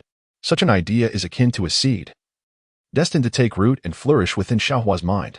Brothers, the third game between the Celtics and Heat is approaching. As a Celtics fan, I acknowledge the Heat's prowess, but I still hope the Celtics emerge victorious. Thus, should the Celtics win, I shall share 2 more images tomorrow. If they lose, let us consider this statement as if I never uttered it. What thoughts do you all have regarding this round of the series? Feel free to leave your comments for a meaningful exchange, preferably one grounded in objectivity, devoid of excessive emotional involvement. Changshi, curse you. Bowen, go. Ensure that this guy is thoroughly defended. During an internal practice match of the Celtics, Changshi executed a spectacular dunk right in front of Carter. Witnessing this, Carter's veins were visibly throbbing. What a leader! Although he was tempted to laugh, Bowen managed to restrain himself. Laughter would ruin everything. Aha, Carter. I do not mean to mock you. It was truly a blunder. Ha. Initially, Changshi was quite the troublemaker, and now, in his relationship with Carter, such an act feels akin to that of good friends playing basketball together, suddenly imitating one another's blunders. Bowen, make sure to defend him fiercely. Carter gritted his teeth and addressed Bowen. Subsequently, Chauncey faced a dismal performance, managing only 3 successful shots out of 10 attempts, while on the defensive end. He was effortlessly bypassed by Carter. All right, everyone take a break. Even as Patino concluded the scrimmage, Chauncey maintained a smile that made Carter feel an overwhelming urge to retaliate. Chapter 64. My words hold no weight. Next, the Celtics arrived at the high-altitude home court, an environment that proved to be exceedingly uncomfortable. Presently, the Denver Nuggets were still a struggling team, having secured only 11 victories throughout the entire season in a typical historical context. It is worth noting that 1998 was hardly a notable draft year. The number of wins they achieved was even fewer than what the Celtics aimed for when pursuing the top draft pick. One can only ponder the strength of this team. Although the team's core player was injured and played only 4 games, this still surpasses the number of games the Celtics openly lost last season, indicating the Nuggets' capabilities. Moreover, the core player Eric Williams had played for the Celtics last season. How formidable can one expect a player who has merely emulated the Celtics' lackluster performance to be? The only cause for concern was the altitude sickness and related issues. Pitino was not apprehensive about the team's potential to win. Rather, he worried that some players might struggle to adapt to Denver's high altitude, potentially leading to injuries. Especially concerning were Carter, Chauncey, and Walker. This team relied heavily on these 3 to sustain its performance. They must remain unscathed. Pitino's anxieties were evidently unwarranted, as all 3 players exhibited no signs of discomfort. In fact, the day before the game, they even managed to visit a nightclub. One can only surmise the extent of their unease. The Denver Nuggets were no match for us. Bowen, this year, your task is to neutralize the Nuggets star player, Eric Williams. Do you foresee any issues? Pitino promptly assigned the toughest challenge to Bowen. Although referred to as the most formidable opponent, it was not as daunting as it seemed. Eric's highest scoring season was this year, where he played 4 games averaging 19.8 points per game. Subsequently, his performance dwindled year after year. Not a problem, coach. You can always rely on Bowen for defense. This guy will not let you down. Carter embraced Bowen, assuring him in the presence of Pitino, now, Bowen is my little brother. Coach boss. Rest assured, I shall not allow him to score easily. Bowen inhaled deeply, mentally encouraging himself. He must not betray the trust placed in him by his mentor and coach. Smith remarked, it is astonishing that during the game at the high-altitude home of the Nuggets, both Carter and Chauncey displayed no signs of discomfort. From what I understand, many rookies experience some level of acclimatization issues upon their first visit to the Denver Nuggets. Yet these 2 exhibited none of such behavior. Remarkable indeed. Paul responded, doesn't this further attest to Carter's innate talent? Adaptability is itself a form of giftedness. At the Nuggets home arena, the sparse crowd offered a cacophony of applause for their team. How disheartening, Carter. For the first time, I realize how challenging it is for players on a struggling team. If I were a Nuggets player, I would scarcely wish to compete. Chauncey observed the Nuggets players with newfound respect, acknowledging the difficulties they faced during their games. As the 2 teams prepared for tip-off, it was astonishing to witness the basketball being tipped to the Nuggets. The ball found its way into the hands of John Newman, prompting Carter to apply tight defense. Newman stood at a height of 6 feet 7 inches, yet played the same position as Carter, who was also a point guard. The Nuggets star player, Eric Williams, also measured 6 feet 7 inches, occupying the small forward position, and notably, the 2 frequently switch roles, one of the few distinctive traits of the Nuggets. Rookie. Do not presume that a few commendable performances grant you the right to boast. This is the Denver Nuggets, not the Boston Celtics. Newman taunted Carter with a derisive remark. Who do you think you are? Michael Jordan? Yet I have already outperformed him, so what makes you think you stand out? Carter retorted. Given the standard Celtics roster, they had secured 36 victories this season, and with Carter now in the mix, as long as they played well, there was no reason they could not triumph over a team that, under normal circumstances, could only muster 11 wins this season. Carter's defensive prowess rendered Newman incapable of delivering the ball to the team's connecting point, Corey Alexander. Faced with this predicament, Newman resolutely opted for a one-on-one confrontation with Carter. He was indeed skeptical of Carter's abilities. Could he truly be so formidable? Victory over Michael Jordan was not achieved through defense, but rather through offense. At this moment, Newman was the one embodying that offensive spirit. He surged forward, breaking through on the right flank. The velocity and explosiveness of Carter are unparalleled compared to Newman. He effectively halted Newman, while Bowen, Chauncey, Walker, and Andrew collectively targeted the Nuggets players, determined to deny Newman any suitable passing opportunities. Even if he managed to pass, they ensured he could not immediately launch an offense. Nuggets head coach Bill Hanslick shook his head at this scene, lamenting the poor performance. Yet, he felt powerless, as he could hardly discern how this team might secure a victory. The starting lineup featured Eric Williams and John Newman. The former was somewhat acceptable, while Alexander and Ellis were passable, but the rest of the players were hardly worth a glance. Moreover, Eric Williams was a trade acquisition from the Celtics, and John Newman was already playing his 13th season. Now consider the opposing Celtics. Their starting lineup, whether it be the extraordinarily talented Carter, the second-year All-Star Walker, or Chauncey, who willingly played in Carter's shadow, filled him with envy. Not to mention Bowen, who was ready to undertake the dirty work. On the bench, there was Ron, the Celtics starting guard from the previous season. Although the Celtics bench was not exceptional, it certainly outshone the Nuggets. At the very least, Ron could provide a stable scoring option from the bench. What did the Nuggets have? Nothing at all. How could they compete? This game, without a doubt, ended with the Celtics administering a mild thrashing. The reason it was merely mild was that the game unfolded rather early. By halftime, the game had progressed quickly, and the referees only blew the whistle to transition into the third quarter. "Eric, keep it up," Walker said as he shared a brief camaraderie with Eric, embracing him. "Walker, the transformation of the Celtics this season is remarkable. Your two newcomers are exceptionally talented. With them, you can easily reach the playoffs. I am truly happy for you," Eric said, while internally lamenting his own situation. "Vince Carter." Eric proactively approached Carter. "Is there something you need?" Carter and Eric are not particularly acquainted. A mere handshake and a brief embrace suffice. What might this signify? Should the opportunity arise, I would cherish the chance to return to the Celtics. Under normal circumstances, Eric would have rejoined the Celtics during the transition from the 1999 to the 2000 season, yet it remains unclear what allure the Celtics hold for him. "My opinion holds little weight." Carter shrugged and shook his head, remarking, Chapter 65, Team Testing, Post-Match Interview. "Carter, you have 4 days of respite ahead, after which you will face the Spurs at the Celtics' home ground. Do you have any words for Duncan?" Carter replied, Duncan, I shall await him at the Celtics. I hope he can ignite some interest in me, for I have played these past few games with a complete lack of motivation." Carter grasped the microphone and, without a moment's hesitation, commenced the roll call, thereby placing immediate pressure on both the Raptors and the Nuggets. "Carter, how do you intend to mitigate Duncan's formidable presence in the paint?" To speak frankly, it seems the Celtics' interior defense pales in comparison to that of the Spurs. While I appreciate your inquiry, I must admit that the question posed leaves me rather disheartened. My friend, do you truly hold the all-star caliber frontcourt in such low regard? Carter looked at the questioning journalist with a smile that was neither fully a smile nor entirely serious. "Carter, that is not what I meant. I was asserting that the Celtics' interior game pales in comparison to that of the Spurs. My friend, when has a single position ever determined the outcome of an entire team's performance?" Carter rubbed his temples and exclaimed with exaggerated expression, "Has the rapid evolution of basketball skills left me behind the times? If the Bulls could secure the championship solely with Jordan, then why did they initially seek to bring in Rodman?" Carter unhesitatingly placed the topic squarely on the shoulders of the old rogue, claiming that prior to his defeat by the seasoned veteran, everything he uttered was undoubtedly correct. Competitive sports, victory belongs to the conqueror. Upon returning to the Celtics, Carter, along with Chauncey, Walker, and Bowen, promptly ventured into the nightlife. "Boss, the outcome of the next game has a direct bearing on your ranking for Rookie of the Year. Are you not the least bit concerned?"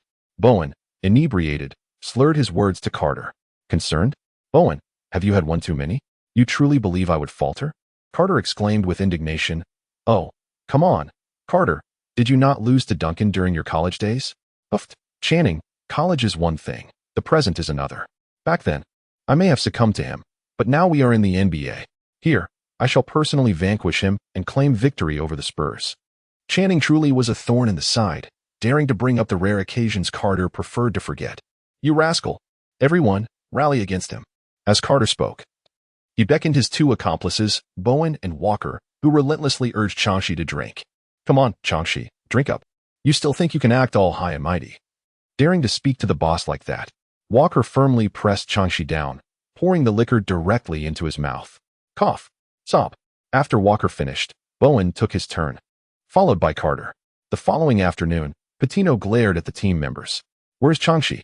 "Coach, he went to a nightclub last night. I told him not to go, reminding him that we have practice today, but he wouldn't listen. Although I am a key player, I am not a tyrant, right? I can't just drag him away from his plans. Coach, there is a distinction between playing basketball and living life." Carter chewed on his gum, shaking his head as he spoke. This guy, Pitino, accustomed to reprimanding, suddenly realized, "Wait, Carter, what nonsense are you uttering here? You expect me to believe you didn't visit the nightclub? Well, the truth of the matter has come to light. It appears that Chauncey has unknowingly offended Carter, leading him to become inebriated. Carter, you must not allow training to be delayed in the future." Pitino pointed at Carter and then fell silent. One can only say that it is indeed Carter, the unequivocal core of the team. If it were someone like Bowen or Walker, They would certainly provoke a furious tirade from Pitino. Let us proceed with the training and have them practice with Chauncey. Inquire whether he can make it today. Pitino instructed his assistant coach. Carter commenced his shooting practice. Swish, swish. Carter, hold on. And you too, Bowen, come over here. Pitino beckoned Carter and Bowen to the side. Carter, apart from dunks and layups, what other finishing abilities do you possess in your drives? Many, generally speaking. Carter possesses a dribbling and driving skill rating of 85. With his layup at 90 and dunking an impressive 99. What does this signify? Carter's technical prowess in finishing after a drive is undoubtedly commendable. Bowen, you are tasked with defending Carter. Carter, I expect to witness the full extent of your offensive repertoire. Refrain from shooting. Carter nodded, acknowledging that showcasing these skills to the coach was indeed essential. However, he had always favored jump shots or dunks during internal training matches. The jump shots were intended to hone his shooting ability, while the dunks were simply for the exhilaration they brought. Bowen, do not hold back simply because he is Carter. Give your utmost effort in defense. Understood, coach. Carter and Bowen struck their poses, preparing for a one-on-one showdown. Bowen, I shall surpass you in a single stride. Do you believe that?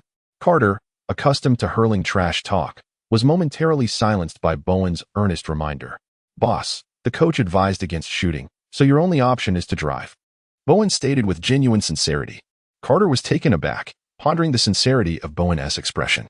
Was he truly under the impression that I had forgotten the coach's instructions the moment they were uttered, and thus felt compelled to remind me out of goodwill? Carter's mindset has been somewhat affected. Carter took a deep breath and then began his drive. After breaking through, he executed a powerful slam dunk.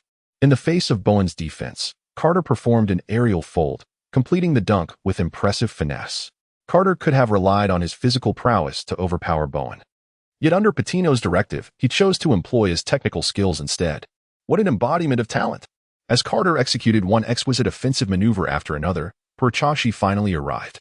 Ahem, coach, my apologies for being late. Chauncey, warm up. Shortly, you will double-team Carter alongside Bowen. I wish to observe how Carter performs under pressure. Throughout this season, the Celtics have faced not only the Raptors and the Nuggets, two relatively weak teams, but also a succession of perennial playoff contenders, formidable squads one after another. Consequently, Carter's statistics in this regard are rather limited. While they do exist, the nature of data dictates that more is always preferable, for comprehensiveness is achieved through abundance. Understood, coach. Chauncey remarked, a slight smile gracing his lips as he gazed at Carter. Carter, this is not a vendetta. It is merely the coach's directive, leaving me with no choice. Now, Carter and Bowen, let us pause for a moment. Chauncey, are you awake? I told you not to frequent nightclubs. Look at the time wasted. Now it has impacted our training. Carter astutely seized the linguistic high ground, rendering Chauncey momentarily speechless. Carter, next you shall face the double team from Chauncey and Bowen. Let me witness your limits. Coach, are you serious? Chapter 66. We must coax Duncan into executing a thunderous dunk from a standstill. Smith, to be honest, I have eagerly anticipated this match, Paul remarked, observing the Spurs and Celtics players warming up with a sense of nostalgia. You are not alone in this sentiment, Paul. I believe most people share an interest in the clash between the Celtics and Spurs, as this game will significantly impact the outcome of this year's Rookie of the Year award. Furthermore, I am intrigued by Carter's remarks. I wish to see how the Celtics will strategize against Duncan in the Spurs interior. Smith, shall we venture a prediction? What statistics do you foresee for these two players today? Paul proposed. I believe Duncan will achieve 20 points and 10 rebounds. Carter should amass 30 points and 5 assists. Oh my goodness. Smith, are you serious? One cannot overlook the audacity of Smith's predictions. Such figures are astonishing. One might mistake them for forecasts of seasoned all-stars rather than rookies. However, both players certainly warrant such projections. Duncan requires no further elaboration. He is nearly at the pinnacle of his capabilities. As for Carter, his physical gifts alone render him capable of scoring 20 points with minimal technique. Not to mention Carter's explosive first step, his breathtaking dunks, and his graceful jump shots. Of course, Paul, what are your thoughts? Smith inquired, casting a mischievous glance at Paul. Well, I share your perspective. I too believe both players can achieve such statistics. Paul was not easily swayed. Though the numbers appeared impressive, considering the caliber of the players involved, they seemed less perplexing. Tim, it's been quite a while. This marked the first encounter between the two since the draft. Long time no see, Carter. Duncan, still wearing a hint of a smile, stepped forward to embrace Carter. "Duncan, shall we compete in a dunk contest?" Carter grasped the basketball, chewing on his gum, and tilted his chin as he spoke. "All right, Carter. Sounds good. I'll go first." Duncan voluntarily chose to take the lead. "Let's do this." Carter gazed at Duncan with eager anticipation, curious to see if Duncan could execute a stunning windmill dunk from a standstill. With a resounding thud, Duncan proved worthy of his moniker, the Flying Devil, as his dunk was nothing short of electrifying.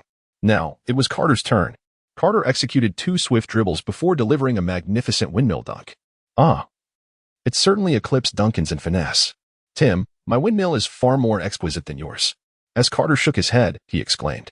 Then, he watched as Duncan picked up the basketball and executed a powerful windmill dunk right from his spot. "No, Carter, I believe I can spin it more perfectly than you." A laugh erupted, a classic moment, though belated. Thus, Duncan was coaxed by Carter step by step into performing a magnificent stationary windmill dunk. "Ha ha, very well, Tim. In the realm of windmill dunks, I, Vince Carter, gladly bestow upon you the title of the strongest." Carter ingeniously adapted the iconic lines of Uchiha Madara, one of the renowned Uchiha 4, into his own style. Chuckling, Duncan appeared to be performing a windmill dunk right in place. Who would have thought this fellow was also quite the entertainer? Initially, it was anticipated that Carter and Duncan would deliver a breathtaking dunk contest, capturing the attention of both the referees and cameras present at the Celtics venue. Yet, Duncan's unexpected windmill dunk took everyone by surprise. On the bench, Popovich erupted in laughter at the sight of Duncan's antics. "Ha ha ha, Tim, my dear, I merely suggested that the youth should be a bit more liberated. And look what he did. Truly rebellious, isn't it?" Popovich chuckled heartily, realizing for the first time that Duncan had such a playful side. "Robinson, perhaps you should let Duncan jump the ball with me. After that windmill, I can hardly contain my laughter," Andrew remarked, unable to suppress his amusement. Robinson nodded earnestly and, astonishingly, switched positions with Duncan. Without uttering a word or displaying any change in expression, Duncan appeared as if the windmill dunk had not been executed by him. Truly, a master of psychology.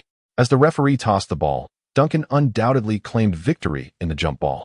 "Buddy, you truly are a good man. You didn't deceive me. When it comes to jumping against him, you clearly had no intention of leaping." Admiral Robinson grinned at Andrew. "What is going on, Andrew? Not even attempting to jump?" Walker complained. "Even if you can't match Duncan, you shouldn't play like this." "My apologies. I didn't expect the Spurs would actually have Duncan jump the ball." Andrew sheepishly raised his hand in apology. "All right, let us focus on the game. Enough with the windmill antics. We need to secure this damned victory." At a critical moment, Carter decisively silenced the previously raucous Celtics, urging everyone to concentrate fully on the match. "Brother, should we not defend Tim?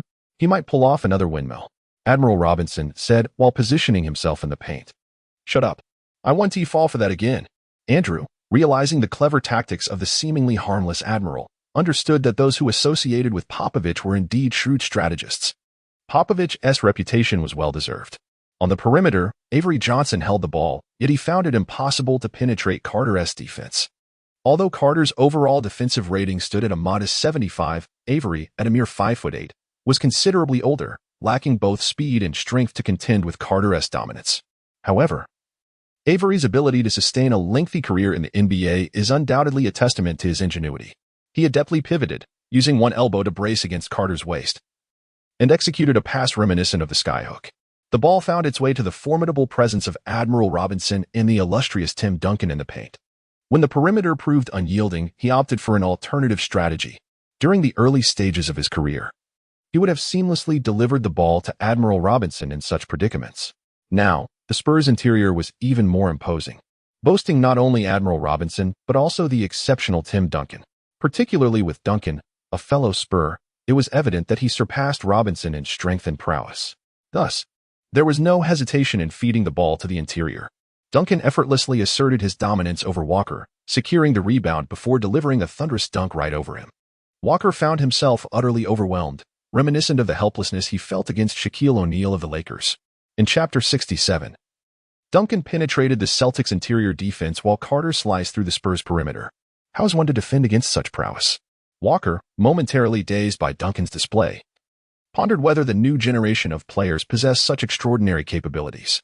With a defeated sigh, he muttered his incredulity. Meanwhile, the Celtics executed an inbounds play, with Channing skillfully maneuvering past half-court before directly passing the ball to Carter. Carter nodded toward Andrew and Walker, and then the three of them set into motion. Andrew and Walker darted outward, drawing Duncan and Admiral Robinson away, while Carter executed a powerful drive, seamlessly penetrating the defense. With a lightning-quick first step and terrifying explosiveness, Carter left defenders merely gazing at his retreating figure. Confronted with an unguarded basket, he decisively opted for a thunderous dunk. Bam! After executing a stunning dunk, Carter forcefully grasped the rim and performed a pull-up, landing gracefully on his feet. Keep it up, Johnson. You are merely a fraction away from being able to defend against me. As Carter spoke, he gestured animatedly. Avery Johnson cast a sidelong glance at Carter, thinking it absurd that someone as seasoned as himself could be swayed by such nonsense. How ironic it was that, just moments ago, Carter had been so confident in his ability to surpass him. Avery, teach him a lesson, commanded the team's captain, Admiral Robinson. No problem, boss, Avery replied, dribbling the ball as he approached Carter, his expression serious as he sought to uncover any weaknesses in Carter's defense. Carter could not help but chuckle at Avery's expression. This serious demeanor was truly amusing. Carter not only laughed for himself but also sought to include Avery in his merriment, wishing to alleviate any awkwardness. Johnson, why so serious? We should play with joy. Inspired by Carter, Avery Johnson suddenly faltered, causing him to mishandle the dribble. Carter observed the scene and hastily attempted to intercept, but alas, Avery Johnson was no novice. He had played the game for many years. At that moment, Avery once again passed the ball into the paint.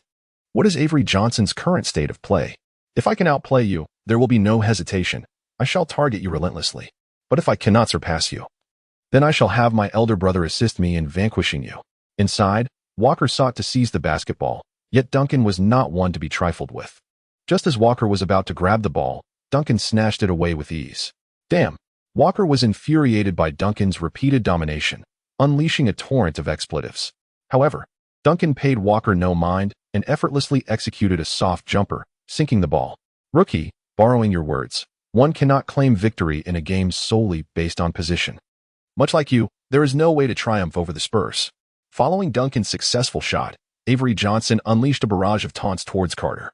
Although Carter's trash talk is renowned throughout the league, those who have never faced him directly cannot fully comprehend its potency. Avery was one of those individuals. Let us not forget that in his early career, he had competed against Larry Bird. In Avery's eyes, even if Carter's trash talk was formidable, it paled in comparison to that of Bird or Michael Jordan. How much stronger could it truly be? In response to Avery's antics, Carter first chuckled, then extended his hand for the ball. Veteran, after all these years, aside from riding coattails, what have you truly learned? Are you not pleased that the team's interior players have stepped up in your moment of struggle, preserving your dignity? As Carter skillfully handled the ball, he unabashedly exposed Avery's scar. Rookie, our roles are fundamentally different. If you wish to compete with me, I cannot help you. However, I have never boasted about securing the MVP in my rookie year. Such trash talk was utterly inconsequential to Carter, who had faced countless keyboard warriors in the era of information overload. Nevertheless, he found himself genuinely intrigued by Avery. This young man possessed a certain quality. Indeed, having been tempered by the likes of Bird, the old rascal, and Peyton, masters of banter, Avery had developed commendable resilience under pressure. Yet, despite his impressive fortitude, standing at a mere 178 centimeters, how could he possibly guard against Carter? Carter made a slight adjustment before executing a swift three-point shot. How should we describe Avery's defense against Carter? It cannot be said that there was none. Rather, it was utterly ineffective. Swish. The three-pointer found its mark. As Carter retreated on defense, he remarked to Avery, veteran, have you relied solely on the mistakes of others to defend against your opponents throughout your years in the league? You are nothing but a timid defender, merely relying on passive observation. In this era, there is perhaps no greater insult for a player than to be labeled as soft. Vince Carter's sharp tongue was unrelenting, provoking Avery Johnson's ire with remarks about his defensive prowess and perceived softness. Me? Soft? Defensive shortcomings? Rookie. I shall demonstrate the intensity of my defense, which is far beyond your ability to merely float outside and shoot. Avery Johnson exclaimed in frustration. Defensive shortcomings? Was that not an affront? Standing at a mere 178 centimeters, how could he possibly contend with Carter, who towered at 198 centimeters and possessed extraordinary leaping ability. Tell me, how is one to defend against such an opponent? Even if legends like Larry Bird or Michael Jordan were to take the court with equivalent talent, could they truly contain Carter's jump shot? What a farce. He is not soft. It is simply an insurmountable challenge. As the game progressed, the Spurs did not excessively distribute the ball to Avery Johnson. Both Jackson and Robinson were intent on feeding the ball to Duncan. Duncan, in turn, did not disappoint the trust placed in him by the team. Against the Celtics' interior defense, whether it was Andrew or Walker, they could do little more than succumb to his prowess.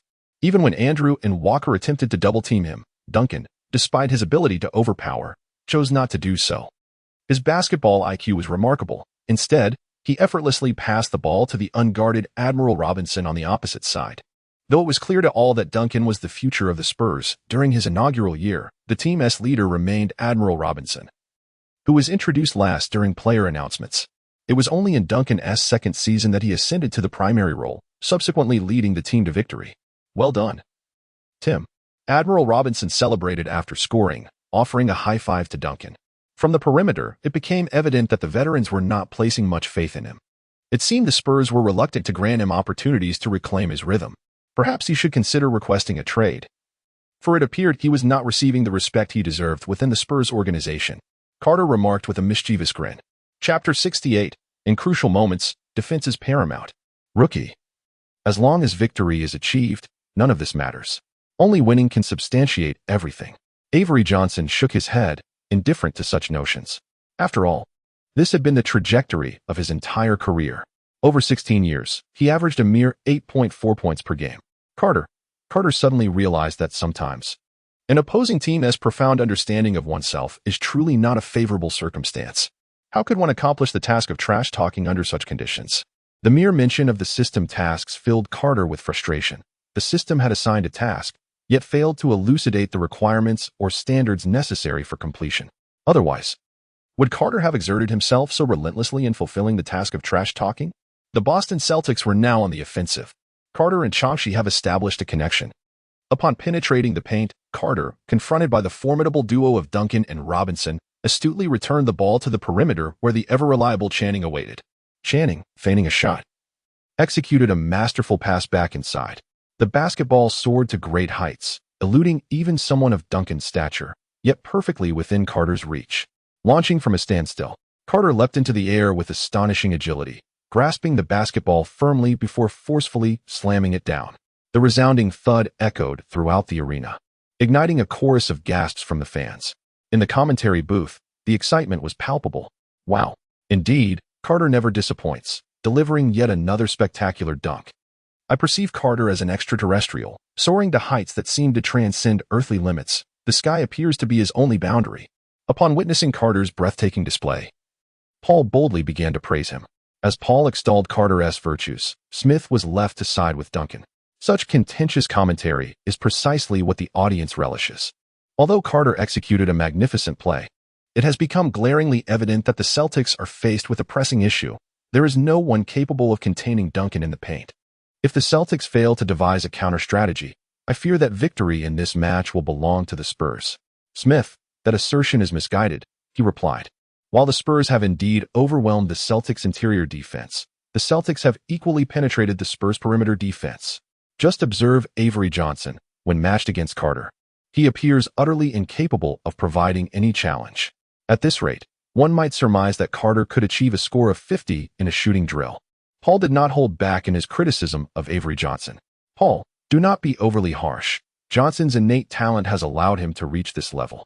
And at the very least, he has not been entirely stifled by the Celtics on the offensive end, which is commendable. Smith, I truly cannot comprehend your argument. Are you suggesting that we should excuse Johnson's blunders merely because of his physical limitations? This is the NBA, the pinnacle of basketball. If one's physical prowess does not measure up, it signifies elimination from this elite arena. Not an appeal for sympathy that jeopardizes the team's chemistry by forcing him to start. Paul unleashed a torrent of criticism, nearly pointing directly at Avery Johnson, urging him to retire, as his current performance leaves much to be desired. Johnson's statistics for the season, averaging 10.2 points and 7.9 assists, are certainly adequate for a starting point guard. especially considering that he has earned the moniker Little General during his tenure with the Spurs.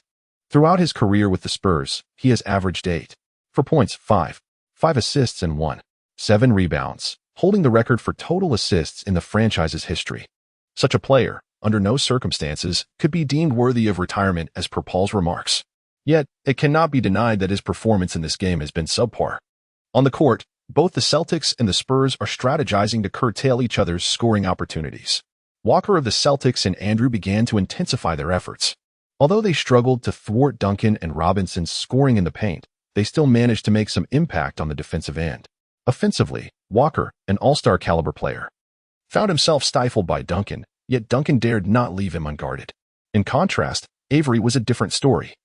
Aside from his pivotal mid-range shot that would aid the Spurs in clinching the championship next year, he exhibited no explosive scoring performances. Moreover, Avery was not a primary offensive threat for the Spurs, allowing Carter to feel quite at ease. The interior of the Spurs was not as comfortable as anticipated. Yet the Celtics found great ease on the perimeter. From the bench, Popovich observed with a furrowed brow. With decisive authority, he called for a timeout. "Tim, take a breather. We'll unleash you in the second half." With less than 3 minutes remaining in the second quarter, Popovich promptly substituted Duncan, taking a moment to impart some instructions to him. The Celtics opted for a substitution as well, taking Walker off the court. There was no alternative. Walker needed to conserve his stamina to match Duncan's intensity. He could not allow Duncan to feel too comfortable, for if Duncan was at ease, the Spurs would thrive. And if the Spurs thrived, the Celtics would find themselves in distress. Old-timer, Popovich truly places his trust in you, even in such a challenging game. He refrains from pulling you off? Is this your skill set the best on the Spurs perimeter? Carter gazed incredulously at the little general, Avery Johnson. Rookie, you might find yourself on the receiving end of a punch if you continue speaking like that. The little general, Avery Johnson, cautioned with a hint of benevolence. A punch? Aren't you the one playing in the NBA? Do you not recognize that I am donned in a Celtics jersey? As Carter spoke, he absent-mindedly dug at his ear. Ever since donning the Celtics jersey, the notion of being beaten has scarcely crossed his mind. Naturally, such thoughts do arise, but only when confronted by particularly irascible brutes. Avery Johnson couldn't help but mutter to himself, "What's up with the Celtics? So arrogant." However, the painful truth emerged. The Celtics of the 1990s indeed possessed an undeniable prowess. Yet, the Celtics, despite their might, lacked a #1 draft pick, Avery Johnson quietly remarked. Coincidentally, Carter caught wind of this remark. What did it imply? Was he being relegated to merely being Duncan's alternative? Carter's mind was consumed with the essence Avery sought to convey, as he licked his lips and remarked, "Veteran, you exhibit remarkable courage." In the ensuing 2 minutes, Carter resolutely intensified the challenge for the little general, Avery Johnson, calling for his involvement on the offensive end while amplifying his defensive maneuvers. Notably, Carter even forced Avery into a 24-second violation. "What are you doing, rookie? Have you lost your mind?" Chapter 69. The competition reached a fever pitch. Veteran, you truly are a coward, incapable of even making a shot. A coward does not deserve victory. You would do well to request Coach Popovich to substitute you out. Your presence on the court only hinders your Spurs. After Carter successfully defended against a foul by the young Avery, he coldly remarked, "You scoundrel." Avery clenched his teeth in frustration. "Hey, don't let him get to you. This kid's trash talk is as potent as that of Peyton and the rest. Stay composed. Leave it to us. We will triumph in this match." Admiral Robinson reassured Avery. "Don't worry, Robinson. I am not a rookie fresh to the league." Reflecting on the first half of the game, the Celtics and Spurs engaged in a fierce exchange. Carter skillfully penetrated the Spurs' perimeter defense. There was simply no competition as those two defenders were wholly outmatched physically. Carter bulldozed right through them. The same scenario unfolded in the paint for the Spurs. Although Walker had just entered the All-Star realm, he was up against Duncan, a player who was practically a seasoned veteran the moment he joined the league. The greatest power forward in NBA history. While Duncan had yet to receive such a title, the dominance he displayed was nearly unrivaled. Walker and Andrew, despite their valiant efforts, managed to create some difficulties for Duncan, but he was not to face the challenge alone. The Spurs' interior defense comprised the formidable duo of Duncan and Admiral Robinson. This level of interior strength ranks among the most formidable in the NBA. Andrew and Walker were thoroughly overpowered, and the Celtics' paint turned into the Spurs' private garden. It was only when the Spurs substituted Duncan in the final moments that the Celtics gained a fleeting opportunity to breathe. Primarily due to Carter's extraordinary stamina and the Spurs' comfortable lead, negating the need for a grueling contest. In the commentary booth, Smith remarked, "I must say, both the Spurs and the Celtics have their own critical weaknesses." "Indeed, Paul," replied Smith, "the Spurs perimeter has completely lost its resistance against Carter's Celtics, while the Celtics interior has become Duncan's playground. However, the current situation is quite unfavorable for the Celtics. As is widely known, the closer one is to the basket, the easier it is to score, and the scoring becomes more stable. The Celtics rely on mid-range shots to accumulate points, which is highly dependent on the player's shooting rhythm. If either the Celtics or Carter loses their shooting touch, I believe this game will come to an end for the Celtics." Smith nodded in agreement. In this era, whether players, coaches, commentators, or fans, there exists a certain obsession with the interior game, with the exception of the likes of the old Nelson and a few others. Of course, even though Michael Jordan's emergence revealed that perimeter players could also dominate the game, everyone understands that the feats of the old master cannot be replicated. Teams like the Magic are an exception to this rule. Although Carter succeeded in besting Michael Jordan, he is not Jordan. At halftime, the Celtics trailed the Spurs 42-46, falling behind by 4 points. "Walker, Changs, you two must exhibit greater aggression from the perimeter." A hint of concern flickers in Patino's eyes. "The Spurs are indeed a formidable opponent." "Understood, coach." After Carter spoke, he tossed the towel aside. The second half commenced. Carter has once again made a significant contribution on the offensive front. Carter skillfully maneuvered past the young general, Avery, and made a direct assault into the paint, successfully executing a spectacular three-point play against Duncan. What a remarkable display, my friend. The sheer thrill of witnessing Carter score that three-point play over Duncan sent Walker, who had been thoroughly dominated by Duncan, into a state of exhilaration. He was more elated than if he had scored the basket himself. "Tim, perhaps we could take a swim together sometime." Carter's words momentarily stunned Duncan. This fellow truly had the remarkable ability to articulate vexatious banter from every conceivable angle. Initially, Duncan did not pursue a path in basketball. He was a latecomer to the sport. Yet, to emerge as the greatest power forward in NBA history from such humble beginnings is nothing short of extraordinary. This achievement resonates profoundly throughout the global basketball community, marking an astonishing milestone. As Carter commenced his free throw, a palpable tension enveloped the Celtics fans, who collectively held their breath. This solitary free throw bore immense significance. Swish. Under the gaze of the entire audience, Carter successfully made the shot. "Tim, I've heard your free throws are quite impressive. Perhaps you should seize the opportunity to give it a try?" After Carter sank a free throw, he shouted at Duncan and immediately transitioned to defense. Whether it affected the game or not was inconsequential. After all, Duncan's mentality had never faltered. The few instances of emotional imbalance on the court were merely remnants of his later career when he struggled to assert himself. "Duncan, the Spurs leader, why do you play with such fervor? To speak candidly, you surpass Admiral Robinson by leaps and bounds. Why hasn't the Spurs organization appointed you as the unequivocal leader? Is it merely because you're a rookie? Look at our Celtics. I was the standout performer last season, and once Carter arrived, I willingly made room for him. That is what I deem as showing awareness." Walker began to employ a strategy of division against Duncan. However, it proved futile.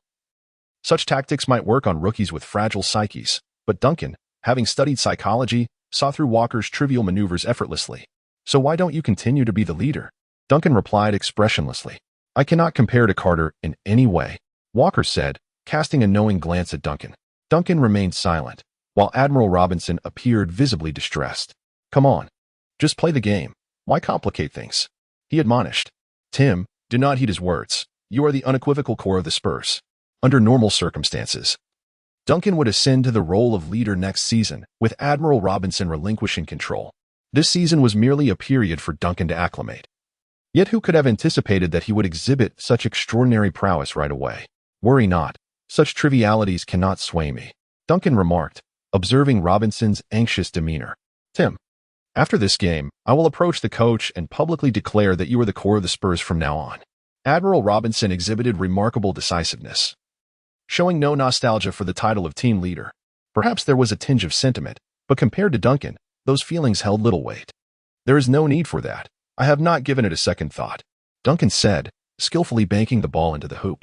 The entire process lacked Carter's flair but exuded a sense of stability, providing a sense of reassurance. Chapter 70. Trailing by 10. "Avery, you cannot guard me. Let Duncan handle it." Carter effortlessly maneuvered past the little General Avery once more, surging into the paint yet again. Duncan, having previously experienced a foul, did not grant Carter the opportunity this time. Carter refrained from committing a foul, unperturbed. A successful layup sufficed, and if he could convert an and one, that would be splendid. Yet failing to do so would bear no consequence. Subsequently, the Spurs embarked upon their offensive sequence, moving languidly as they awaited Duncan to establish his position, at which point the ball was delivered into his capable hands. Thereafter, Duncan engaged in a collaboration with Admiral Robinson, employing various postures to repeatedly dominate Walker and Andrew. With a swift motion, Duncan, undeterred by Andrew's presence, executed a delicate floater. The hoop was merely a stone's throw away, and as Duncan elevated to release the ball, Andrew's spirit crumbled in despair. Was this not too effortless? Even if one were to attempt a thunderous dunk against him, it should not have been this easy. After all, his innate talent pales in comparison to Duncan's, who possesses a prowess that leaves the entire league in disarray. It is only natural to find oneself overshadowed by greater talent. Yet, to score so effortlessly over him casts a shadow over Andrew's abilities. Your dunk exemplifies your strength, while his floater underscores his inadequacy. Andrew perceived Duncan, with his pronounced brow and expressive eyes, as somewhat mischievous, engaging in actions that serve no benefit to himself. What advantage does it bring the Spurs to diminish his value? The Spurs' interior presence is undeniably formidable, Smith remarked with astonishment. Indeed, the Celtics, even against the Lakers, have not encountered such disarray, primarily due to Shaq's free throw vulnerability. I believe the Spurs' interior strength could easily rival that of the Knicks, Rockets, and Jazz, Paul proclaimed emphatically. Regardless of the volume of praise, if you perform admirably, I shall extol your virtues. Should you falter later, that is your concern, not mine. Carter, facing off against Avery, prepared for a jumper. How would one describe this shot? Bang! The response to Smith was the sound of iron. Alas, that attempt did not find its mark, as Robinson secured the rebound. The Spurs initiated a counterattack. Avery, fueled with determination, surged forth, momentarily rallying against Carter's defense. In midair, to evade Carter's block, his shooting form became entirely distorted. Logically, that shot should not have succeeded. Yet it transformed into a miraculous basket. It simply went in. There was no rationale, no explanation. With the Celtics' mistakes and the Spurs' rapid scoring, the gap between the two teams widened once more. Following this, the Celtics' perimeter shooting abruptly plummeted to a freezing point. As Carter and Chauncey each suffered a trio of missed shots, the resounding clang echoed, leading one to believe they had stumbled upon a forge in Boston's North End. Beep. Pitino called for a timeout. Carter, reduce your shooting attempts and focus on penetrating. They cannot contain you. Chauncey, facilitate the play. Bowen, lessen your presence on the offensive end and strike unexpectedly. Do not disappoint me. Yes, coach. After relaying a few more instructions to Bowen and Andrew, Pitino substituted all the players. Thus far in this match, other than Walker, everyone else had been on the court for the entire duration. This was a test for all, a fact not lost on Pitino. However, the Celtics bench was indeed lacking in efficacy. Moreover, the Spurs had not brought in their reserves either.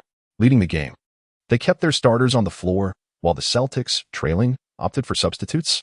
What was this? Surrender? It must be noted that Duncan, averaging 34 minutes per game throughout his career, had peaked at an astounding 40.6 minutes in a season. Duncan's later career was influenced by exhaustion, yet in his youth, he was fiercely competitive. Notably, during the 2001-2002 season, he averaged 40.6 minutes, ranking 6th in the league. However, in 2005, his playing time drastically decreased, never again exceeding 35 minutes post the 2004-2005 season. Thus, Duncan's stamina was undoubtedly robust. Consider this. Even with reduced average playing time towards the end of his career, starting from 2005 when he fell below 35 minutes, he still managed an impressive career average of 34 minutes. This man was indeed a physical marvel. Furthermore, during the early years of his career, Popovich did not restrict Duncan's minutes, allowing him to truly dominate the court. As the timeout concluded, neither team made substitutions. The Celtics, trailing, could not afford to bring in their bench players of such inferior caliber, while the Spurs believed that as long as Duncan remained on the court, victory was assured. Why would they pull him off? Duncan was not hindered by fatigue. As for the perimeter game, the starters had already been overwhelmed. Why bring in the reserves? Were they intent on rekindling the Celtics' rhythm after it had just begun to cool? The absence of substitutes from both teams was indeed surprising, considering this was merely a regular season game, not the playoffs or the finals. Wow, With both teams opting not to substitute, it seemed they were prepared to battle relentlessly. The match was becoming increasingly captivating. However, thus far, it appeared that the Celtics had yet to discover a strategy to contain Duncan, tilting the balance of victory towards the Spurs. Smith spoke, articulating a truth that stung the Celtics fans. The Spurs remained unhurried, methodically scoring through their set plays. Meanwhile, the Celtics sought to capitalize on any opportunity for a swift attack, aiming to exploit moments when Duncan was out of position. Otherwise, with Duncan dominating the paint, even Carter would find it challenging to score when driving in.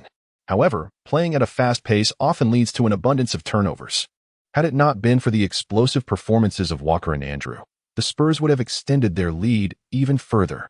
Nevertheless, by the end of the third quarter, the gap between the two teams had reached 10 points, trailing by 10 in the final quarter and having rarely held a lead throughout the game.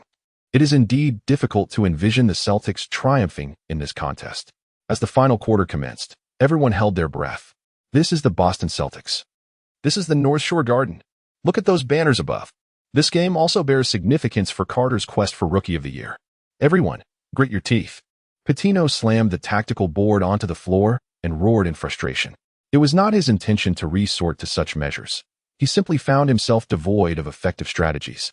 Feeling it might be more beneficial to offer some motivational words instead, he sensed that no matter what tactics he employed, he could not outmaneuver Popovich on the opposite bench. Although both were coaches, the disparity in experience was stark, and he, too, was a renowned figure in the NCAA.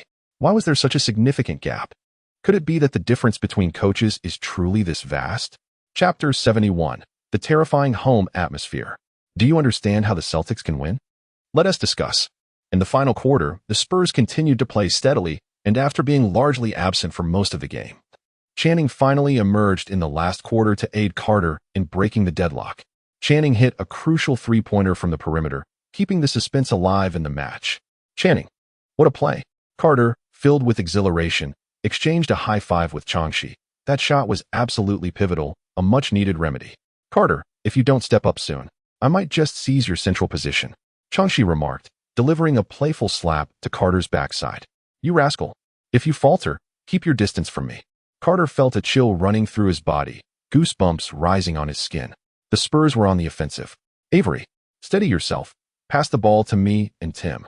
Tim will lead the team to victory, shouted the Admiral, Robinson. The young general, Avery, took a deep breath and nodded. As Avery dribbled past half-court, Carter and Bowen switched their defensive assignments. Although Avery could hardly get past Carter, every ounce of energy saved in this final quarter was precious. Who among them would complain of having too much stamina? Pathetic, you can't guard me. Let Carter take over. The young general, Avery, boldly relayed the taunts Carter had just hurled at him to Bowen. You're quite audacious. Bowen replied with a smile that didn't reach his eyes. He then immediately increased the defensive pressure on the young general. The moment Avery began dribbling, he felt an uncomfortable weight on his shoulders. He suddenly realized that Carter's defense was remarkably clean. The minor actions he exhibited were a stark contrast to Bowen's roughness, which felt almost friendly in comparison. Were these minor gestures? No, they were enthusiasm. Was it wrong to be a bit more passionate about basketball? At the very least, it was a far cry from the nonsense exhibited by that other fellow. During one attempt to steal the ball, Bowen subtly tugged at the young general's lower body. Damn, you bastard. Although Bowen did not succeed in stealing the ball, this maneuver left Avery unable to continue his offensive play. Avery passed the ball to Duncan in the paint. With a deceptive step, Duncan faked Walker and then gently banked the ball in. 2 points scored. In the next round, Carter charged into the paint, facing the blockade of Duncan and Robinson. With an ingenious angle, he passed the ball to the perimeter where Chansey awaited. As Chansey drove in, Carter sprinted toward the corner three-point line.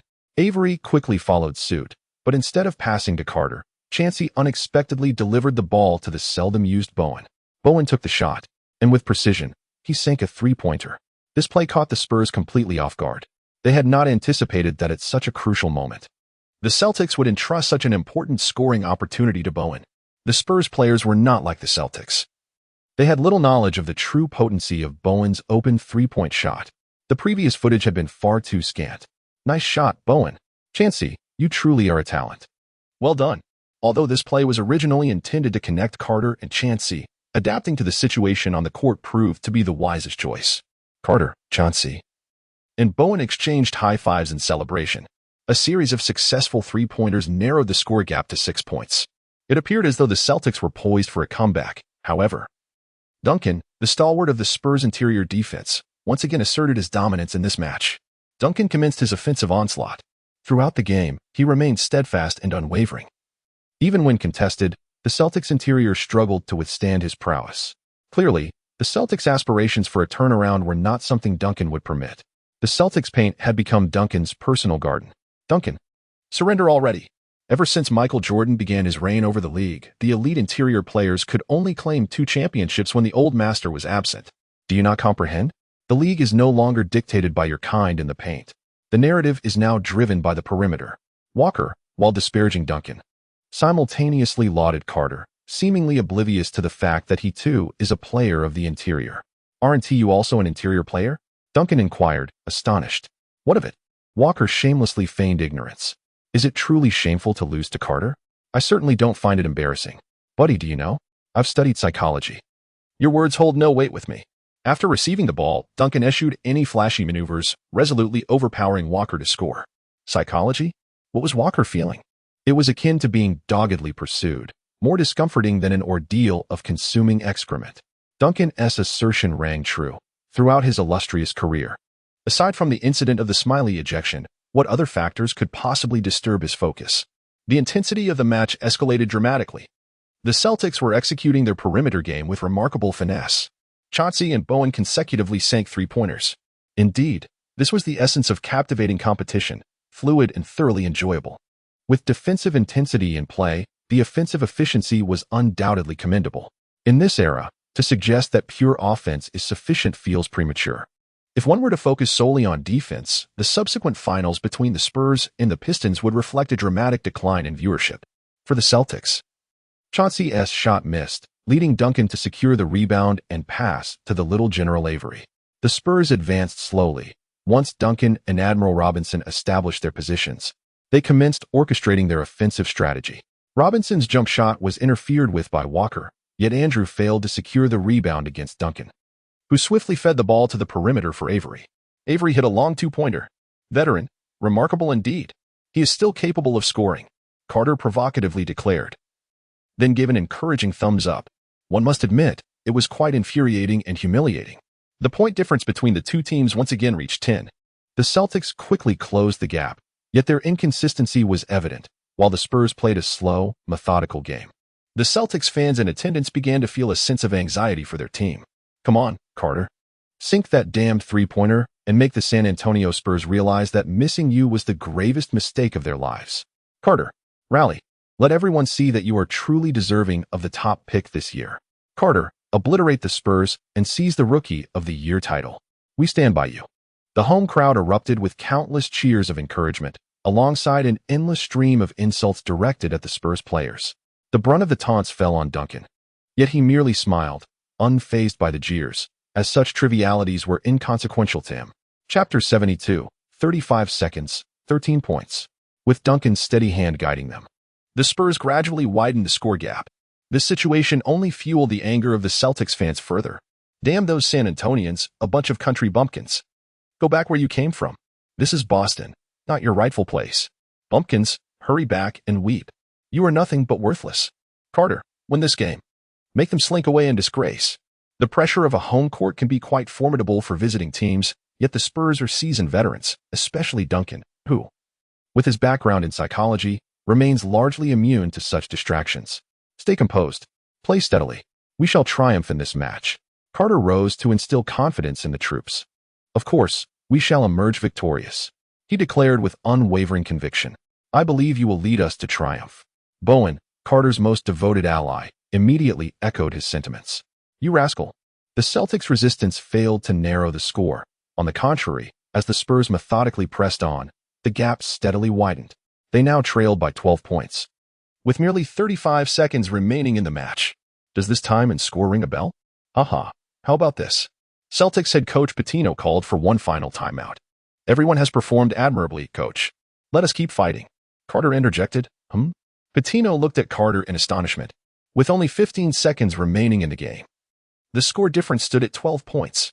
How could they possibly close such a gap? It seemed insurmountable. However, With Carter making such a declaration and less than a minute left on the clock, the Celtics would not exhaust their other players by merely accompanying Carter in the endeavor. After a moment's contemplation, Pitino retracted the tactical board. "Carter, I entrust the final moments to you. The decision is yours." "Thank you, Coach Pitino." The Celtics starters returned to the court, and upon noticing that the Celtics had not substituted their key players, the Spurs opted to keep their starters in as well. If the Celtics were determined to go down fighting, then so be it, Popovich thought to himself. "Hey, rookie, what good is scoring if you're just going to lose the game anyway?" The young general, Avery, who had endured a whole game of frustration, finally unleashed his pent-up emotions, unleashing a tirade directed at Carter. Carter chuckled, chewing gum, and pointed at the little General Avery before returning to the court. "Oh, the Celtics and the Spurs have yet to substitute their starters. This is indeed a confrontation of destiny. Yes, both sides are truly igniting with fervor. Did you notice the look Carter gave the little General Avery moments ago? I believe Carter harbors a lethal intent. Such a gaze I have never witnessed before. Not even on Michael Jordan." The words exchanged between Smith and Paul evoke memories of the previously hyped rivalry. On the court, the Celtics prepare to inbound the ball. Carter commenced his performance with fervor, swiftly dribbling the ball to the front court before launching a shot. A three-pointer, successful. He then retreated on defense. On the Spurs side, Duncan initiated the play, and Walker immediately drew a foul, sending Duncan to the free throw line. Duncan's free throw shooting has been rather lackluster this season, with an accuracy rate barely exceeding 60%. Approaching the line, Duncan dribbled the ball, took a deep breath, and released his first shot. Clang. Unfortunately, it did not find the net. He followed with a second attempt. However, this is the home court of Boston, and Lady Luck seems to be favoring the Celtics once more, as the shot missed again. After the Celtics secured the rebound, they swiftly passed the ball to Carter. Carter dribbled into the front court, skillfully maneuvering under Robinson's defense. Utilizing Walker for a screen, he executed a feint that deceived the help defense of Duncan, allowing him to make a smooth shot while drawing a foul. It was a splendid three-point play. Wow, Carter. Oh my goodness. Are you a deity, Carter? Good heavens. You must be a god. Carter, dominate them. Send them packing. Carter approached the free throw line. Rookie, give it up. Time is running out, and victory eludes you, taunted Admiral Robinson. Carter merely smiled at the remarks, refrained from retorting, and diligently adjusted his shooting stance before sinking the basketball. Only 23 seconds remained on the clock. The Spurs initiated the play, with Admiral Robinson passing the ball to the little General, Avery. Alas, it was intercepted by Channing. Channing had anticipated this move, as Carter frequently employed such tactics during practice games with the Celtics. In Carter's words, "It seems that every team harbors a fixed mentality. When advancing the ball from the backcourt to the front court, it is typically the point guard who handles the dribbling. Thus, when passing, players instinctively direct the ball towards the point guard. Of course, the specifics of passing depend on each team's tactical roles. This merely reflects a habitual mindset of players from the 1990s. Just moments ago, with Carter absent, the Spurs had evidently relaxed their vigilance. Channing successfully executed the steal. Admiral Robinson charged forward, and Channing hurled the ball forcefully backward. No matter how high it soared, Channing had faith that no one could outjump Carter. If Carter failed to grab it, that would indeed be his own shortcoming. Carter did not betray the trust of Chauncey. He successfully caught the ball midair and executed a shot during his descent. Swish! An extraordinarily high three-pointer found its mark. Following this remarkable basket, the point differential between the two teams diminished to a mere 2 points, with approximately 15 seconds remaining in the match. Everyone understood that this time was ample for the Celtics to stage a comeback, provided they could swiftly reclaim possession from the Spurs. As the Spurs prepared to inbound the ball, perhaps due to the significant lead being narrowed, they surprisingly committed a turnover during the process. In a critical moment reminiscent of the T-Mac moment, Bowen seized the opportunity, overcoming the elbow of the little General, Avery, to snatch the ball and pass it to Carter. Carter had no time to assess Bowen's injury as he dribbled the ball forward. Duncan was his defender. Everyone knew that the shot from Carter would undoubtedly be a three-pointer. The Celtics, should they find themselves in overtime against the Spurs, would face certain defeat unless Carter maintained his explosive performance. As Carter faced Duncan, he remained calm, choosing to conserve time rather than hastily release his shot. 5 seconds, 3 seconds. He continued to leap, surprising Duncan with his cunning. Most players typically wait until the final moment to attempt a game-winning shot, yet Carter opted for a tactical approach. When Duncan leaped to block, it proved futile. Carter, Reaching the apex of his jump, did not shoot immediately. Instead, in the very moment of his descent, he released the ball. The basketball soared toward the hoop, the clock striking 0, and then, with a satisfying swish, it found the net. Carter has once again achieved a dramatic victory. In the final 35 seconds, he astonishingly scored 13 points. Chapter 73, The Carter Moment. What do you think about the upcoming match against the Heat, everyone? After sinking the final shot, Carter felt a profound sense of redemption. He had triumphed. Having once lost to Duncan during his college days, he has now reclaimed his glory. Carter extended 3 fingers, then shook them gently, before raising his left wrist and tapping the 3 fingers against it, adopting a posture reminiscent of checking the time. Does this pose evoke a sense of familiarity, albeit with a slight variation? Oh my goodness, what have I just witnessed? My heavens, it is none other than the divine. Today, God is donning the number 12 jersey and playing basketball. Vince Carter, you are my deity. In the commentary booth, Smith and Paul watched in awe as Carter executed his performance, culminating in a game-winning shot in a mere 35 seconds. Within this brief span, Carter astonishingly racked up 13 points, sending both commentators into a frenzy. On the court, the crowd erupted, "Boss! Incredible! Carter! Oh my goodness! Are you a god?" Every Celtics player, including those on the bench, rushed onto the floor to cheer for Carter. Head coach Pitino appeared momentarily dazed. In the final moments, he had relinquished hope, allowing Carter to play solely at his request, contemplating that if Carter wished to go down fighting, so be it. But now, having triumphed, Pitino snapped out of his stupor and gave himself a sharp slap across the face. Ouch. That stings. It seems this is not a dream. This is no illusion. Carter. Remarkable. Pitino leapt up in sheer excitement. This was nothing short of a miracle. The fans erupted into jubilant cheers as Carter sank the final shot, sealing the victory. The entire arena transformed into a sea of green. Carter. Magnificent. Send them home. Carter, I adore you. You are my god. You wretched Spurs. Get out of here. You are not welcome. Carter, you are our savior. On the other side, Spurs players watched in disbelief as Duncan raised his hands to his head after witnessing the basketball swish through the net, while Admiral Robinson stood speechless in place. Beside them, Popovich appeared utterly stunned. Boss, that was too cool. The Spurs are rendered speechless by your performance, laughed the enthusiastic teammate. Hey, aren't you going to greet them? Suggested the mischievous Bowen. You rascal.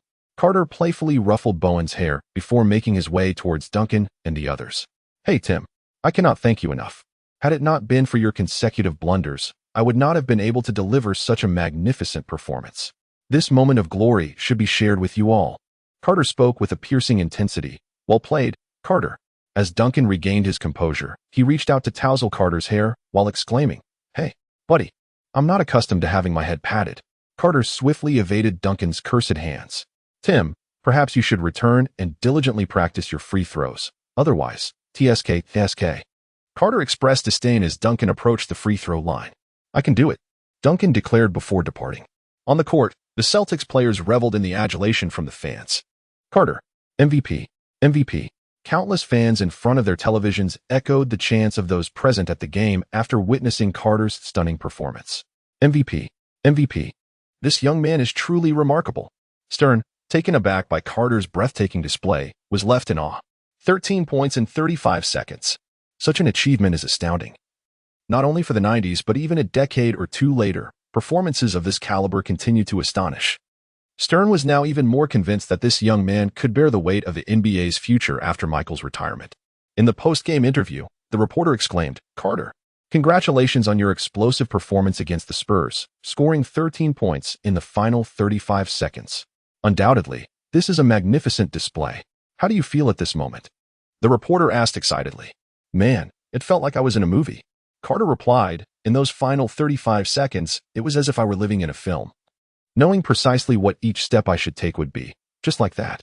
Carter's emotions were somewhat heightened. The T-Mac moment may or may not arise again. Yet it is undoubtedly Carter's moment that will be etched in memory. What thoughts lingered in your mind during those final 35 seconds? I mean, at the very end. When the score lagged by 12 points, ordinarily, this is a moment deemed impossible for a comeback. The reporter voiced his doubts. Everyone present held their breath, awaiting Carter's response. This is the NBA. This is the pinnacle of basketball, where countless miracles unfold each day. So what if we are trailing by 12 points? If Reggie Miller could achieve his iconic moment, why can't I? Am I weaker than him? I do not believe so. Miracles are meant to be crafted, and records are meant to be shattered. I have faith in myself. I believe I can turn the tide of the game. I hope the Celtics can create a miracle. Miracles are meant to be forged. In NBA history, there has yet to be a team that has come back from a 0-3 deficit. And that is a miracle I hope the Celtics can achieve. In the final quarter, Carter led his team to a remarkable comeback, creating a moment uniquely his own. This event quickly spread throughout Chicago. Hey, Michael, did you hear? Those Celtics pulled off an incredible turnaround against the Spurs. So what? That kid Carter managed to sink a game winner over me. Do you really think he lacks the capability to stage a comeback against the Spurs? The old-timer replied nonchalantly. Carter's game winner is something he will eventually have to repay. Just wait and see. In the playoffs, he will show you the terrifying prowess of Black Jesus. No, Michael. Carter scored 13 points in the last 35 seconds. He executed a stunning reversal. What did you say? 13 points in 35 seconds? Buddy, are you still asleep? Don't joke with me. This is no laughing matter. The old-timer's previously indifferent expression became serious in an instant. 13 points in 35 seconds. Is this kid defying the heavens? In Los Angeles.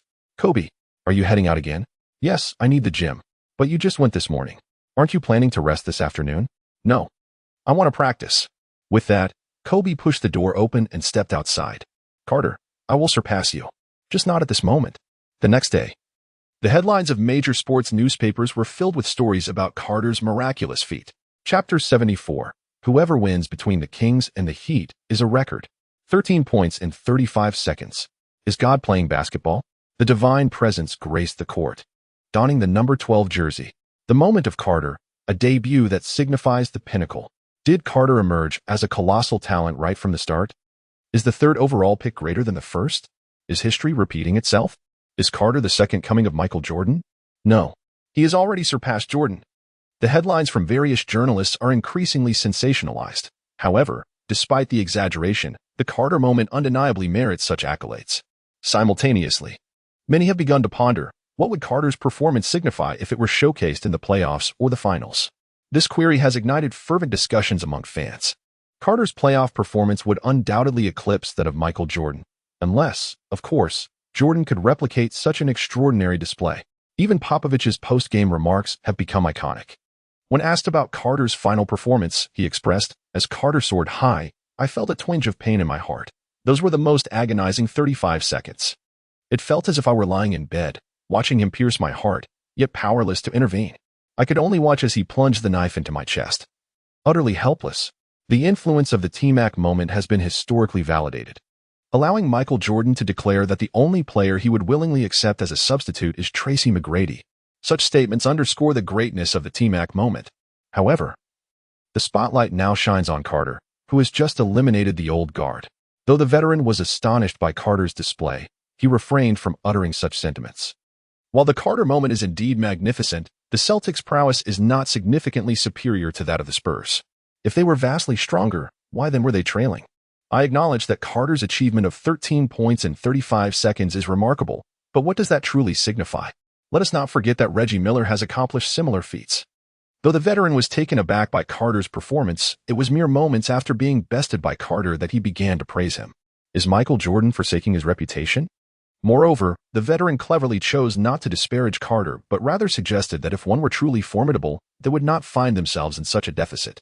One must admit, the veteran's cunning is indeed limited.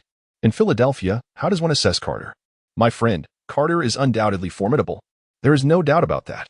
However, I eagerly anticipate the challenge of facing him, for I am not weak. Allen Iverson, brimming with competitive spirit, declares war on Carter. In Toronto, Tracy, your cousin Vince Carter delivered an extraordinary performance. Are you aware? Of course, to be frank, I knew Carter was strong, but I never anticipated his prowess to be so immense. If I were to encounter him in the finals, I might very well concede the competition, for he is simply too powerful. McGrady reflects on Carter's remarkable display following the T-Mac moment in the annals of history. Boston. Chauncey gave an interview.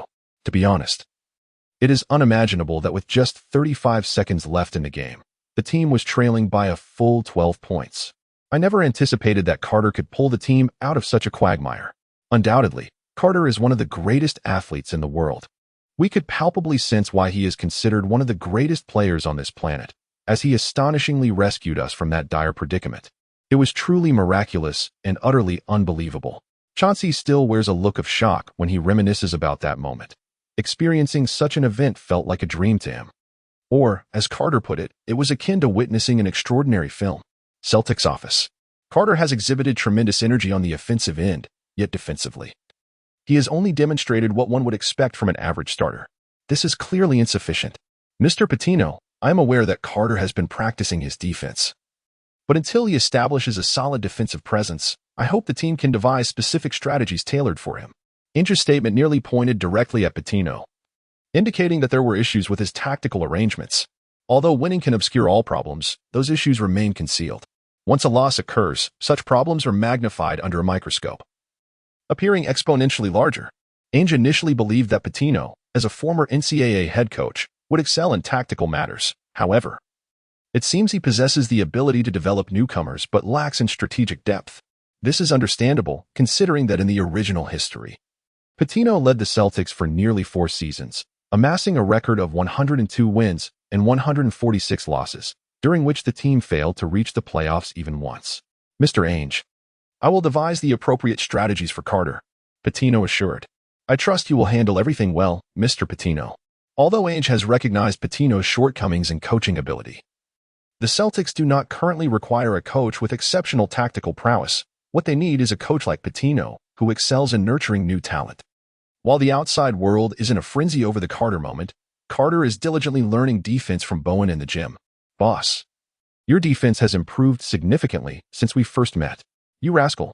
With my physical gifts, as long as I practice defense, I shouldn't fare too poorly. Carter cast a sidelong glance at Bowen, thinking, that kid. Bowen was sharing his unique insights on perimeter defense with Carter. Each team has its trainers. Yet none can match Bowen's defensive prowess, which is why Carter sought his guidance for honing his defensive skills. Additionally, strengthening their camaraderie would be beneficial. Having Tion Ken as a subordinate could alleviate future troubles. As the fervor of the Carter moment began to wane, the league announced the Player of the Month awards. The Eastern Conference honor was bestowed upon Carter. The Bulls had struggled early in the season, suffering 7 losses due to Pippen's absence and Rodman's decline. With only a handful of games played in the first month, the team's performance was far from impressive, losing more than half of their matches. In contrast, the Celtics boasted a better record, while Carter maintained an average of over 30 points per game, including a game-winning shot against Jordan and a remarkable display of scoring 13 points within 35 seconds. Thus, the Player of the Month accolade was rightfully awarded to Carter, while the Western Conference honor went to Karl Malone. Chapter 75. Feeling somewhat anxious, my hands trembled as I typed. Carter, the Player of the Month. But what does it matter? Do you recall how many Player of the Month awards Michael Jordan won? Such accolades are merely a source of amusement and hold little true value. 10 Player of the Month awards pale in comparison to a single regular season MVP or a championship ring.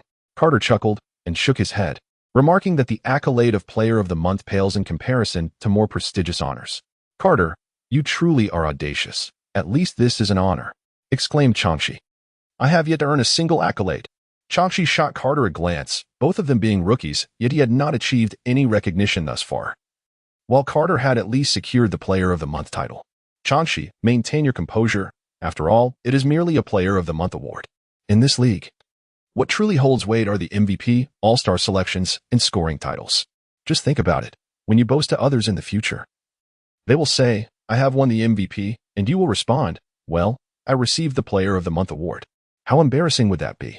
Carter gently patted Chauncey's shoulder and remarked, Chauncey, ponder this. If you excel in the future and earn your place in the Hall of Fame, people will say, Chauncey Billups? He asked the player who entered the Hall thanks to his monthly accolades. I fear that when the time comes for your induction, it may be akin to arriving with a basket of fruit, Carter exclaimed with exuberance. Carter, enough, enough. Chauncey felt as though his head might explode. Carter was truly insufferable. Chauncey, just imagine, if you were to enter the Hall of Fame, would you not have to present a fruit basket? When others inquire about the reason for your induction, you could simply respond, I was named Player of the Month in a certain year and month. Is that not sufficient? Just ask them if that is not enough. Carter's extravagant remarks left Chauncey visibly unsettled. I had intended to congratulate you on achieving the honor of Player of the Month, and yet you respond with such nonsense? Are you a devil, Changshi? Is this truly your reaction? Surely, you do not dare to even contemplate entering the Hall of Fame?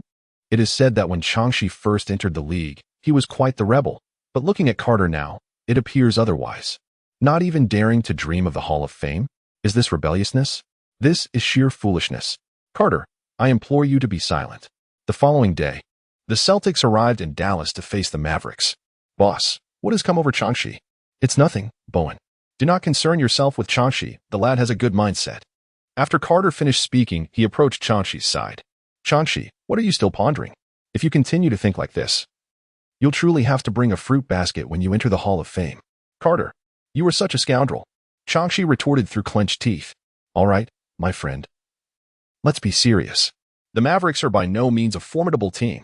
If we were to lose, it would be utterly unacceptable. At present, Cedric has not yet been traded, and the Mavericks only have Finley holding the fort. As for the veteran, he hasn't even entered the draft yet. Carter paid no heed to Changshi's insults and spoke to himself. Carter, in this match, I shall score 20 points. All right, all right. In this game, I shall create space for you. You take the shot. But remember, you must make it. We cannot afford to lose. If we do, oh dear. I can hardly imagine how embarrassing it would be for you. Mark my words. I will secure those 20 points. Coach, let Changshi take the lead in this match. I shall take a breather. Carter approached Coach Patino and said, Coach, is everything all right? I'm fine, Coach. No need to worry. I just feel a bit off today. I'll create space for Chauncey in this game. That's fine. After all, the Mavericks aren't a formidable team. Patino pondered for a moment before acquiescing to Carter's request. His agreement was not without thought. Firstly, as the future of the team, allowing Carter some leeway in a game of little consequence seemed reasonable. Secondly, if Chauncey performed exceptionally well, it would inevitably draw increased defensive attention from other teams in subsequent matches, thereby alleviating some of the offensive pressure on Carter.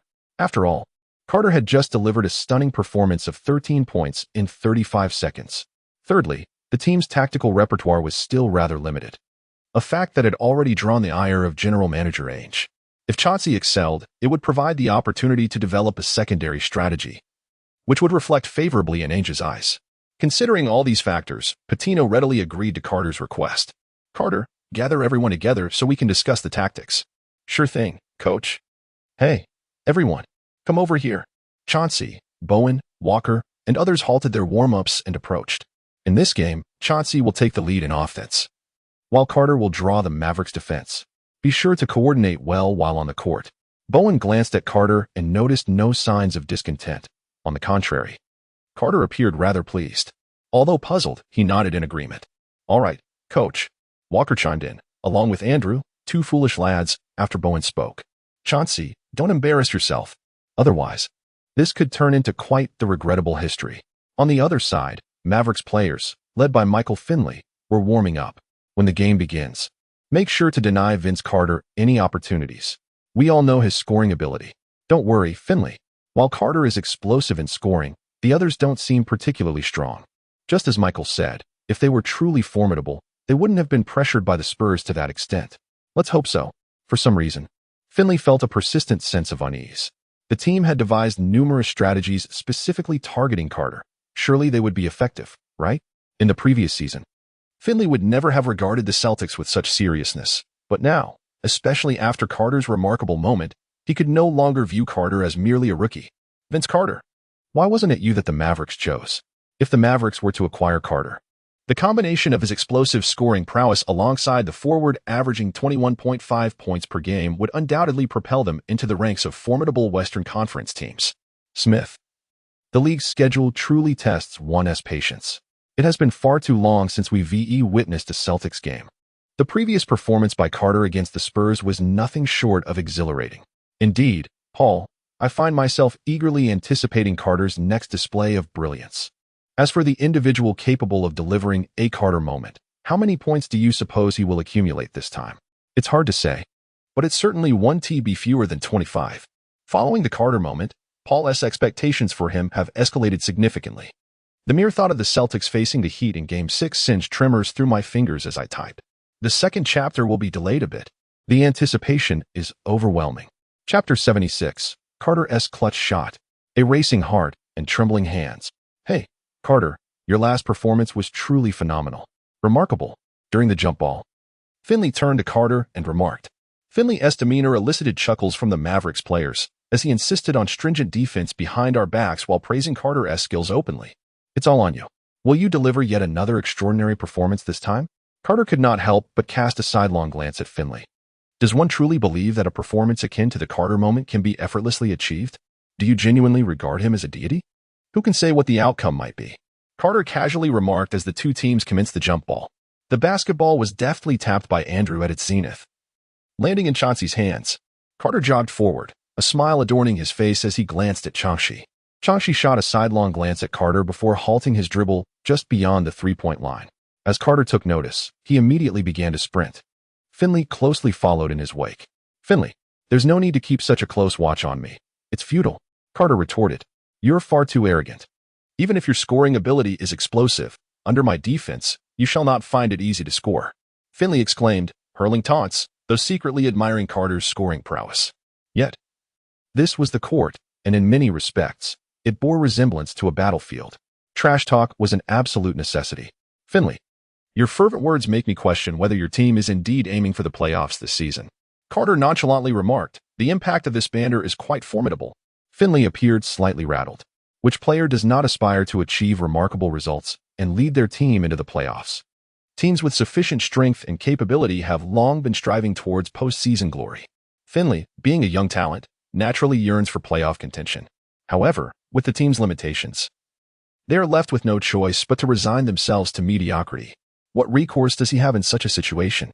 Carter's words rendered Finley speechless. What's the matter? Finley? Surely, you're not planning to give up? TSK.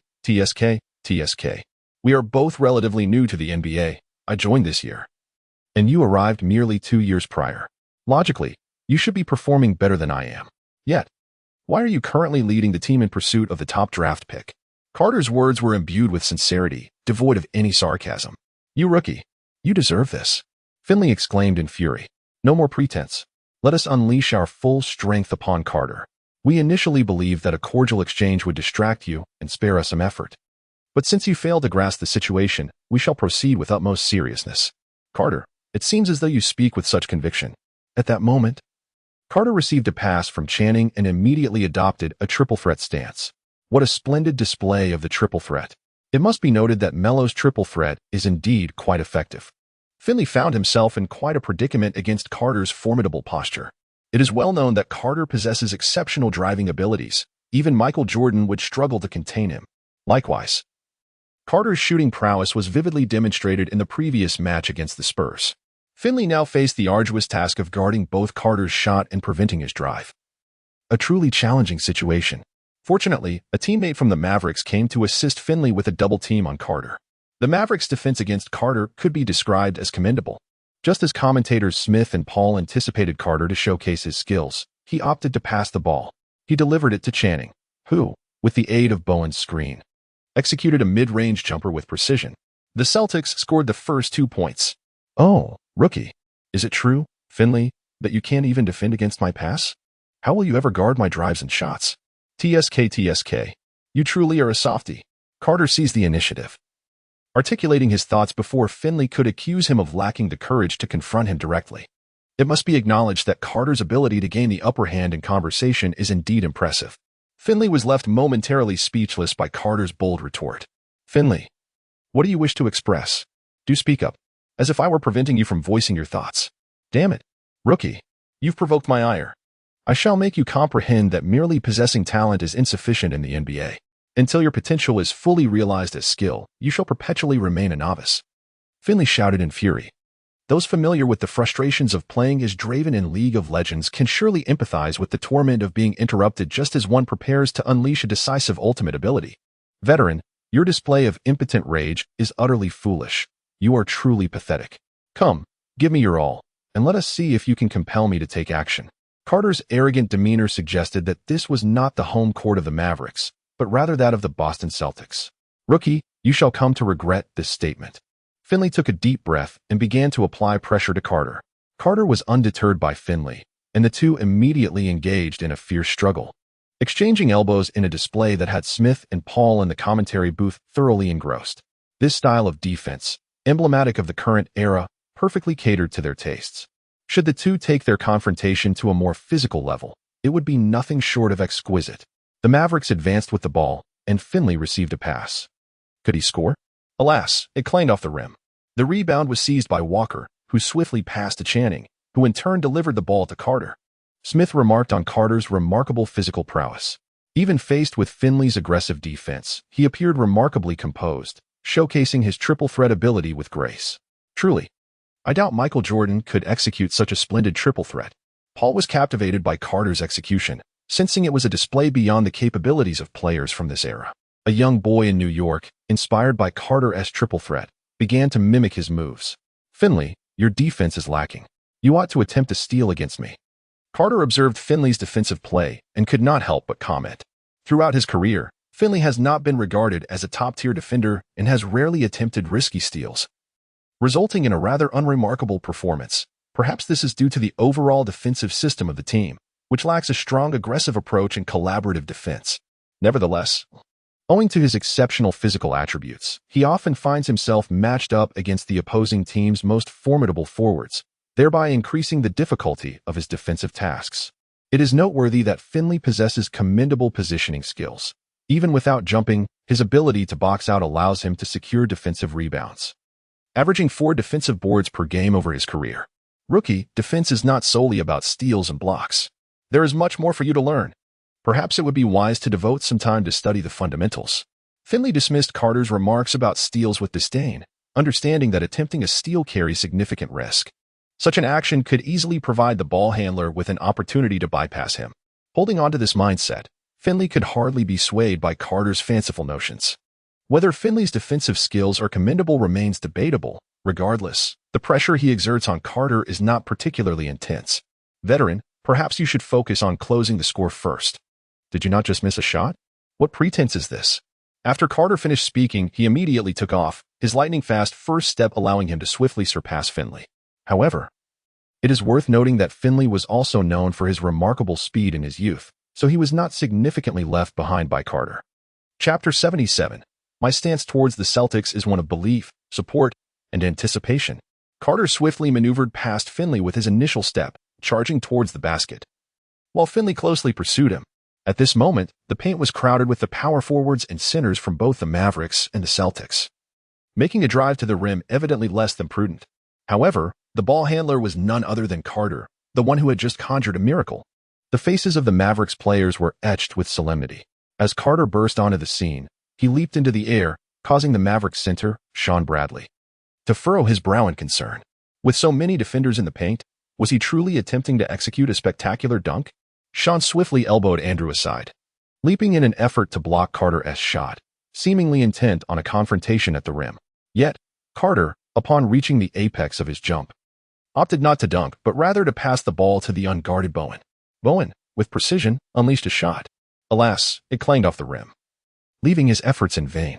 The rebound was seized by Andrew, who found himself fortuitously in the right place at the right time.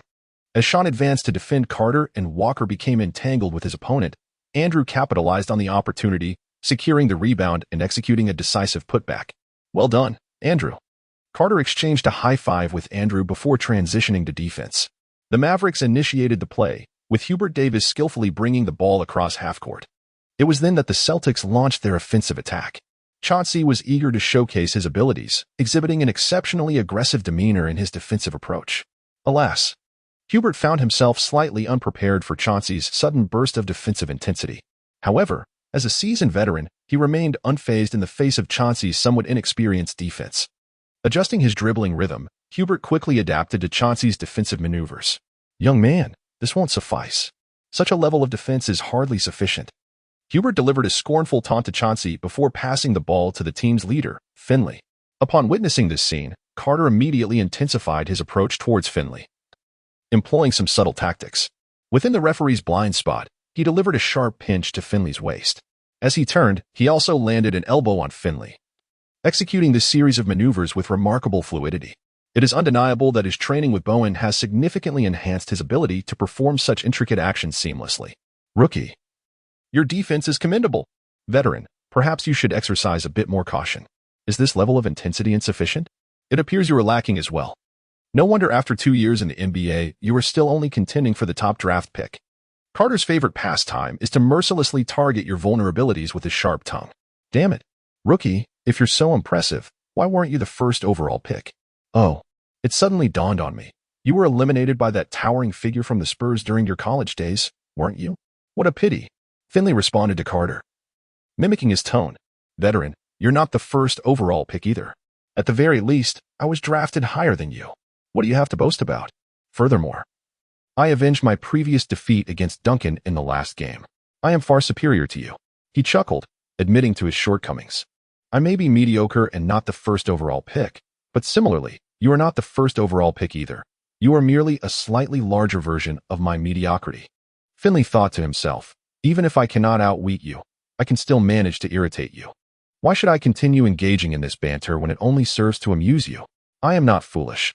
It suffices to know whether I can annoy you or not. Carter was indeed quite repulsed by Finley. If Carter continues to hurl these insults at Finley, he will undoubtedly fall into Finley's trap. Veteran, you truly possess no sense of shame. It seems you can only lead the team in the pursuit of the top draft pick. As Carter spoke, he sought opportunities for a steal. Yet, he refrained from making any aggressive moves, instead applying pressure with his ball control. Such a defensive strategy can be quite underhanded, and the occasional subtle antics can be rather discomforting. Furthermore, the psychological warfare of his trash talk is something Finley has seldom encountered in players like Carter. It is worth noting that Peyton banter is crude, while the old rogue's repartee is audacious. As for Bird, he has yet to face Bird. The latter's verbal jabs are lethal, striking at the very core of one's spirit. Carter is distinctly different from these individuals. He exudes a pure kind of disdain that is truly irksome. While his choice of derogatory language is minimal, some of his utterances, akin to a wretched toad, are undeniably off-putting. It appears that Finley has fallen prey to Carter's relentless pursuit. Carter's progress is remarkably swift. It seems he has dedicated considerable effort to his defensive skills. This particular possession belonged to the Mavericks, yet it was evident that Smith was reluctant to praise Finley, opting instead to once again highlight Carter's defensive prowess, despite having already done so in the previous game. Nonetheless, this does not detract from the fact that Carter has become one of the most talked about rookies in the league, garnering attention that also benefits him financially. One must understand the pursuit of profit. Moreover, Carter's defense has indeed improved significantly. Hey, Smith, your statement is flawed, remarked Paul, dismissing Smith's assertions. Carter possesses innate physical gifts. Once he acclimates to the intensity of the NBA and accumulates experience, he will undoubtedly excel. The subpar defensive display from Carter in earlier games may very well stem from this adjustment period. Paul shook his head, clearly unconvinced by Smith's argument. Carter's current defensive performance merely reflects his expected baseline level. His wingspan and strength are commendable, and his speed and vertical leap are exceptional.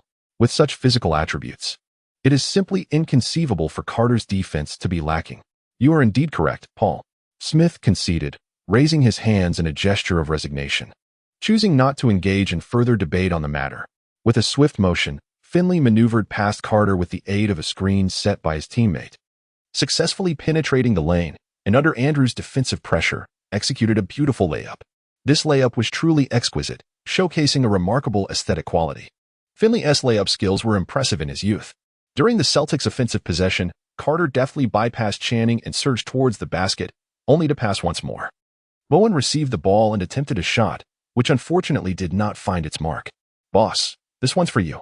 Although Carter had a slim chance of securing the rebound, Andrew, demonstrating his awareness, immediately assisted Carter in establishing position. Thus, Carter effortlessly claimed the rebound. Following this, Carter executed a resounding putback dunk. Well done, Andrew. You've outdone yourself. Carter gave Andrew a firm pat. What a lad he is. On the sidelines, Pitino couldn't help but smile wryly at the scene. Despite Andrew's lackluster performance, he certainly exhibited the requisite respect for the team's leader. He could serve as a reliable substitute. Alas, when shall the team finally have a steadfast center? During the 1990s, it was quite a challenge to play without a solid center on the team. A rather distressing situation indeed. Chapter 78. Less than 10 hours remain until G7. The current Mavericks are not a formidable team, struggling significantly against the Celtics. By the end of the first quarter, the Celtics showcased a multitude of scoring options. Carter, Chansey, Andrew, and Bowen all made contributions on the scoreboard. Although Walker did not score, he delivered a remarkable block against the Mavericks shooting guard, Hubert Davis. On the Mavericks side, Finley alone amassed 8 points, hitting 4 out of 6 mid-range shots. One must admit, this lad is indeed on fire. Mavericks center, Shawn Bradley, managed to secure 6 points, while guard Hubert Davis tallied 4 points. In the first quarter, the Mavericks scored a total of 18 points, whereas the Celtics, with Carter at 6 points, Chancey at 8, Bowen at 6, and Andrew at 4, collectively reached 24 points. The Mavericks ended the first quarter trailing the Celtics by 6 points. We hope they can adjust in the following moments and deliver a more spectacular performance. Indeed, however, Carter's offensive desire seemed rather subdued today. In contrast, Chancey's eagerness to attack has notably increased. Yet, I am most astonished by Bruce Bowen. Not only does he possess considerable defensive prowess, but he also has a commendable three-point shot. It is truly surprising. Although teams in the 1990s did not prioritize three-point shooting as much as their successors, they did not entirely overlook its significance either.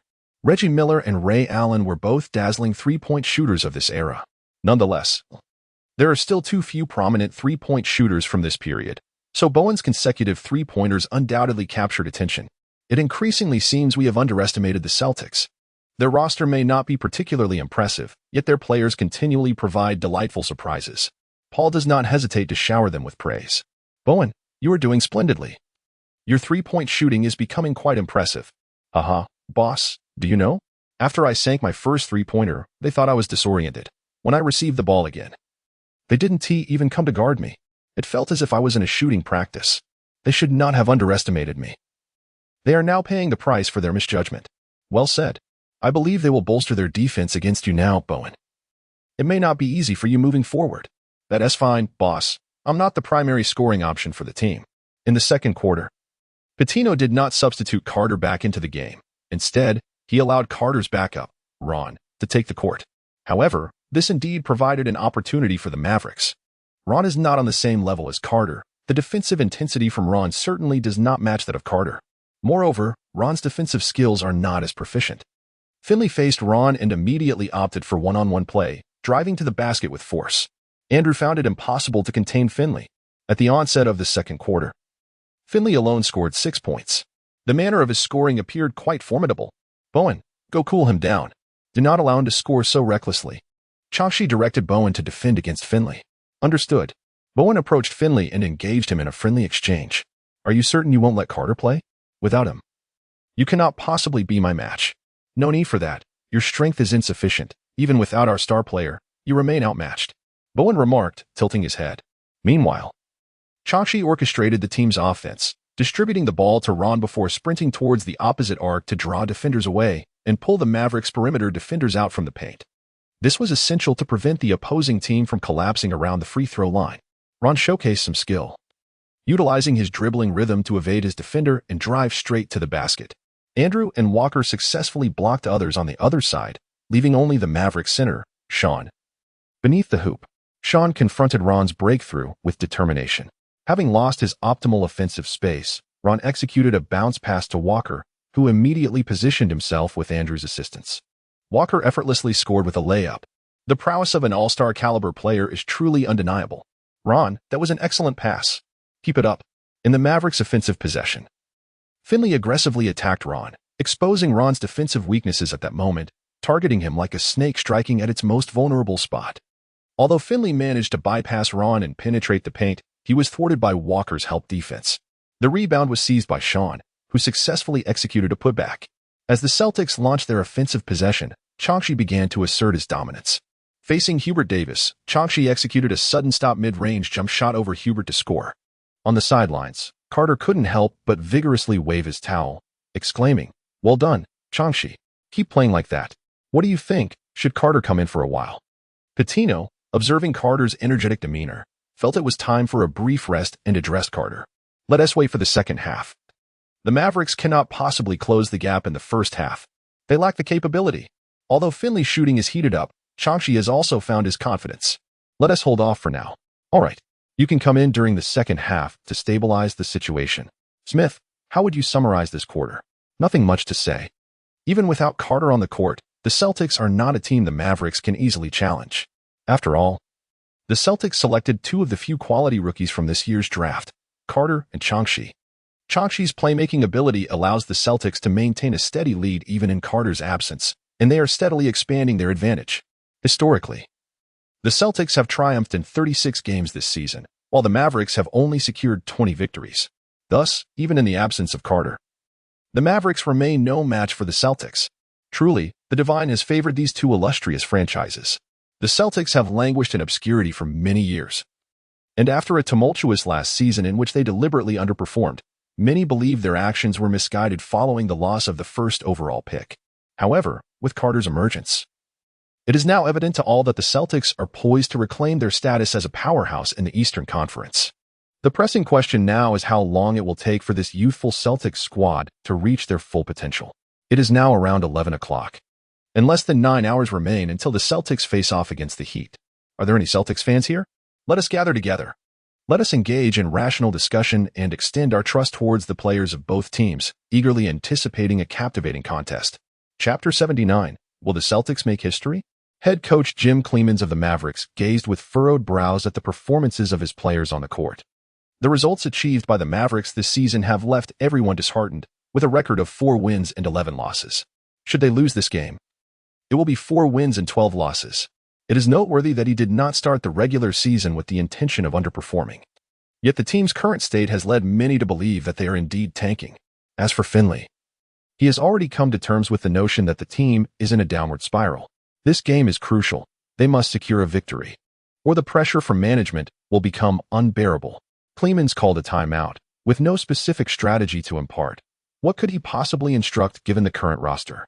Even if he devised a plan, would it yield any results? They must adhere to their existing tactics and advance gradually. Finley, the team needs you to be more aggressive on the offensive end. You must rise to the occasion and secure this victory. Coach Jim Clemens earnestly grasped Finley's shoulder. I will give it my all in practice. Finley, uncertain, understood the team's plight. He was no fool. He was acutely aware of the team's condition. Regardless of whether the team is truly tanking, he certainly feels they are, especially when the Celtics haven't even allowed Carter to score, and the Mavericks are already faltering. He yearns for victory, yet under the current circumstances, it seems unattainable. As for any underhanded tactics, ridiculous. Engaging in subterfuge against the Celtics? Let us not overlook the Celtics' formidable connections within the league. They have perfected the art of such maneuvers. Disrupted floors, malfunctioning air conditioning, cold showers in the locker room, and relentless double teaming. These are tactics the Celtics are capable of executing. To think of employing such tricks against the Celtics players? Finley is no fool. The tactic of underhanded play has been employed by numerous teams, yet Finley has seldom witnessed any team daring to apply such strategies against the players of the Celtics. As the break concluded, Finley returned to the court with a wry smile. Are you afraid, softy? He mused. Bowen, oblivious to the reason behind Finley's smile, dismissed it, thinking, as long as you cannot breach my defense, I shall consider you a coward, too timid to confront me directly. You are nothing but a coward. It is common knowledge. A coward is unworthy of victory. How dare you call me a coward? Rookie, this is Dallas, not Boston. If you wish to act arrogantly, then return to Boston. Finley retorted, fury evident in his voice. Coward, perhaps you should contemplate how to penetrate my defense instead. TSK. Will you attempt another feeble breakthrough like before? Let me offer you a kind reminder. Your efficiency is indeed lacking. Despite your numerous attempts, the score has not only failed to narrow but has instead widened. You are truly our greatest asset in securing a championship for the Celtics. If we win this game, you better show up at the celebrations, or no one will get a seat. Bowen's incessant banter left Finley momentarily stunned. Rookie, oh my, one might mistake you for the leader of the Celtics. What is this? Do you aspire to be the leader? Finley, not one to shy away, responded, I have not spoken of you. Yet you choose to cast aspersions upon me. Creating something from nothing is a simple feat, so go ahead. You are slandering me, Bowen exclaimed, taken aback by Finley's words, for his current standing on the team was intertwined with Carter's favor. Finley's remarks felt like a scorching indictment. And while the Celtics were not fools who would take offense, Finley's behavior could very well jeopardize Bowen's future. It is well understood that one's future equates to one's livelihood, and to sever someone's means of income is akin to slaying their family. To claim that Finley and Bowen harbored a deep-seated animosity would not be an exaggeration. Rookie, are you flustered? Have I struck a nerve? TSK, by the way. What year did you enter the draft? What was your selection number? Enlighten me. This was not mere trash talk, but rather Finley's genuine curiosity, as he truly did not know Bowen's draft year, given Bowen's lack of notoriety. Damn it, you scoundrel. Although Bowen was younger than Finley, his entrance into the NBA was later than Finley's, hence Finley's labeling of him as a rookie was accepted. However, being questioned about his draft year felt like a slight against him. After all, Bowen was an undrafted player. What? Do you look down upon undrafted players? Finley successfully ignited Bowen's anger. Bowen attempted to rattle Finley with trash talk, only to have Finley break through his defenses with sincere words. Are you truly an undrafted player? Finley inquired, astonished and incredulous. No way. With your defensive prowess, you cannot possibly be an undrafted player. This must be a jest. What were those scouts doing? They should all be fired. Boston. Manager Ainge, we have reached out to numerous alliance stars, yet none have revealed a suitable candidate for the center position. Armed with formidable connections and the innate abilities of scouts, they quickly unraveled the data from recent star training camps. Damn, is there truly a dearth of interior talent? Ainge, unable to contain his fury, slammed his fist on the table. Manager Ainge, based on the words of Charles Oakley, we did discover a potential candidate. Though one of the executives finds it somewhat difficult to articulate, primarily because this guy, Ben, is rather short. Speak. Ainge bellowed with indignation. Out with it. Do you intend to remain reticent until the team commences trading? Yes. Through our discussions with Charles Oakley, we learned he encountered a player he greatly favored during camp. We found the individual Charles mentioned through our research. What? Is there an issue with this person? Ainge sensed that there must be some flaw, otherwise the scouts would not be so hesitant. Mr. Ainge, here is details. Ainge began to scrutinize the information. Ben Wallace, standing at 2 meters 6. Quite short indeed. The dossier included a photo of Ben alongside Weber. Wait, is that Ben Wallace in the photo? Are you certain about that height? Does this fellow truly measure 2 meters? Surely, that 2 meters 6 is not counting his afro. Ainge's forehead began to throb with veins. He continued to read. This individual trialed with the Celtics? At that time, he played as a guard? His height was only 2 meters 1, perhaps even less. Upon reaching this point, Ainge found himself at a loss for words. No wonder the scouts bore such expressions. Were they truly not being played by that damned Charles? Chapter 80. Ben Wallace. Ainge, gritting his teeth, pressed on. College experience. In 1995 and 1996, Wallace led his team to claim the CAA championship on 2 occasions. During his senior year, Ben Wallace's impressive averages of 12, 5 points, 10, 5 rebounds, and 68 assists per game propelled Virginia Union University to the NCAA Division II Final Four, earning him a spot on the All-American first team. Ainge nodded, recognizing there was some merit. Perhaps Charles wasn't entirely unreliable. In 1996, he entered the draft but went undrafted. Subsequently, he was signed by the Washington Bullets. Ainge's expression remained unchanged. It was indisputable that 1996 was a remarkable draft year, and it was entirely expected for such an unconventional center as Wallace to go undrafted. During the 1996-97 season, Ben Wallace participated in 34 games, averaging a mere 1 points and 7 rebounds. This statistic, one might argue, holds little significance given the presence of Chris Webber and Juwan Howard, which relegated his tactical role and limited his playing time. Height, 2.03 meters. Even Ainge is at a loss for words. Weight, 109 kilograms. Wingspan, 2.18 meters. Standing reach, 2.73 meters. Bench press, 202 kilograms. In summary, he exhibited a deficiency in offensive techniques under the basket and struggled with shooting accuracy. His primary role was that of a center, yet his height presented a dilemma. However, he possessed commendable rebounding abilities and demonstrated formidable defensive skills in the paint. His capacity to withstand physical confrontations and effectively respond to ball-handling attacks was commendable, yet he faltered against technically skilled centers. After reviewing Wallace's statistics, Ainge fell into deep contemplation. To be candid, a player like Ben Wallace represented a gamble for the Celtics. Although his strength and leaping ability suggested potential effectiveness in defending against perimeter breakthroughs, his shortcomings were glaring. The search for suitable players must continue. You may take your leave, Ainge gestured to the scouts. Then once again immersed himself in contemplation over Ben Wallace's dossier. Ainge was not necessarily enamored with Wallace. Rather, his propensity for high-risk gambles had surfaced. The prospect of making a substantial wager akin to a poker game was tantalizing, especially given Wallace's affordability. With the Celtics' current salary cap, Acquiring not just one but several players of his caliber would be manageable. Consider the current roster. Andrew DeClercq, who entered the league in '95, is only in his third year. Antoine Walker, a '96 rookie, is in his second year. Bruce Bowen, an undrafted talent. Vince Carter, a rookie in his first year. Chauncey Billups, also a rookie in his first year. The bench speaks for itself. Just look at the salaries of these players.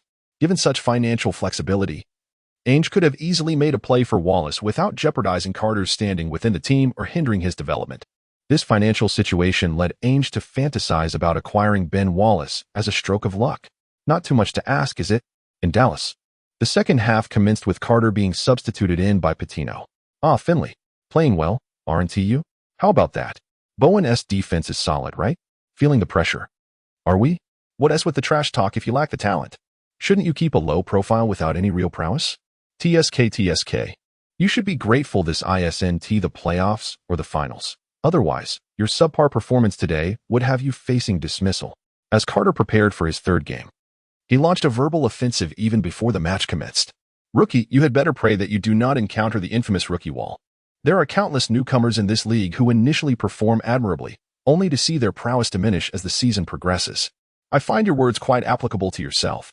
Your skill set is insufficient. You must first learn the virtue of humility. Finley, having taken Carter's words to heart, returned them to him. The rookie wall? Perhaps it exists. But rest assured, it is not something you will be the cause of my collision with. Carter nodded and remarked. The so-called rookie wall signifies that after a period of playing in the league, others have gained a certain understanding of your playing style. Consequently, defensive strategies become more tailored to counter your approach, which may lead to a decline in your performance statistics. At this juncture, people often claim that a particular rookie has hit the rookie wall. Chauncey then passed the ball to Carter. Carter's reception of the ball is formidable, devoid of any superfluous movements. He simply elevates for a jumper. What can you do about it? Once his shooting touch is ignited, even Michael Jordan would struggle to defend against Carter's pull-up shot. Finley can only watch as Carter launches the ball over him. However, after spending a bit too much time on the court, Carter's initial fiery touch begins to fade, resulting in a series of missed shots. The Maverick sees the rebound. Rookie, is your only contribution floating outside for shots? Can't you play with a bit more tenacity? Finley's current scoring methods rely entirely on driving to the basket, executing layups with finesse. When facing Michael, I naturally opted to penetrate the paint to draw fouls. However, you all are nowhere near Michael Jordan's caliber. I see no need for such tactics. Carter, in contrast, prefers to seal the game with his shooting.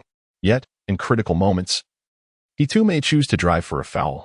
After all, the risk of injury is undeniably greater when attempting to draw contact compared to shooting. Injuries have derailed countless stars. Take Derrick Rose, the youngest MVP, who was ravaged by injuries. He is like a rose from Chicago blown away by the wind. Carter is exceedingly protective of his physique. Moreover, do you truly believe your abilities warrant my adopting a more assertive stance? Even if I were to float outside the arc for a shot, you would still be no match for me. Carter articulates his strength with words. Much like the legendary Kevin Garnett, however, Carter possesses a resilience that surpasses that of Garnett. An audacious rookie. Finley takes a deep breath, preparing to make his move. In the first half, all the frustration from Carter's previous taunts has culminated within him, prompting Finley to decisively engage in a one-on-one with Vince Carter. Do not concern yourself with whether I succeed or the efficiency of my shot. Let me ask you, are you tough enough? Facing Carter, Finley executes a smooth spin, seamlessly transitioning into a mid-range jump shot. In this instance, Carter maintains his defensive position as Finley creates the space entirely on his own. Yet, Carter's leaping ability is truly extraordinary. Once the distance is established, he springs up to contest the shot. Even though Finley's release point is sufficiently elevated, Carter still grazes the ball with his fingertips. Remarkably, the basketball finds its way into the hoop. Carter shook his head, realizing that he should have simply allowed Finley to take the shot from the outset. The Mavericks fans erupted in cheers as Finley successfully made his basket. However, that was where the excitement ended, as the Celtics swiftly executed a remarkable 12-4 run, propelled by the synergy of Carter, Channing, and Walker, significantly widening the score gap. With merely 5 minutes remaining in the third quarter, the game lost all suspense. Regrettably, the Celtics were unable to make history, made Tatum remain unscathed by injuries. Since the Heat triumphed over the Celtics, we wish them a prosperous journey ahead. Chapter 81. The Antics of Bowen and Walker. In this match, Carter managed only 10 points, a rather mundane statistic. Carter, oh dear, how did you manage to score just 10? Truly, is that all? Channing sauntered beside Carter, hands behind his back, eliciting laughter from Bowen and the others. Well then, you and Bowen should accompany the coach today. I'll take a day off. TCH. Bowen. I'll cover your expenses at the nightclub tonight. That was some impressive defense. My friend, your defense was truly commendable. This game served as a platform for Channing to establish his prowess. Without his substantial contribution, the team would not have turned the third quarter into garbage time. Channing. I shall certainly treat you to a feast. Bowen jested. I'm short on funds, unlike Carter, who has a lucrative shoe endorsement. Very well. I shall treat you both next time. You two are quite the tricksters. From the commentary booth, Smith remarked, the atmosphere within the Celtics is genuinely delightful. It seems they derive joy not solely from winning, but from playing together. That's the impression they give me. However, a positive team atmosphere can breed discord if losses continue.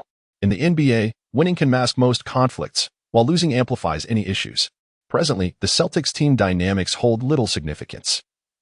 Only after a series of defeats will the true nature of their situation emerge. That's how I perceive it when I played. Kenny Smith, having recently retired, possesses a deeper understanding of NBA team culture than Paul does. Well, it appears I have no grounds to contest your viewpoint. After the game concluded, Finley approached the Celtics bench. What brings you here? Carter observed Finley, who tilted his head and exclaimed, Oh, I'm not here to cause trouble. Finley awkwardly clarified. He then approached and opened his arms to embrace Carter briefly. Carter, when we head to Boston, we shall reclaim our victory there. Do not let your guard down. Otherwise, should we lose, I shall look down upon you, Carter. Finley's words struck Carter as somewhat inappropriate, considering it was uttered by a vanquished opponent. Yet, such remarks surprisingly did not displease Carter. Rather, they uplifted his spirits. Finley, your tactics seem flawed. Perhaps you should communicate with the management and coaching staff. Carter kindly reminded Finley. Chauncey, your shots are remarkably steady and powerful. My friend, your pull-up is quite impressive. You must be Bowen. Your defense is exceptional. You made it quite challenging for me. When we meet next, I trust you won't be able to contain me so easily. Carter, you will participate in this year's slam dunk contest, won't you? I shall be there as well. I hope you won't hold back on your dunks, Finley said, waving his hand towards Carter. Carter harbored a peculiar sensation that Finley perhaps exhibited an excess of enthusiasm. After all, the Mavericks had just suffered a defeat. Why was he so joyfully greeting the Celtics players? Was it sheer nonchalance or something more ulterior? Following the game, Chauncey and Bowen participated in a press interview. Coach Pitino, you opted to rest Carter during this match and entrusted the on-court responsibilities to Chauncey. What was the rationale behind this decision? Well, Chauncey is an exceptionally talented young man, undoubtedly among the elite of this rookie class. Most of our players are novices, and it is imperative for the team to provide them opportunities to showcase their abilities. Chauncey was selected 6th overall. Is it inappropriate for me to allow him to facilitate the team's dynamics during this game? Pitino asserted confidently. However, given that Carter is the undeniable core of the team, does this not risk undermining his tactical importance and potentially inciting discord within the team? After all, locker room issues can plague even championship teams. Pitino disdainfully glanced at the reporter who posed the question, remaining silent as he shifted his gaze toward Chauncey. Chauncey seized the microphone. Listen, you need to understand one thing. Our leader is Vince Carter. He is unequivocally the heart of the team. There is no debate about it. Today, I expressed to Carter my desire to prove myself in this game. He told me during warm-ups that if I continued to remain in the shadows, even if I eventually earned a spot in the Hall of Fame, it would be akin to entering with a fruit basket. Chauncey couldn't help but chuckle at his own words. The reporters were similarly amused, gaining a deeper understanding of Carter's playful nature. Chauncey. It seems you have indeed proven yourself today with an impeccable performance on the offensive end. You were simply the brain of the team. What initially appeared to be pointed questions were thus effortlessly diffused by Chauncey. Meanwhile, Bowen was also engaging with the press. Bruce Bowen. You nearly completely restricted Finley's performance on the defensive end in this match. Do you consider yourself the best defensive player on the Celtics? Well, I wouldn't put it that way, as each member of the Celtics has a distinct role. Vince Carter, my leader, focuses more on the offensive side. Of course, he is formidable defensively as well. Chauncey's role is to connect the team. He is the brain that orchestrates the offense. Walker and Andrews serve as vital pillars in our front court. Bowen responded with high emotional intelligence. You perceive my defense as effective because it has been visible to you. But let me tell you, Carter is the most favored player by the heavens, and he possesses extraordinary talent. Whether on offense or defense, he excels. Whenever Carter desires, he can effortlessly become the best defensive player on this team. In the background, Carter listened to Bowen's extravagant praises, his expression slightly awkward. Brother, I wouldn't have realized my own prowess had you not mentioned it. He was well aware of the caliber of his defense. Such flattery seemed excessive. Ahem, Bowen. How could you utter such trivialities? Are these matters suitable for discussion in front of the media? Carter touched his nose and said, Boss, I believe Bowen is absolutely right. Oh, I see now. You think that this approach will draw more attention from other teams to your defense, prompting them to prepare in advance. It's truly astonishing that Bowen could make such a blunder. In Walker's mind, Carter has become an all-encompassing player, excelling in both offense and defense. The biggest piece is right beside him. Chapter 82. I trust my vision, and even more so, I trust history. Upon returning to Boston, Carter and his companions were fortunate to have a rare moment of respite. However, an unexpected guest arrived at Carter's residence, leaving him quite astonished. Hey there, little one. Are you surprised by my arrival? Indeed, I am quite taken aback. Cardinal Albach nodded, and to claim that he was not surprised would be disingenuous. Haha. I acquired your address from Angie and came straight here. I hope I have not intruded upon your holiday, he said kindly. You were too gracious. I rarely have anything to occupy my time, so how could I possibly be disturbed? Carter hastily remarked, with such courtesy from the Cardinal, I ought to be perceptive. After all, in comparison to the Celtics, my status pales in significance to that of the Cardinal.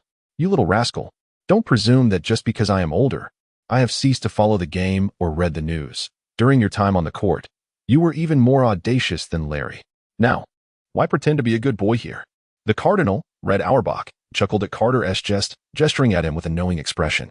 Ha ha, on the court it's business. Off the court it's life. Ha ha ha, young man, you're amusing. I like it.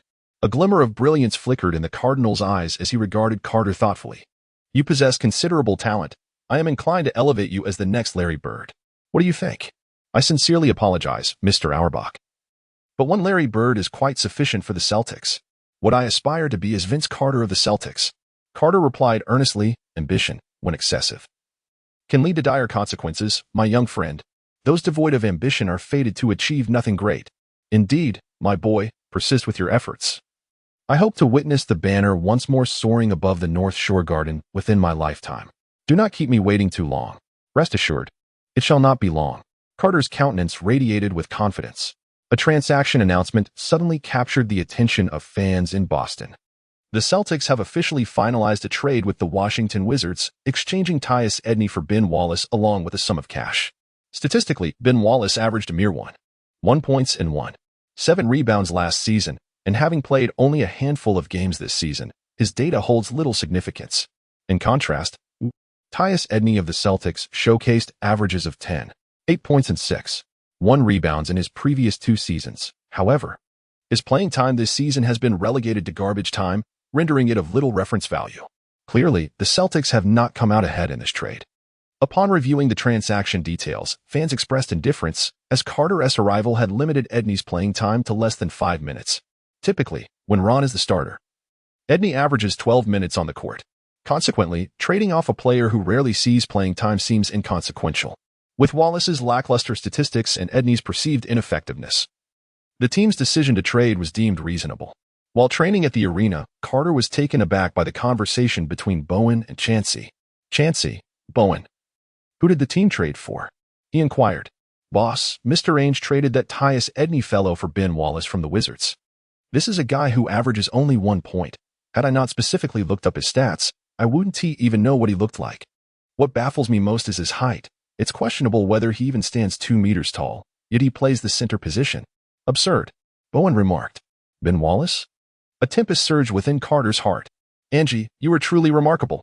Your trading techniques are indeed exceptional. Carter possesses foresight regarding the heights that Ben Wallace will reach in the future. Among the formidable quintet of the Pistons, although Chauncey is the finals MVP, the true leader remains Big Ben. Presently, Carter finds himself surrounded by 2 members of the Pistons 5, alongside Walker, an all-star caliber power forward. While this individual may eventually be overshadowed by Rasheed Wallace, he is nonetheless formidable. Richard Hamilton, that relentless runner on the court, certainly holds his own against Bowen, whose contributions on the hardwood cannot be underestimated. As for Tayshaun Prince, he pales in comparison to Carter. The current Celtics lineup resembles an alternative embryonic form of the Pistons five. Once these players mature, the energy they unleash will undoubtedly surpass that of the Pistons quintet. At this moment, Carter is utterly enamored with Ainge. This cold-blooded general manager is bound to surprise him with unexpected delights at any moment. Bowen, despite his lack of height and minimal self-creation skills, is anything but ordinary. Boss. Do you know him? No way, Carter. How do you know everyone? Chauncey is somewhat astonished. Isn't he just a role player? Are you certain you were intending to enter the NBA to play basketball rather than to scout? Not exactly knowing. I've just seen a few Wizards games and caught glimpses of his performances on the court. As Carter effortlessly sank a three-point shot, he remarked, "Well, good luck." "Thank you." Meanwhile, Ben Wallace busied himself with his belongings, lost in a whirlwind of thoughts. What are the Celtics going to do for themselves? He pondered. It doesn't matter. As long as the money flows. With 11 siblings to support, the weight of financial burdens pressed heavily upon him. He could only hope that when he returned to Boston, the Celtics would grant him an opportunity in the paint. Having finished packing, Big Ben set forth on his journey to Boston. That evening, the Celtics prepared for a long-awaited battle. Carter faced off against the familiar faces from New York.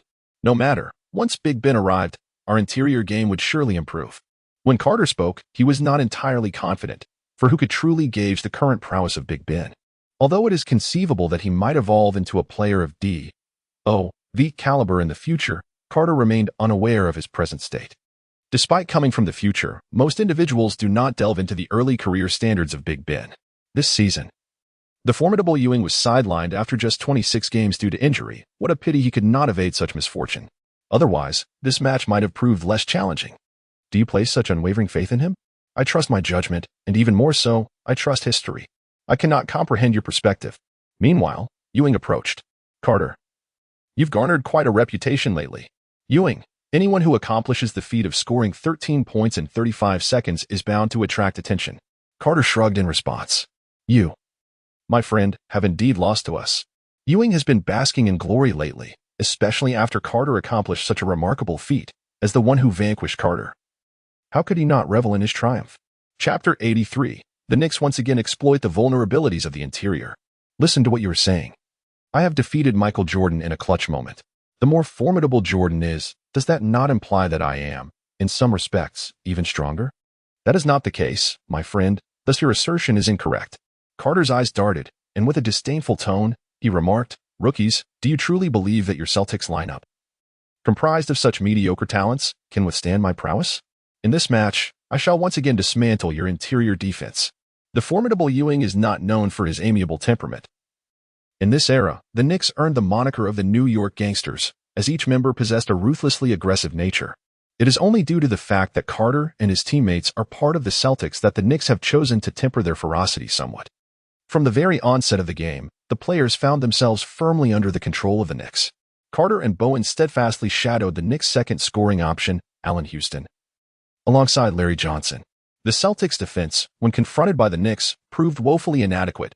Carter's innate talent and Bowen's relentless defensive maneuvers effectively curtailed the Knicks' offensive prowess. However, it was indisputable that the Celtics' interior defense was once again overwhelmed.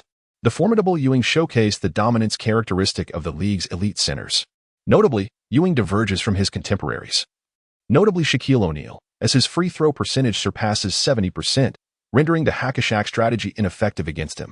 Ewing's signature jump hook dismantled the Celtics' Walker, who appeared utterly helpless. In terms of rebounding, Ewing and Charles Oakley firmly controlled the boards. One averaged 10 rebounds while the other 9, both exemplary rebounders in their own right. How do you propose to contend with such an interior presence? Inquired Ainge, the Celtics general manager, as he observed the television screen. Directing his question at the newly arrived Big Ben. I would aggressively seize the rebounds, replied Big Ben, momentarily taken aback by the question, finding it rather elementary. Securing boards seemed straightforward to him. Ainge, momentarily flummoxed by Big Ben's simplicity, mused over his naivety. And how precisely do you plan to outmaneuver the two of them for the rebounds? Ainge pressed further. By simply going for it. Big Ben responded with an air of confidence, as if the answer were self-evident. Very well, young man. I hope your arrival breathes new life into our interior game. Thank you, Mr. Ainge. Big Ben exclaimed, elated at the prospect of playing basketball and providing for his family once more. As anticipated, the Celtics ultimately succumbed in this matchup. Such an outcome was hardly surprising, especially considering that the Knicks, even with Ewing limited to just 26 games this season, still secured 43 victories and qualified for the playoffs. Had Ewing remained unscathed, the Knicks would undoubtedly have claimed a spot among the Eastern Conference's top 3. Keep boasting, kid. How's it going? I told you. Your interior is no match for mine. Even if you score 30 points today, what does it matter? Congratulations, Ewing. Cherish this opportunity to defeat me while it lasts. For such chances will dwindle. Carter embraced Ewing and whispered in his ear, "You arrogant young lad. Just wait until I clinch the championship. Then we shall revisit this conversation." It is evident that the Knicks are brimming with confidence this season, especially considering the Bulls' lackluster performance at the beginning of the regular season. Last year, they secured a third-place finish in the Eastern Conference to reach the playoffs, but this year, their struggles have significantly boosted the Knicks' morale. Rest assured, Ewing, I shall attain the championship before you. When that moment arrives, would you consider being my loyal companion? I will ensure you earn a ring, Carter shamelessly remarked. You should first defeat me before speaking, rookie. By the way, it is advisable not to talk in your sleep during the day. It is detrimental to one's health. In the post-match interview, Carter, this marks your second defeat against the New York Knicks. In both encounters, your interior defense was severely compromised.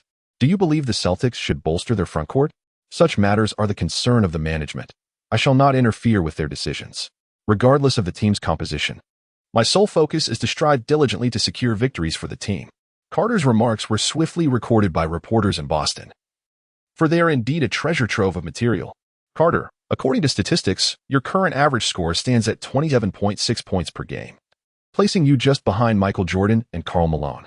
Do you believe you can secure the title of scoring champion this year?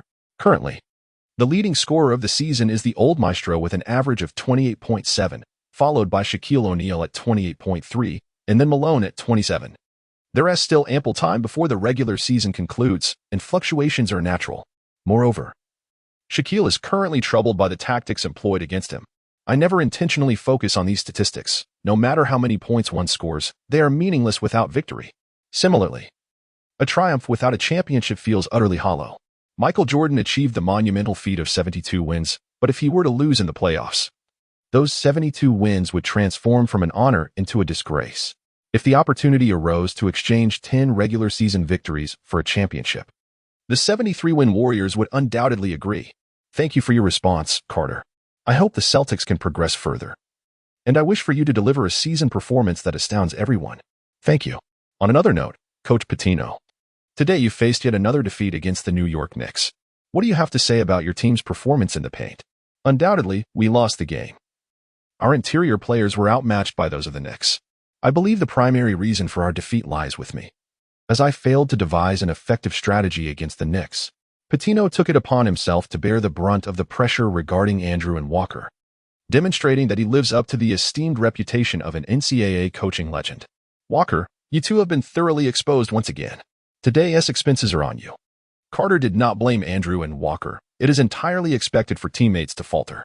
If Walker and Andrew had decisively outperformed Ewing, what purpose would it serve for him to remain the focal point of the team? The primary responsibility for the loss rests squarely on his shoulders. If he could surpass Michael Jordan in prowess, would it truly be so challenging to secure victory in this match? Carter did not blame the two for their attitudes. Instead, it instilled a sense of guilt in Walker. Boss, rest assured, I will shoulder the responsibilities of the paint. Walker whispered to Carter. Antoine Walker, remember this. Once you commit to something, either keep it to yourself or let everyone know. Carter earnestly patted Walker on the shoulder and smiled. Chapter 84. Fourth in the East. Just as Walker was about to speak, he realized that Carter had already walked away. I will not disappoint you, Carter, Walker murmured, audible only to himself. The following day, Carter arrived at the gym for practice as usual, only to unexpectedly discover an afro-haired player engaged in a one-on-one duel with Andrew. Boss, you're here. Look at this guy. His strength is simply monstrous. Upon seeing Carter, Bowen hurried over to assist him with his bag, while also taking a moment to express his astonishment regarding Big Ben. Indeed, it's quite extraordinary. Carter nodded, acknowledging that Dwight was indeed a formidable force in terms of strength. On the court, Andrew prepared once again to take Dwight on in the paint, only to be swatted away by Dwight's impressive block. The scene appeared ruthlessly brutal, yet Carter's eyes sparkled with excitement. Dwight was showcasing an extraordinary competitive spirit. Remarkable indeed. At this rate, it wouldn't be long before Dwight reached his full potential. Boss, your keen eye for talent remains unparalleled. Despite Dwight's abysmal average statistics, you were able to see his promise. My discerning eye in the nightclubs was even sharper. I know, boss, you have a preference for long legs, unlike me, who favors a more robust physique. As Carter and Bowen engaged in their boastful exchanges, Chansey and others gradually arrived at the gymnasium. Head coach Pitino, observing that most had gathered, called a halt to the ongoing duel between Andrew and Big Ben. You two have been locked in this one-on-one contest for an eternity over a mere 11 points. I scarcely know what to say, Pitino remarked. Andrew possessed a few offensive maneuvers, yet against Big Ben, he struggled to execute them, finding himself thoroughly thwarted by Big Ben's defense. Although Big Ben had not yet honed his skills to perfection, Andrew was far from being a prodigy himself. Astonishingly, these two had been engaged in this trivial 11-point skirmish for half an hour without establishing a victor. Nevertheless, Pitino had resolved that once Big Ben acclimated to the team, he would consider placing him in the starting lineup. After all, with Walker providing sufficient offensive strength in the paint, there was no necessity for an additional ball-handling core at the center position. The Celtics' fundamental strategy still revolved around their perimeter game, and Big Ben could effectively assume a role akin to that of a Rodman. With Big Ben on board, Pitino commenced his unabashed imitation of successful strategies. He intended to adopt the Bulls' triangle offense and, in collaboration with the coaching staff, modify it to better suit the Celtics' style. While he may not possess the raw talent to devise ingenious tactics, as a distinguished NCAA coach, he could certainly comprehend the nuances of effective strategies. Are you truly the Ben Wallace that Mr. Ainge specifically acquired? Carter turned to the smiling Ben and inquired, Are you indeed Ben Wallace? Ben, ever obedient, replied, Yes, boss. I am Ben Wallace. The locker room culture of NBA teams can be quite unwelcoming to newcomers. Despite Ben having entered the league in 1996 to the current Celtics, he appeared as an obscure rookie. Faced with the team leader's question, Ben, not being foolish, knew he had to display a degree of submissiveness. Otherwise, a mere furrow of Carter's brow could spell disaster for his career. While Ben had a fiery temperament, he was not naive. He understood the necessity of humility when the situation called for it. The coach would undoubtedly provide him with a chance to start. And if he could successfully defend against the opposing team's formidable center and secure those elusive rebounds, he would advocate for Ben's promotion to a starting position. Carter took the stage with an impressive display of grand promises. His persuasive techniques flowed with remarkable finesse.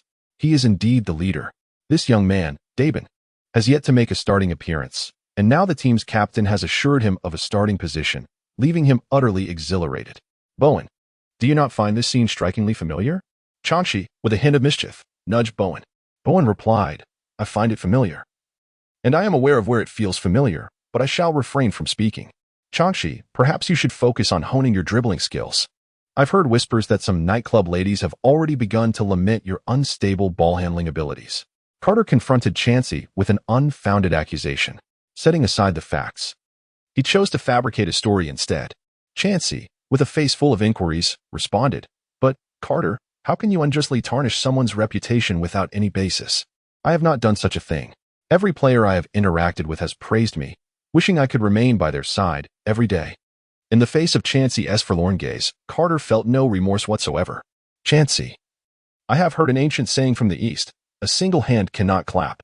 If your ball control were as steady as you claim, how could such rumors possibly circulate? Carter vividly demonstrated to Chansey what it truly means to possess boxing techniques that transcend time. This punch is 2 decades ahead of version 2. I must ask, what can you possibly counter with? Although Ben and Bowen sensed something amiss, they were momentarily at a loss for words, gradually becoming ensnared in the situation, and soon their gazes towards Chansey began to shift uneasily. Damn, Carter, if my ball control were truly unstable, why would so many nightclub girls seek me out? Chansey, while unaware of how Carter had ensnared him, realized he had been outwitted. Ha, Chansey, why not take us to the nightclub today to prove yourself? It's hardly a monumental task. Carter, with a hint of disdain, offered suggestions to Chansey, feigning concern for his well-being. This irked Chansey to the point where his nose seemed slightly askew. As time unfolded, Dwyane gradually integrated into the team, prompting the Celtics to consider elevating him to a starting position. Initially, this decision led many to question whether Pitino had lost his senses by appointing a man of approximately 2 meters as the starting center. However, Following a brief period of adjustment, the Celtics roster began to find its rhythm. They first triumphed over Garnett's Timberwolves on the road, followed by a narrow victory against the Golden State Warriors. Subsequently, they secured a win at home against the Houston Rockets, who had just completed a grueling 3-game road trip. This remarkable 3-game winning streak propelled the Celtics past the Hawks, landing them in 4th place in the Eastern Conference. Meanwhile, the Bulls had just managed to quell their internal strife, and their performance had yet to rebound. "Mr. President," one remarked, "if this momentum continues, the Celtics may achieve a successful rebuild this year." For the Celtics, any reconstruction that does not culminate in a championship is deemed a failure. Although David Stern outwardly echoed this sentiment, inwardly, he harbored different thoughts. The Celtics were advancing at an alarming pace. Had they truly bounced back to the playoffs so swiftly after a period of disarray? Nevertheless, Stern felt little concern, recognizing that the Celtics remained far from securing a championship. Only when the Celtics finally grasped the coveted title would it become a matter for him to ponder. Chapter 85, the upcoming Christmas showdown.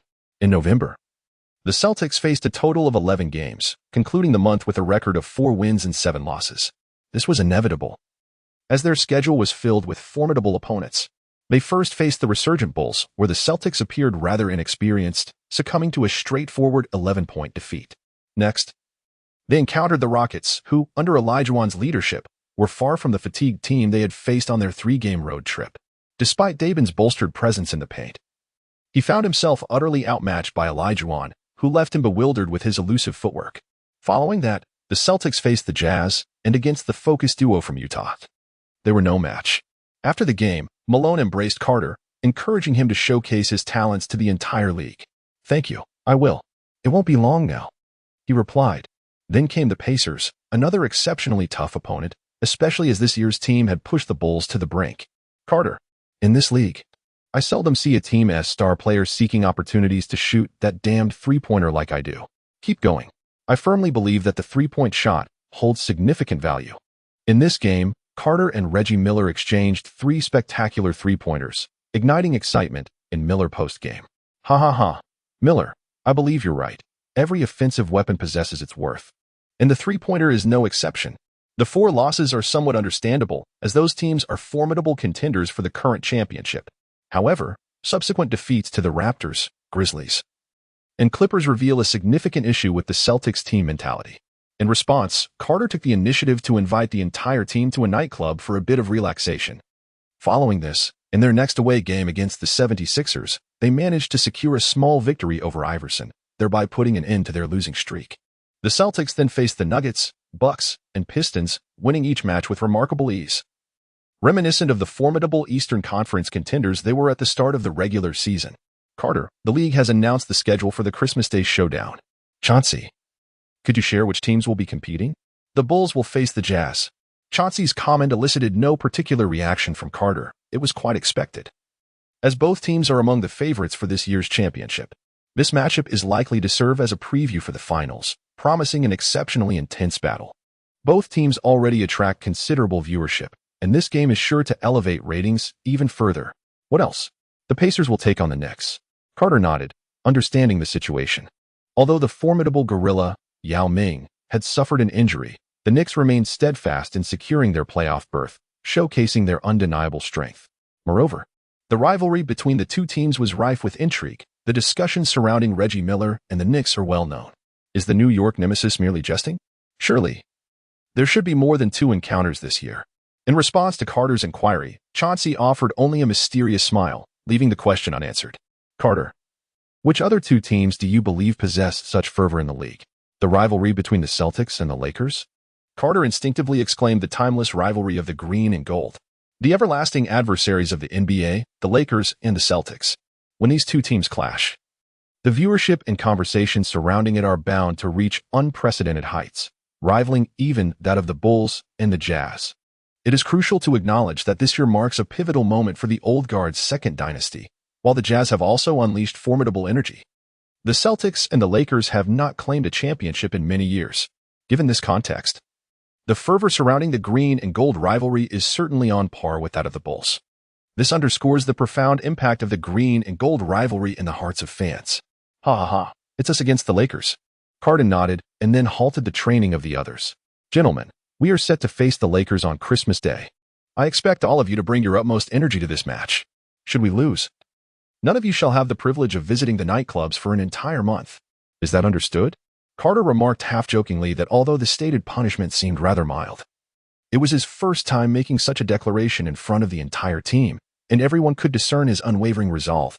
Rest assured, boss, the Lakers will undoubtedly fall to us, he exclaimed, adding, I merely wish to inquire about O'Neal's free throw practice. Will he be able to withstand our hack-a-shack strategy?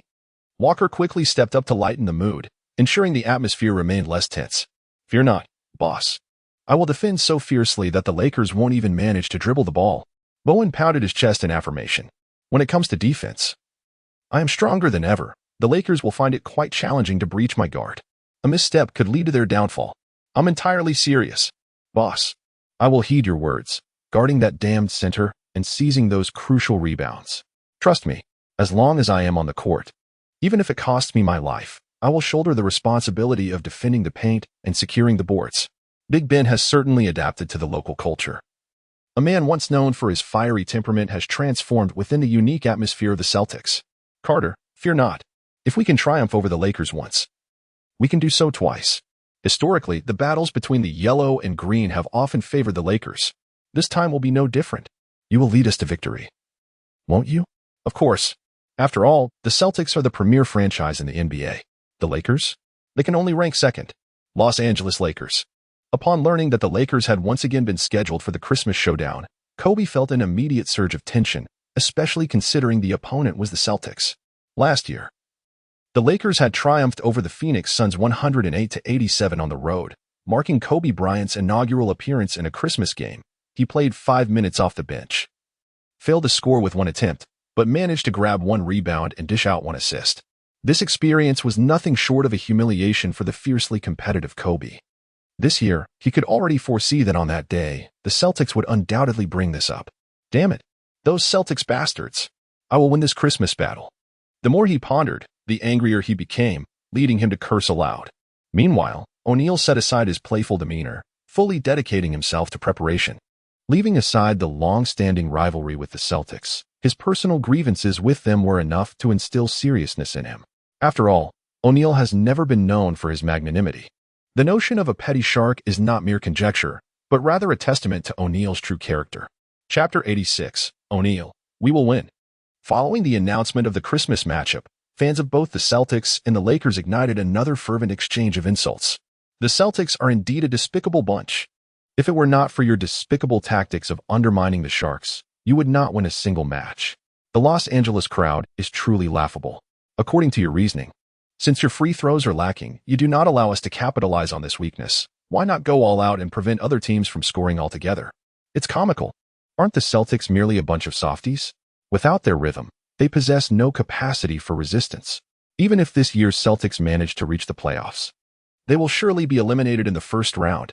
And yet, this Vince Carter has the audacity to claim he deserves the MVP and a championship? You Los Angeles fans should focus on how the Shark can make the basketball travel from the free throw line to the hoop.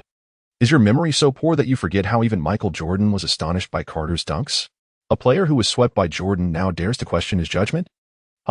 What use is a dunk if one merely floats outside for jump shots? The understanding of Los Angeles fans is as limited as your championship banners. Forever overshadowed by the Celtics. With no competent center to facilitate Carter-esque plays, how efficient can their inside game truly be? Allen Iverson of the Philadelphia 76ers penetrated the paint all season last year, yet they still finished at the bottom. While Celtics fans are puzzled as to why Carter doesn't drive more, they must not back down when clashing with Lakers fans. If Carter provides no reasons, then let his fans find them. A fierce exchange of insults erupted between the Celtics and Lakers fans. In an instant, the intensity of both teams surpassed that of all others, save for the Bulls and Jazz. League Commissioner David Stern could not help but nod approvingly at such results. Indeed, the rivalry between the Lakers and Celtics is a cake that must not be forsaken. It must be supported when necessary. This fervor exceeded Stern's expectations, igniting thoughts of bolstering the Lakers and Celtics. I came across a source stating that during the 2002 Lakers vs. Kings series, referee Donaghy, while incarcerated, claimed that the league instructed officials to make biased calls for profit, rendering the flashy Kings as sacrificial victims.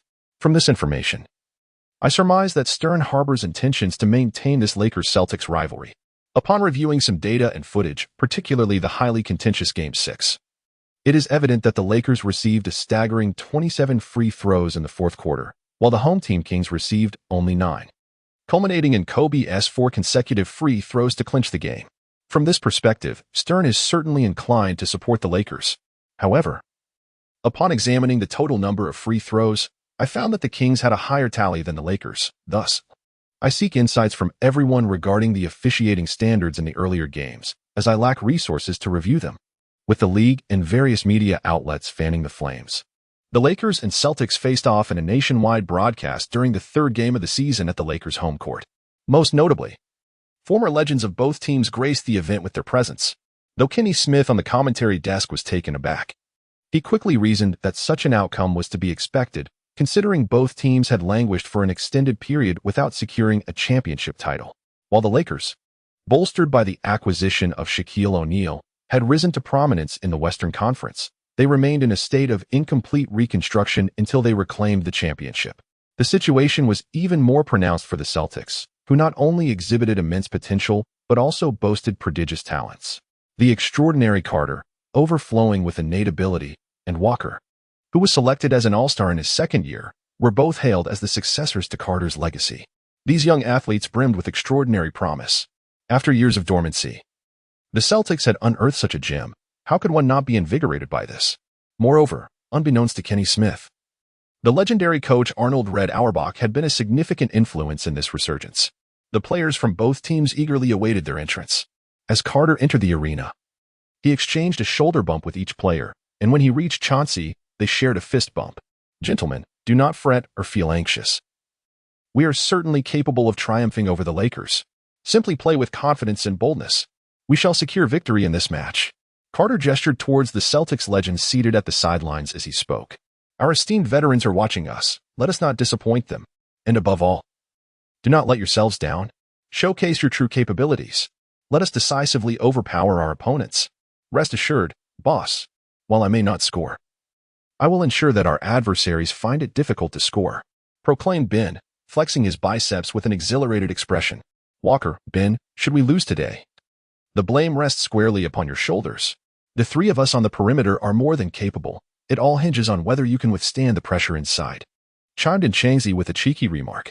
Carter cast a disdainful glance at Changshi, bewildered by the latter's transformation in demeanor, which had become so drastically altered and insufferable. Seemingly influenced by some dubious source. Changshi, your perimeter defense is the weakest. How dare you utter a word? If I were in your shoes, I would keep my mouth tightly shut. It's utterly embarrassing to even speak. Walker retorted without hesitation. Goodness, Walker. Do you truly believe that despite my defensive shortcomings compared to Carter and Bowen, any team boasts 3 elite ball handlers? Chauncey shot back, rolling his eyes at Walker. How can you express such shamelessness with such nonchalance? Walker paused momentarily, his expression resembling that of someone straining under discomfort as he glanced at Carter. Of course. I learned it from Carter. Chauncey's retort elicited a fierce glare from Carter, who was watching the unfolding drama. The laughter that Walker, Bowen, and Ben had initially intended to share was abruptly stifled. Ahem, Carter, this is merely a misunderstanding. Do you believe it? If you become the weak link in this match, prepare to treat us to a night out in Boston. Carter menacingly threatened. Unlike the atmosphere surrounding the Celtics, the ambience among the Lakers was palpably tense. The formidable Shaquille O'Neal had cast aside any notion of humor, while the oft-overlooked Kobe was utterly serious. The fiercely competitive Kobe, after his dismal performance of scoring 0 points in last year's Christmas showdown, approached this clash against the Celtics with utmost gravity. Hey, rookie, don't be so anxious. We shall emerge victorious in this match. O'Neal was drawn by the intensity of Kobe's expression. He pondered whether he had placed too much pressure on his teammates. Shaq. We will win. The young Kobe nodded affirmatively. Chapter 87. You are the short one. The customary pre-game greetings were forsaken by both teams. Coupled with various camera angles capturing the scene, fans at home felt the palpable tension in the air. Smith. It seems both the Lakers and Celtics are determined to claim victory in this match. A significant number of former legends from both teams had gathered. One might mistake this for a championship showdown. Paul, when has the rivalry between the yellow and green ever lost its fervor? Smith, you are right. Perhaps it will only diminish decades from now when the legends of both teams have aged. In this match, Kobe still did not secure a starting position. The Lakers' starting lineup comprised the mighty Shaquille O'Neal, Eddie Jones, Nick Van Exel, Rick Fox, and Robert Horry. The Celtics' starting five included Ben Wallace, Antoine Walker, Bruce Bowen, Chauncey Billups, and Vince Carter. The teams commenced with the jump ball, and the Lakers gained possession. Without question, the basketball was tipped to Nick Van Exel by O'Neal. The Celtics players showed no visible reaction. Should Ben manage to win the jump, it would indeed astonish them, given his height disadvantage against O'Neal. As Nick crossed half-court, Chauncey immediately closed in. Such aggressive play right from the outset invigorated the commentary team, Paul and Kenny Smith. Indeed, the rivalry between the Celtics and Lakers was living up to its reputation, and the contest had barely begun. I can only imagine how intense it will become in critical moments, Smith remarked. On the court, Chauncey's tight defense proved somewhat effective, standing at 6 feet 3 inches. He presented a notable challenge for Nick, who stood at just 5 feet 11 inches. Chauncey's defense significantly impacted Nick. This season, Nick averaged 6.9 assists and 13.8 points per game, though his scoring methods were not particularly outstanding, primarily relying on his shooting skills. Not only is his ability to break through inferior to Jones, but the presence of O'Neal in the paint also alleviates the necessity for him to create contact inside. With O'Neal dominating the interior, one can simply pass the ball to him, and he will effortlessly score without any assistance. Nevertheless, Channing's tight defense leaves Nick with little room to shoot. In such circumstances, Nick decisively opted to pass the ball. He refrained from directly feeding O'Neal due to the congestion in the paint. Apart from himself, Channing, Carter, and Jones, everyone else was crowded inside. Bowen and Walker's positioning subtly obstructed O'Neal's south passing lane. This prompted Nick to swiftly pass the ball to Jones, who was positioned at the elbow, with Carter closely trailing behind. Your elbow shot is commendable, but alas, your prowess is rather lacking. Jones's defense is formidable, and he possesses considerable offensive capability, yet he pales in comparison to Carter. Rookie, I've noticed that your only strength lies in your words. I'm genuinely curious about what else you can do aside from boasting. While adjusting his rhythm to seek opportunities, Jones continued to exchange banter. Buddy, I am the core of this team, unlike you. I recall the initial expectations from the Los Angeles fans for you to become the next Jordan. What happened?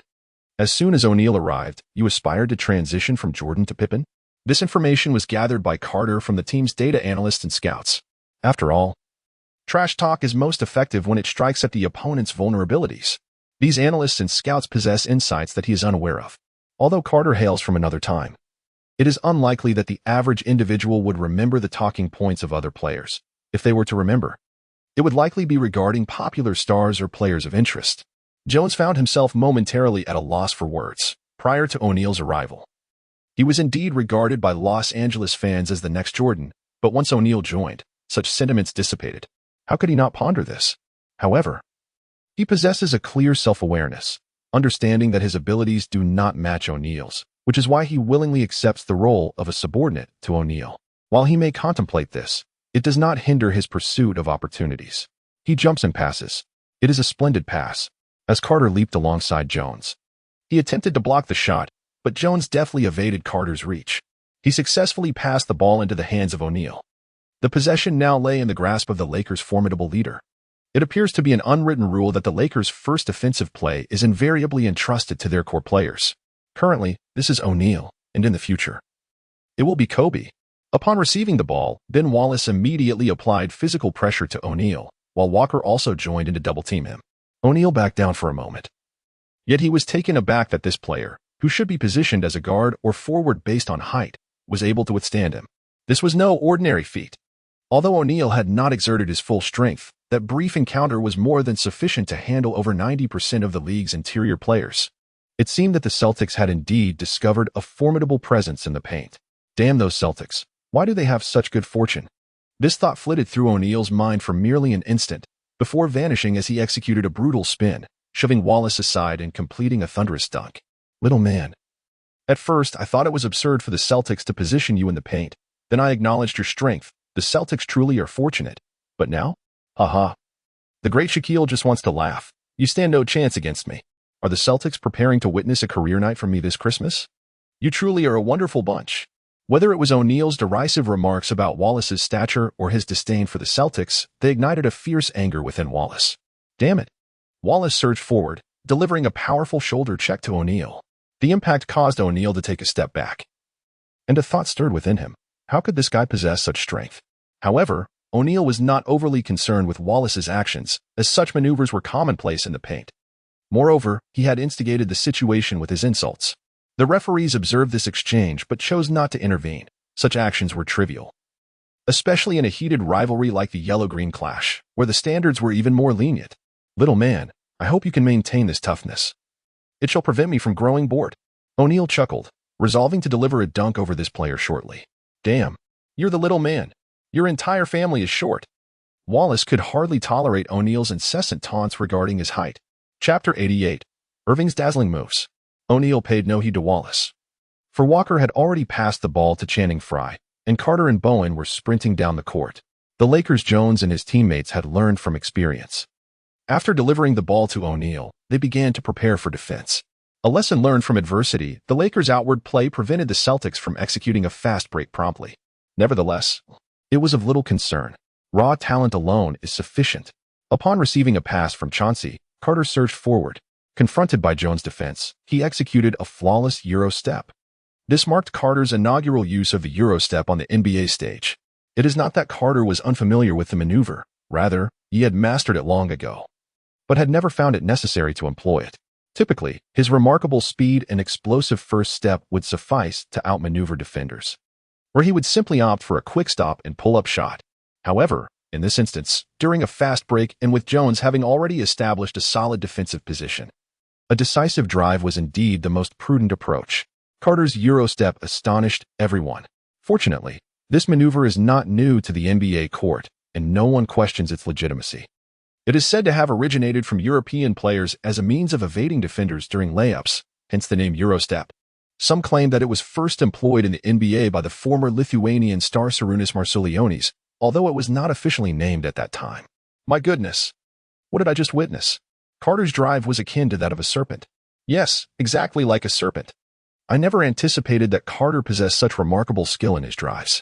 It seems we have underestimated him. Carter is truly a treasure of a player. One can hardly fathom the myriad techniques he has yet to unveil. Kenny Smith unabashedly praised him. Smith, you cannot be mistaken. Is Carter a deity? How can he execute such movements? His agility surpasses even that of Šarūnas. Carter's Euro step ignited the fans in front of the television. Carter, you are a deity.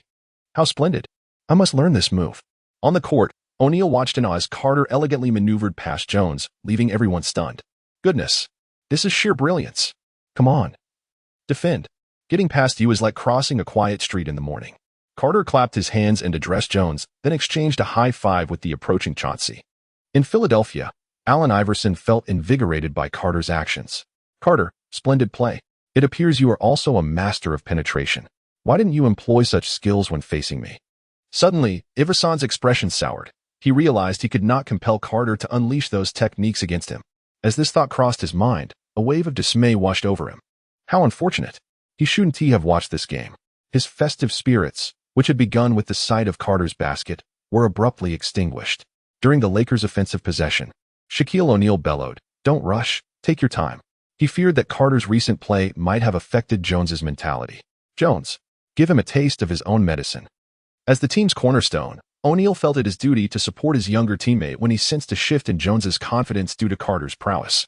Come on, veteran. Show me your ability to penetrate. I assure you, with your skill level, I could surpass you in 1,000 different ways. Carter smirked disdainfully, exuding an air of arrogance, seemingly dismissing Jones entirely. Damn it. Rookie, do not underestimate me. Jones charged at Carter with determination. This move, however, lacked prudence, as Carter firmly held his ground, preventing Jones from penetrating the defense. In a moment of desperation, Jones resorted to a crafty maneuver, dribbling to the baseline before attempting to break through. Carter pursued closely, only to be obstructed by Nick. Jones executed a well-timed pick-and-roll with Nick. Chauncey immediately rushed to assist, yet his defense proved utterly inadequate against the surging Jones. With finesse, Jones completed a layup, successfully securing 2 points. Commentary booth, that pick-and-roll was commendable, but Jones, why not display some tenacity and confront Carter head-on? What are you afraid of? The Celtics' interior players have faced Shaq despite his towering stature, and they did not shy away. "Can you not play like a man?" Smith remarked with a hint of disdain. "Instead of retaliating with skill, you resort to seeking a screen. What a disgrace." "Rookie, did you see that? Scoring is paramount. You ought to play with a touch more wisdom." Jones pounded his chest, directing his ire at Carter. Pfft. Carter was amused by Jones. Where did the Lakers find such a jester? Is this their strategy to bring about the Celtics' defeat? "Channing, pass me the ball." As Carter extended his hand, the basketball seamlessly transitioned from Chauncey's grasp to Carter's. "Old bird. How do you think I plan to outmaneuver you with this play?" Carter arrived at the three-point line, then with a swift motion, he passed the ball to Bowen, who subsequently relayed it to Chauncey, while Carter executed a strategic run. Carter utilized his speed to create half a body's distance between himself and Jones before receiving the ball. Upon catching it, facing the closely approaching Jones, Carter once again displayed his exquisite triple threat posture. Indeed, the triple threat stance of the melon is remarkably effective. "Veteran, it seems you are unaware of how I intend to surpass you. Are you truly not inclined to take a guess?" As Carter spoke, he executed a post-up move, then seamlessly transitioned the ball to his left hand with a behind-the-back dribble, immediately turning to face the basket. As he spun, Jones reacted by lunging to the side. Yet Carter swiftly performed a crossover, deftly maneuvering past him. The blue butterfly danced through the clouds. One might not be familiar with this name, but it evokes the image of Irving's butterfly flitting through flowers. However, this was merely an enhancement, incorporating a crossover in response to Jones's movement. Carter's move once again astonished the eyes of the fans. "Irving, no, leave some for me." After Carter maneuvered past Jones, he successfully penetrated the paint. With the formidable presence of Big Ben and Walker holding back the Shark, he executed a thunderous dunk. "Jones, you truly fell short. Put in a little more effort. You were almost able to thwart me." Carter pondered deeply. "My dear, with such movements displayed, could you possibly remain unfazed?" Carter's ability to break through defenses and his ball-handling skills are undeniably impressive, now approaching a level of excellence. Coupled with his lightning-fast first step, it is almost trivial for him to surpass Jones, especially considering that few current players are adept at such maneuvers. It is entirely reasonable that Jones struggles to contain him. "Smith, despite my high expectations for Carter, I realize at this moment that I have underestimated him. Carter's ability to penetrate defenses is nothing short of artistry. Indeed, Paul. From this point onward, the outcome of this match holds little significance, for I behold limitless potential in Carter. He resembles a versatile warrior, multifaceted in his capabilities." Paul exuberantly sings his praises, aware that should any repercussions arise, Carter will bear the consequences. As the commentators fervently extol Carter's virtues, on the other side, the sheer brilliance of his moves leaves spectators astonished. Allen Iverson watches Carter's dribble, his eyes widening in disbelief, while the previous Eurostep captivated him. This particular play showcases Carter's formidable prowess in breaking through defenses. Strong, exceptionally strong. Carter's finishing ability surpasses even that of Iverson. Consider this, possessing a first step comparable to that of McGrady, alongside Irving's arsenal of dribbling skills.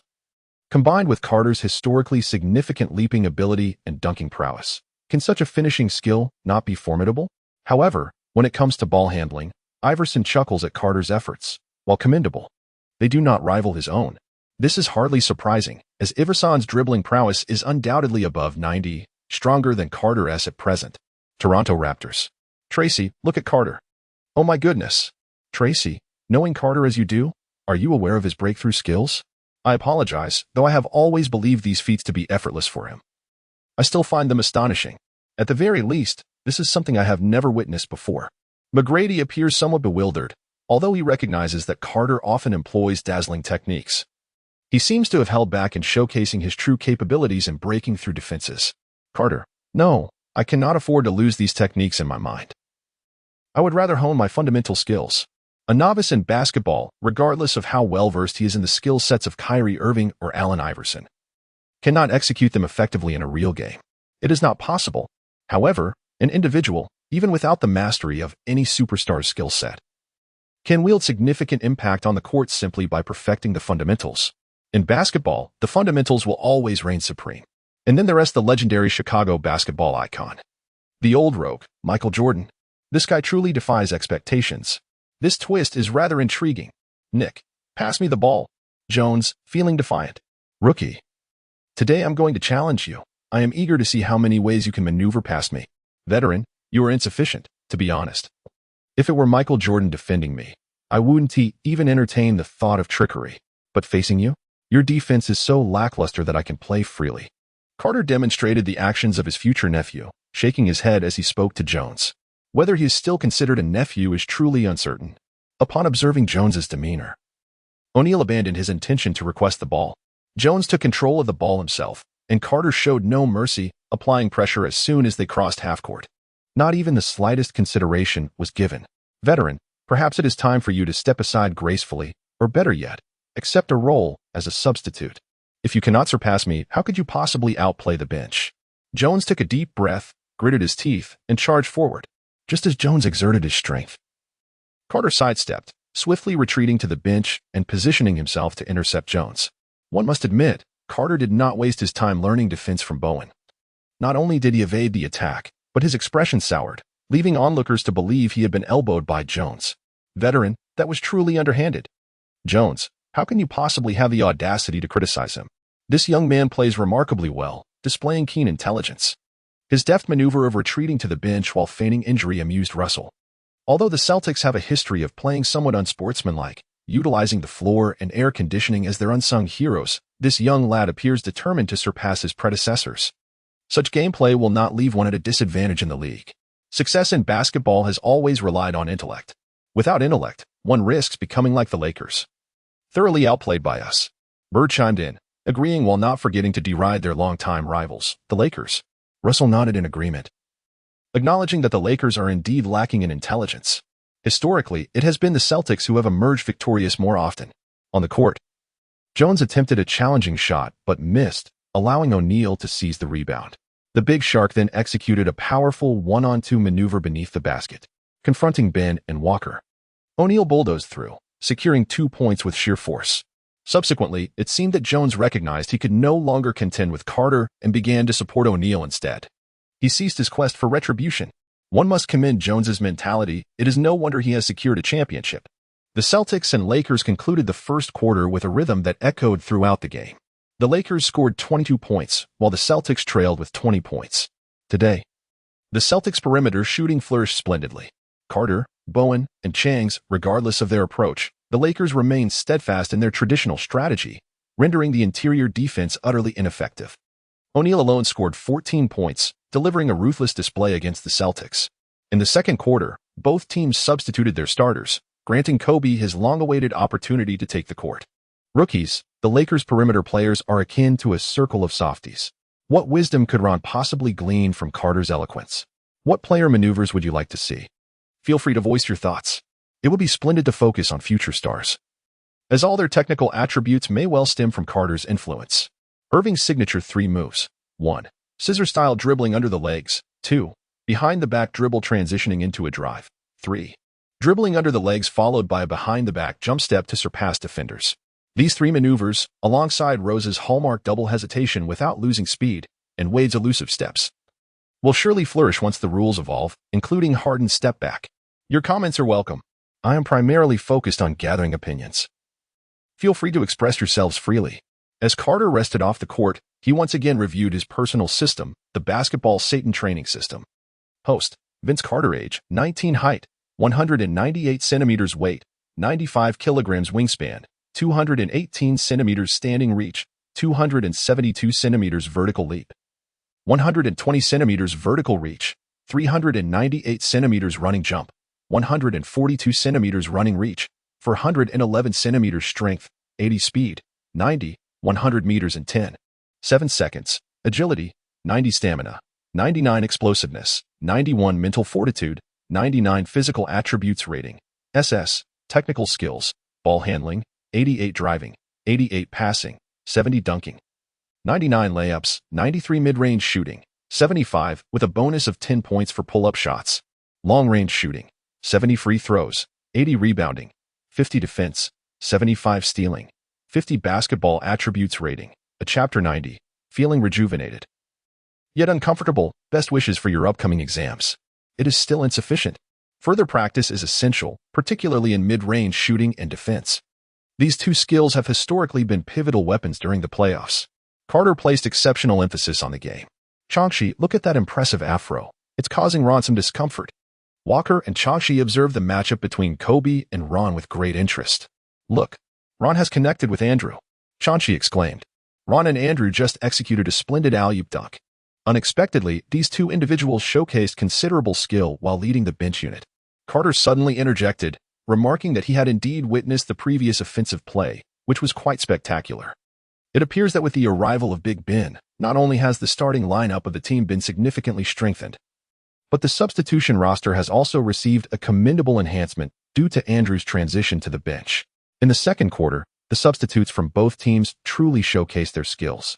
Kobe was granted ample opportunities to shoot, demonstrating his audacity. As long as he had the chance, he would take the shot. Faced with Ron's individual defense, Kobe shot at will. Initially, his rhythm was off, hitting the rim 3 consecutive times, but soon he found his groove and scored 3 successive points against Ron. As the game resumed in the third quarter, both teams reinstated their starters, indicating a readiness for a genuine contest. Despite Kobe's commendable performance in the second quarter, he found himself overshadowed by the spotlight on Shaquille O'Neal and Carter. Even in the absence of these two stars, there were legendary figures from both the Lakers and Celtics seated courtside. Feeling somewhat overlooked, Kobe experienced a flicker of discontent within, yet he chose to remain composed. "Next time, I shall captivate everyone with an even stronger performance," he vowed silently to himself, clenching his fist on the bench. On the court, upon the Celtics' return, there was a noticeable alteration in their players' positioning. What might the Celtics be planning? Why were Carter and Channing positioned thus? Kenny Smith found himself perplexed. Were the Celtics intending to engage in isolation plays? Otherwise, what could account for such a formation? Goodness! It appeared that the Celtics were indeed taking advantage of the situation. Nick found himself utterly helpless. Standing at less than 6 feet, he was unable to pose any effective defense against Carter. "Paul, we observed that Carter, unperturbed by Nick's defense, didn't he even spare him a glance before decisively taking the shot, although it seemed rather unkind." The sight of Nick exerting every ounce of effort yet failing to exert pressure on Carter was undeniably comical. "I assure you, I am not laughing at you. I swear to God." Smith couldn't help but chuckle, quickly turning to the camera to offer an explanation. "I believe with your talent, you ought not to be in this league. You should be playing women's basketball. There, you would undoubtedly become one of the top scorers." Carter's soft-spoken words are akin to a series of gentle daggers. At first glance, they possess no apparent power, yet they sting profoundly. Do not heed his nonsensical chatter. Nick, those who have exchanged barbs with Carter, or have been subjected to his sharp tongue, like Jones, are acutely aware of the prowess of Carter's trash talk. When Carter extended his claws towards Nick, Jones promptly stepped forward. "Rookie, if you possess any courage, come at me. Who granted you such an inflated sense of superiority after I effortlessly bypassed you? Have you already succumbed to amnesia at such a young age? How swiftly you forget the events of the first quarter." Ignoring Carter, Jones gestured for Nick to initiate the play. The Lakers, as ever, sought to feed the ball to O'Neal. Once O'Neal established his position, Nick decisively delivered the basketball into his grasp. O'Neal first nudged Walker aside with his posterior, then, using his body, he powered through Big Ben, concluding with a smooth hook shot that found its mark. Following the basket, O'Neal refrained from celebration, instead rubbing his chest. Reminded of the pain from the earlier collision with Big Ben. "Buddy, this is merely a routine regular season game. There is no need to exert oneself so fiercely." "Even if it were a Christmas showdown," O'Neal remarked, casting a glance at the grinning Big Ben. "The boss has instructed me to focus on defending against the opposing center and securing those damned rebounds. That is my duty." As Big Ben spoke, he wrapped himself around O'Neal. In a subsequent offensive possession for the Celtics, Channing took the ball to engage Nick in a one-on-one duel, leveraging his height advantage. Channing found it quite effortless to challenge Nick. The Celtics have clearly revealed their strategy, targeting the least talented player on the court. They intend to overpower you with sheer athleticism, rendering you utterly helpless. Can one truly blame Nick for his performance? No, he has done all that he is capable of. Yet the disparity in talent remains insurmountable. What can one do? It appears that the Lakers must swiftly adapt, as the Celtics have set their sights squarely on Nick. Frankly, if this were the playoffs, by the end of this game, Nick's market value might very well be obliterated by the Celtics. Paul quipped, seizing a momentary stoppage in play. The Lakers replaced Nick with Kobe Bryant. There was no other option. The available substitutes for the point and shooting guard positions were limited. And only Kobe and Fisher were suitable, yet Fisher matched Nick in height at 185 meters. If Fisher were to take the court, it would be as though nothing had changed. With such reasoning, the Lakers opted for Kobe. Oh, the favored one has arrived. Indeed, every time we face the Lakers, your coach foolishly insists on having you match up against me. And once again, it is the same. In a tone that was predictably unsurprising, Carter's words caused Kobe, still basking in the excitement of his recent entrance, to momentarily lose his smile. Let me reiterate, I am not an insider. I shall staunchly restrict your movements on the defensive end.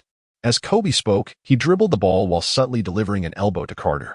It must be said, that little elbow had quite a bit of force behind it. No wonder he is often compared to the great Karl Malone of Los Angeles. Carter was not one to be courteous with Kobe. If you elbow me, I shall return the favor and even grip you by the waist. Kobe, pass me the ball. Kobe prepared to assertively challenge Carter from the perimeter, eager to prove himself, primarily because Carter's insufferable smirk was simply too irritating.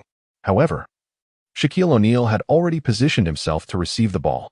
After a brief moment of contemplation, Kobe ultimately decided to pass the basketball to the towering figure beneath the hoop. O'Neal wasted no time, launching into a powerful dunk, and it was a ferocious one at that. I've told you, my friend.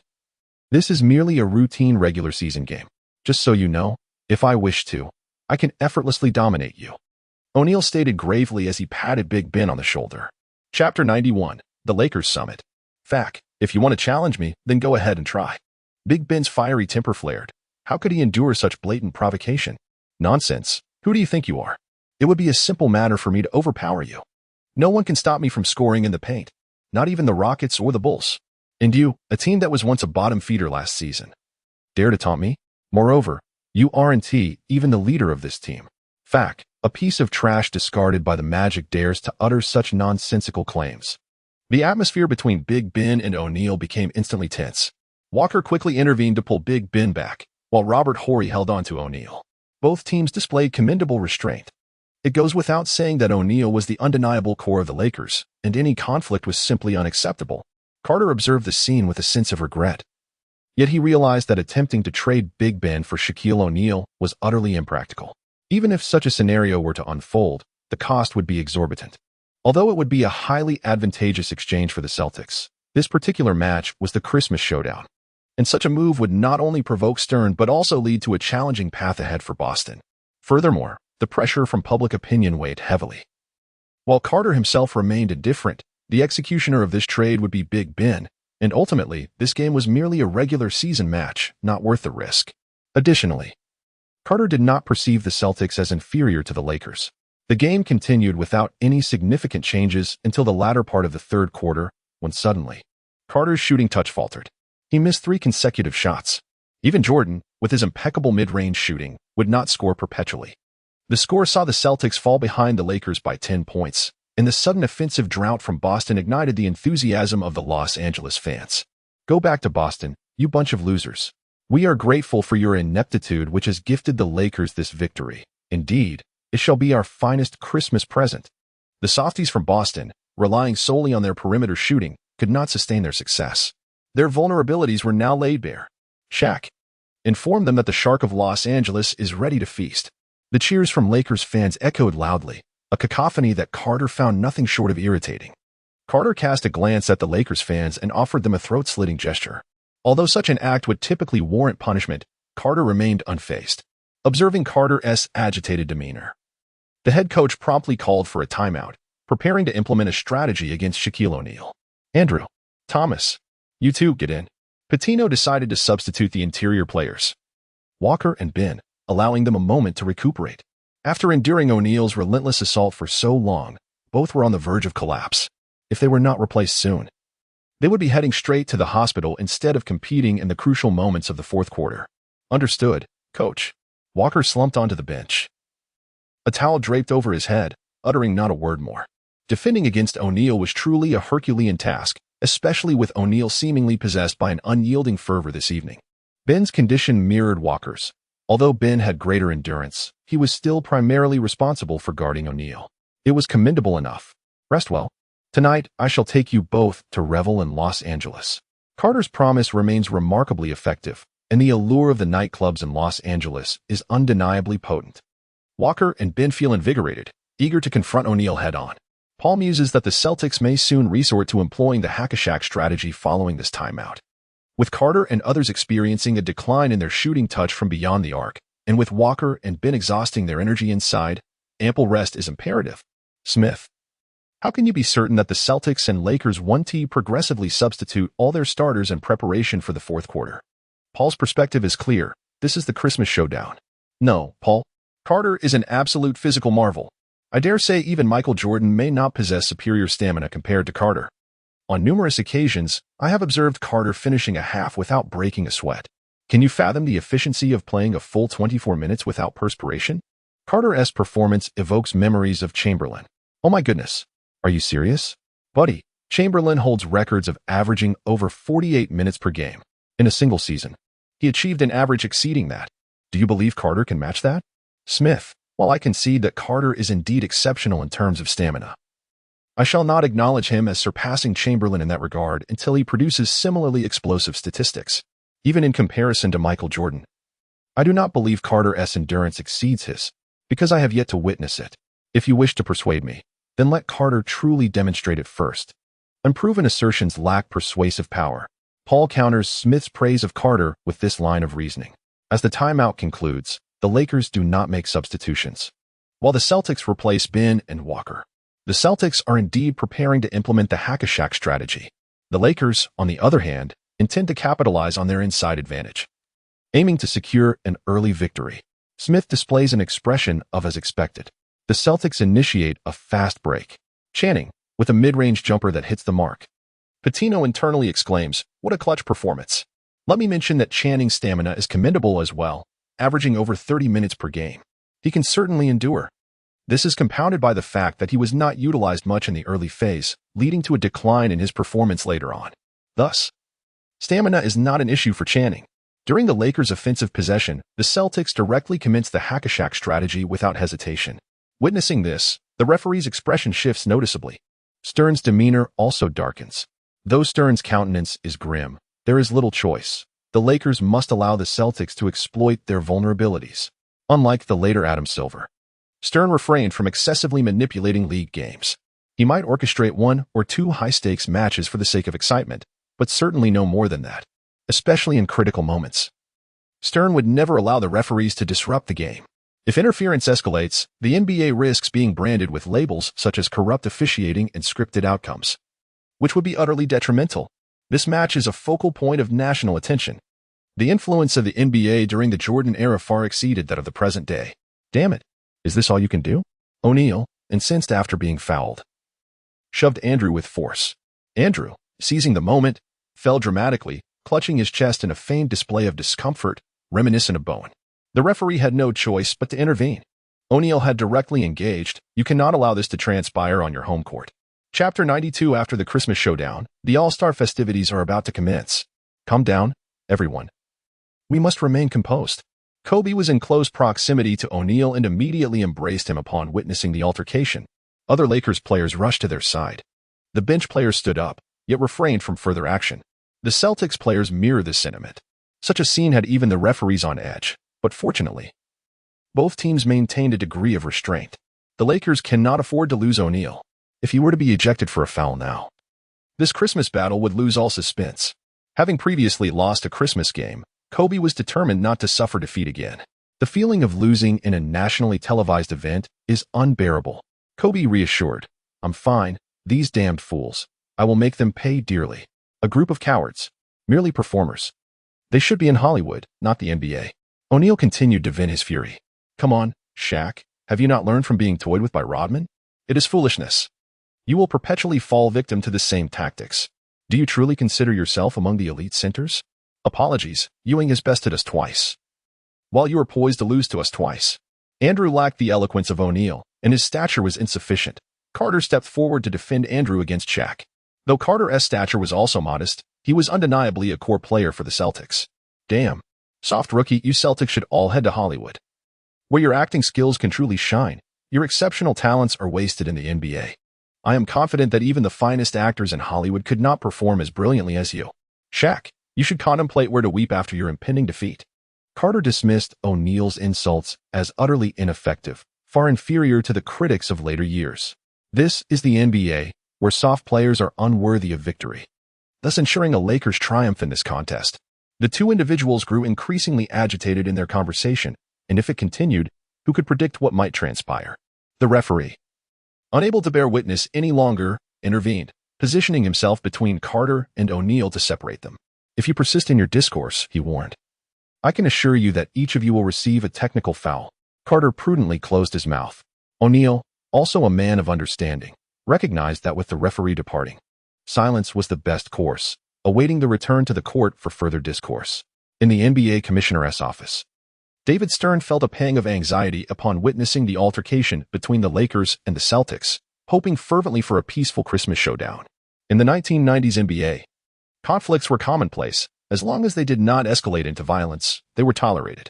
From the commentary booth, one lamented, "I had hoped the two teams would deliver a spectacular basketball performance. It must be said, Andrew is remarkably astute on the court. I discern a hint of Rodman in his play, yet regrettably, he pales in comparison to Rodman's prowess," remarked Kenny Smith with a hint of disappointment. Paul, watching Kenny, was left speechless, questioning his colleague's desire for chaos on the court. After all, they were commentators. What was he insinuating? The Lakers subsequently substituted O'Neal, allowing him to rest while they engaged the Celtics from the perimeter. The Lakers were not foolish. If you aimed to dominate Shaquille, they would simply evade. The Celtics' diminutive center was not particularly formidable, thus allowing Shaquille to share the court. If you sought to overpower O'Neal, I would respond with Ben Wallace. Let us entrust the match to these two and see who dares to challenge. As the third quarter dwindled to 2 minutes, the Celtics replaced Channing with Ron for a few moments, while Bowen, whose stamina remained adequate, continued to roam the court after the Lakers' perimeter assault had sputtered. Bowen's presence required no aggressive play. His mere existence on the court provided ample respite. A fierce exchange of perimeter shots ensued. Yet Carter's offensive firepower coupled with Bowen's defense effectively subdued Kobe and Fisher. Within 2 minutes, the Celtics closed the gap by 5 points, restoring balance to the scales of victory. In the fourth quarter, the Celtics brought in Big Ben and Walker, while the Lakers reintroduced Shaquille, substituting Jones, whose energy had waned after 3 arduous quarters. Moreover, Jones was unable to exert sufficient defensive pressure on Carter. The Lakers opted for Fisher, assigning Kobe the task of defending Carter. Although Kobe might also struggle, his abundant stamina allowed him to wear down Carter. Meanwhile, Fisher was tasked with guarding Channing. Although O'Neal felt fatigued, the brief respite at the end of the third quarter had somewhat revitalized him. Excitement was building. Fans watching from their televisions were instantly captivated by this lineup change. In the final quarter, both sides were certainly poised for a fierce battle. On the Celtics bench, Channing glanced at the Lakers lineup with urgency. "Coach, let me in. I can do this." But the coach replied, "No, Channing, your priority now is to recover your strength. The fourth quarter has only just begun, so there is no need to rush. Your time to shine will come." Patino shook his head in refusal to Chansey's suggestion. On the court, Carter faced Kobe's defense and executed a decisive drive. He sidestepped Kobe effortlessly and, as Kobe attempted to recover, took a jump shot. Although the ball did not find its mark, it resulted in a foul against Kobe. Perhaps Kobe did not anticipate that Carter would halt abruptly, leading to a forceful collision between the two. "Be smart on the court, Kobe." Carter gently patted Kobe's shoulder, adopting the tone of a mentor to impart wisdom.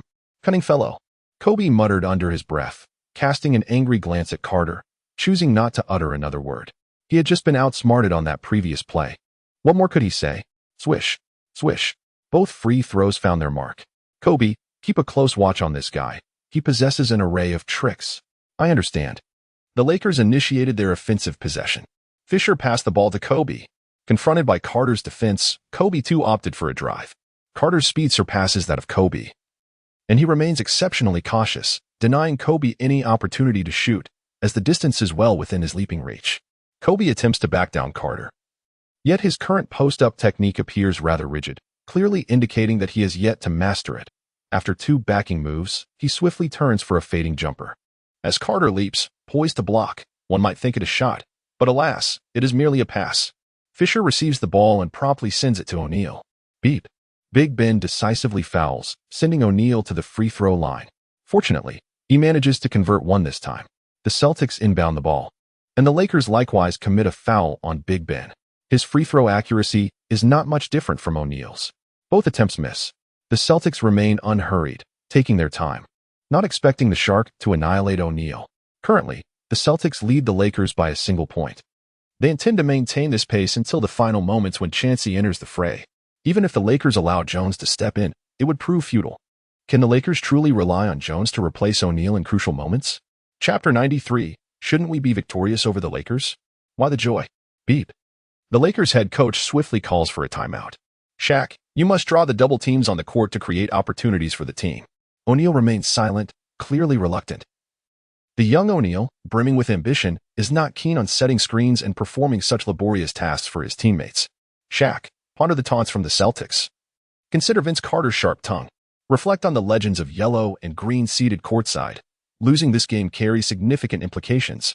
The Lakers coach, sensing the superstar center's reluctance to set screens, pulls O'Neal aside for a word of encouragement. Let them make that damn shot. I have no desire to set a screen only to wrestle with two reckless individuals for the rebound. O'Neal grimaces but eventually nods. Shaq, this will mark a pivotal transformation in your career. You shall be a hero of Los Angeles.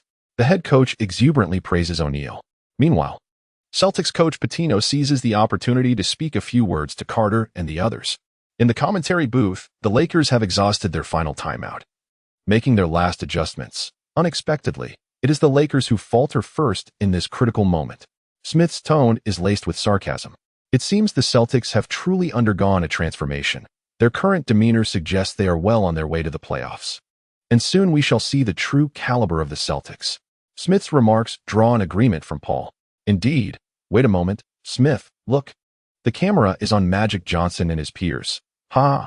Why do their faces appear so grim? One can only say that the director knows how to capture the moment.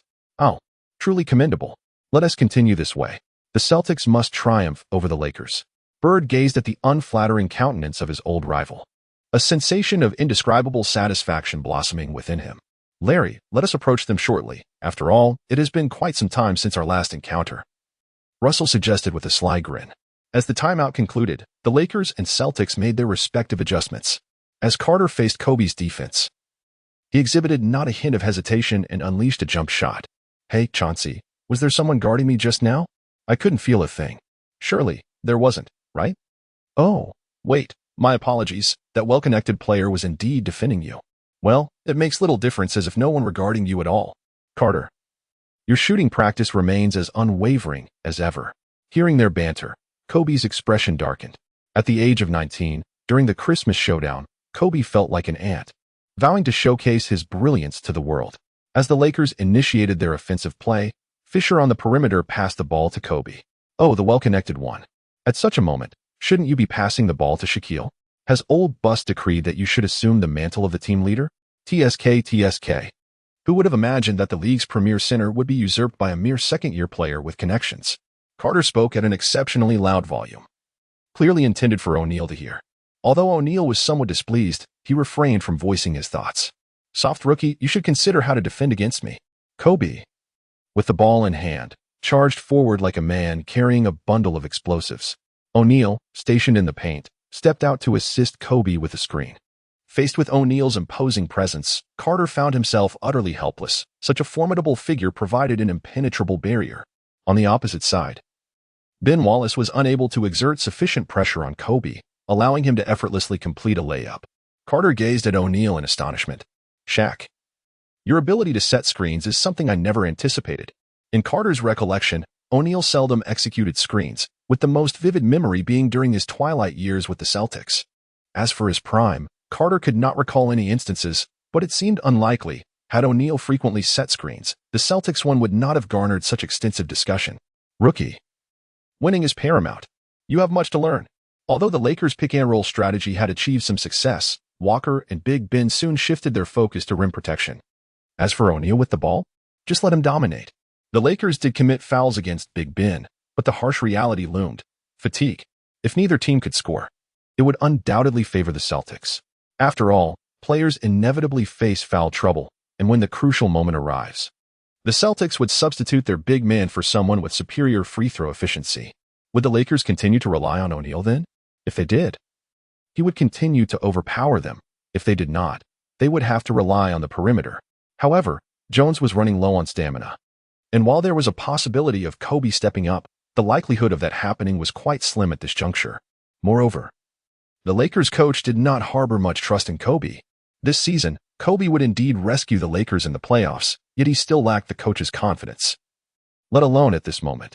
Many Lakers fans were fervently hoping for a perimeter player to emerge and alleviate the team's pressure. Unfortunately, until the final 2 minutes, both teams were mired in fouls and missed shots. In the closing moments, the Celtics brought in Chansey, preparing to seal the game. On the Lakers' side, Fisher had fouled out, and Jones was substituted in. Yet O'Neal remained on the court. The Lakers coach understood that substituting O'Neal at this juncture, while it might inject a semblance of suspense into the game, would only incite further anger in the already disgruntled O'Neal, undermining the stability of the locker room. In such a situation, he could not help but lament. If only Shaq could shoot free throws. If only Shaq were less petty. In the final 2 minutes, the game remained devoid of suspense. The Celtics triumphed with a 5-point margin. As the Christmas showdown concluded, the league and its promoters began to generate buzz, with major media outlets heralding the event. Countless fans, captivated by Carter's performance in this match, resolved to cast their votes for him in the All-Star balloting. Apologies, Shaq. But once again, you find yourself on the losing end. Perhaps the Celtics are destined to overshadow the Lakers. Carter shrugged and embraced O'Neal before being intercepted by reporters. Carter, we are all aware that this marks your inaugural participation in the Christmas showdown. Could you share your current sentiments? He replied, under normal circumstances, I would feel elated to win the game.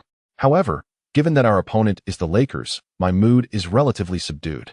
After all, triumphing over the Lakers is hardly a cause for celebration, especially considering that throughout the storied history of the Celtics, perhaps the most prominent role we have played against the Lakers is that of the victor. Carter, during a game at the Lakers' home arena broadcasted live across the nation, delivered a scathing critique of the Lakers. The Boston fans were utterly elated. Ha ha ha, Carter. You speak the truth. Our joy stems from victory. And as for defeating the Lakers, it is of little concern to us, as we have continually triumphed. Carter, I could almost fall in love with you. Your words are simply delightful. Chapter 94. Reactions before the All-Star Game. The spectrum of human emotions is diverse. While Celtics fans revel in excitement, Lakers supporters merely perceive it as noise. So what if they won a game? What is all the fuss about? Truly embarrassing? Have the Celtics never tasted victory?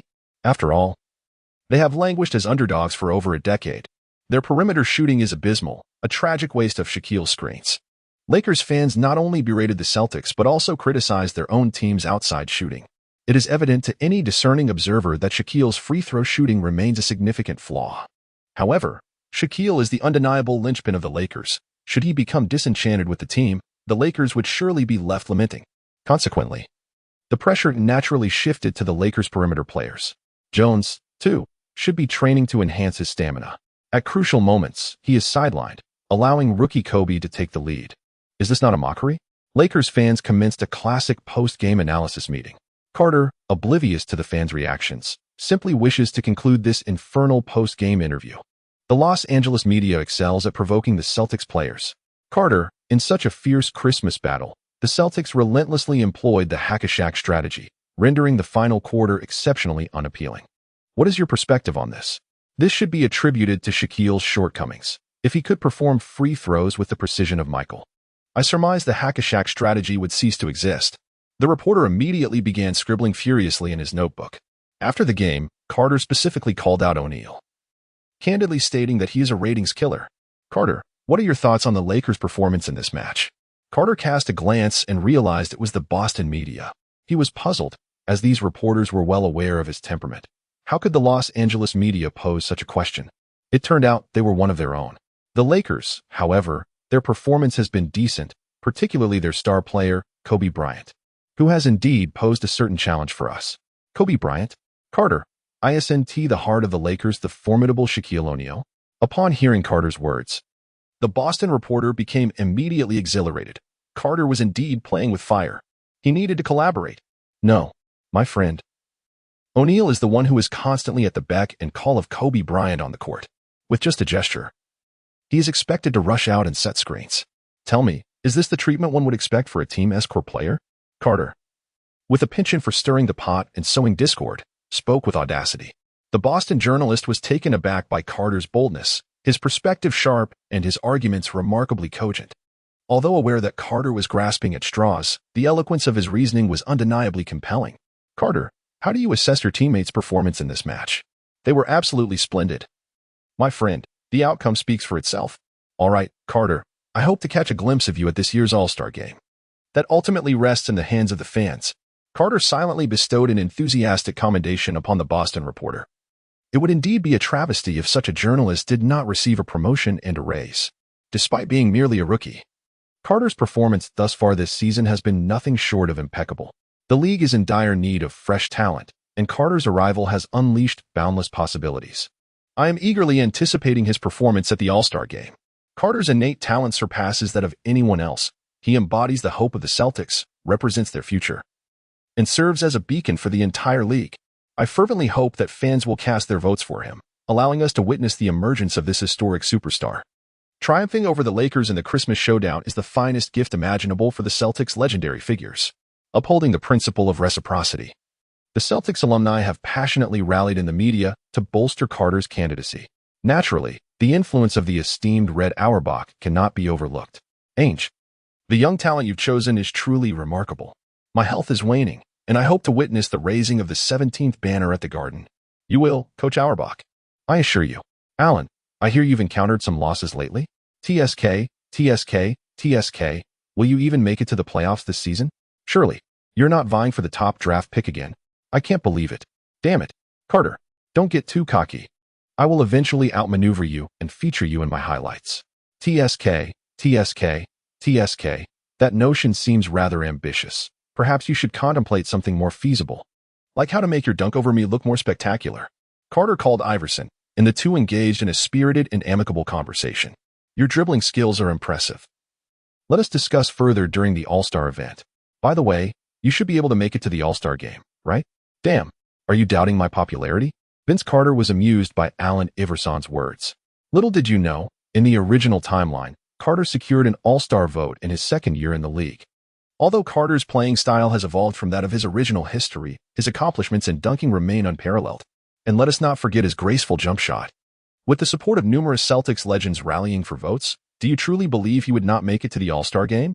Were it not for the current era of the old guard's second three-peat and the brevity of Carter's playing time, the All-Star voting champion, Carter, would have confidently guaranteed his place. No, no, no. I merely offer this reminder from a senior's perspective. After all, I'm not worried in the slightest. Haha. Shall we see who secures the All-Star voting champion first? What do you say? If you lose, the next time I visit Philadelphia, you must treat me to a night out. If you claim the votes first, then I shall treat you in Boston. Deal. Carter, just wait. I want to let you in this time. On the other end of the line, Iverson replied with a hint of excitement. Ha ha ha, prepare to treat me. The Celtics are starting to ramp up their efforts, and we too should galvanize our PR department.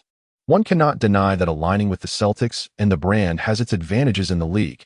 While it may not yet be the era of the brand, its influence in the league is beginning to overshadow that of Adidas. Although the future Adidas 5 Tigers may cause the brand some temporary discomfort, its voice in the league remains undiminished. Time is of the essence to design Carter's signature shoes. We must ensure that the design blueprints are presented to Carter during the All-Star festivities. The higher-ups at the brand are indeed pragmatic. The better Carter performs, the more humble their demeanor becomes. Had Carter been merely a fortuitous role player signed by them, they might not have even considered designing shoes for him, let alone coordinating blueprints. Chapter 95. No Mercy for Future Dunkers. After 4 weeks of voting, with great anticipation, the NBA officially announced the results. Undoubtedly, the old guard, Michael Jordan, was crowned the All-Star voting champion with an astounding 1.02 million votes, leading the second-place Grant Hill by 200,000 votes. In the Eastern Conference's center position, Dikembe Mutombo triumphed with 470,000 votes, surpassing both Ewing and Mourning. Luke Longley and Rick Smits found themselves overshadowed by this trio. In the forwards category, Hill, Kemp, Pippen, and Rodman claimed the top 4 spots, followed by Rice, Webber, and others. Among the guards, the old guard held the first position, with Penny Hardaway in second. Despite having played only 19 games this season, yet he remains a beloved figure in the hearts of fans. Vince Carter secured third place, with a slender lead. Carter edged out Tim Hardaway to secure the third spot, while Allen Iverson claimed the fifth. Over in the Western Conference, the illustrious ranks included Malone, Payton, O'Neal, Stockton, Kobe, Duncan, Kidd, Jones, Marbury, Robinson, Olajuwon, and Garnett, among others, all making the cut. From a contemporary perspective, the selections for this all-star roster seem almost unfathomable. The NBA commissioner, Adam Silver, extended invitations to those named on the list, beckoning them to participate in the slam dunk contest. This year's competition promises to be unlike any before it, featuring none other than Vince Carter, a player whose prowess in dunking has even garnered the acknowledgement of the legendary Michael Jordan. Although Carter has yet to participate in the dunk contest and has limited in-game dunks, Jordan's public admission of Carter's superior dunking ability alone secures his position as the premier dunker. However, whether he can maintain this status will depend on his subsequent performances. Everyone is eager for Carter to grace the dunk contest. Can one imagine Stern refraining from extending an invitation under such circumstances? Upon receiving the invitation, Carter promptly accepted it. What are you all so engrossed in? Come, hand me a newspaper. I wish to take a look as well. As Carter arrived at the gym, he noticed everyone engrossed in reading newspapers, so he approached them to inquire. Here you go, Carter. Carter cast a glance at the report regarding the All-Star festivities. What captured his interest most was the lineup for the slam dunk contest. Among the participants were the Denver Nuggets rookie, Dwyane Wade, the Dallas Mavericks second-year player, Michael Finley, the Minnesota Timberwolves second-year athlete, Chris Carr, the Los Angeles Lakers newcomer, Kobe Bryant, and the Milwaukee Bucks rookie, Ray Allen, along with himself. Notably absent was the Cleveland Cavaliers second-year player, Bob Sura, who had participated in the past. His absence was puzzling, perhaps a manifestation of the butterfly effect.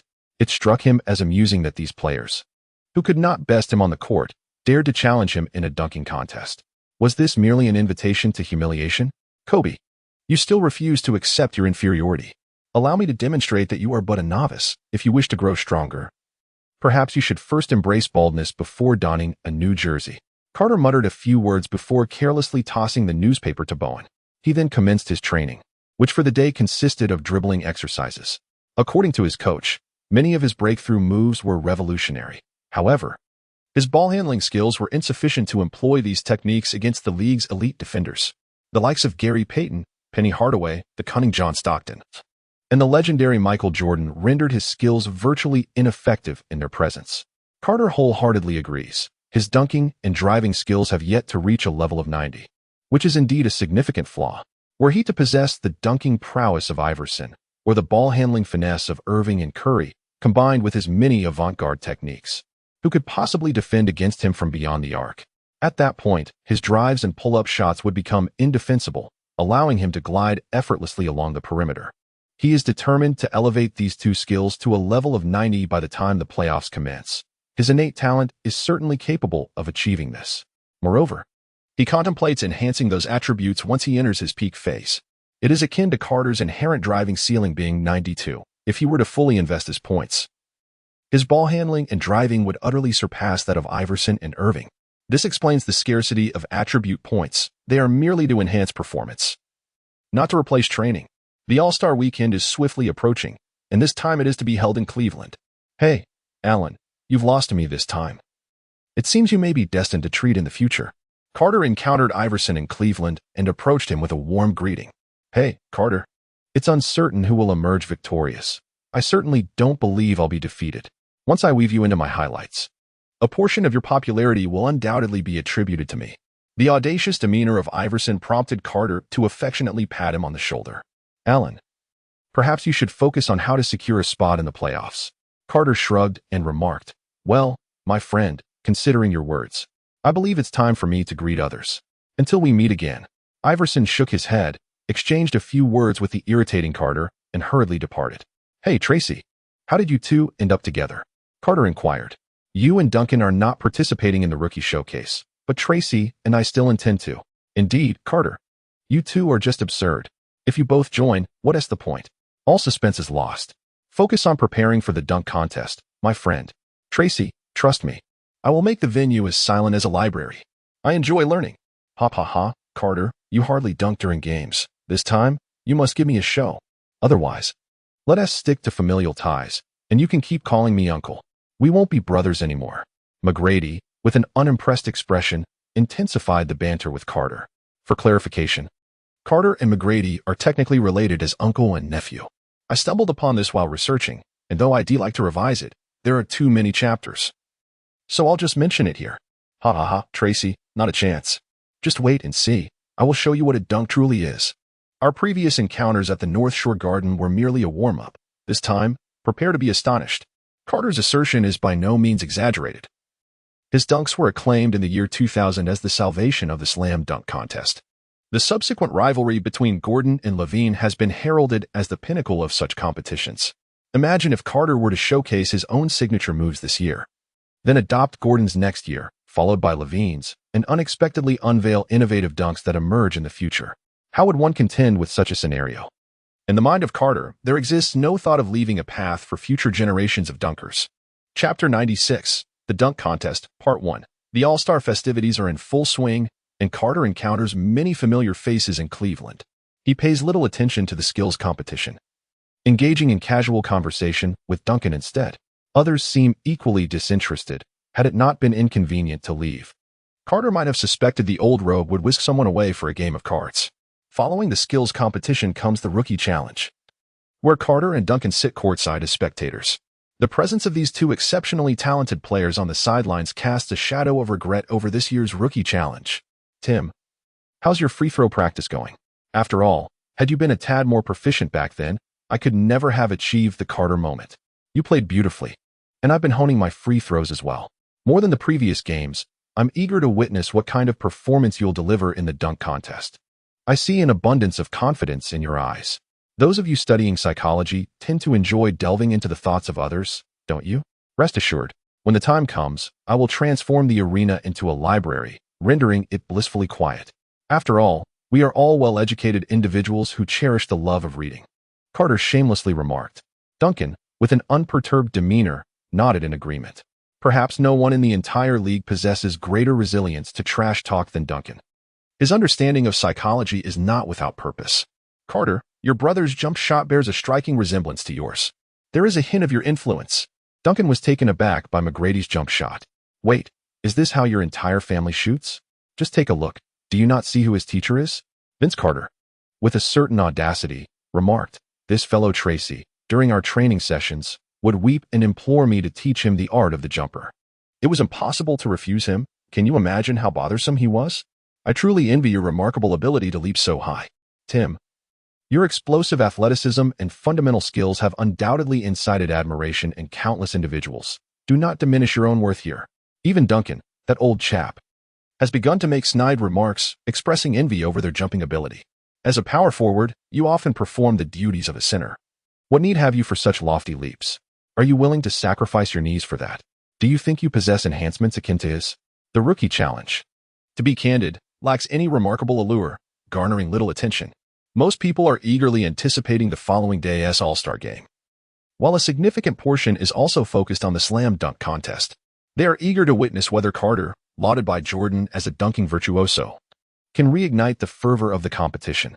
On the day of the slam dunk contest, the 1997 event differed somewhat from its future iterations. The rules mandated 2 rounds of competition, with each participant attempting 3 dunks in the first round, and the top 3 scorers advancing to the second round.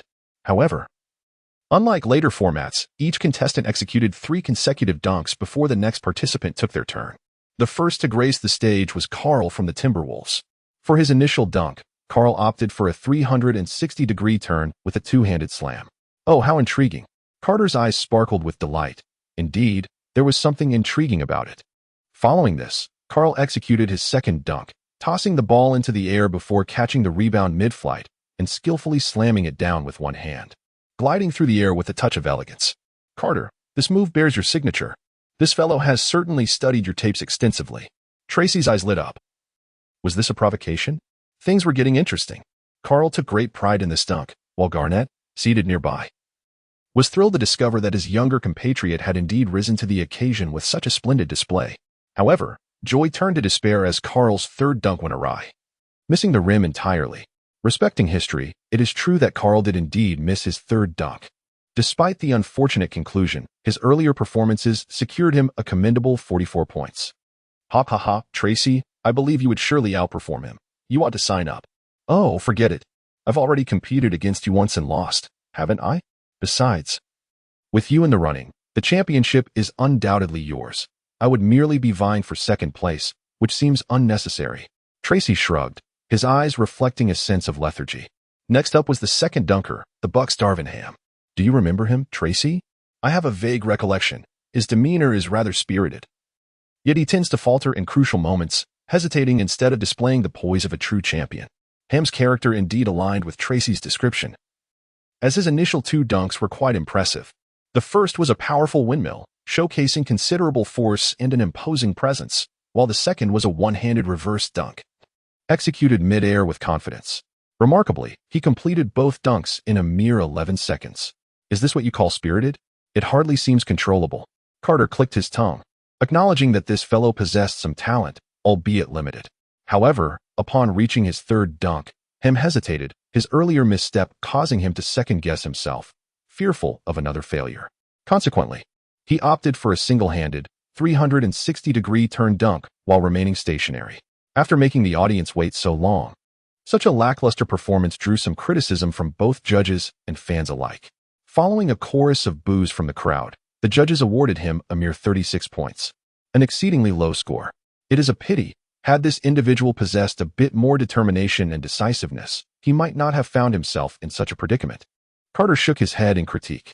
Although his performance was rather lackluster, was a 36-point deficit not excessively low? McGrady expressed his confusion. After all, based on the initial 2 attempts, the final effort, albeit mediocre, surely did not warrant such a paltry score. The drawn-out deliberation had drained everyone's patience. Let us observe further. Tracy, while the current judges are fair-minded, one must be wary of the day when a judge prioritizes personal biases over the competition itself. In such a case, even a spectacular dunk might only receive a mere 9 points. Could such individuals truly exist? Certainly. The 3rd contestant to take the stage was Ray Allen. For his first dunk, he ran while holding the ball with both hands, elevating it to his waist before executing the dunk. It was adequate, nothing more. For his second attempt, Allen lifted the ball with one hand while running, and upon jumping, utilized his core strength to perform a 180-degree turn in midair, finishing with a 2-handed reverse slam. It was average. Smooth, yes, yet lacking in power. Carter offers his own assessment.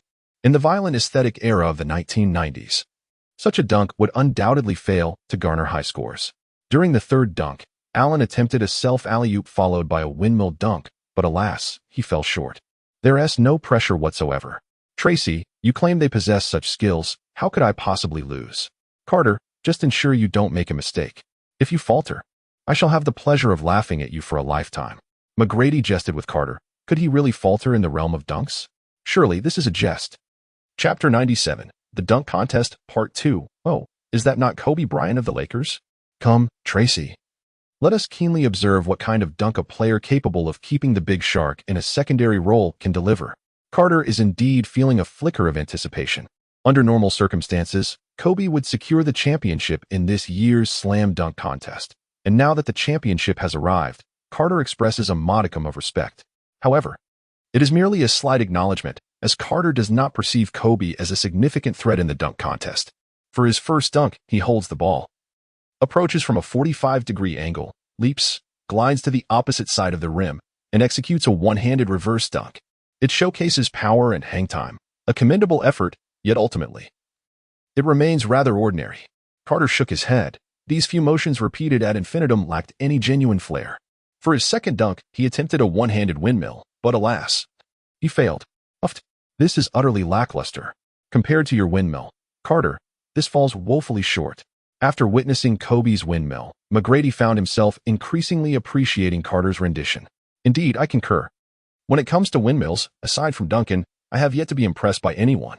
Carter, is Duncan's windmill truly commendable? You can't even measure up to it? That seems unlikely.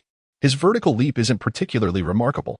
McGrady could never fathom how Duncan's leap could earn the admiration of Carter, that spring-loaded athlete.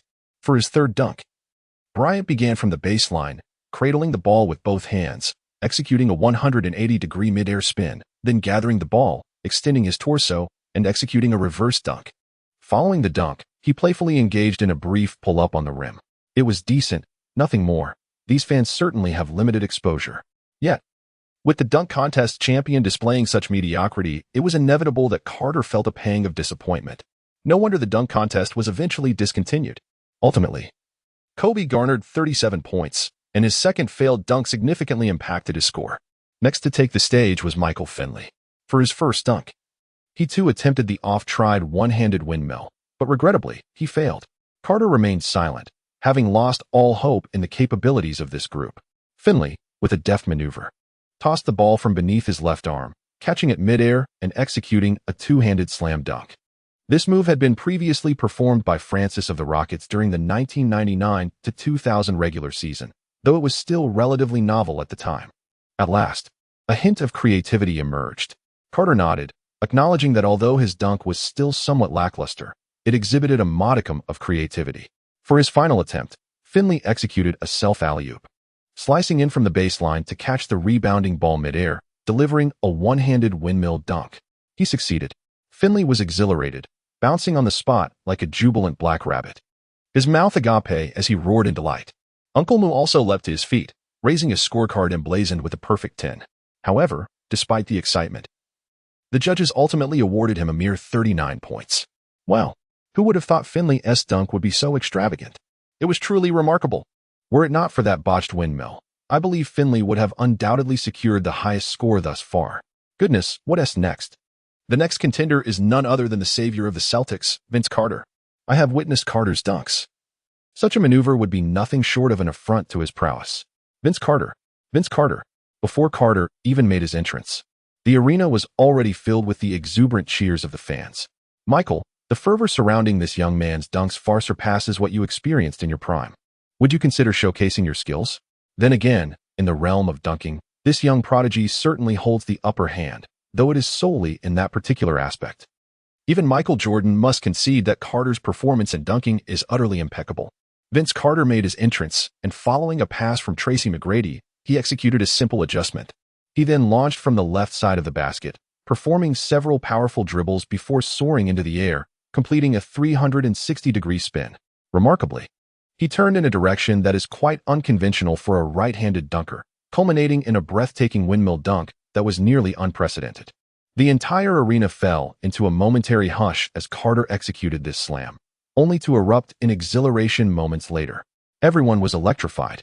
Even Michael Jordan could not contain his astonishment, exclaiming in disbelief, "Is this kid for real?" This move alone would have earned a perfect score in a dunk contest.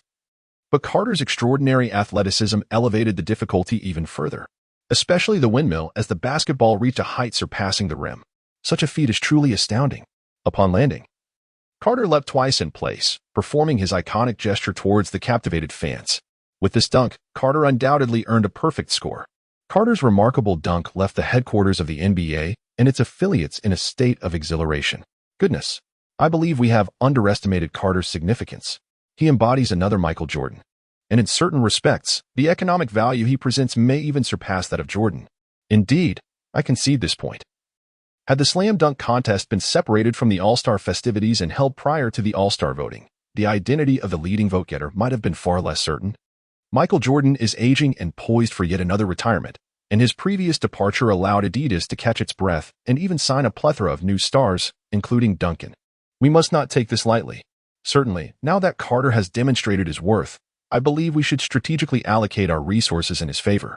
After all, this contract will not endure indefinitely. With the Celtics backing him, Carter's career is surely destined for more than just this sneaker deal. The executives at the headquarters have embarked on fervent discussions regarding Carter. Stern, prompt the league to promote Carter. Vince Carter, I knew I was right about you. You have revitalized this competition. The more Stern observes Carter, the more his delight grows. The last time he experienced such elation was when Michael Jordan propelled the NBA to unparalleled heights. Michael, I am genuinely eager to witness what Carter's next dunk will be. I am filled with anticipation. Vince Carter's dunk elevated the indomitable Karl Malone. For his second attempt, Carter initiated from behind the backboard, executing a magnificent windmill dunk with a half-turn, seamlessly transitioning to a reverse under-the-leg finish, even managing to hang on the rim with his forearm. Leveraging his physical prowess, Carter augmented this already spectacular maneuver with an additional under-the-leg switch and rim hang. Such a feat, in this era, is nothing short of a dimensional onslaught. This dunk sent the already boisterous arena into a frenzy. Oh my, Carter, how many maneuvers can you perform in midair? Honestly, does gravity have any effect on you at all? Uncle Mo was utterly captivated by Carter's display. He leapt to his feet, pounding his chest in exhilaration. Chapter 98, Dunk Contest Conclusion. Subsequently, a palpable hush fell over the crowd, all eagerly anticipating Carter's next move. Vince Carter, without any hesitation, gestured for Tracy McGrady to join him. The camera, ever so considerate, zoomed in on McGrady. With the assistance of McGrady, Carter executed a breathtaking double-clutch windmill dunk, just a step before the free-throw line. Each of his 3 dunks surpassed the previous one in both difficulty and explosiveness. Upon completing this remarkable feat, Carter signaled to the camera as if to proclaim the conclusion of the contest. The crowd erupted in thunderous applause, nearly lifting the roof off the arena. Legends such as Michael Jordan, Karl Malone, Gary Payton, Tim Duncan, and Shaquille O'Neal all rose to their feet, cheering for Carter. "Hey, my friend, you are simply magnificent. I told you, compared to you, they are merely embarrassing themselves. The championship is rightfully yours. Look, they have indeed become your backdrop. Keep it humble, Tracy. You speak as if I have already won."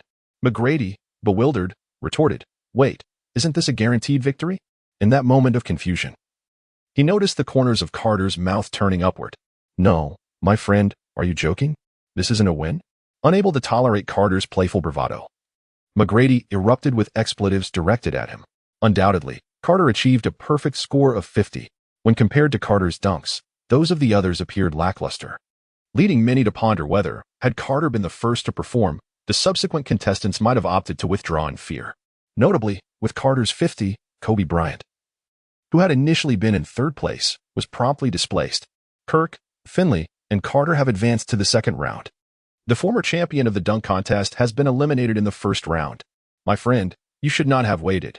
You wish to conceal your tricks. But you encountered Carter, a true phenomenon. Shaquille comforted his younger sibling with a pat on the shoulder. "Shaq, I'm all right, although I feel a tinge of regret. A loss is a loss. Besides the championship, any other ranking signifies defeat, which holds little significance. Even if I had advanced, I would ultimately succumb later on." Kobe shook his head, still harboring a sense of discontent, yet he conceded that he was outmatched and accepted his defeat with grace. In the 2nd round of the dunk contest, each participant would dunk twice, taking turns to perform. The contestant with the highest score would be crowned the dunk champion. Finley was the first to take the stage. For his first dunk, he launched the ball high towards the basket and attempted to execute a backflip while catching the ball midair. Unfortunately, he failed to complete the dunk, and disappointment was etched across his face. Many spectators mirrored his expression, though others were doubled over in laughter, as the atmosphere was entirely different from witnessing Carter's dunks. Despite Finley's boundless creativity, his unsuccessful dunk resulted in a mere 33 points. "This is hilarious. Is he trying to cool down the audience, fearing they might faint from excitement over my dunks?" Carter was utterly amused by Finley's spectacular dunk, leading to an eruption of laughter. Shortly thereafter, Carl made his entrance. Carl's first dunk and the 2nd dunk of the 1st round bore a remarkable resemblance. Both involved launching the ball into the air and then executing a one-handed dunk while catching the rebound mid-flight. This particular dunk was executed rather unremarkably. Perhaps due to a preoccupation with the force of the dunk, Carl miscalculated his jump timing, resulting in his body descending at the moment he caught the ball to dunk. Nevertheless, the judges awarded Carl a score of 38. Typically, such a dunk would merit a score exceeding 40, but the emergence of Vince Carter has inadvertently raised the judges' standards, leading to this score of merely 38. Vince Carter. Even the veteran players, known for their prowess, began to cheer as Carter made his entrance. He initiated his approach from the right side of the basket, crouching slightly to gather momentum before soaring into the air. With his right hand, he grasped the ball high above the rim, his reach far exceeding the height of the hoop, and he thrust his arm directly into the basket. This remarkable feat was devoid of intricate technique. It was purely a manifestation of innate talent. Carter executed this dunk with astonishing flair, extending his entire arm into the hoop and hanging there, as if he were about to take flight under the influence of inertia. The sheer spectacle was breathtaking, undoubtedly earning him another perfect score of 50. The legendary Michael Jordan, standing beside the recording camera, remarked, "The most extraordinary dunk I've ever witnessed must be Vince Carter's arm-hanging dunk. For me, it is undeniably unbelievable." Jordan explicitly stated that this was his favorite dunk of all time, without exception. He expressed such sentiments in an interview in 2020. In the 2nd round of dunks, the creatively gifted Finley once again showcased his tricks. He tossed a basketball high into the air with his left hand while sprinting towards the basket with another ball firmly in his right hand. In midair, he effortlessly converted the ball in his right hand into a dunk. However, he failed to catch the ball with his left hand. resulting in it being lodged against the rim, another missed opportunity. He could only muster a score of 30, perhaps affected by the mental impact of Carter's previous dunk. Finley is certainly capable of achieving greater heights. Michael, after witnessing Carter's performance, I now find all other dunks utterly mundane, including yours, exclaimed Charles. To which Jordan dismissively replied, Charles, let's talk about when you can replicate my Carolina dunk. And then it was time for Carl to take the stage. Carl's profound appreciation for this opportunity was evident as he dribbled the ball while making his way onto the court, halting just beyond the three-point line, directly facing the hoop. Amidst the puzzled gazes of the spectators, Carl effortlessly launched the ball toward the basket with both hands, then surged towards the hoop. In a breathtaking display, he executed a 360-degree turn in midair, culminating in a powerful two-handed slam dunk. The audience erupted in gasps of astonishment, their admiration for Carter's prowess resonating far louder than any other sound in the arena. Carl was profoundly dissatisfied with the audience's performance, thus he descended towards the spectators, fervently gesticulating to stir their emotions. However, had he employed this tactic prior to his dunk, it might have elicited a modicum of effect. Ultimately, he garnered a score of 40 points. Gradually, the exuberance of the crowd dissipated, leaving everyone in a state of wonder regarding the nature of Carter's final dunk. As Carter made his entrance, he greeted the audience with a smile and then opted for a long-distance run-up before executing a spectacular dunk from the free-throw line. In midair, he performed an under-the-leg switch and followed it up with a one-handed soaring slam. The crowd was utterly electrified. No, what am I witnessing? This fellow is nothing short of Superman, a monster, a UFO. Although the hanging dunk he executed previously was of a greater difficulty, the fans were oblivious to that fact. They only recognized the profound visual impact of this particular dunk. Without a doubt, it was yet another 50 points. With 3 perfect scores, Carter was crowned the champion of the dunk contest without any uncertainty. Chapter 99, Fishing for the Moon. Hello, Carter. You are simply magnificent. You have breathed new life into the dunk contest. If you were to score your own dunk, what would you give it? A 9. Oh my goodness. For such a flawless dunk, you would only award it a 9? Can you enlighten me as to why? The reporter gazed at Carter in disbelief. Because, in my eyes, these dunks are only worth 9 points. Then what kind of dunk would warrant a perfect score in your estimation? The reporter, unable to resist, inquired, as Carter appeared earnest. A dunk capable of astonishing the world in a real game. Carter smiled faintly. That dunk was indeed the pinnacle of his prowess, an apex beyond the reach of any competitor. I am profoundly grateful for your response and hope to witness you execute such a magnificent dunk on the court soon, allowing us to behold the artistry that resides within your heart. There is certainly a chance it will happen. Michael, this lad is quite the performer. Do you genuinely believe he harbors such thoughts? Does he truly consider that dunk worthy of merely 9 points? Pippin sneered, dismissing Carter's bravado. He mused that this fellow was merely putting on airs, claiming 9 points while his ego soared to celestial heights. Let him be, no matter how he boasts. One cannot refute him. The seasoned rogue, too, harbored skepticism towards Carter's assertions that previous hanging dunk evoked a sense of reverence within him. Conversely, Duncan held a differing perspective. He discerned through Carter's gaze that the young man was not deceiving. In fact, he appeared eager to showcase his talents. It seemed he had long envisioned that perfect dunk. Duncan was utterly captivated by Carter. In the realm of dunks, he would dare say no one surpassed Carter's brilliance. As Carter executed his final dunk, the accolades from the outside world reached a crescendo. Oh my, why was this year's All-Star event not held in our midst? It is truly a lament to miss witnessing Carter's breathtaking dunk live. Indeed, what merits does that wretched place, Cleveland, possess that such fortuitous events should befall them? The Celtics fans felt a twinge of indignation. After all, Carter is the savior of the Celtics, and this awe-inspiring dunk contest ought to have taken place in Boston. Carl, what do you think? Is my dunk not splendid? It certainly appears far more aesthetically pleasing than your elbow. Carter embraced Malone with a playful jest, exclaiming, "Ha ha ha. You rascal. When the opportunity arises, I shall have Stockton join me, and you will truly experience the formidable prowess that we wield in this league." Not at all. Malone retorted, his elbows and those of his cunning partner Stockton are indeed lethal weapons within the league. I would prefer not to be struck down by Malone's elbow while airborne. Ha ha ha. You make it sound as though I am the one who plays dirty. Malone chuckled, patting Carter on the shoulder, choosing to say no more. Hey Carter, care for a game? Stockton approached with a deck of cards. Absolutely. Who else is joining? Carter inquired. For now, It's just you and me. What about Carl? Oh, that fellow has gone hunting, chasing after his favorite Mexican beauty. Very well. I shall invite Tracy and Chansey. Just a moment.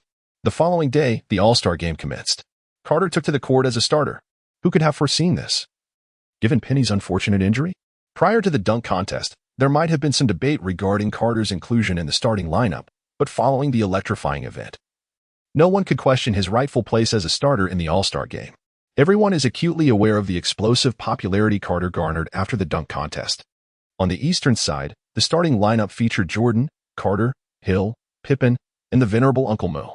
The choice to include Pippen over Rodman is clear to those who understand the dynamics at play. Meanwhile, the Western Conference's starters consisted of Malone, Payton, O'Neal, Garnett, and Stockton. This All-Star game has undoubtedly become one of the most popular in recent years. As the All-Star game commenced, the atmosphere was electric. Hey kid, show us a dunk. Don't tell me you can't pull it off in a real game. In this exhibition of talent, O'Neal was relaxed. As the basketball was deftly delivered by Uncle Moo into the hands of the old rascal promptly passed the ball to Carter. Carter also does not hold back. Just watch. As Carter spoke, he charged forward with the ball, executing a straightforward yet magnificent windmill dunk. Kid, you jumped so high. It feels as if you could soar over me. Upon Carter's landing, Malone playfully patted him on the backside with enthusiasm. No, Carl. I am not a Mexican girl. Laughter erupted from Stockton, who found the moment utterly amusing. You rascal. In the first quarter, both teams showcased their remarkable skills. Carter and Jordan showcased their dunking prowess, while the likes of Malone, Garnett, and O'Neal also reveled in the festivities. In the second quarter, Carter and his companions were substituted, allowing Iverson and Rodman to take the stage. Over in the West, Duncan and Kobe also took their turns at the rim, delighting the audience. Everyone appeared to be thoroughly enjoying themselves. In the second half, Carter and Jordan were brought back onto the court. After all, it is undeniable that their popularity is at an all-time high. In an exhibition such as the All-Star Game, a player's prominence directly influences their playing time, unless, of course, one were to employ a strategy akin to Popovich's, who kept Duncan firmly on the bench. Otherwise, extended playing time is assured. After receiving a pass from Jordan, Carter prepared to make a breakthrough. Ideally, Pippen was supposed to set a screen to assist him, but unexpectedly, he withdrew. Rookie, remember to respect your elders. Oh. Pippen still recalls that moment vividly. On the opposing side, Barkley suddenly increased the intensity against Carter, catching him completely off guard and forcing him towards the basket. Faced with Barkley, Carter had a flash of inspiration, tossing the ball upward through Barkley's arm. Barkley instinctively turned around, only to discover the ball was gone. Simultaneously, he heard the astonished exclamations from Malone, Pippen, and even the legendary Jordan. By the time he turned back, Carter had already caught the ball in midair and successfully made the shot. Swish. A spectacular play executed flawlessly. Damn. Barkley involuntarily muttered a curse. Great job, Carter, he said with a wry smile, offering a brief applause. It must be said, that play was truly breathtaking. Unfortunately, he was merely a bystander. Damn. Michael. Could this guy be an alien? Such an idea could only come from his mind. Pippen, who had not hindered Carter, turned to Jordan to express his frustration. Carter's extraordinary shot left the commentators utterly astounded. Oh my goodness. This is Vince Carter. One can never fathom the intricacies of the maneuvers that reside in Carter's mind. I assure you, this moment will be etched in memory, and each time the All-Star game occurs, it will undoubtedly be recalled. Tracy, being related to Carter. Do you possess similarly eccentric moves in your repertoire? Do share. Chansey's thought process is indeed unconventional, as he directly engaged McGrady in an inquiry. Chapter 100, The Humiliation Beneath. Youngster, next time, exercise a bit more wisdom in such matters. Carter approached Pippen, gently patting him on the shoulder with a smile. He then turned back, passing by Stockton, and whispered a few words. Don't forget to treat us to drinks. Stockton chuckled, clearly eager to oblige. Carl, this will be amusing. This lad has quite the temper and a strong character, unwilling to back down. Haha. Although Carter's actions might have seemed unreasonable, both Malone and Stockton wholeheartedly endorsed his approach. In this league, one must possess a ruthless heart to stand firm. The misdeeds he and his unscrupulous comrade Stockton had committed were far worse. Yet they still found themselves gracing the All-Star stage. Ultimately, it is sheer prowess that reigns supreme in this league. Stockton, taking control of the ball, actively sought out Pippen. A sense of caution enveloped Pippen. He was unaware of what Stockton had whispered to Carter. However, he was acutely aware of the camaraderie between Carter, Stockton, and Malone. A master of banter, along with two notorious troublemakers, it was no wonder they thrived together. "Scotty, you're in for it," Stockton declared before making a decisive breakthrough. This was merely an all-star game, and Pippen had no intention of engaging with Stockton any further, instinctively retreating. In doing so, he inadvertently positioned himself next to Malone. Garnett, observing Malone's movement, thought little of it and made no move, as it was a perfectly ordinary occurrence. Jordan, witnessing this unfolding scene, squinted his eyes, sensing an ominous premonition. Stockton swiftly tossed the ball outward, then, alongside Malone, seized Pippen's arms. The basketball landed precisely in Carter's hands, who then accelerated with unrestrained speed. In the bewildered gaze of Pippen, Carter soared over him effortlessly. At the very moment Carter leaped, he released his grip. Carter soared into the air, effortlessly leaping over Pippen, and executed a spectacular dunk. Although it was on his own basket at that moment, who cared? Everyone was mesmerized by this astonishing display. "Haha, Carter, you are truly remarkable. Remember to treat us to drinks. Let's hit the nightclub." We certainly put in our fair share of effort. Just as the referee was about to blow the whistle and say something, Pippen charged in, forcefully shoving Carter aside. Carter was well prepared, and without hesitation, he delivered a fierce punch to Pippen's eye. As Jordan, Rodman, Barkley, and others approached, Malone swiftly removed his jersey and tossed it to the ground, glaring menacingly at them. Meanwhile, Channing and Tracy rushed onto the court. "Who dares to meddle? I would not hesitate to take him out." Malone's threat was unmistakable, causing Rodman to tremble at the sight of Malone's imposing demeanor. With a forced glance at Jordan, he said, "Dennis, hold them back. Malone, if there is an issue, direct it at me." As Jordan spoke, he positioned himself to block Malone. Rodman hurriedly intervened to stop Stockton, who was mercilessly attacking Pippen alongside Carter. Damn it! Rodman's knee was ruthlessly struck by the cunning Stockton, sending waves of pain coursing through him. Stockton was as ruthless as Malone, his strikes dark and vicious. Rodman, fueled by the encounter, engaged Stockton in a fierce brawl. Meanwhile, Carter had Pippen pinned against the scorer's table, delivering blows. "Who gave you the audacity to plot against me? Do you truly believe this league is under your Bulls' dominion? Let me remind you, the premier franchise of the NBA will forever be the Celtics. Be cautious in your future games, for you never know when Michael Jordan may find himself incapacitated." Carter threatened Pippen while taking action. In comparison to the Celtics, do you possess the connections and influence necessary to compete? Carter forcefully struck Pippen across the face, a blow delivered with remarkable ferocity. At this moment, security personnel had already arrived on the scene. During the altercation, Malone stood his ground, a sight that would deter most from intervening. Even the referees hesitated to approach, fearing they might inadvertently become casualties of Malone's notorious temper. Furthermore, the confrontation involved a key player from the Bulls and Carter, who was akin to the prized possession of the league's commissioner, Stern. It was no easy task for the officials to intervene, so they wisely delegated the matter to the security team. One must commend these individuals for their astuteness. As security managed to separate the combatants, tranquility was short-lived. As chaos erupted anew, Malone advanced directly to Michael Jordan's side, exclaiming, "Michael, do not presume your intelligence makes everyone else a fool." Pippen initiated this underhanded play. Is it not permissible for others to retaliate? With that, Malone delivered a sharp elbow to Jordan's chest. In response, the seasoned rogue unleashed a punch towards Malone. Yet it paled in comparison to the impact of Malone's elbow. Damn it, that wretched Pippen. You truly have no intention of backing down, do you? Stern selectively chose to overlook Carter's leap over Pippen, recognizing the immense value Carter currently represented. Resources from the league were rapidly being funneled towards him, compelling Stern to consider Carter's influence within the league, as well as the Celtics' clout. The repercussions of the top draft pick were indeed manifesting. With a sigh, Stern summoned Silver to convene a meeting with the league's upper echelons. Meanwhile, Malone and his companions were successfully escorted away by the referees. "Carl, when you come to Boston, I shall treat you to a hunting trip. I assure you it will be filled with the Mexican game you adore." This segment of the brawl took considerable thought. Ultimately, I decided to include it to sow the seeds of conflict for the playoffs, allowing this season's tensions to culminate during that time. "Thank you, Mr. Ainge." After Carter hung up the phone, he chuckled. First, it was his agent Carl, then the head of the Hooks, and finally General Manager Ainge. These three men proved to be utterly reliable, successfully navigating the situation. Carter felt increasingly fortunate for joining the illustrious Boston Celtics in the 1990s. Had he aligned with the Grizzlies during that era, he would have been doomed. In times of trouble, no one in the league would stand up for you. Outside. Thanks to the Hook's public relations efforts, the league's suppression, and the intervention of Celtics legends, the impact of this uproar was minimized. In the 1990s, on-court conflicts were commonplace. Ultimately, Carter was suspended for 3 games, while Pippen received a 1-game suspension, and the matter was quietly put to rest. In the 1999 NBA Finals, the Spurs faced off against the Knicks, with the Spurs triumphing over the Knicks, creating a rivalry between the two teams. During the subsequent regular season, Ferry accidentally injured Marcus Camby's eye while defending, prompting Camby to charge at him, only to be restrained by teammates.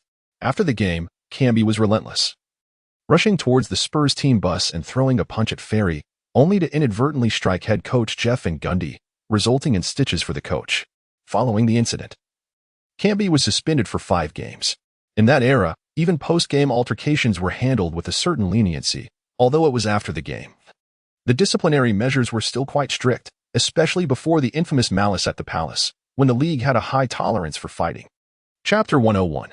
Apologies for the delay in updates as I prepare for the CET 4 and CET 6 exams. Chicago. Scotty, how are you holding up? I'm fine, Michael. Just wait for the playoffs. I will ensure that bastard pays for his actions. Pippen harbored the humiliation inflicted by Carter in his heart. Pippen felt wronged, after all. It was Carter who first mocked him about his childhood labor, and he thought retaliating against Carter was merely a matter of reciprocity. Yet, that unreasonable fellow teamed up with those 2 dirty players from the Jazz to humiliate him. And now he faced suspension. A suspension was bearable, 1 game. He could treat it as a recovery period. However, getting beaten by Stockton and Carter was truly disheartening. What he found most unbearable was the fine. With his earnings already modest, being penalized further was intolerable. Rest assured, I've already taken care of the fine for you. Come playoff time, we'll give those guys a lesson they won't forget. By the way, handle the situation with Dennis yourself. Jordan saw this as an opportunity to alleviate the tension in the team's locker room. Understood, Michael. Pippen was deeply touched by Rodman's and Michael's support on his behalf. Jordan had taken a hard elbow from Malone, and Rodman had immediately engaged in a scuffle with Stockton, both receiving 1-game suspensions as well. Ainge, how do you plan to thank us? Larry, spare me the sarcasm. It appears that 5 championships have left the Bulls oblivious to who the true giants of this league are. What does it matter if they have Michael Jordan? The foremost powerhouse in the NBA will eternally be the Celtics. Indeed, the teacher did not err in his judgment of you, Ainge. After a brief consultation regarding how to leverage the Celtics' connections to hinder the Bulls, Ainge fell silent for a moment before uttering, "Thank you, Larry." Aha, Ainge. I make this remark solely in consideration of Carter's talent and temperament, as well as in deference to Coach Auerbach. It has nothing to do with you. I apologize for the events of yesteryear. Why mention this? Bird felt a twinge of discomfort at Ainge's apology. For the sake of the Celtics, mending relations with you is beneficial for the Celtics' future. With Auerbach and others aging, their time to assist the Celtics diminishes. The Celtics cannot afford to be without Larry Bird. Ainge speaks with stark realism. Everything is dictated by reality. Everything revolves around the interests of the Celtics. This is who Ainge is, the cold-blooded Ainge. Haha, indeed. Your words have always been rather irksome. I have awaited this apology for far too long, never anticipating its arrival today. Ainge. I am currently the head coach of the Pacers. Yet, undeniably, I remain one of the totems of the Celtics, the great Bird, Larry Bird. With that, Bird abruptly ended the call. Ainge, on the other hand, was elated. It must be noted that the discord between Bird and the Celtics is minimal, primarily stemming from his own conflicts. With Bird stating this, does it not imply that upon his departure from the Pacers, he could return to coach the Celtics? The possibility is quite substantial. Is Bird's coaching prowess not significantly superior to Pitino's? For now, let Pitino develop the team, and once the team flourishes, they can bring Bird back. Under the leadership of Bird, alongside quality players like Carter and Chansey, the next decade will undoubtedly belong to the Celtics. Once Bird's contract expires in the year 2000, the Celtics can certainly reclaim him. The year 2000 marks the time when the Lakers' formidable duo begins to assert themselves. And by then, Carter and others will have matured, allowing for a competitive showdown. However, the coaching caliber cannot be compared. Pitino cannot hold a candle to the Zen master. Boss, when we next face the Bulls, I will ensure that I deliver a thorough thrashing to that Pippen. He has forgotten who he is after winning a few championships alongside Jordan, hasn't he? Stated the earnest Big Ben. Ha ha ha. All right, Ben, train diligently. And when the time comes, let them witness your prowess. Carter, you have made the most profound impact in this All-Star game. Even if Michael Jordan secured the All-Star MVP, the discourse pales in comparison to yours. Chansey remarked, holding a newspaper with a sense of nostalgia. Indeed, I have heard that the league considers the dunk contest viewership to be dwindling and is contemplating its cancellation. It is no exaggeration to say that the boss has salvaged this event. As Bowens, a devoted acolyte of Carter, finds himself in environments ripe for extolling Carter's virtues, it is only natural for him to be present. A hymn, modesty prevails, even though I salvaged the dunk contest, even though I decisively triumphed over Pippen. Even though I soared above him, delivering a resounding humiliation, such feats are not worthy of ostentation. Carter spoke in such a manner. Yet his words were laced with references to his own two endeavors. Changshi and others were rendered speechless by Carter's audacity. Truly, Carter is our lucky star. We have struck gold. The executives of the Hooks have profited immensely following this dunk contest. Indeed, Carter's performance in the All-Star game poses no issues. After all, Michael Jordan was equally multifaceted, yet still adored by the masses. At the heart of sports competition, it is ultimately the victor who reaps all rewards. I concur, and I believe we should intensify our support for the Celtics. When necessary, a slight pressure should be applied towards the Bulls, suggested a senior executive of the Hooks. Indeed, while the others on the Bulls may be subjected to pressure, Michael must be exempt. Currently, Carter's ability to attract revenue cannot yet be compared to his. Agreed. Particularly with Pippen. Once Michael retires, he should be made aware that we are the ones he cannot afford to offend in this league. Following the All-Star game, all teams aspiring for the playoffs began to intensify their efforts. The Celtics, while maintaining a stable performance, also sought to enhance Carter's image in the eyes of the media and fans, along with his on-court statistics. In the NBA, irrespective of the season, the selection for honors is inextricably linked to the media. Last season, Malone averaged 27 for points, 10 rebounds, and 5 assists, while Jordan's statistics were 29, 6 points, 6 rebounds, and 3 assists. Undoubtedly, the statistical differences between the two were minimal. If one were to insist, it might seem that Malone had the edge. However, when considering the team performance, Jordan led the Bulls to a remarkable 69 wins, whereas Malone's Jazz achieved 64 victories. It is noteworthy that in NBA history, teams with 69 wins in a single season are exceedingly rare. In this regard, Jordan undeniably merited the MVP trophy for that season. Yet, ultimately, the league announced Malone as the MVP, citing a decline in Jordan's leadership performance compared to the previous season. Thus, the influence of the league and the media should not be underestimated. As the regular season concluded, Carter stood at the pinnacle with an average of 29, 6 points, followed closely by Michael Jordan at 28, 7 points. In the final stages, Carter truly unleashed his potential. Do not inquire further. It is simply a necessity dictated by the Celtics strategy. The playoffs serve as the crucible for assessing the caliber of superstars, and the Celtics must facilitate Carter's gradual acclimation to the intensity of postseason competition. Chapter 102. The playoffs commence. Hey, Alan, this 1T do. Are you really off to fish already? As the regular season concluded, Carter reached out to Allen Iverson, who was preparing for a vacation in Philadelphia. Carter, if it weren't for you, that annoying fellow, I could have genuinely enjoyed this offseason. Upon receiving Carter's call, Iverson felt utterly miserable, as if he had just ingested something distasteful. Carter is truly a man with a petty demeanor, reveling in his newfound power. Enough said, come to Boston. Let me immerse you in the atmosphere of the playoffs. Damn it. You better be prepared financially, lest I leave you bankrupt and still expecting me to foot the bill. Rest assured, the people of Boston are exceedingly warm-hearted. Complimentary meals are quite common. There is no way I will go bankrupt. By the way, this season, I am the scoring champion, Allen. Congratulations, Carter. Iverson gritted his teeth while offering his congratulations. Witnessing Carter claim the scoring title was almost more painful than his own demise. Ha ha ha, that's all well and good. But what truly delights me is that the team has returned to the playoffs, Allen. When will I see you lead the 76ers against me in the postseason? Damn it. Just wait, Carter. Iverson angrily hung up the phone and instructed his agent to prepare a ticket to Boston. He was determined to witness Carter's elimination firsthand. In the days leading up to the playoffs on April 18th, the NBA announced various awards. Without a doubt, the Rookie of the Year and the scoring title were both claimed by Carter. In the streets of Boston, the cheers of countless fans echoed. Carter, absolutely phenomenal. Scoring champion. surpassing even Michael Jordan. Wait, are you only focusing on the scoring title? Did you not see that Carter also edged out Tim Duncan to become Rookie of the Year? Come on, he has already claimed the scoring title, and you're still fretting over the Rookie of the Year? Don't just fixate on Carter.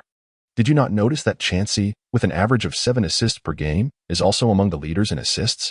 Manager Ainge is truly remarkable. He selected both Carter and Chancey this season. Just look at our draft acumen compared to those guys in Los Angeles. They are utterly incomparable. Do you see this, Alan? This is my influence in Boston. What do you mean?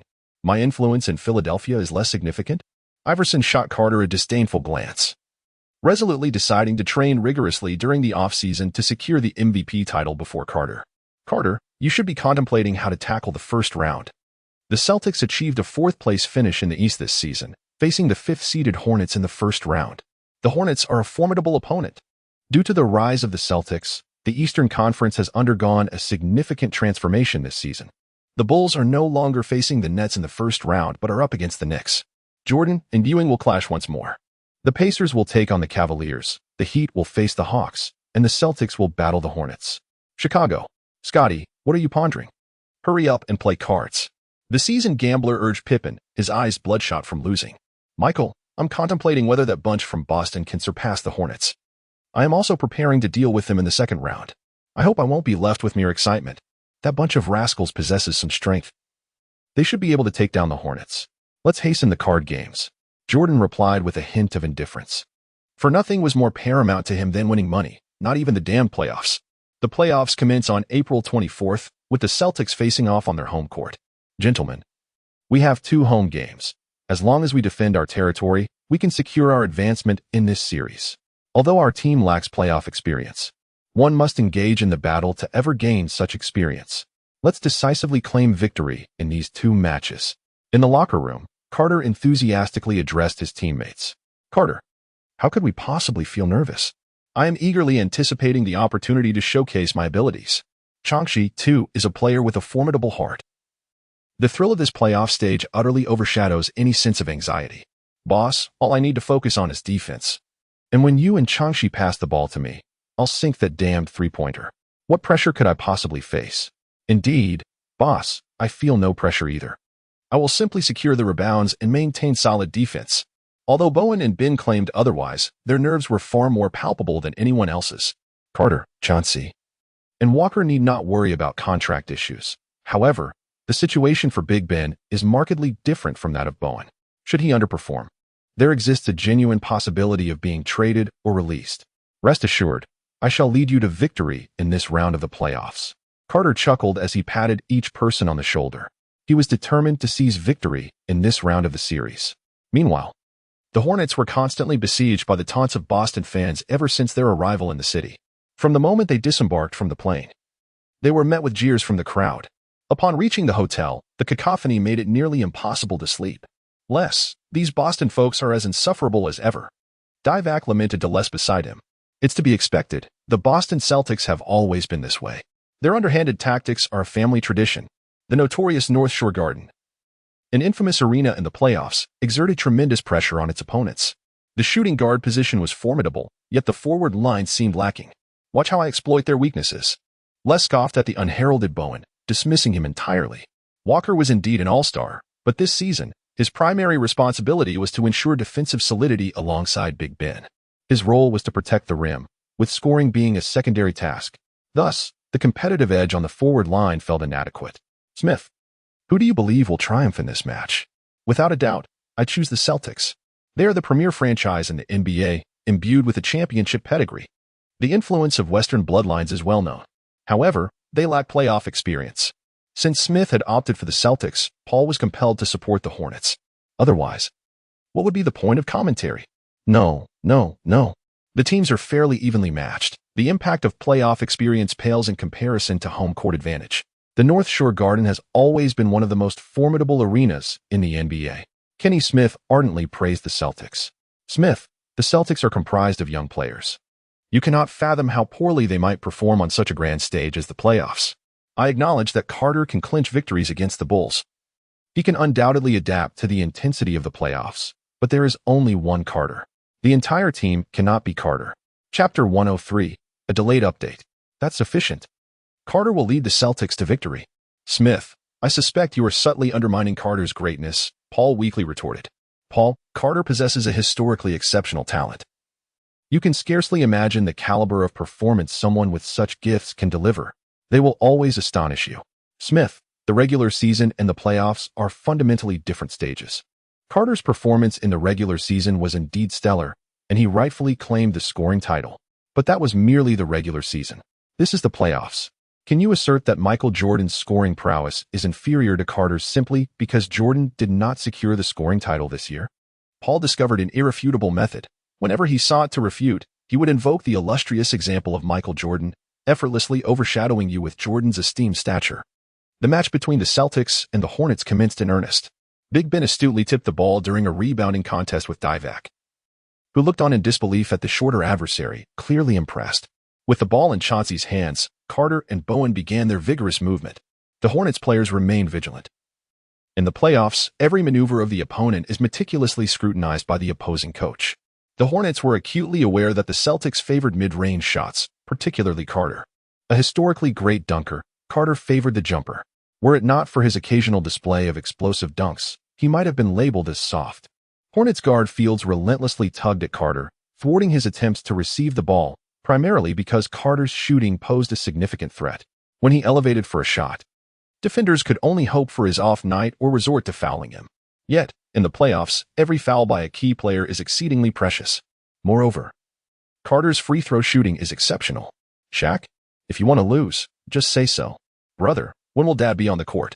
Two young boys clad in Hornets jerseys sat conspicuously in the Boston arena. I don't know, but he will definitely play. The future dunk king of the NBA nonchalantly reassured his younger sibling. At that moment, Carter executed a graceful and explosive dunk, powered by Big Ben's screen, striking a chord deep within Curry's heart. What a play. I want to be a dunker like Carter. But brother, Dad taught us to practice three-pointers. Just don't tell Dad. Three-pointers are for soft players. Real men dunk like Carter. Curry imparted a rebellious lesson to his little brother. On the court, the Hornets initiated their offensive play. Rice, with the ball, prepared to intensify the challenge against the rookie defending him. Buddy, you can't stop me. You should have your coach devise a double team. Otherwise, I feel I could play better than Michael Jordan under your defense. Bowen smiled warmly. And as Rice attempted to break through, he executed a sneaky kick, tumbling down alongside Rice. Swiftly, Rice rose, his eyes ablaze with anger. But before he could voice his outrage, Bowen spoke first. Are you okay, my friend? I sincerely apologize. Your drive was so sharp that I was caught off guard and didn't mean to kick you. Bowen's earnest demeanor momentarily softened Rice's expression, leading him to believe it was merely an unfortunate accident. Bowen executed this maneuver with remarkable subtlety, operating within the referee's blind spot. Moreover, the official, having observed the expressions of Rice and Bowen, failed to delve deeper into the situation. Take heed, softy. I have previously asserted that if you cannot defend against me, I shall compel your coach to arrange for double teaming. Rice was skillfully deceived by Bowen's highly misleading demeanor, mistakenly believing that he had caused the opponent to stumble. Oh, Bowen, you rascal. Carter approached and gently patted Bowen's shoulder. From his vantage point, he had a clear view of that recent play, particularly noting the fleeting joy that danced across Bowen's face. Just ensure that no harm comes to anyone. Carter cautioned Bowen, advising against such detrimental behavior in the playoffs. Naturally, if any player dared to lay hands on a member of the Celtics, it would not only jeopardize their entire team but also reflect the Celtics' weakness. Understood, boss. I took the liberty to review the footage of Stockton and Rodman. I have gained some insights on this matter. Ha ha ha, splendid. Carter chuckled softly before immersing himself once more in the game. In this era of basketball, who isn't he engaged in a few petty antics? If the opposing team employs such tactics, they are deemed unscrupulous, yet when one's own team resorts to them, as a beneficiary, Carter mused. Isn't this a hallmark of our times? If you possess such good intentions, why not critique the notorious bad boys of the Pistons? Is there a more unscrupulous style of play than theirs? The first quarter unfolded with palpable tension. Both players exhibited commendable shooting touch, with Carter and Chauncey consistently scoring, while Bowen unexpectedly caught Rice off guard. He then flashed Rice an expression of feigned innocence. Once or twice, this might be acceptable, but after 4 or 5 instances, Rice realized he was being toyed with by this rascal. Indeed, the Celtics are a troupe of natural actors, a band of rascals. However, the Hornets were no pushovers either. While the Celtics showcased their scoring prowess, Rice, Wesley, and Dwyane ensured their own scoring efficiency. Truly, the marginal difference between the 4th and 5th seeds in the East is negligible. In the commentary booth, Paul observed the contest between the Hornets and the Celtics. Unable to suppress his admiration. "Carter, is your physique forged from iron? Chancey, you need to step up your game." At the end of the first quarter, the score stood at 29-23, with the Celtics enjoying a modest 6-point lead. The Hornets were unfazed by this slender margin. Their entire team remained undeterred. The Celtics bench was no match for them. "Dale, teach them a lesson. Show them what real shooting looks like." "Absolutely. Just watch me. Look, Dad is stepping onto the court." Yes, Dad is about to attempt that wretched three-pointer again. It's utterly uninspiring. I'd rather watch a highlight reel of dunk contests. The future king of dunks held little regard for his father's three-point shooting prowess. "Come on, the three-pointer isn't as dreadful as you claim. Hey, kid. Wait until you grow a bit. You'll understand that dunks are the true essence of manly play." "Brother, Dad does have a point. You are indeed a bit rebellious." Chapter 104. Curry's determination to become the dunk king. "Ron, keep an eye on that guy. His name is Dale Curry. He possesses commendable three-point shooting skills." Before Ron stepped onto the court as a substitute, Carter offered a piece of advice. "The three-point shot holds a significant advantage in closing the score gap. Once the rhythm is established, a 6-point deficit can be overcome in just a few possessions. Don't worry, I shall keep a close watch on him. I want to allow him to effortlessly launch that damn three-pointer." The Celtics are inherently a team that relishes shooting, and within the squad, Carter, Bowen, and Chancey frequently practice three-point shots during training games. Aware of Del Curry's prowess in long-range shooting, Ron instinctively knew whom he must focus on defending. As the second quarter commenced, Ron immediately engaged Del Curry in a contest of skill. Del furrowed his brow, acutely sensing from Ron's positioning that his defensive emphasis was aimed squarely at his shooting rather than his drives. "Del, I am fully cognizant of your technical attributes. I shall not permit you to easily unleash that cursed three-pointer." In the Hornets' strategy, Del Curry's role is primarily that of a shooter, compelling him to pass the ball to his teammate, Reed, who was substituting for Lace. In the paint, while Andrew's individual offensive capabilities were subpar and his defense lacked finesse, he had once been a starter, and he was determined to defend against a less skilled substitute. During the initial 3 minutes of the second quarter, both teams exchanged blows, ultimately leading to Del Curry, aided by his teammates, executing a challenging three-pointer that narrowed the score to a 5-point margin. Otherwise, the gap could have widened significantly.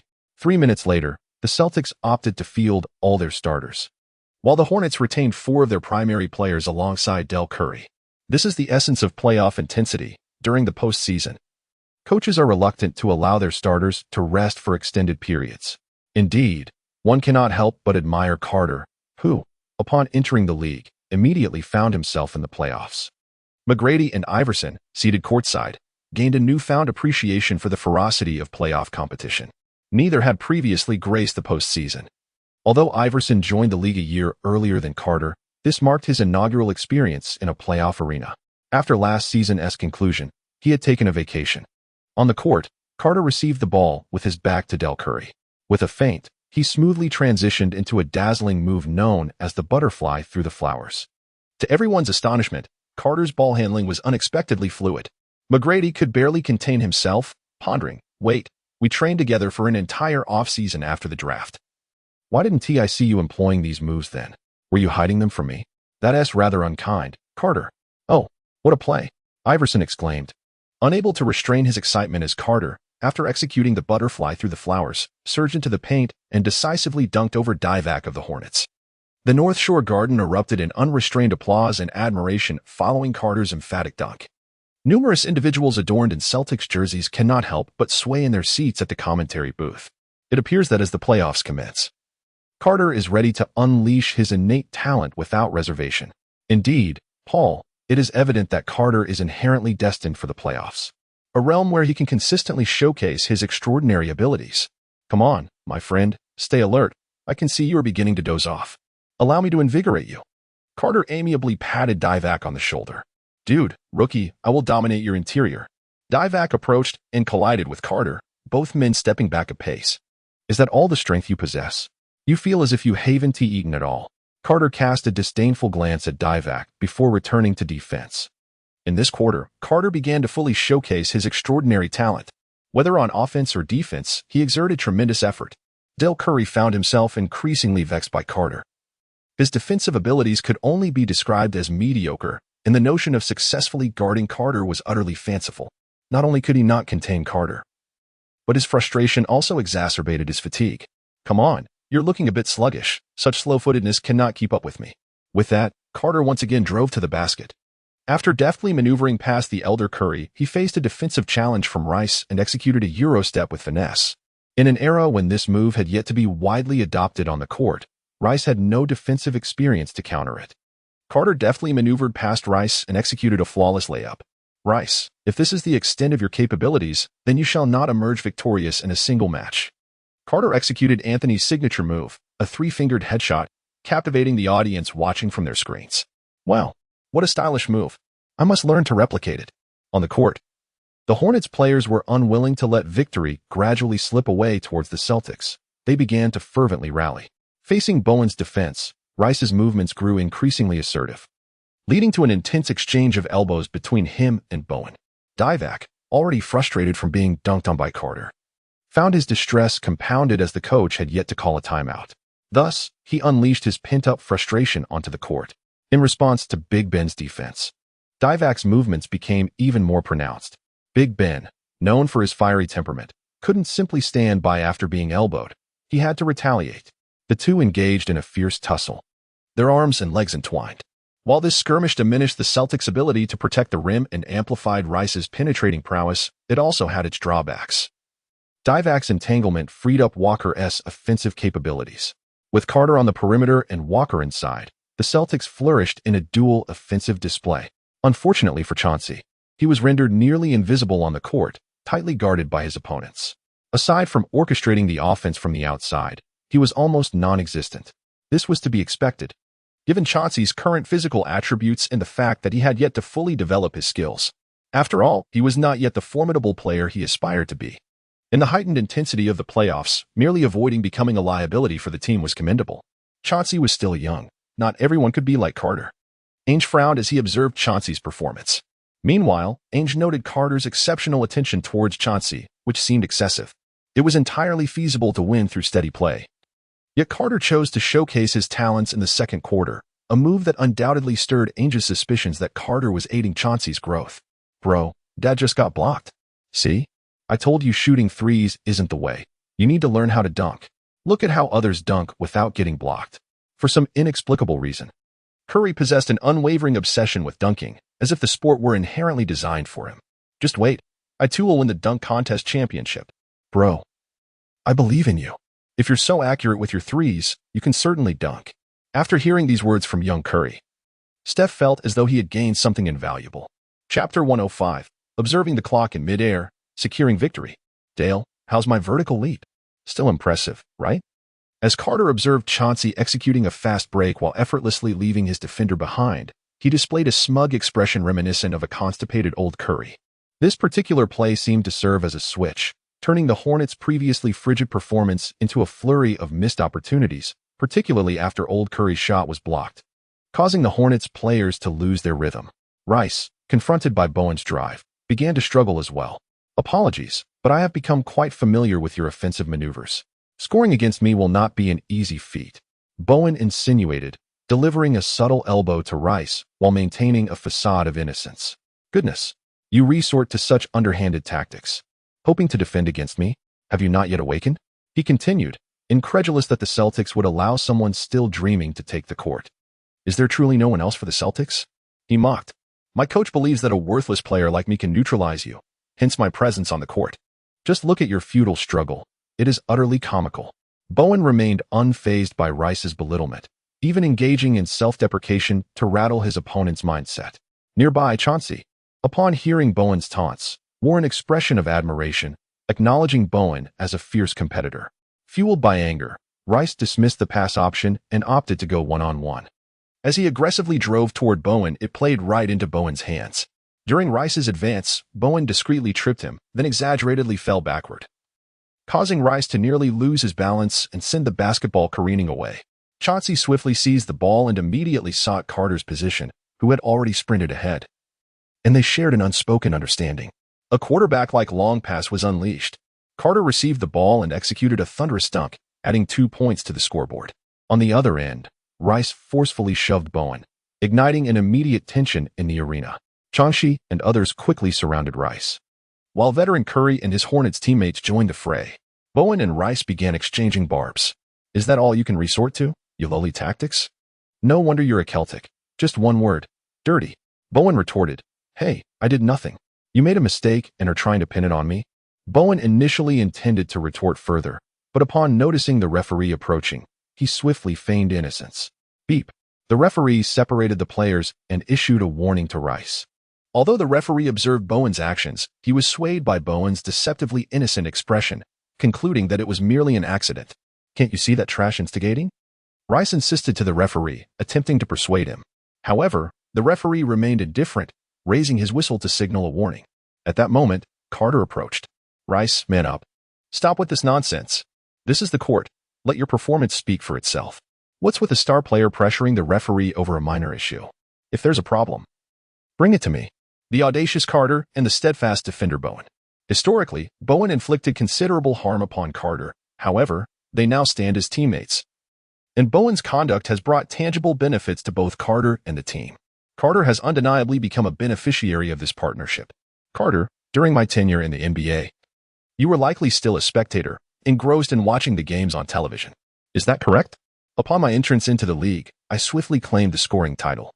While you have been here for several years, surely you must have amassed numerous accolades by now. Have you grown weary of titles such as the scoring champion and the championship itself? At this moment, Carter profoundly realized the advantages of honor. Without further ado, his remarkable start is truly splendid. Securing the title of scoring champion right from the outset. How many in history can boast of such an achievement? Oh, victory is the ultimate truth.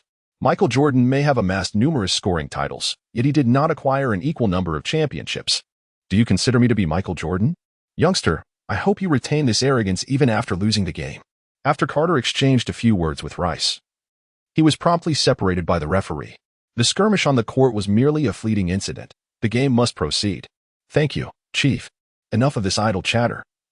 Focus on guarding that fellow. Do not allow him to score easily. Understood, Chief. As the latter half of the second quarter unfolded, both teams became increasingly emotional. Their movements growing more pronounced, with the referees choosing to overlook many borderline fouls. However, it is worth noting that this is the Celtics' home court, and the officiating leaned in favor of the Celtics on several calls. This is a common occurrence in nearly all NBA home games. As the halftime buzzer sounded, the Celtics held a 7-point lead. Carter, now is your moment to showcase your talent. This is your stage. Let victory remain at the North Shore Garden. At this juncture, Pitino found himself at a loss for tactical maneuvers. It was best to revolve the strategy around Carter. Carter had no opportunity to contemplate Walker. It is as simple as that. After listening, Carter exclaimed in astonishment, Goodness, why does this tactic seem so familiar? He passed the ball to Coach Lue, who remarked with insight, How can this be criticized? How can this not be called a tactic? In the third quarter, both teams' main players returned to the court once more. During the playoffs, when the stakes are high, neither coach dares to allow their players much rest. After all, there will be ample time for relaxation once they return home to fish. Lace, don't get too excited. That guy named Bowen has formidable defensive skills. Avoid him. Target their point guard. That's their weak point. The Hornets coach, Dave, cautioned Lace before he took the court. I understand, coach. As the third quarter commenced, Carter received the ball with his back to the basket. Facing the defense of the season Curry, he once again executed the butterfly through flowers move. Despite having employed it numerous times, Curry's athleticism simply could not keep pace with Carter. Utilizing this maneuver against Curry proved to be effortless for Carter. One reason for employing this tactic was that Carter received the ball with his back turned, minimizing the risk of a steal. After receiving the ball in this manner and confronting the less agile Curry, the butterfly through flowers was particularly effective. After bypassing Curry, Carter faced Lace's defensive attempt. He leaped with one hand gripping the ball, extending his left wrist to glance momentarily before launching a right-handed shot that sent the basketball through the hoop. Are you attempting to guard me? Why do I feel no pressure? With your skills, can you even secure an All-Star MVP? This must be a joke. Lace remained silent. Relegated to the background, the cheers from the North Shore Garden reached a crescendo following Carter's stunning play. Oh my, that was magnificent. Checking the time in midair, This shot reminds me of Bird's pre-announced game winner. This basket deflated the Hornets' spirits completely, prompting Coach Dave to call a timeout. However, even after the break, the Hornets showed no improvement. Although Lace and Curry managed to reduce Carter's shooting efficiency, it was Walker in the paint who became the last straw for the Hornets. In a crucial moment, Walker scored 3 consecutive baskets, amassing 6 points and successfully extending the lead to 10. In the 1990s, a 10-point lead at the end of 3 quarters signified that victory had decisively tilted in favor of the Celtics. In the 4th quarter, the Celtics substituted out Big Ben to thwart the Hornets' hack-a-shack strategy.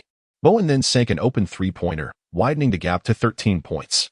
The Celtics proceeded with methodical precision, initiating their offense only after 18 seconds had elapsed on each possession, effectively extinguishing any remaining hope for a Hornets comeback. Chapter 106, riding the momentum to secure the second game. Ultimately, the Celtics triumphed by a margin of 8 points. Carter achieved the highest score of the game with 35 points, while his opponent, Rice, managed 30 points. Although Rice's strategy to target Chauncey at the start of the 3rd quarter showed some promise, the essence of competition is that if one can score, so too can the other. Thus, it renders their efforts moot. The theory of relativity within the league stands validated, resulting in your defeat. Rice, I have foretold my victory. Prepare to return home for fishing, you soon-to-be eliminated contender. Do not revel too much, rookie, for the playoffs have merely commenced. Following his words, Rice departed with a dismissive gesture. In the match between the Celtics and the Hornets, tensions flared, making a cordial embrace post-game utterly impossible. During the post-game interview, Carter was congratulated on his team's victory.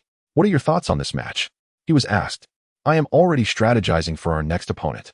The Hornets present no challenge for us. Winning against them once guarantees a second victory. Their star player is merely a bully towards my subordinates. A well-known fact that those who lack fortitude are undeserving of triumph. Our adversaries are a collection of weaklings. Do you truly believe we would succumb to such a feeble assembly? During an interview with a Boston reporter, Carter took the initiative to characterize the on-court turmoil, seizing control of public discourse. From a moral high ground, he unequivocally stated that Rice's actions represented a blatant case of the strong oppressing the weak, a tactic that has been in play for over 2 decades. He challenged Rice, questioning how he could withstand such scrutiny. Carter, was your gesture of glancing at your watch intended to express frustration on behalf of your teammates? Indeed. I aim to convey to that weakling Rice that relying on underhanded methods to secure victory is futile. One must demonstrate genuine prowess. Rice, Carter accused you of exploiting your strength against the weak, asserting that your reliance on unscrupulous tactics is insufficient for victory. What is your response to this? How do I respond? I would relish the opportunity to eliminate those Celtics and you, the Boston journalist. What do you want me to say? I am the victim here. You have already defined the narrative and now inquire about my perspective? It is evident to any discerning observer that it was that trash who ensnared me with his despicable tactics, and now that gang dares to cast blame upon me? I am the true victim. Whether you are a victim or not, I cannot ascertain. What I do know is that Carter and his team emerged victorious. The Celtics won the game, and that is the crux of the matter. Winning is everything. Winning is everything, a mantra held as truth by players of the 1990s. Left Rice with no choice but to swallow his indignation. He declared, tell them, in the next match, I shall not afford them the opportunity to employ their petty tricks. We will secure victory. Hey, Carter, could you please give me your autograph? Carter was halted by a tender voice. This is the backstage area, typically inaccessible to ordinary fans. Carter followed the silhouette with his gaze and discovered 2 children clad in jerseys bearing the name of Del Curry. Realizing who they were, he thought to himself, is this not the future slam dunk champion alongside his younger brother? He was quite curious as to how they had managed to find their way here. Hey, Stephen, what are you 2 up to? Del Curry approached them. I apologize, Carter. These are my 2 children. These little rascals slipped away while I was momentarily distracted. I sincerely apologize. No worries. Come over here, you too. Carter graciously accepted the pen handed to him by Curry and inscribed his name on the artwork created by the 2 young lads. Dale, I have a fondness for these 2 talented individuals. If given the opportunity, I would love to teach them a few dunking techniques, as I believe they possess the innate ability. Carter, with his characteristic dark humor, exchanged a few words with Curry and his 2 sons before taking his leave. Stephen, even if Carter teaches you how to dunk, you must not neglect your shooting practice. Do you understand? I got it, Dad, Curry replied absent-mindedly. Fortunately, old man Curry had his 2 children by his side, The Hornets merely perceived the playful antics of the children. Had less known that Curry sought out Carter. It could have led to some discord in the locker room. After all, Les had become a veritable powder keg, ready to explode at the slightest provocation. 2 days later, the Celtics faced the Hornets in their second match. In this encounter, Les and young Anthony each scored 24 and 25 points, respectively, while Carter's defensive efforts resulted in him scoring only 26 points despite a higher volume of attempts, reflecting a slight decline compared to the previous game. However, the double-teaming of Carter allowed Chancey and Bowen to frequently unleash those dreaded three-point shots, though their shooting quality was lacking, with young Anthony focusing on offense. The rebounds were predominantly claimed by Ben and Walker. Relying on second-chance points in the paint, the Celtics maintained a firm grip on the game's rhythm from the outset. In critical moments, Carter rose to the occasion, delivering dunk after dunk to stabilize the situation and convert the advantage into a decisive victory. Ultimately, the Celtics triumphed with a score of 92-85, securing a 7-point margin. The Celtics successfully defended their home court. And under the playoff rule that required winning 3 games to advance, their progression was all but assured. Walker, you performed exceptionally well, truly deserving of the All-Star title. You are indeed in a league of your own. As Carter praised Walker, he gave Chauncey a hearty slap on the shoulder. Chauncey, having been singled out by Rice in the previous 2 games, was now left with a sorrowful expression after Carter's jest. Are you a devil, Carter? He lamented. Ha. Prepare to treat us, Chauncey. After all, you performed the worst. With a scoff, they set off for Chicago. Michael, the Celtics have also secured 2 victories. In the next round, we shall face them. You must keep a close watch on Scotty. I worry that his emotions might sway him, making him susceptible to the Celtics' tactics. Rest assured, Phil, I will keep him in check. Jordan, sharing the same concern, understood that Pippen had often carried the team throughout the season. If the playoffs were to be jeopardized by that troublesome Celtic, leading Pippen to lose emotional control and destabilize the locker room, it would be unbearable for him. Meanwhile, Pippen, his eyes reddened, watched the footage of Carter. Damn that guy. Just wait until the second round. I will teach you a lesson. Scoring king? What does that matter? The regular season and the playoffs are 2 entirely different arenas. At that moment, Pippen witnessed Carter's impressive mid-air move. Bang! Pippen slammed his fist onto the table. Their rivalry had begun with the label of child labor, and the All-Star game had seen Carter soar over him, followed by a brutal encounter with Carter and Stockton. Now, witnessing Carter fully showcase his talents was more painful than a dagger to Pippen's heart. Chapter 107. The third chapter from number 22, though slightly delayed.